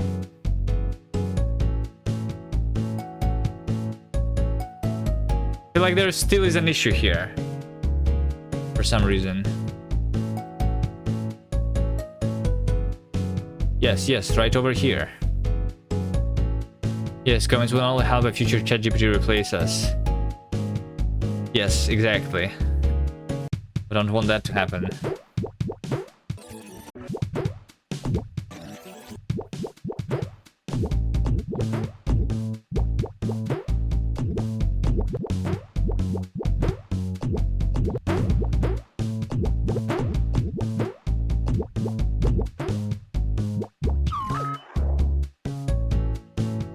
Over here. This is wrong. But if I replace this, wait, hold on. Hold on. It's actually, it's because this one is rotated actually, right? This one is actually rotated for some reason. Yeah, okay. We need to, you know what? You know what we need to do? So this is not the caching issue anymore. This is because we can now actually like rotate this sprite. So if I make this one rotated this way, it will be this thing. Because we can basically now do like upside down instead of these are like upright things we have this way. I feel like right now though,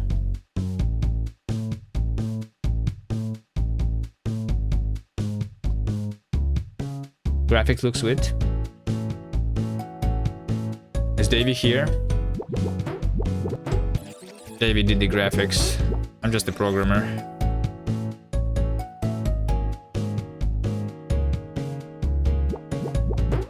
I mean, I can make a setting like ignore rotation, but I feel like this should just be fixed here. What do you think, Davey? Will you ever want... So like, here's what we can do now and what we could not do before. Now and not before. So like you know how you can rotate your player? That could be done, right? But now you can also rotate these blocks. So you can have this thing, or you can have like this thing, which is upside down. You know? You could not do that before. Do you think that's useful?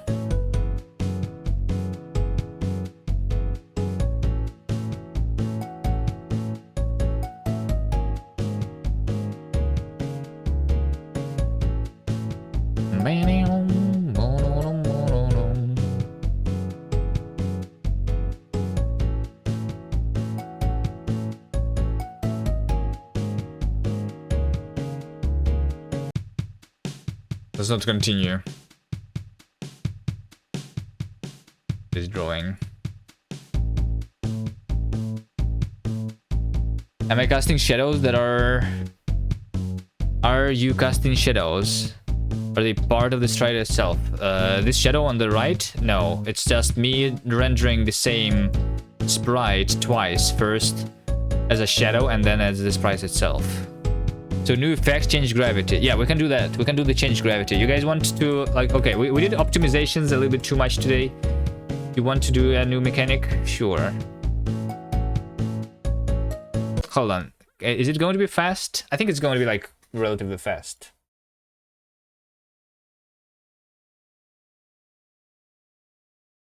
Don't say that. Okay, David didn't answer me, so I'm not sure. Well, maybe so we can either like force the tiles to not have a rotation, or we need to like fix the levels. That's like the two things that I think should happen. All right, profiled the game and made it fast, blazingly fast. All right. I mean, almost blazingly. It's not blazingly fast yet, you know, like it's just faster than before. Rotated tiles? Yes, rotated tiles. Do you want that? Like you can have like an island and then an upside down island. What did I do to make it fast? Just like remove the code that I did multiple times, some caching of some things. I can make it even faster. Like, we need to do instancing. Right now, every single block on the screen is a separate draw call, which is like very bad. You don't think we need it now, but it could be cool? Yeah, I'm just not going to remove it, but like right now, some of the entities in the game world, in some of the levels, they are rotated, which makes it look a little wrong. So like they need to be fixed. I'm not going to like touch the levels because you're working with them, I guess, so that we don't have the conflict. You are working on the levels, right, Davey? Right? How's the level selection going, by the way? Is it done yet? All right, let's see. So how about we actually have a new game mechanic, which is changing the gravity, right? So here's what I'm thinking about how it should work. There's multiple ways of doing the changing of the gravity. First, we can like change the gravity of the entire level and like rotate the camera, for example. That could happen. That's not hard. But what I was thinking is like the gravity raise. So like because our game is about the side effects, we can have a side effect, which is like a portal, for example, right? We have portals. That can happen already, right? So like, but what if the side effect would be like, we do like the thing over here, right? And on this side of the wall, wait, hold on. And like on this side of the wall, this is going to be like casting a ray of changed gravity. And like basically if you are on this line, then you will be attracted to get towards this thing. Or against this thing, maybe like it should be like both ways. But that's my idea, because like our game is about side effects, so this makes more sense to me instead of like the global, or instead of a range too. I don't think the range also. I think that makes more sense to me. It's like a gravity field on like on a line until the obstacle. I think also it should not probably like the ray probably should not go through. Opposite gravity player. What does that mean? You want to have another player which is just like has the opposite gravity without even like the gravity fields.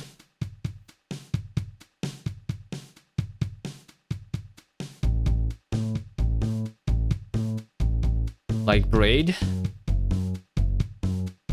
Yeah, we can make it like braid, but I don't know. Like I said, there's a lot of different like ways to implement the gravity. You like the fields more? Yeah, I think the field just makes more sense because it's a side effect, you know? That's why it makes sense for our game. So here's what we're going to do. We are going to have the side effects. No? Where is it? Effect. Let's see. So here's what we have in the game right now. We have the coyote, the jump, the slide, the magnet, the portal. Are we already deciding what features will be 1.0 and 1.1?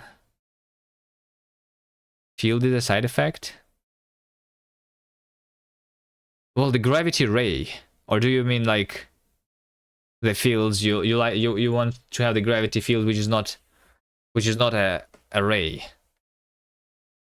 You basically shoot with the gravity change. It's like okay, well, I guess that would be like similar to the magnet idea that we had the other day. Kind of. But what I'm talking about is like the Thales principle.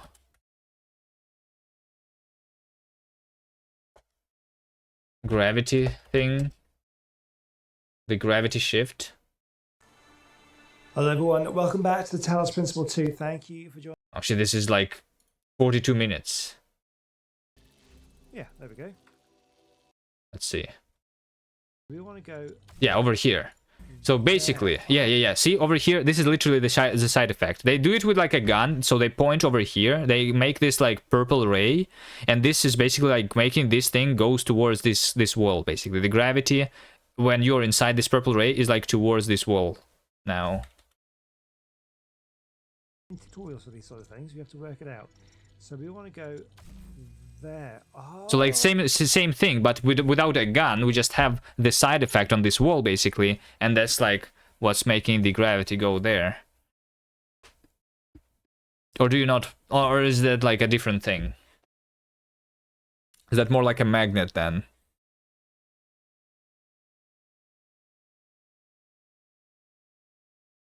Davey, are you working on 42 minutes levels? This is not 42 minutes on one level. I'm like, this is the section about the magnet. When they introduce the magnet mechanic, it has multiple things here, and they also like do some research here, I guess. Oh, this is like the in-game thing. Yeah. There's some reading, some interaction with like things here in this game. Hi bastard, are you balding? Nah, not really. Am I? I don't know. This is the hairline of a wise man. I'm becoming wiser, I'm not balding.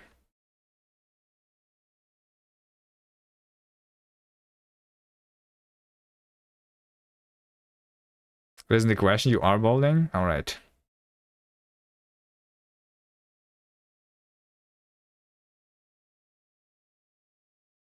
Okay. That's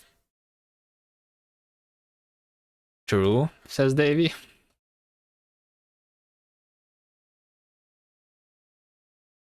Alright. We're all happy once in our lives. Okay, let's implement something. What's the way we should implement the gravity, guys? That way or the other way? Do that way. Effect. Do what you wanted. Yeah, maybe like we can have that, and then in addition we can have other gravity change effects. Yeah.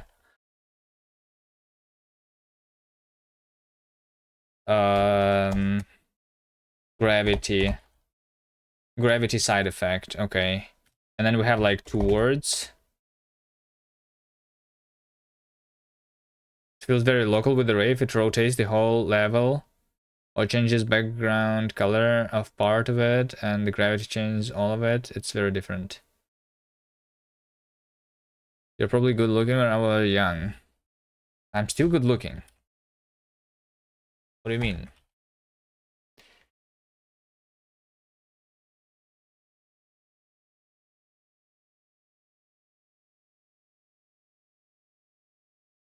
All right. Don't be rude.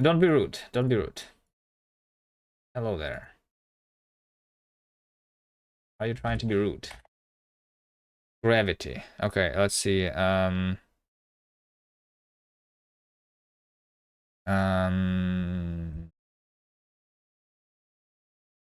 Towards self, it's a boolean. So like there, this is like the two different ways of doing that, right? Effect name. Gravity. This is going to be like the gravity. I'm going to be bold. What's wrong with being bold? Like, even if I go bold, what's wrong with being bold? You think it's time? You think we want to like to ban this person? All right.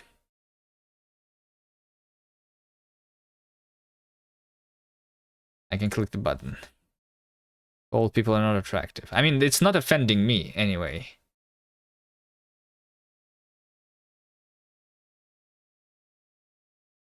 Mod Davey is here. Okay, Davey, you have the button. Alright, well, now I have the button myself. Alright. Bye.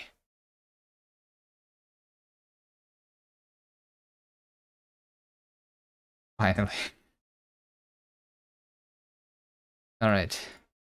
Or do you mean finally you have the button yourself? After 18 months of sub. Finally. Why you took so long to do that? Because, I don't know, like, because it's not offending for me. I don't know what I don't know.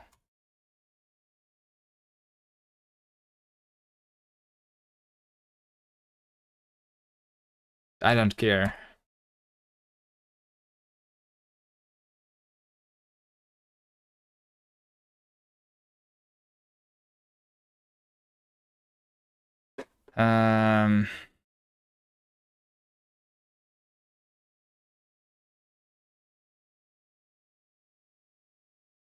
So we have the gravity. We have the gravity. Let's open a sprite. Open a sprite. We have levels. No, not levels. So it's here. Right. Let's have the side effect here. Who's not capable of being offended? I don't know.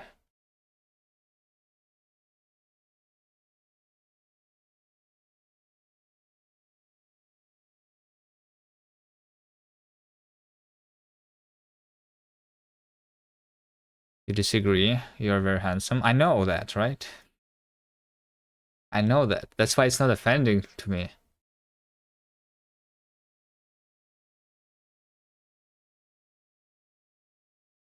All right. We go here.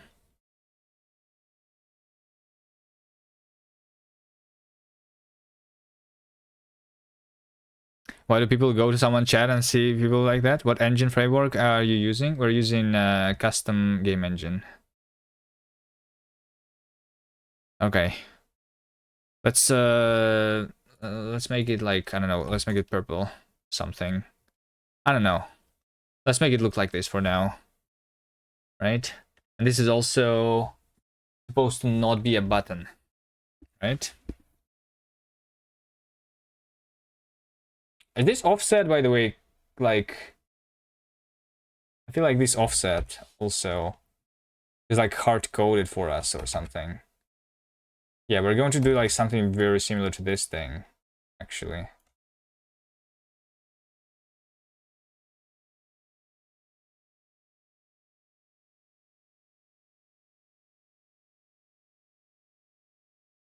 What's that? You think that guy uses C or C++? Probably knows Golang too.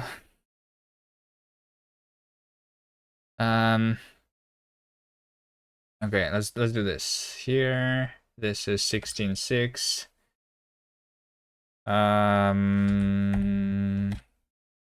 Render game here.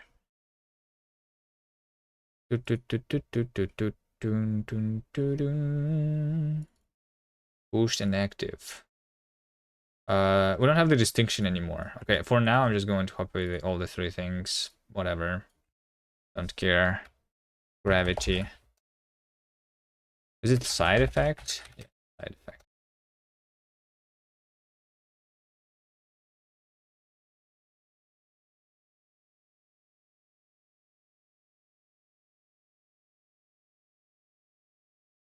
Use C++2, is that a bannable offense? Using C++? Mm, no. No, C++ is not a bad language, actually. C++ is a language that I would not use, but like I can see why though one would use it compared to some other languages that I don't see why would you use it. Like Zig, for example, I don't understand. Or like Golang, I completely don't understand that. It's like, yeah.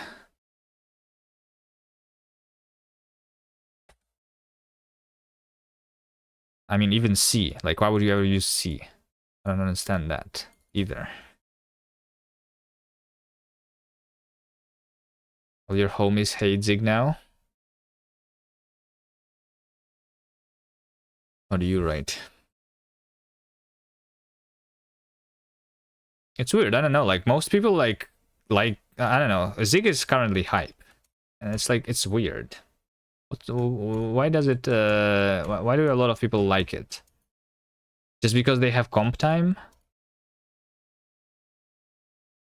Is that it? If this was 2000, using C would make sense. Yeah, if it was 2000, I would like Zig.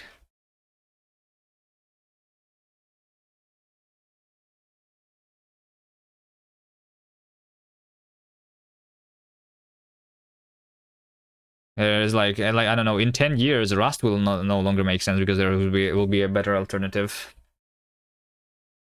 The only reason to use a language like that is this, like if there is already like the code that you need to maintain.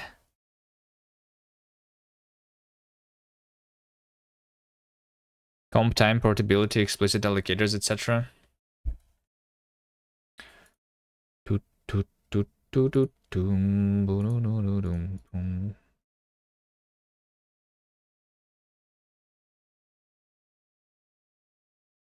Yeah, I still think it's the wrong way to do it though.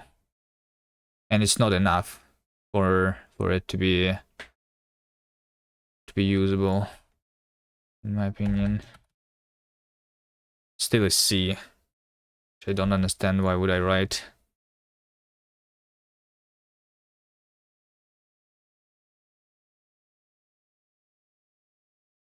So this is the thing.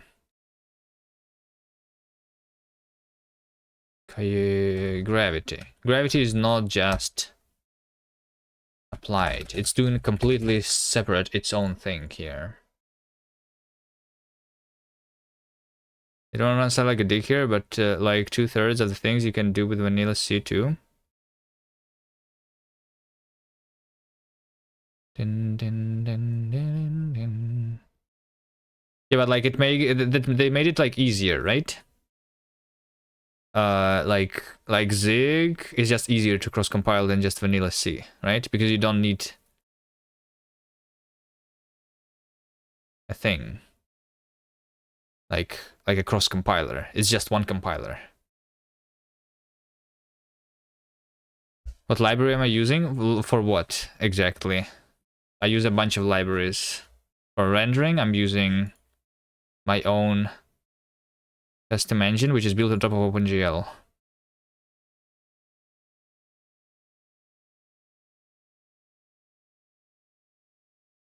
For Windows, we use Winit. And the gluten.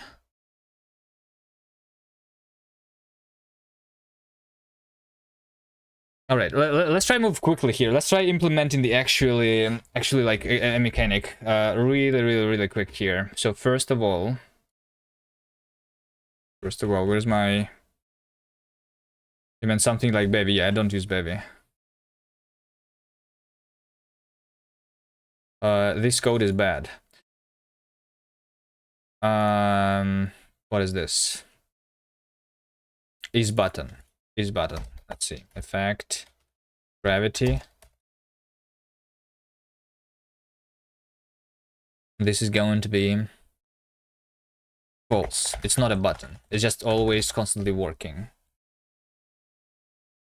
And then here the sprite sheet of the effect. Okay, so okay, this just need to be like a to do here. Effect.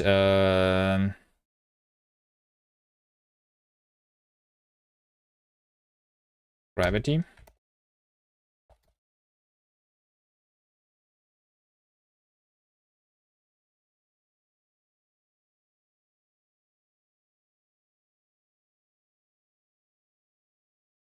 Return.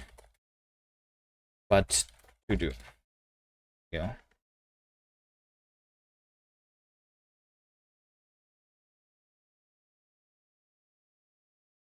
Okay, activate other. The thing, the gravity does not activate the other side. So this is going to be a completely different logic. Okay.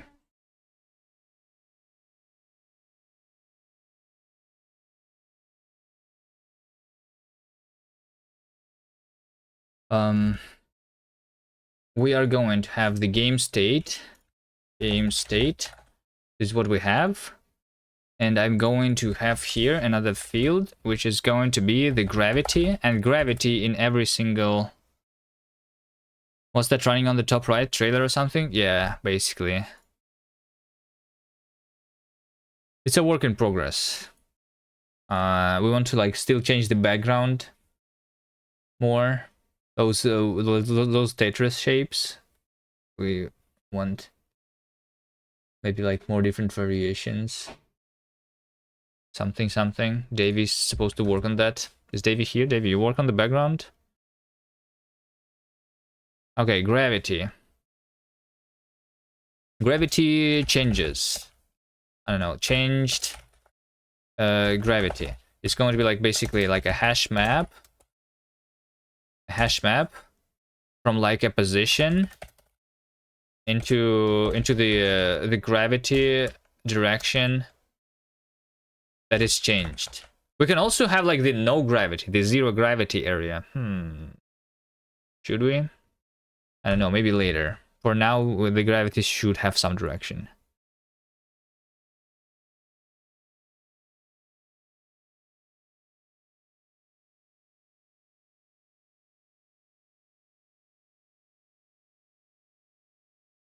We do this, and then we're going to calculate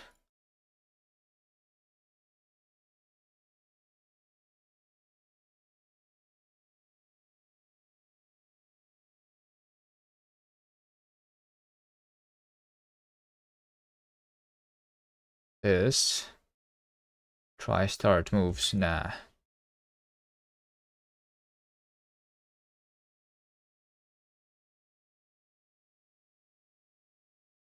Update. Wireless. Simulation step handler. We try to start the moves. Okay.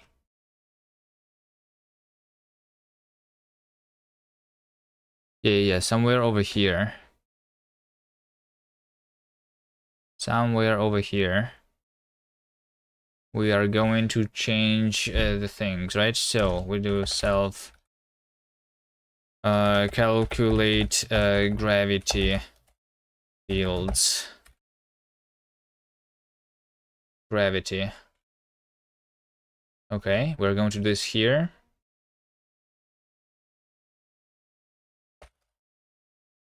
Or I don't know, let's do gravity, calculate fields like this.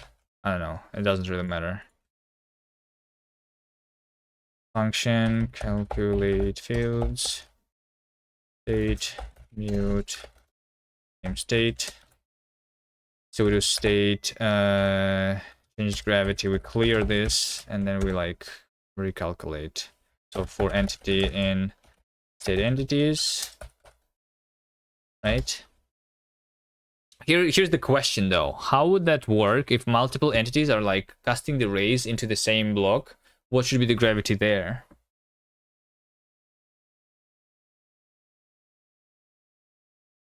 Is the trailer playing a video or the game itself? The thing on the top right is playing a video, but the game itself can do the video. The sum? No, we cannot have the gravity that's diagonal. The game is played on the grid. We only can do one of the 4 directions. We cannot do the sum.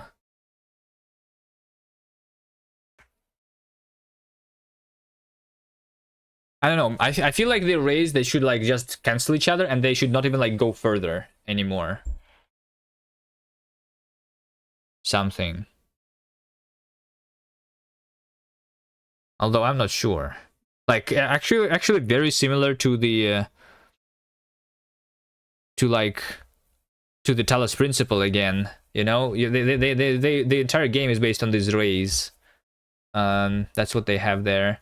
And if 2 rays are like intersecting with each other, then they just like stop, don't do anything anymore.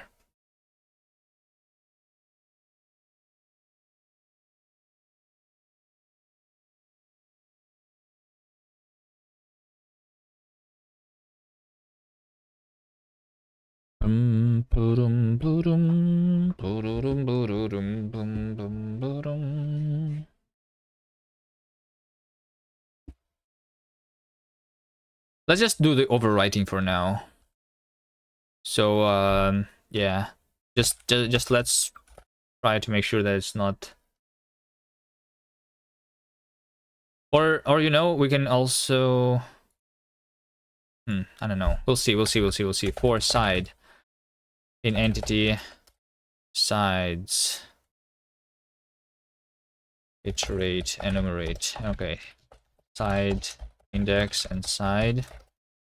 Right. If that other player stops in place or the race cancel. Yeah. One of the 2 things. So like maybe like if they don't cancel, then.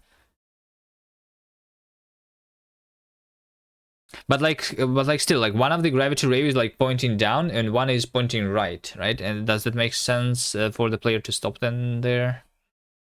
Or should it like not stop, but should it use the default gravity?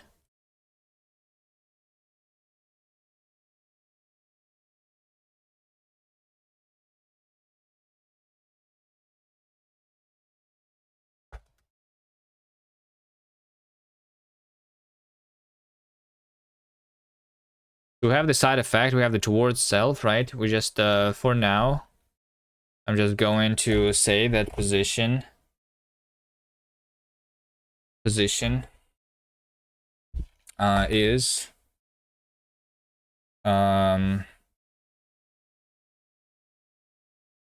entity position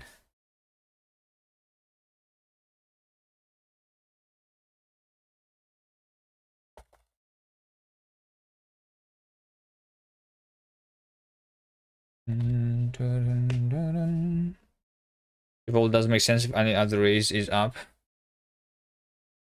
Yeah, I think canceling makes a lot more sense here.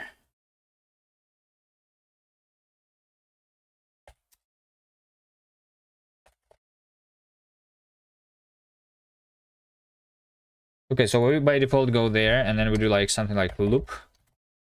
Position is self state go neighbor from the position into the direction of position.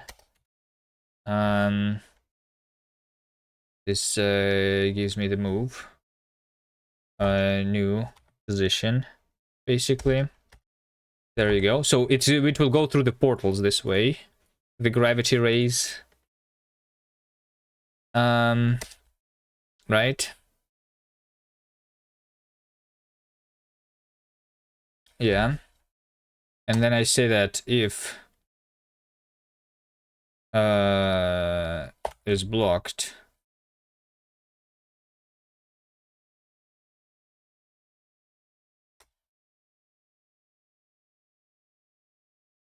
if it's blocked, then we break. Otherwise, we say that state change gravity insert for the position cell position angle. And then here we do match towards self. If it's true, then opposite. Otherwise, it's just that. Right? So now we have the gravity in every single position, basically, of the level. That's also like, okay, let's for now, you know, let's just panic, you know? So insert returns true if it was inserted, right? Inserted is this. So like assert, inserted, intersecting, raise, not gravity, raise, not implemented. Okay. That's it.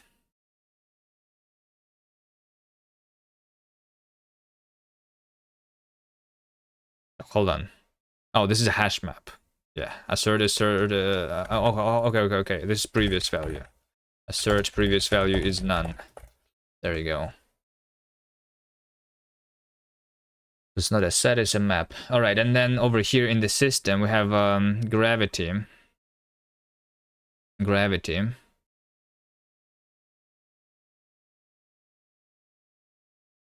Gravity direction over here. This is really simple. Look at this. So we had the down, but now we do state gravity. We already prepared for it a little bit. We do get for the cell, copied, unwrap, or. So this is the in angle down. This is the default gravity basically. But we can override like the global gravity here, I guess. To. And now I am wondering if we are using this everywhere. Like this function is used in the momentum, but it's not used, for example, in the normal movement system. Below, like over here, the gravity direction is not int angle down, it's gravity direction. State. Cell. What's the cell? Entity position cell? Right? Okay. What else? For the goal, we don't need. This is done. Over here, we have the prefer horizontal stuff, but what does this mean actually? Jumping from bottom, jumping up is preferred. So like, is this like relative to the current gravity? Is that how it should work here? Because I think so. If both left and right jumps are trying to happen, ignore those. So I feel like the angles that we're trying to jump from should be like relative to the gravity. You know? Let's see, let angles be this. Angles. Okay. Let's say this. Angles relative to gravity. Right? That thing is going to be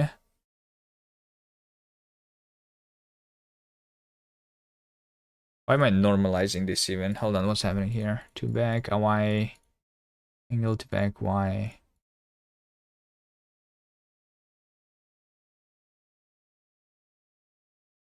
It's not even like needing to be normalized here, but anyway, let's do this. Let's do this. Copied.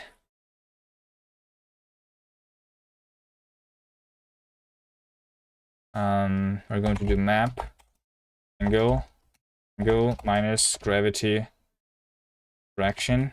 So like it's a little relative. Gravity direction is gravity direction for the entity. Oh, I need the entity here.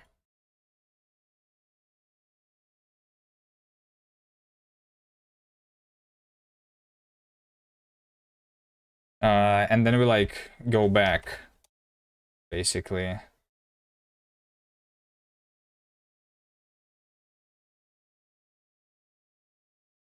And then we go back. we into iter angle gravity direction plus angle, and we collect it back. I mean, we don't even need to collect it back. This can be just an iterator already because we just iterate over them. Right, gravity direction. This is the int angle. Gravity direction does not leave long enough. Wait, what? What do you mean gravity direction does not leave long enough? It's the int angle. It's supposed to be copy. It is copy. Why does it not leave long enough? Hello? It's a copy but type.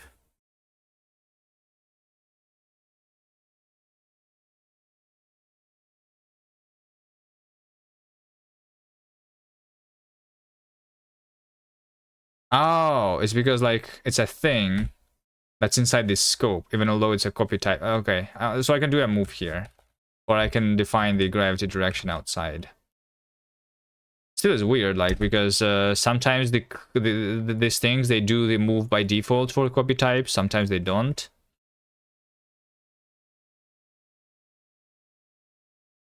Okay, it's fine.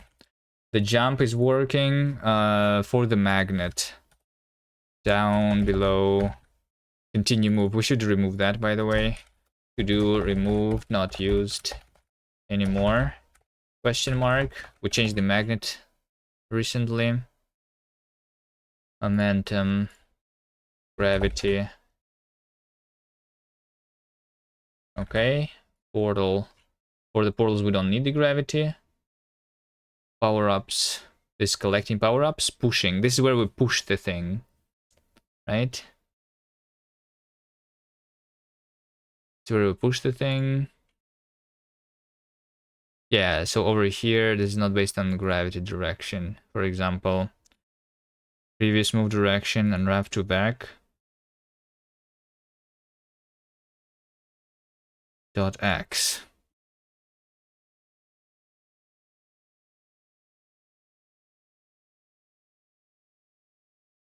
Should it be affected by the gravity? I think it should. But also, like, I don't know. Let's just see something on the screen right now.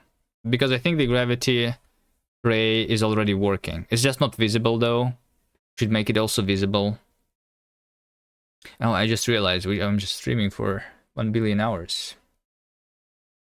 Maybe I should not have went into the gravity mechanics today.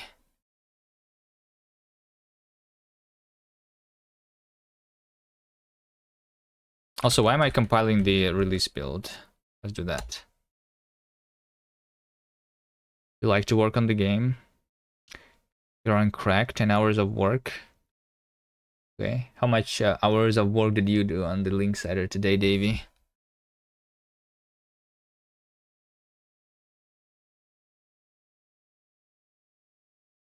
Need a break? I don't know. I don't really need a break. I needed a break from like profiling because that was a little bit annoying. But at the same time, we still had, I don't know. Oh, you mean like this kind of break? All right.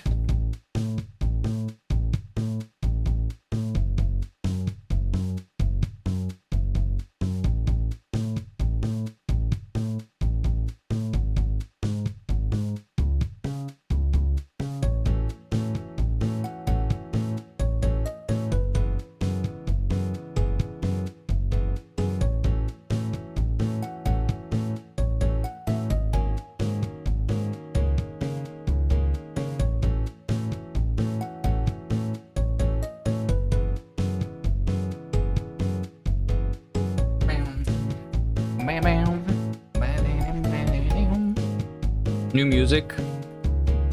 Yep. All right, let's see if the magnet works.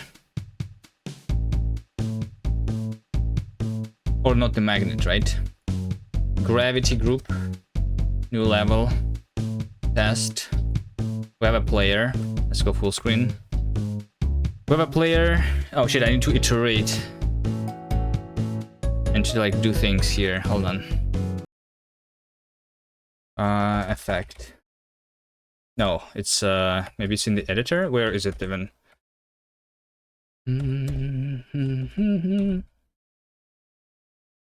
Editor. Here. Tools. Tool type.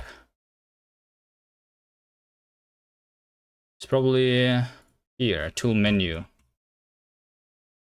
Right? This is where we do it. Yeah, there you go. Also, the portal only have the ID 0 right now. Need to figure out how to do that. Effect gravity towards self false. Okay. No, towards self true. Let's do this. To do. Customize. We need to like have a button to like change like the portal. Or like this. Right? The clapping was unexpected. Push-ups are easy. So we clap. Easy clap.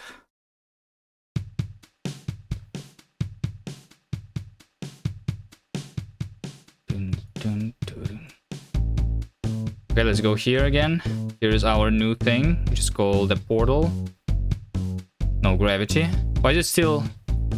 Oh, because I copy-pasted. Okay. Makes sense. Impressive.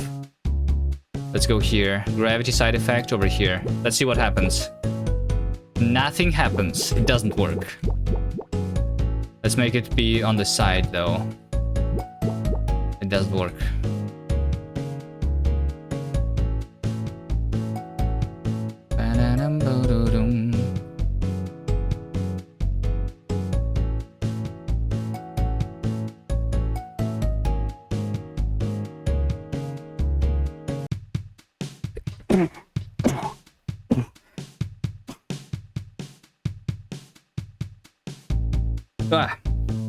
I'm sorry.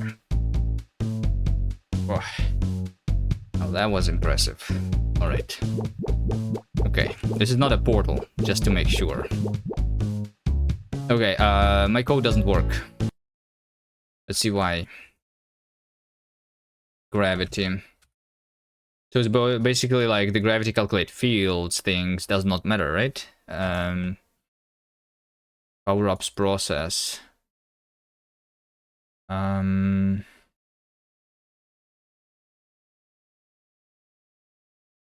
This is me trying to start some moves, yeah? Yeah. Looks like I'm just not getting here. Create a game engine using PHP. Shouldn't be too hard. What, why?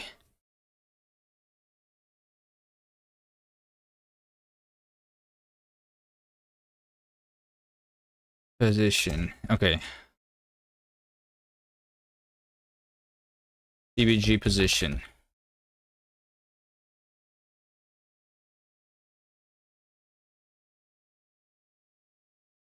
You've seen PHP debugger. Games for the web. 3GS is pretty neat. 3GS is what I used before Rust. 3GS is the reason I moved to Rust.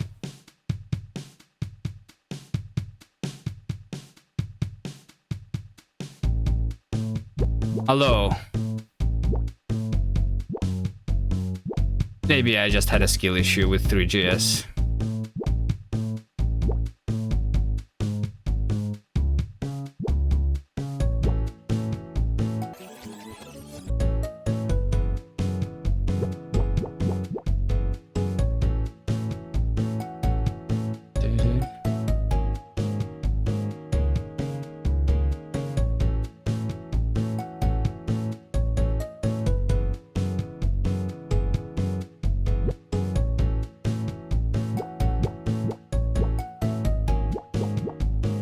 Okay, no, I do go to the different things. Angle is right. Do I not change? Oh, oh, wait, hold on, no. State, change gravity, insert. Yes.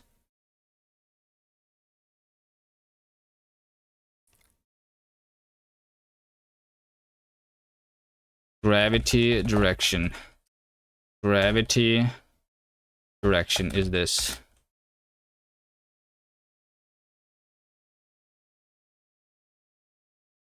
at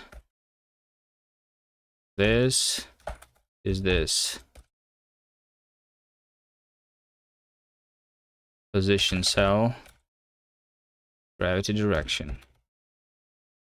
Right? Also, like, technically, I should be going here to the infinity. Right? So it should be an infinite loop here. Because I did not make, like, the blocks on the outside. I mean, I did, it's the player. The player is right now blocking the infinite loop.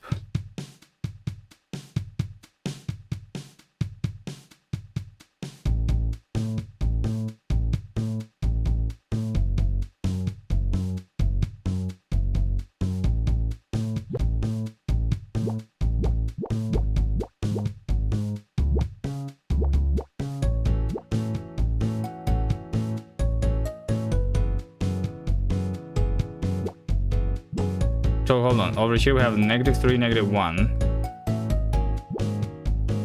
-3, -1. And this now makes -3, -1, and -2, -1. Yeah. Over here and over here, the gravity direction is to the left. Right? Okay. This looks correct to me.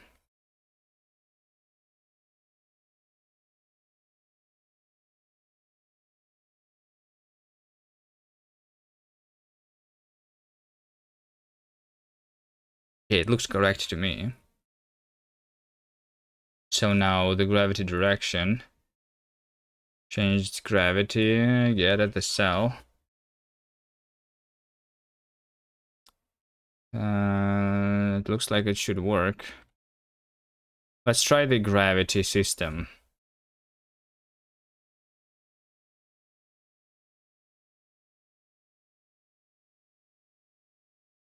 It removes gravity.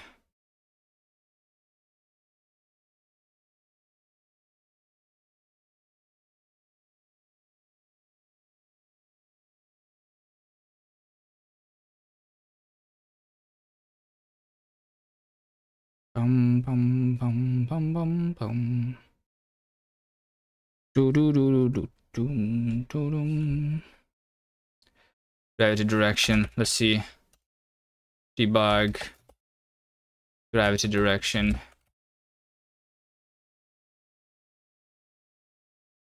It looks like it's always down.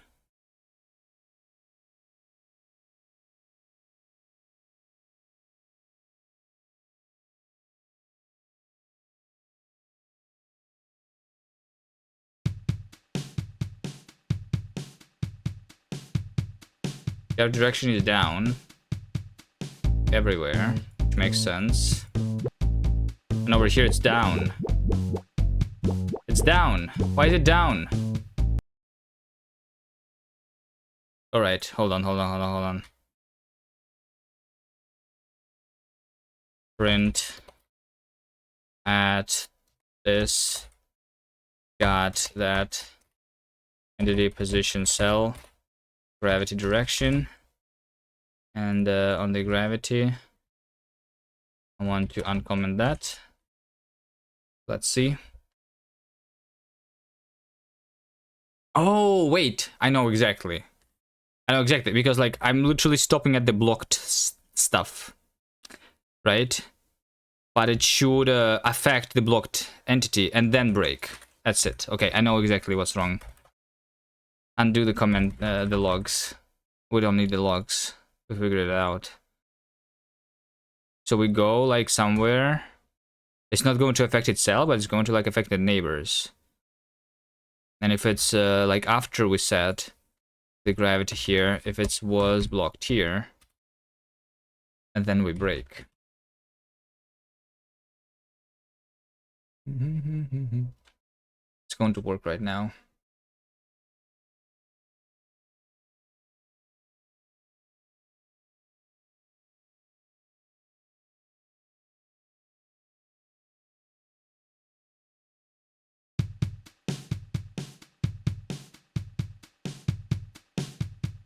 Look at this.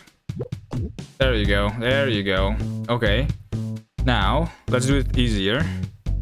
I mean, not easier. Let's first of all, let's do that. we have the gravity on this side of this guy. So this guy, if we do this, it will attract this dude, right? See? The fact that I can still move here, though, I should not be able to move here, right? I should not be able to move here, because our gravity is to the side.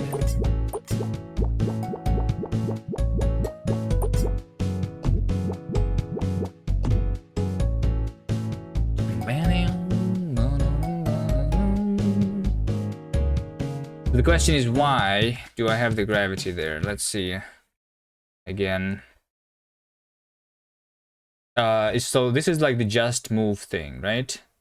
The gravity direction is here.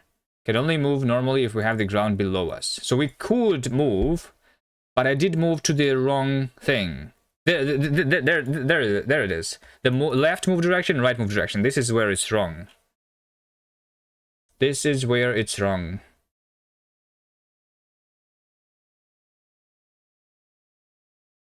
This over here. 0, 1. 0, -1. This is up and down, but up and down is not the correct, and left and right is not correct. We need to have the gravity direction here. And based on that, figure out what's left, what's right, what's up, and what's down.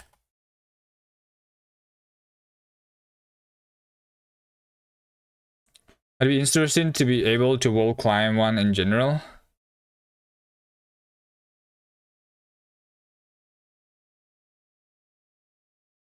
A wall climb one block, because like you will only be able to, like, unless you have like another like gravity that pushes you to the side, then you would be like, if you have multiple guys that push you to the side, you would be able to do this. Our ray currently is only like basically going towards where the ray is coming from, or against it, basically, is how it works.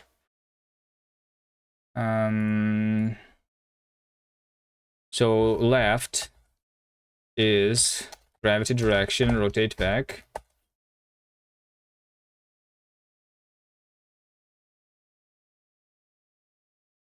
Zero, -1. Right is gravity direction, rotate back, because the 0 angle is the one that's rotating to the right. So like if the gravity is to the right, then right of that should be like 0, 1. Okay, there we go. Down is gravity direction, rotate back.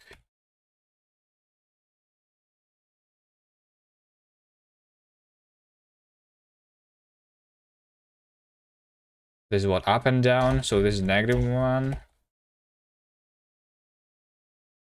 And this over here is +1. That might be it. Visually optimize the game tenfold and added a new feature in a single stream. Yeah.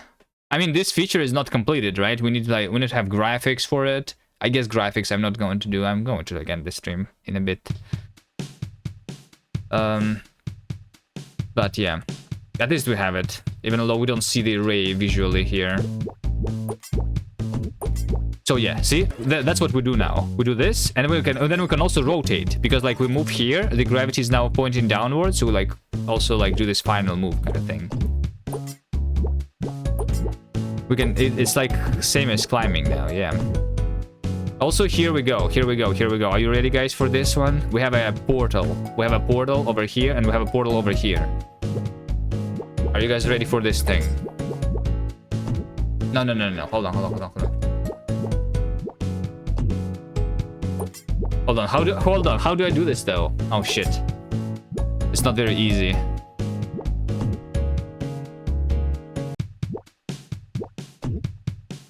It's like that. We need to make this guy go here, and then we need to do this. Yeah, there we go.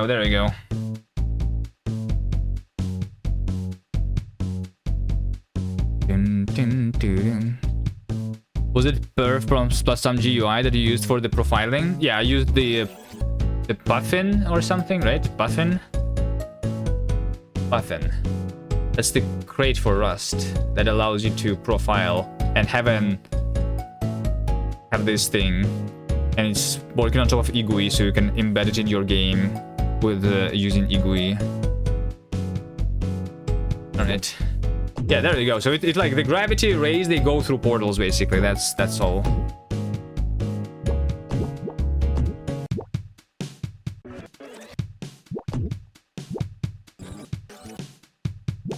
Over here though, it's still wrong. I'm not supposed to be able to. I'm not supposed to be able to over here to undo until this point, because this is not a stable situation. Why am I able to go here? This is not a stable situation. We still have some moves. I should not be able to undo into this middle state.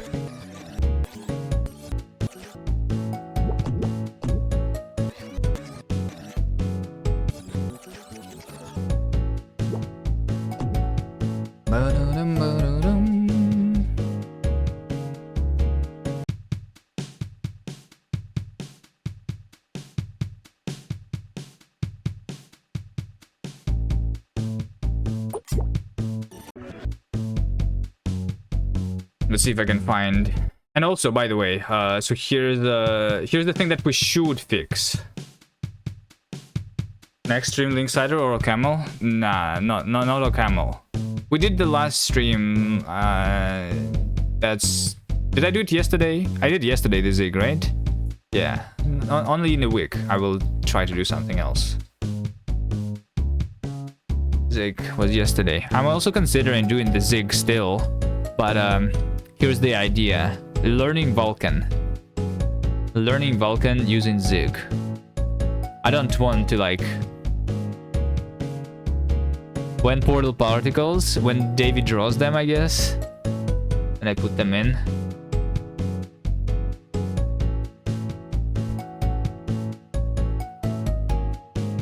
Are already bored of Rust? Nah. I just want to learn Vulcan, I think. We can do cool stuff with JLSL, you know? Yeah, we do some cool stuff with JLSL. I'm not sure if it makes sense for our game though, but here's how this thing works. Oh, you cannot see it here though. Hold on. Where? Which one is the good one? This one maybe?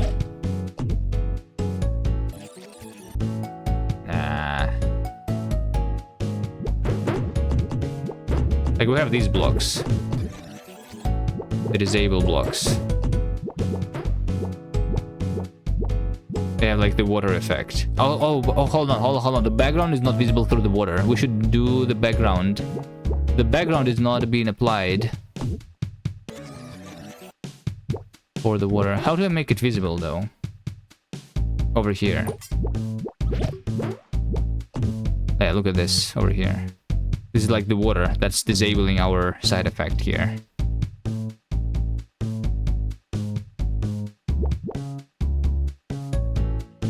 Do I triangle 100-hour Sabathon? The Vulcan? Did you try Vulcan before, Mark? I never tried it. Was the optimization to enable particle effects? Nah. Anyway, here's what we can do right now. We can crash the game, or like we can rather make it go into the infinite loop.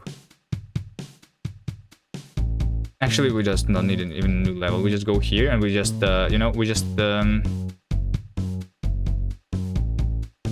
we just like make a hole here, for example. So because of this hole, if I try to make my shit over here, if I try to make this guy pointing up, we will go into the infinite loop because we're trying to calculate our gravity until the infinity. So we should fix that. Let's have a bounding box is state bounding box. There you go. We just do this, and then if we do over here, something like if is blocked or not bounding box contains the position cell, then we break. So like basically when we go outside of the bounding box of the level, then we should no longer like do this either.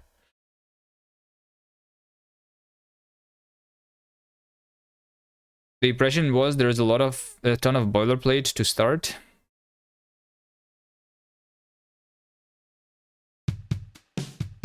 To start the Vulcan.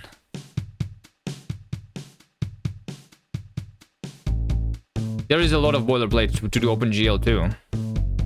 But I guess there is just even more in the Vulcan.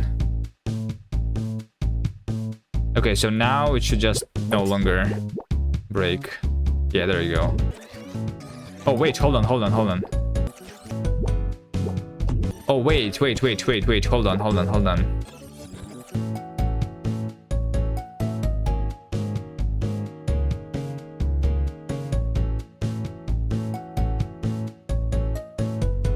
The time seal sims are a bit visible.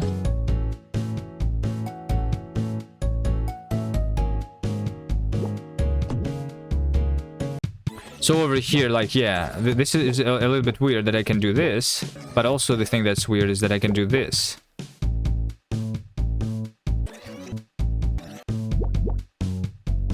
This thing is continued on the...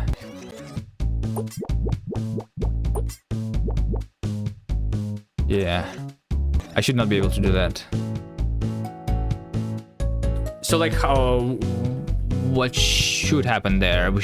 Nothing should happen, right? Because we don't move on the ground on the angular momentum.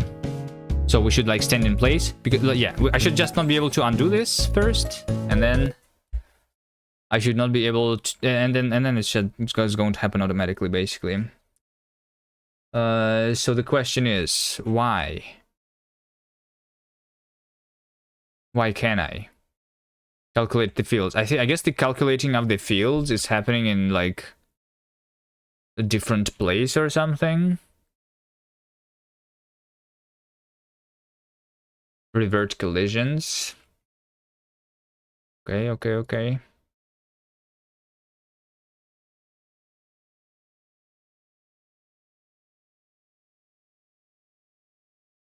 Previous move is none. And move. Calculate reachable paths. So like when am I doing calculating the reachable paths? This is happening on every like update, right? So the update, we can have multiple moves potentially in one frame. Ending moves that have ended. And then I try starting the moves. False. Regular move, false. Stable is, self moves is empty.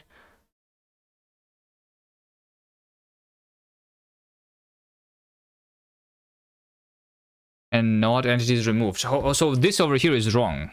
This over here is wrong. My moves should not be empty.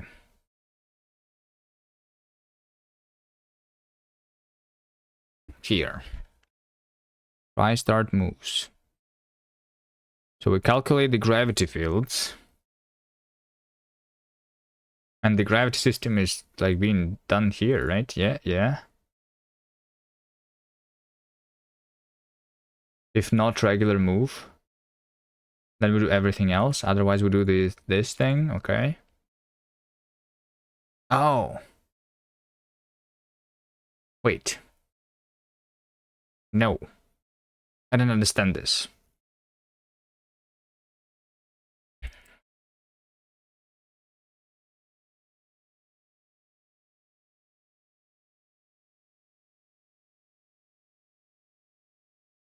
Stable is...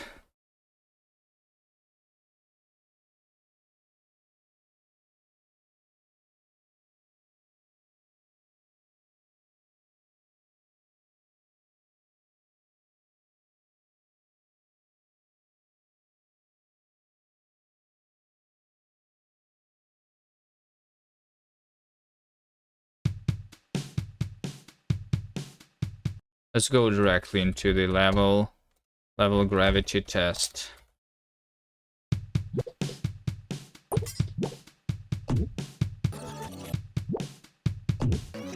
Like over here, for example, I cannot continue moving. But over here I can. For some weird reason. I can cancel until this place.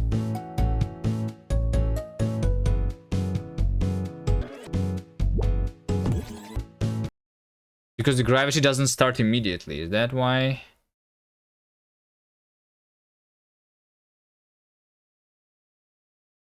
No, hold on. Like, nothing makes sense to me right now.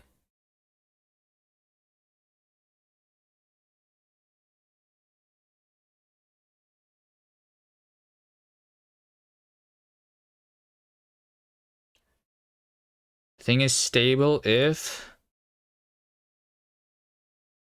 nothing moved.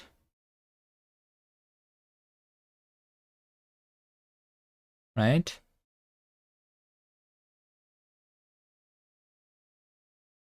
Everything starts to make sense after 20 hours.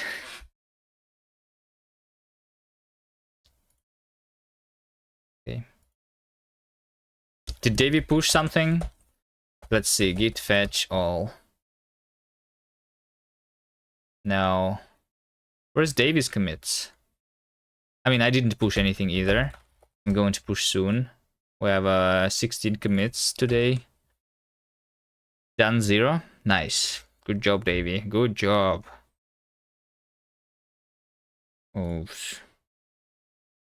Simulation.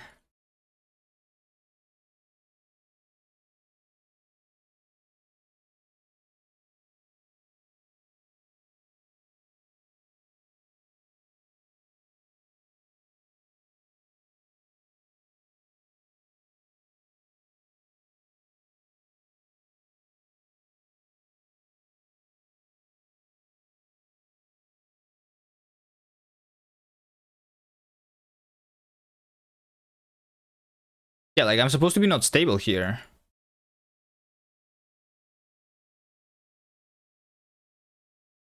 So I finished the rotation. We have like a 1 frame delay of something here. Somewhere. Maybe.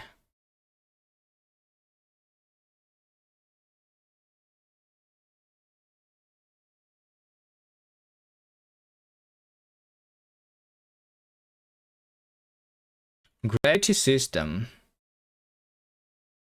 So we are not magneted. We get here. We don't ignore gravity. We try to move.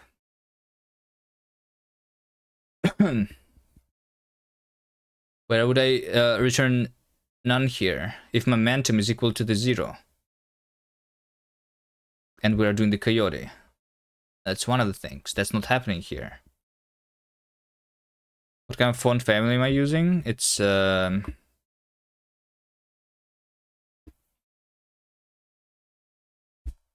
Monospace. There we go, there we go, there we go. This one. The Krypton over here. This thing. Here's the link.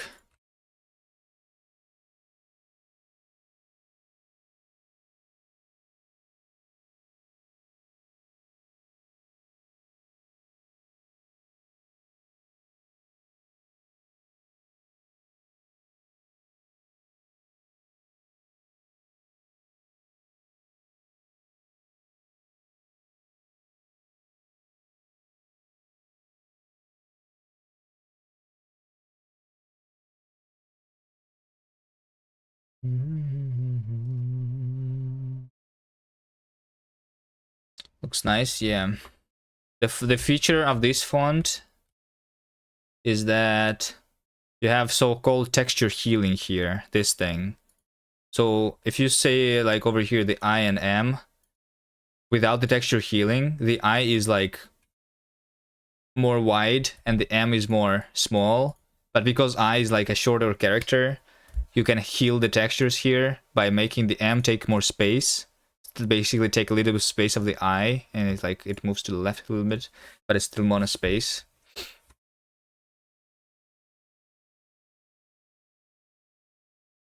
So it makes like it more naturally looking, but while still being a mono space.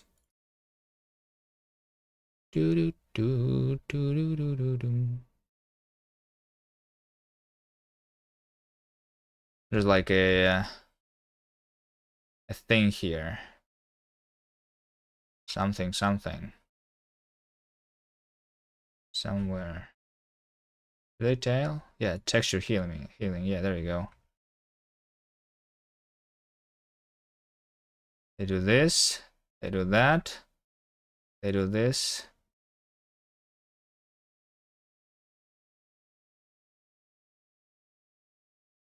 There you go. Does not this requires account external processing? Can Vim use this? Vim can use this. If your thing supports font features. It's called font features. The swapping is powered by the open type feature called contextual alternatives.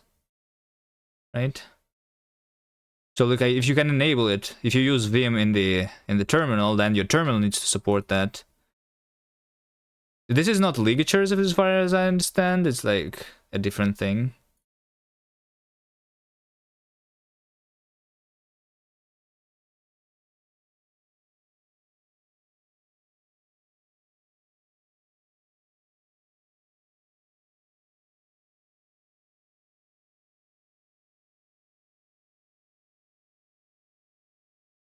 Six times.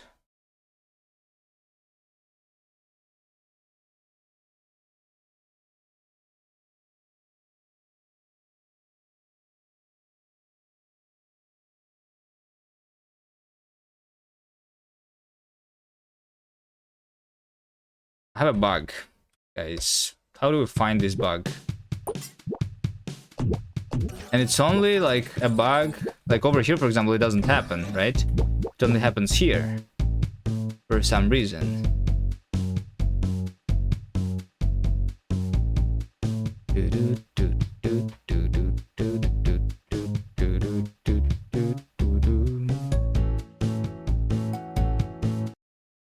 Oh, it's hold on. I know why. I know why. So we have the wrong calculation of where we're stable. No, hold on. No. I don't know.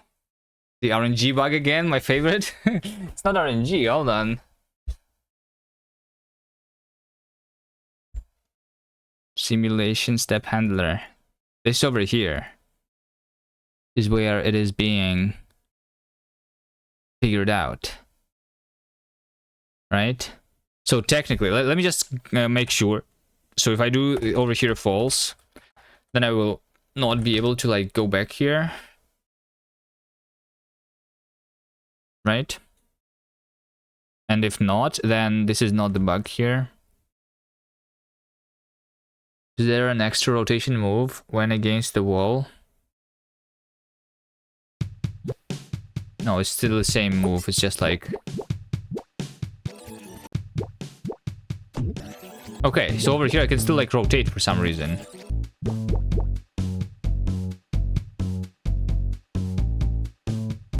Well, it's because we are considered stable here. That's why. When I'm against the wall, it's just like the normal move. Kind of.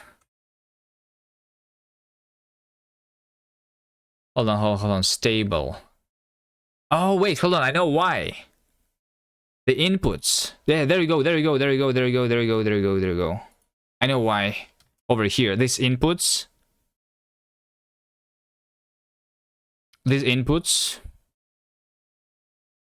They should be handled every time. The inputs are being used over there. This enters, this is where we're unlocking the doors. That's fine.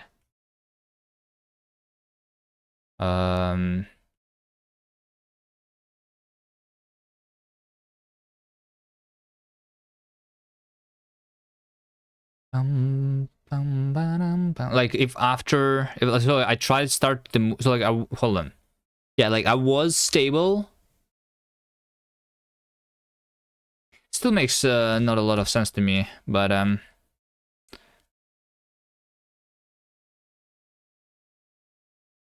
inputs. It's like I should do this both here and here separately. No? No.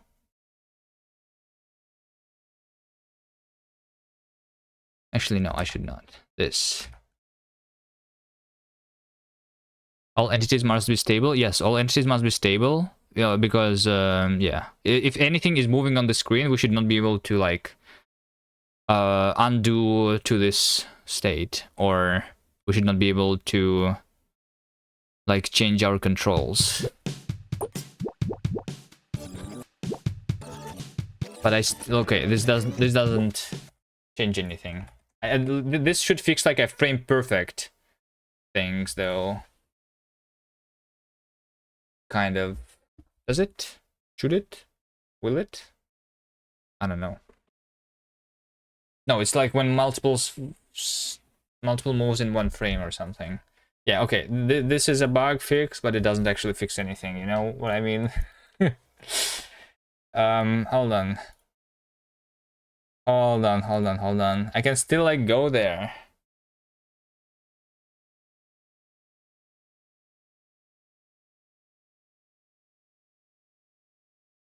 I can still go there.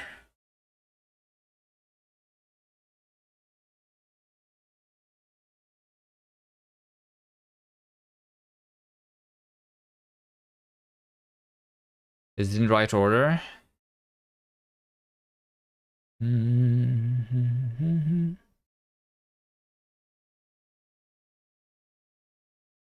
So we're ending the move here also.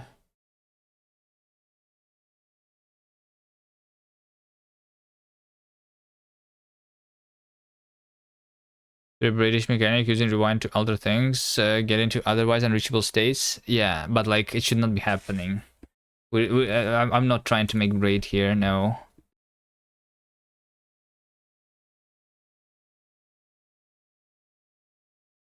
That's a bug, not a feature.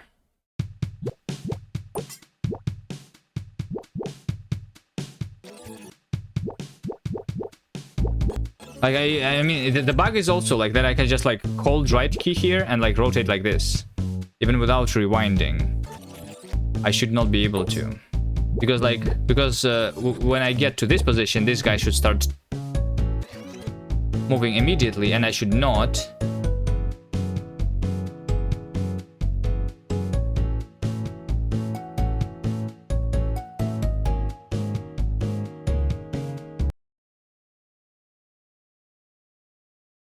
Shit.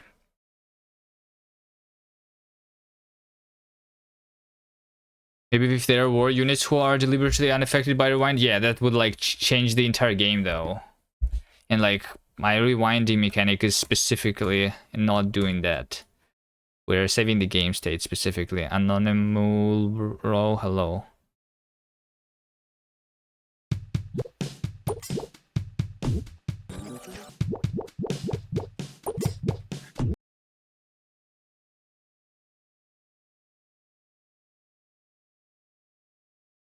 So we try to start the moves, right? We calculate the gravity fields. Calculate the gravity fields. We go over the entities.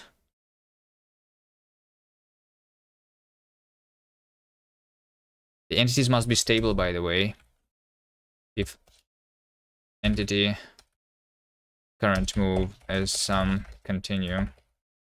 I'm not sure if this changes anything. Your memory leak is a feature too, keeping you from moving.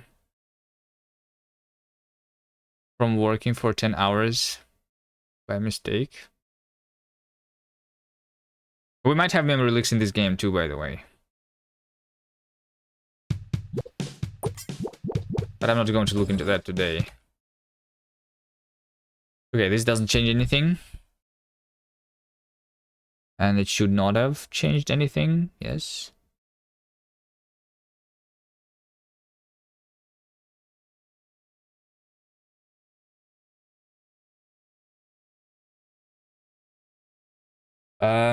Here's what I want. Here's what I want. Earliest ending moves have moves pick, right? So this is where ending moves that have ended, right? Let had moves is self moves is not empty, right? So if I had moves and now I'm stable, then I want to log something here.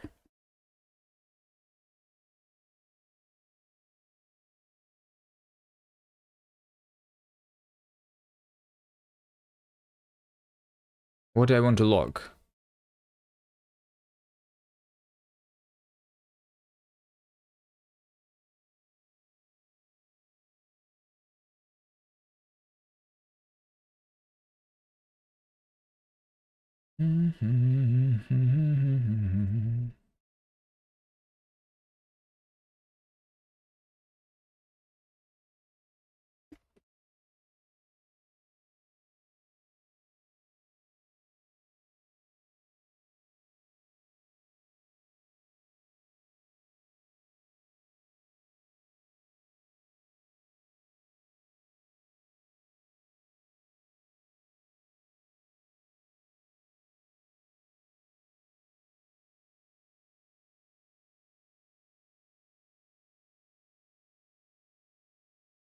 Where do we do the power-ups?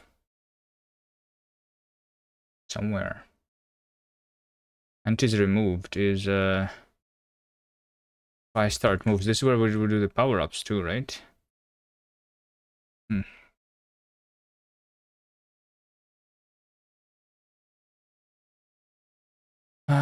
This over here, I also want to look into that. Look into that. We're not removing anything though. That should be right before next stable line. Okay. It's stable until the next simulation step. So here's what's happening, right? So I'm currently performing a rotation, right?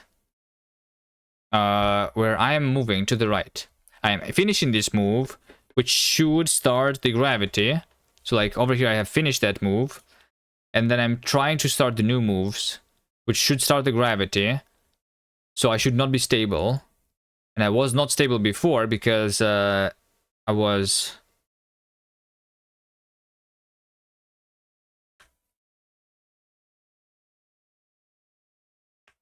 I was also not stable before because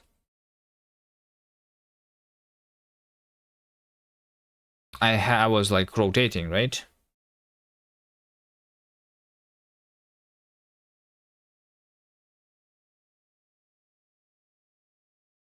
Event handler, move ended, end move.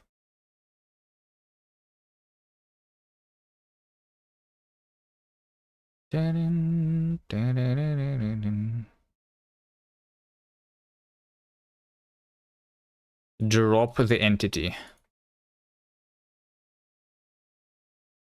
Shit. How do I figure out what's wrong? I don't even know like what to like log right now. My brain isn't working. Maybe I should not have like I have like when did I start to implement this? I mean it works, but maybe we just like see an old bug, like that's for some reason is here, and we just figured that we have a bug.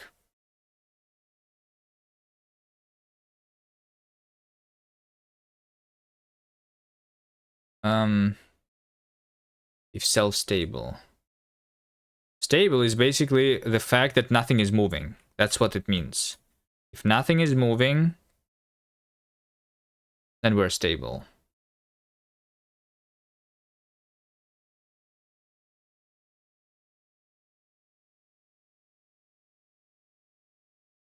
So something was not moving for a second there. Let's, you know what, let's do? Let's do log. Now let's just do print. Self moves length here. And self move lengths here. After both trying to start the moves. So, like, I will be able to see it here, right?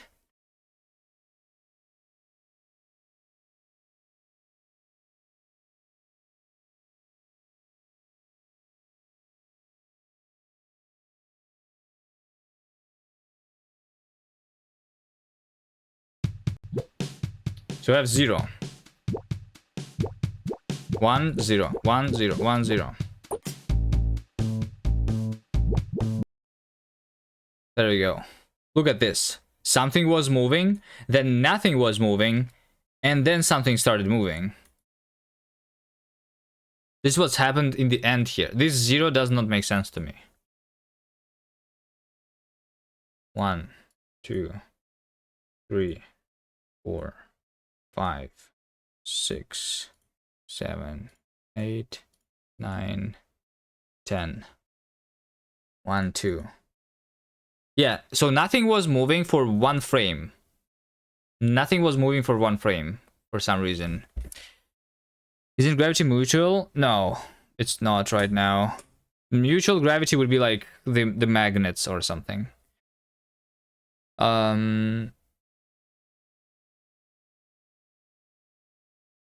Something with multiple unselected player move.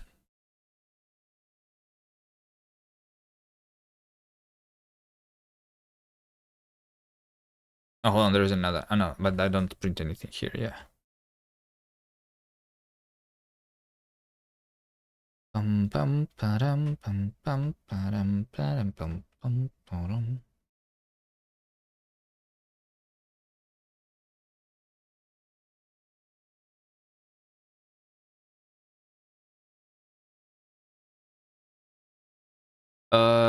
We just don't move for a frame.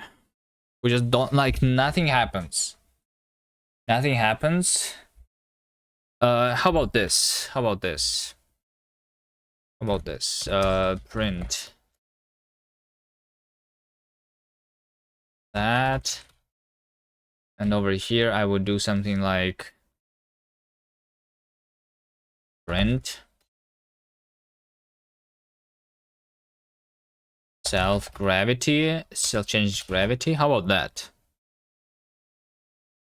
That's what I want. I want to see the list of like my gravity changes, my gravity fields.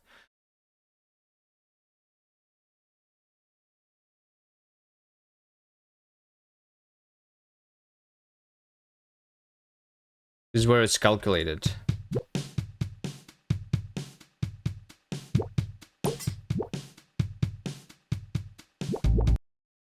So here what's happened. The gravity field was 5 minus 1 to the right. Wait, what?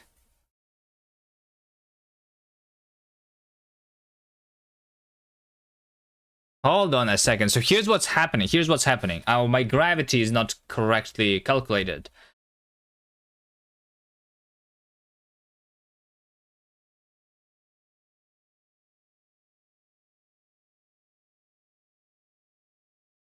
So it's supposed to be like not 5 minus 1. It's supposed to be like 5 minus 1, 4 minus 1, this, and that.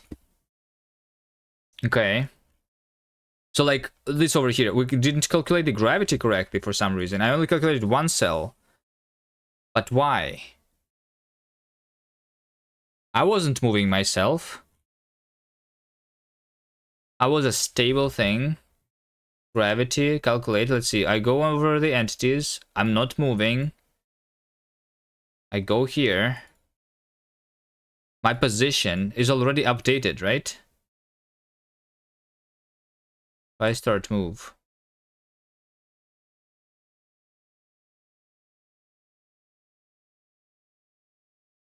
Only allow controlling the player. Oh wait, this is where it should be.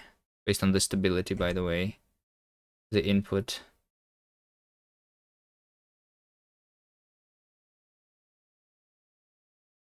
It doesn't matter though.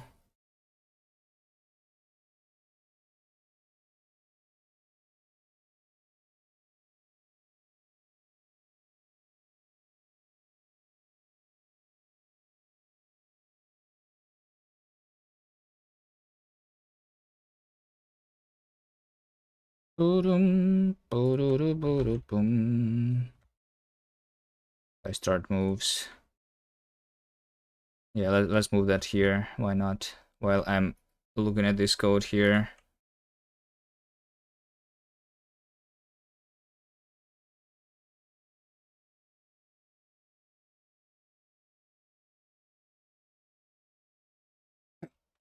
Hmm.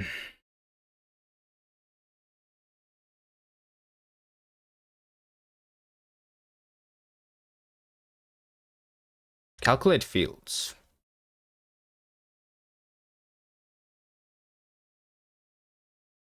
So why would I break here, right? I only do the break if it is blocked, this position, but it is not blocked, right?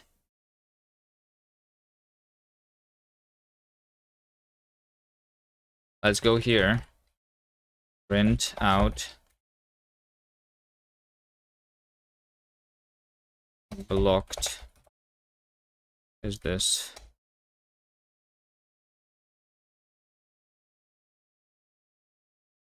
Gravity right would make sense from the non-player movement.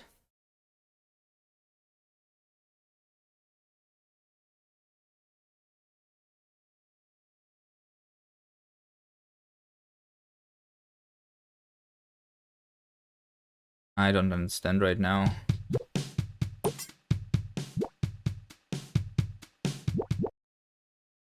Over here, let's see. So there you go.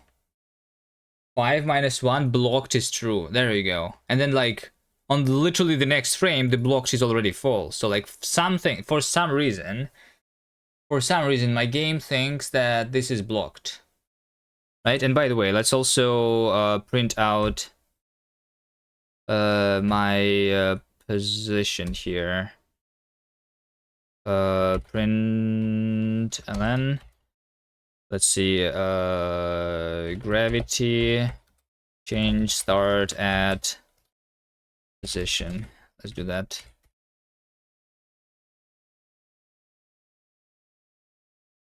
After this feature, count slock. What's slock? Wait, hold on, did I not commit? No, I did commit, all right.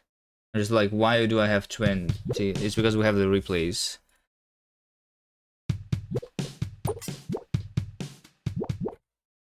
Okay, let's see again. So we have the gravity change. We start at the position 6 minus 1, which is the player itself. We are looking at the left. And then, so like, to the left of the player, it says it's blocked. So like, something is blocked to the left of the player. That's literally what we have here, for some reason. Doki time. We looked at that before. It's 160,000 lines of code. Alright, just kidding. It's 15,000. Rust. This is mostly about like the saves in the Rusty object notation. 15,000.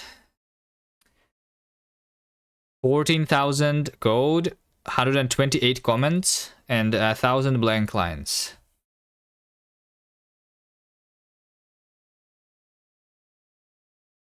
It's not that big, right?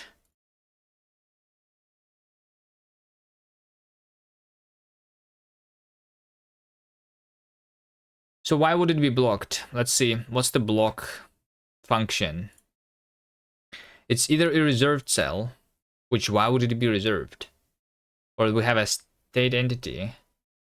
Okay, well, let's see. Let's see which one is it. Let's see which one is it first.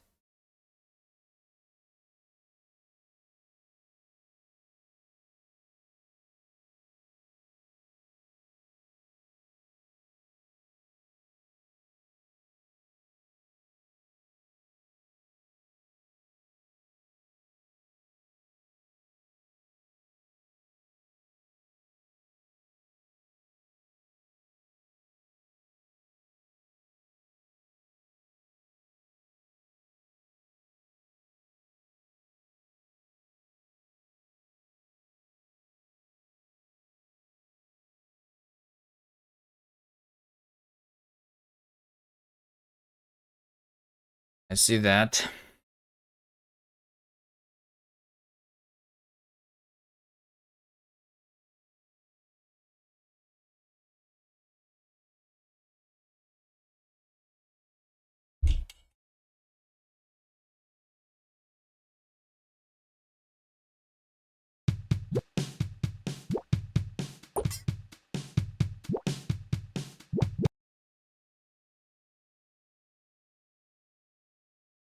It's a reserved spot. For some reason, somebody reserved it. Who would reserve it? Who would reserve it? Oh, wait, hold on. It's reserved from my previous move. Shit. Okay, because I'm moving to the right. And now it all makes sense. Okay. I know what's the problem now. Okay, good.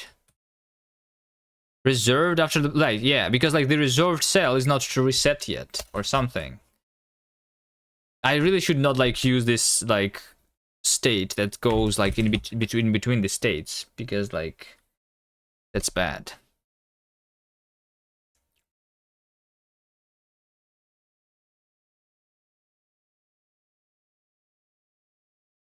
Okay, remove all of that.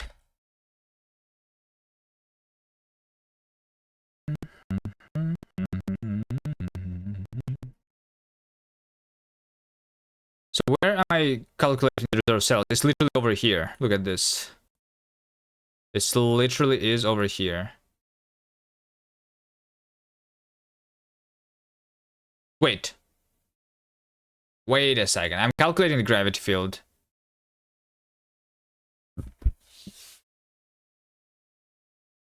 Oh no, did it broke the portal on the player interaction?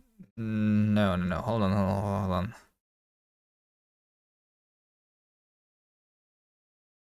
But our moves are empty, right? Our moves are empty.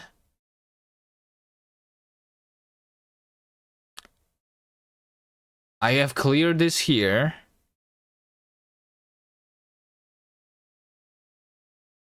Calculating gravity. Oh, yeah, calculating gravity should happen after the reserved cells. Okay, there you go. There you go. I feel like basically the reserved cells and the gravity field too, because like this is basically calculated every frame from scratch. I should not have it as a part of the state. It should like be initialized. You know, yeah. Yeah. This should be happening after the reserved cells because we need to know what's reserved. The reserved cells is literally like the cells that are like when something is moving. It's always order. Yeah, but like it would not be possible. Oh, wait, yeah. Yeah, like by just like making it not a field here, the reserved cells, like, but something. I don't know. Yeah, it's the order. All right. It should fix it though.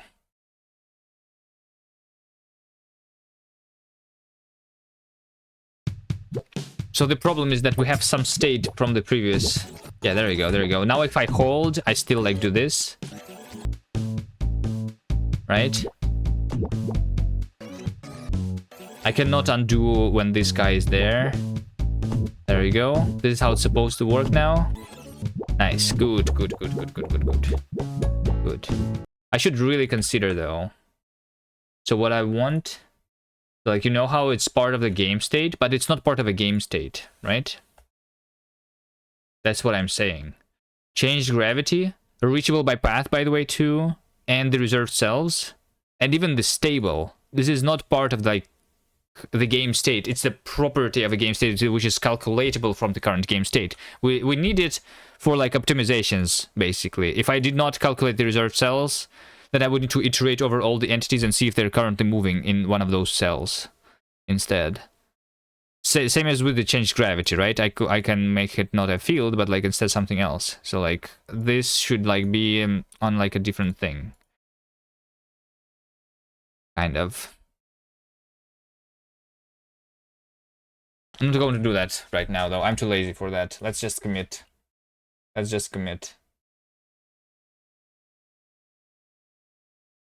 don't want to replace. Oh, here we go. I want to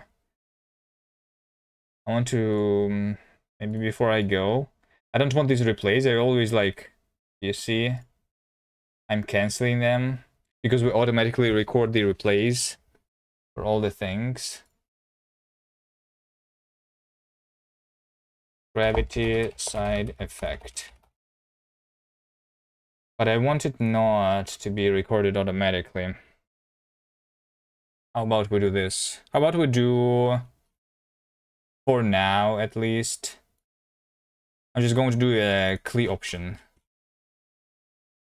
I will do a CLI options here.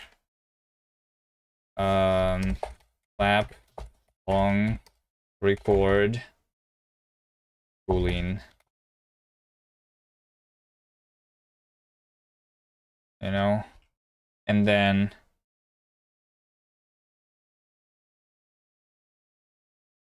in the level editor, record mode here.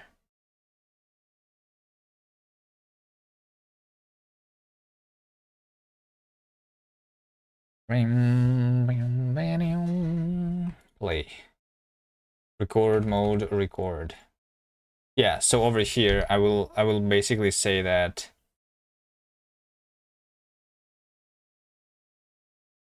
if it was a record, then I do this. Yeah, I think I just don't save it here. If self context. I feel like I just want to save all the CLI arguments here. Record. This only then I save.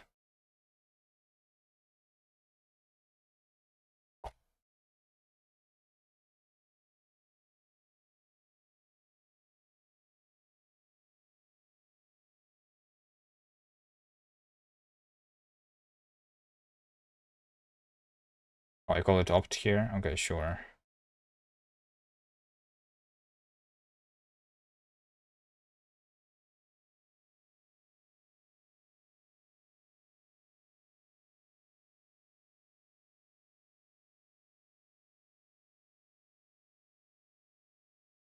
Expect that value found crate. I call it CLI args. Sure.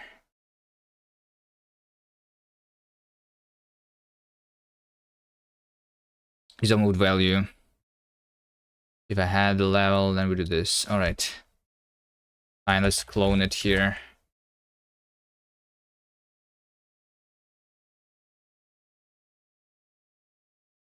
Wait, don't tell me that the... No, it's fine, it's fine, it's fine. I thought this would be not clonable.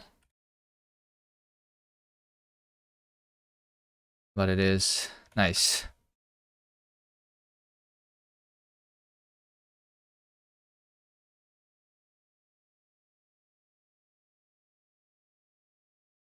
Okay, so now if I play this game, this level basically here, right? Now if I play this level and I go back, I'm not going to have this file. But if I do record command line option, then I'm going to...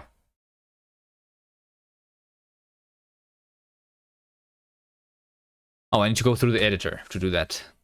Shit. Hold on. If I do this, editor,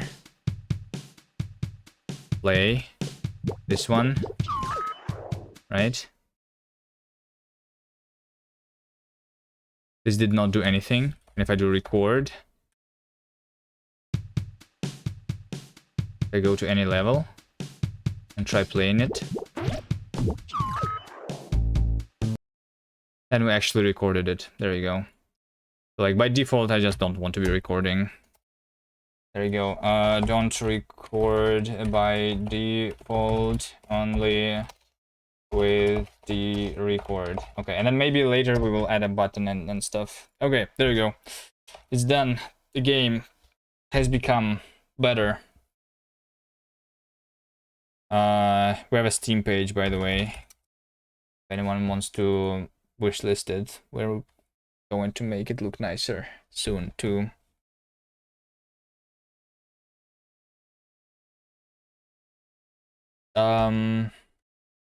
Which Hmm.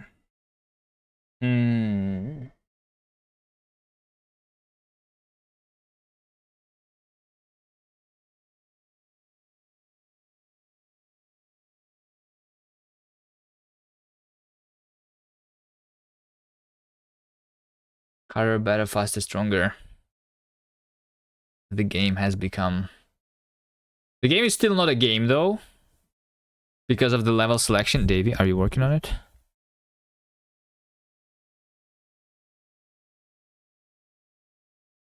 Don't you make the game playable actually?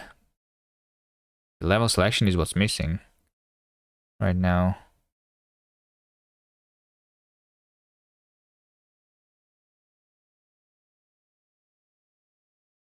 Any rosters today?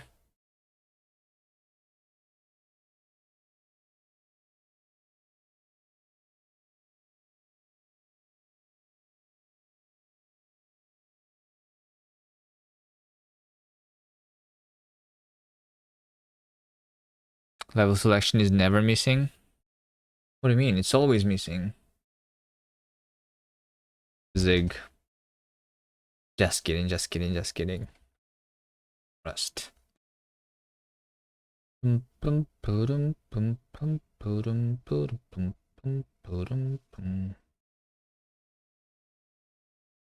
Alright, let's go to this guy. So I think I'm okay with some. So let's try that. So we think that this is just a matter of some renaming.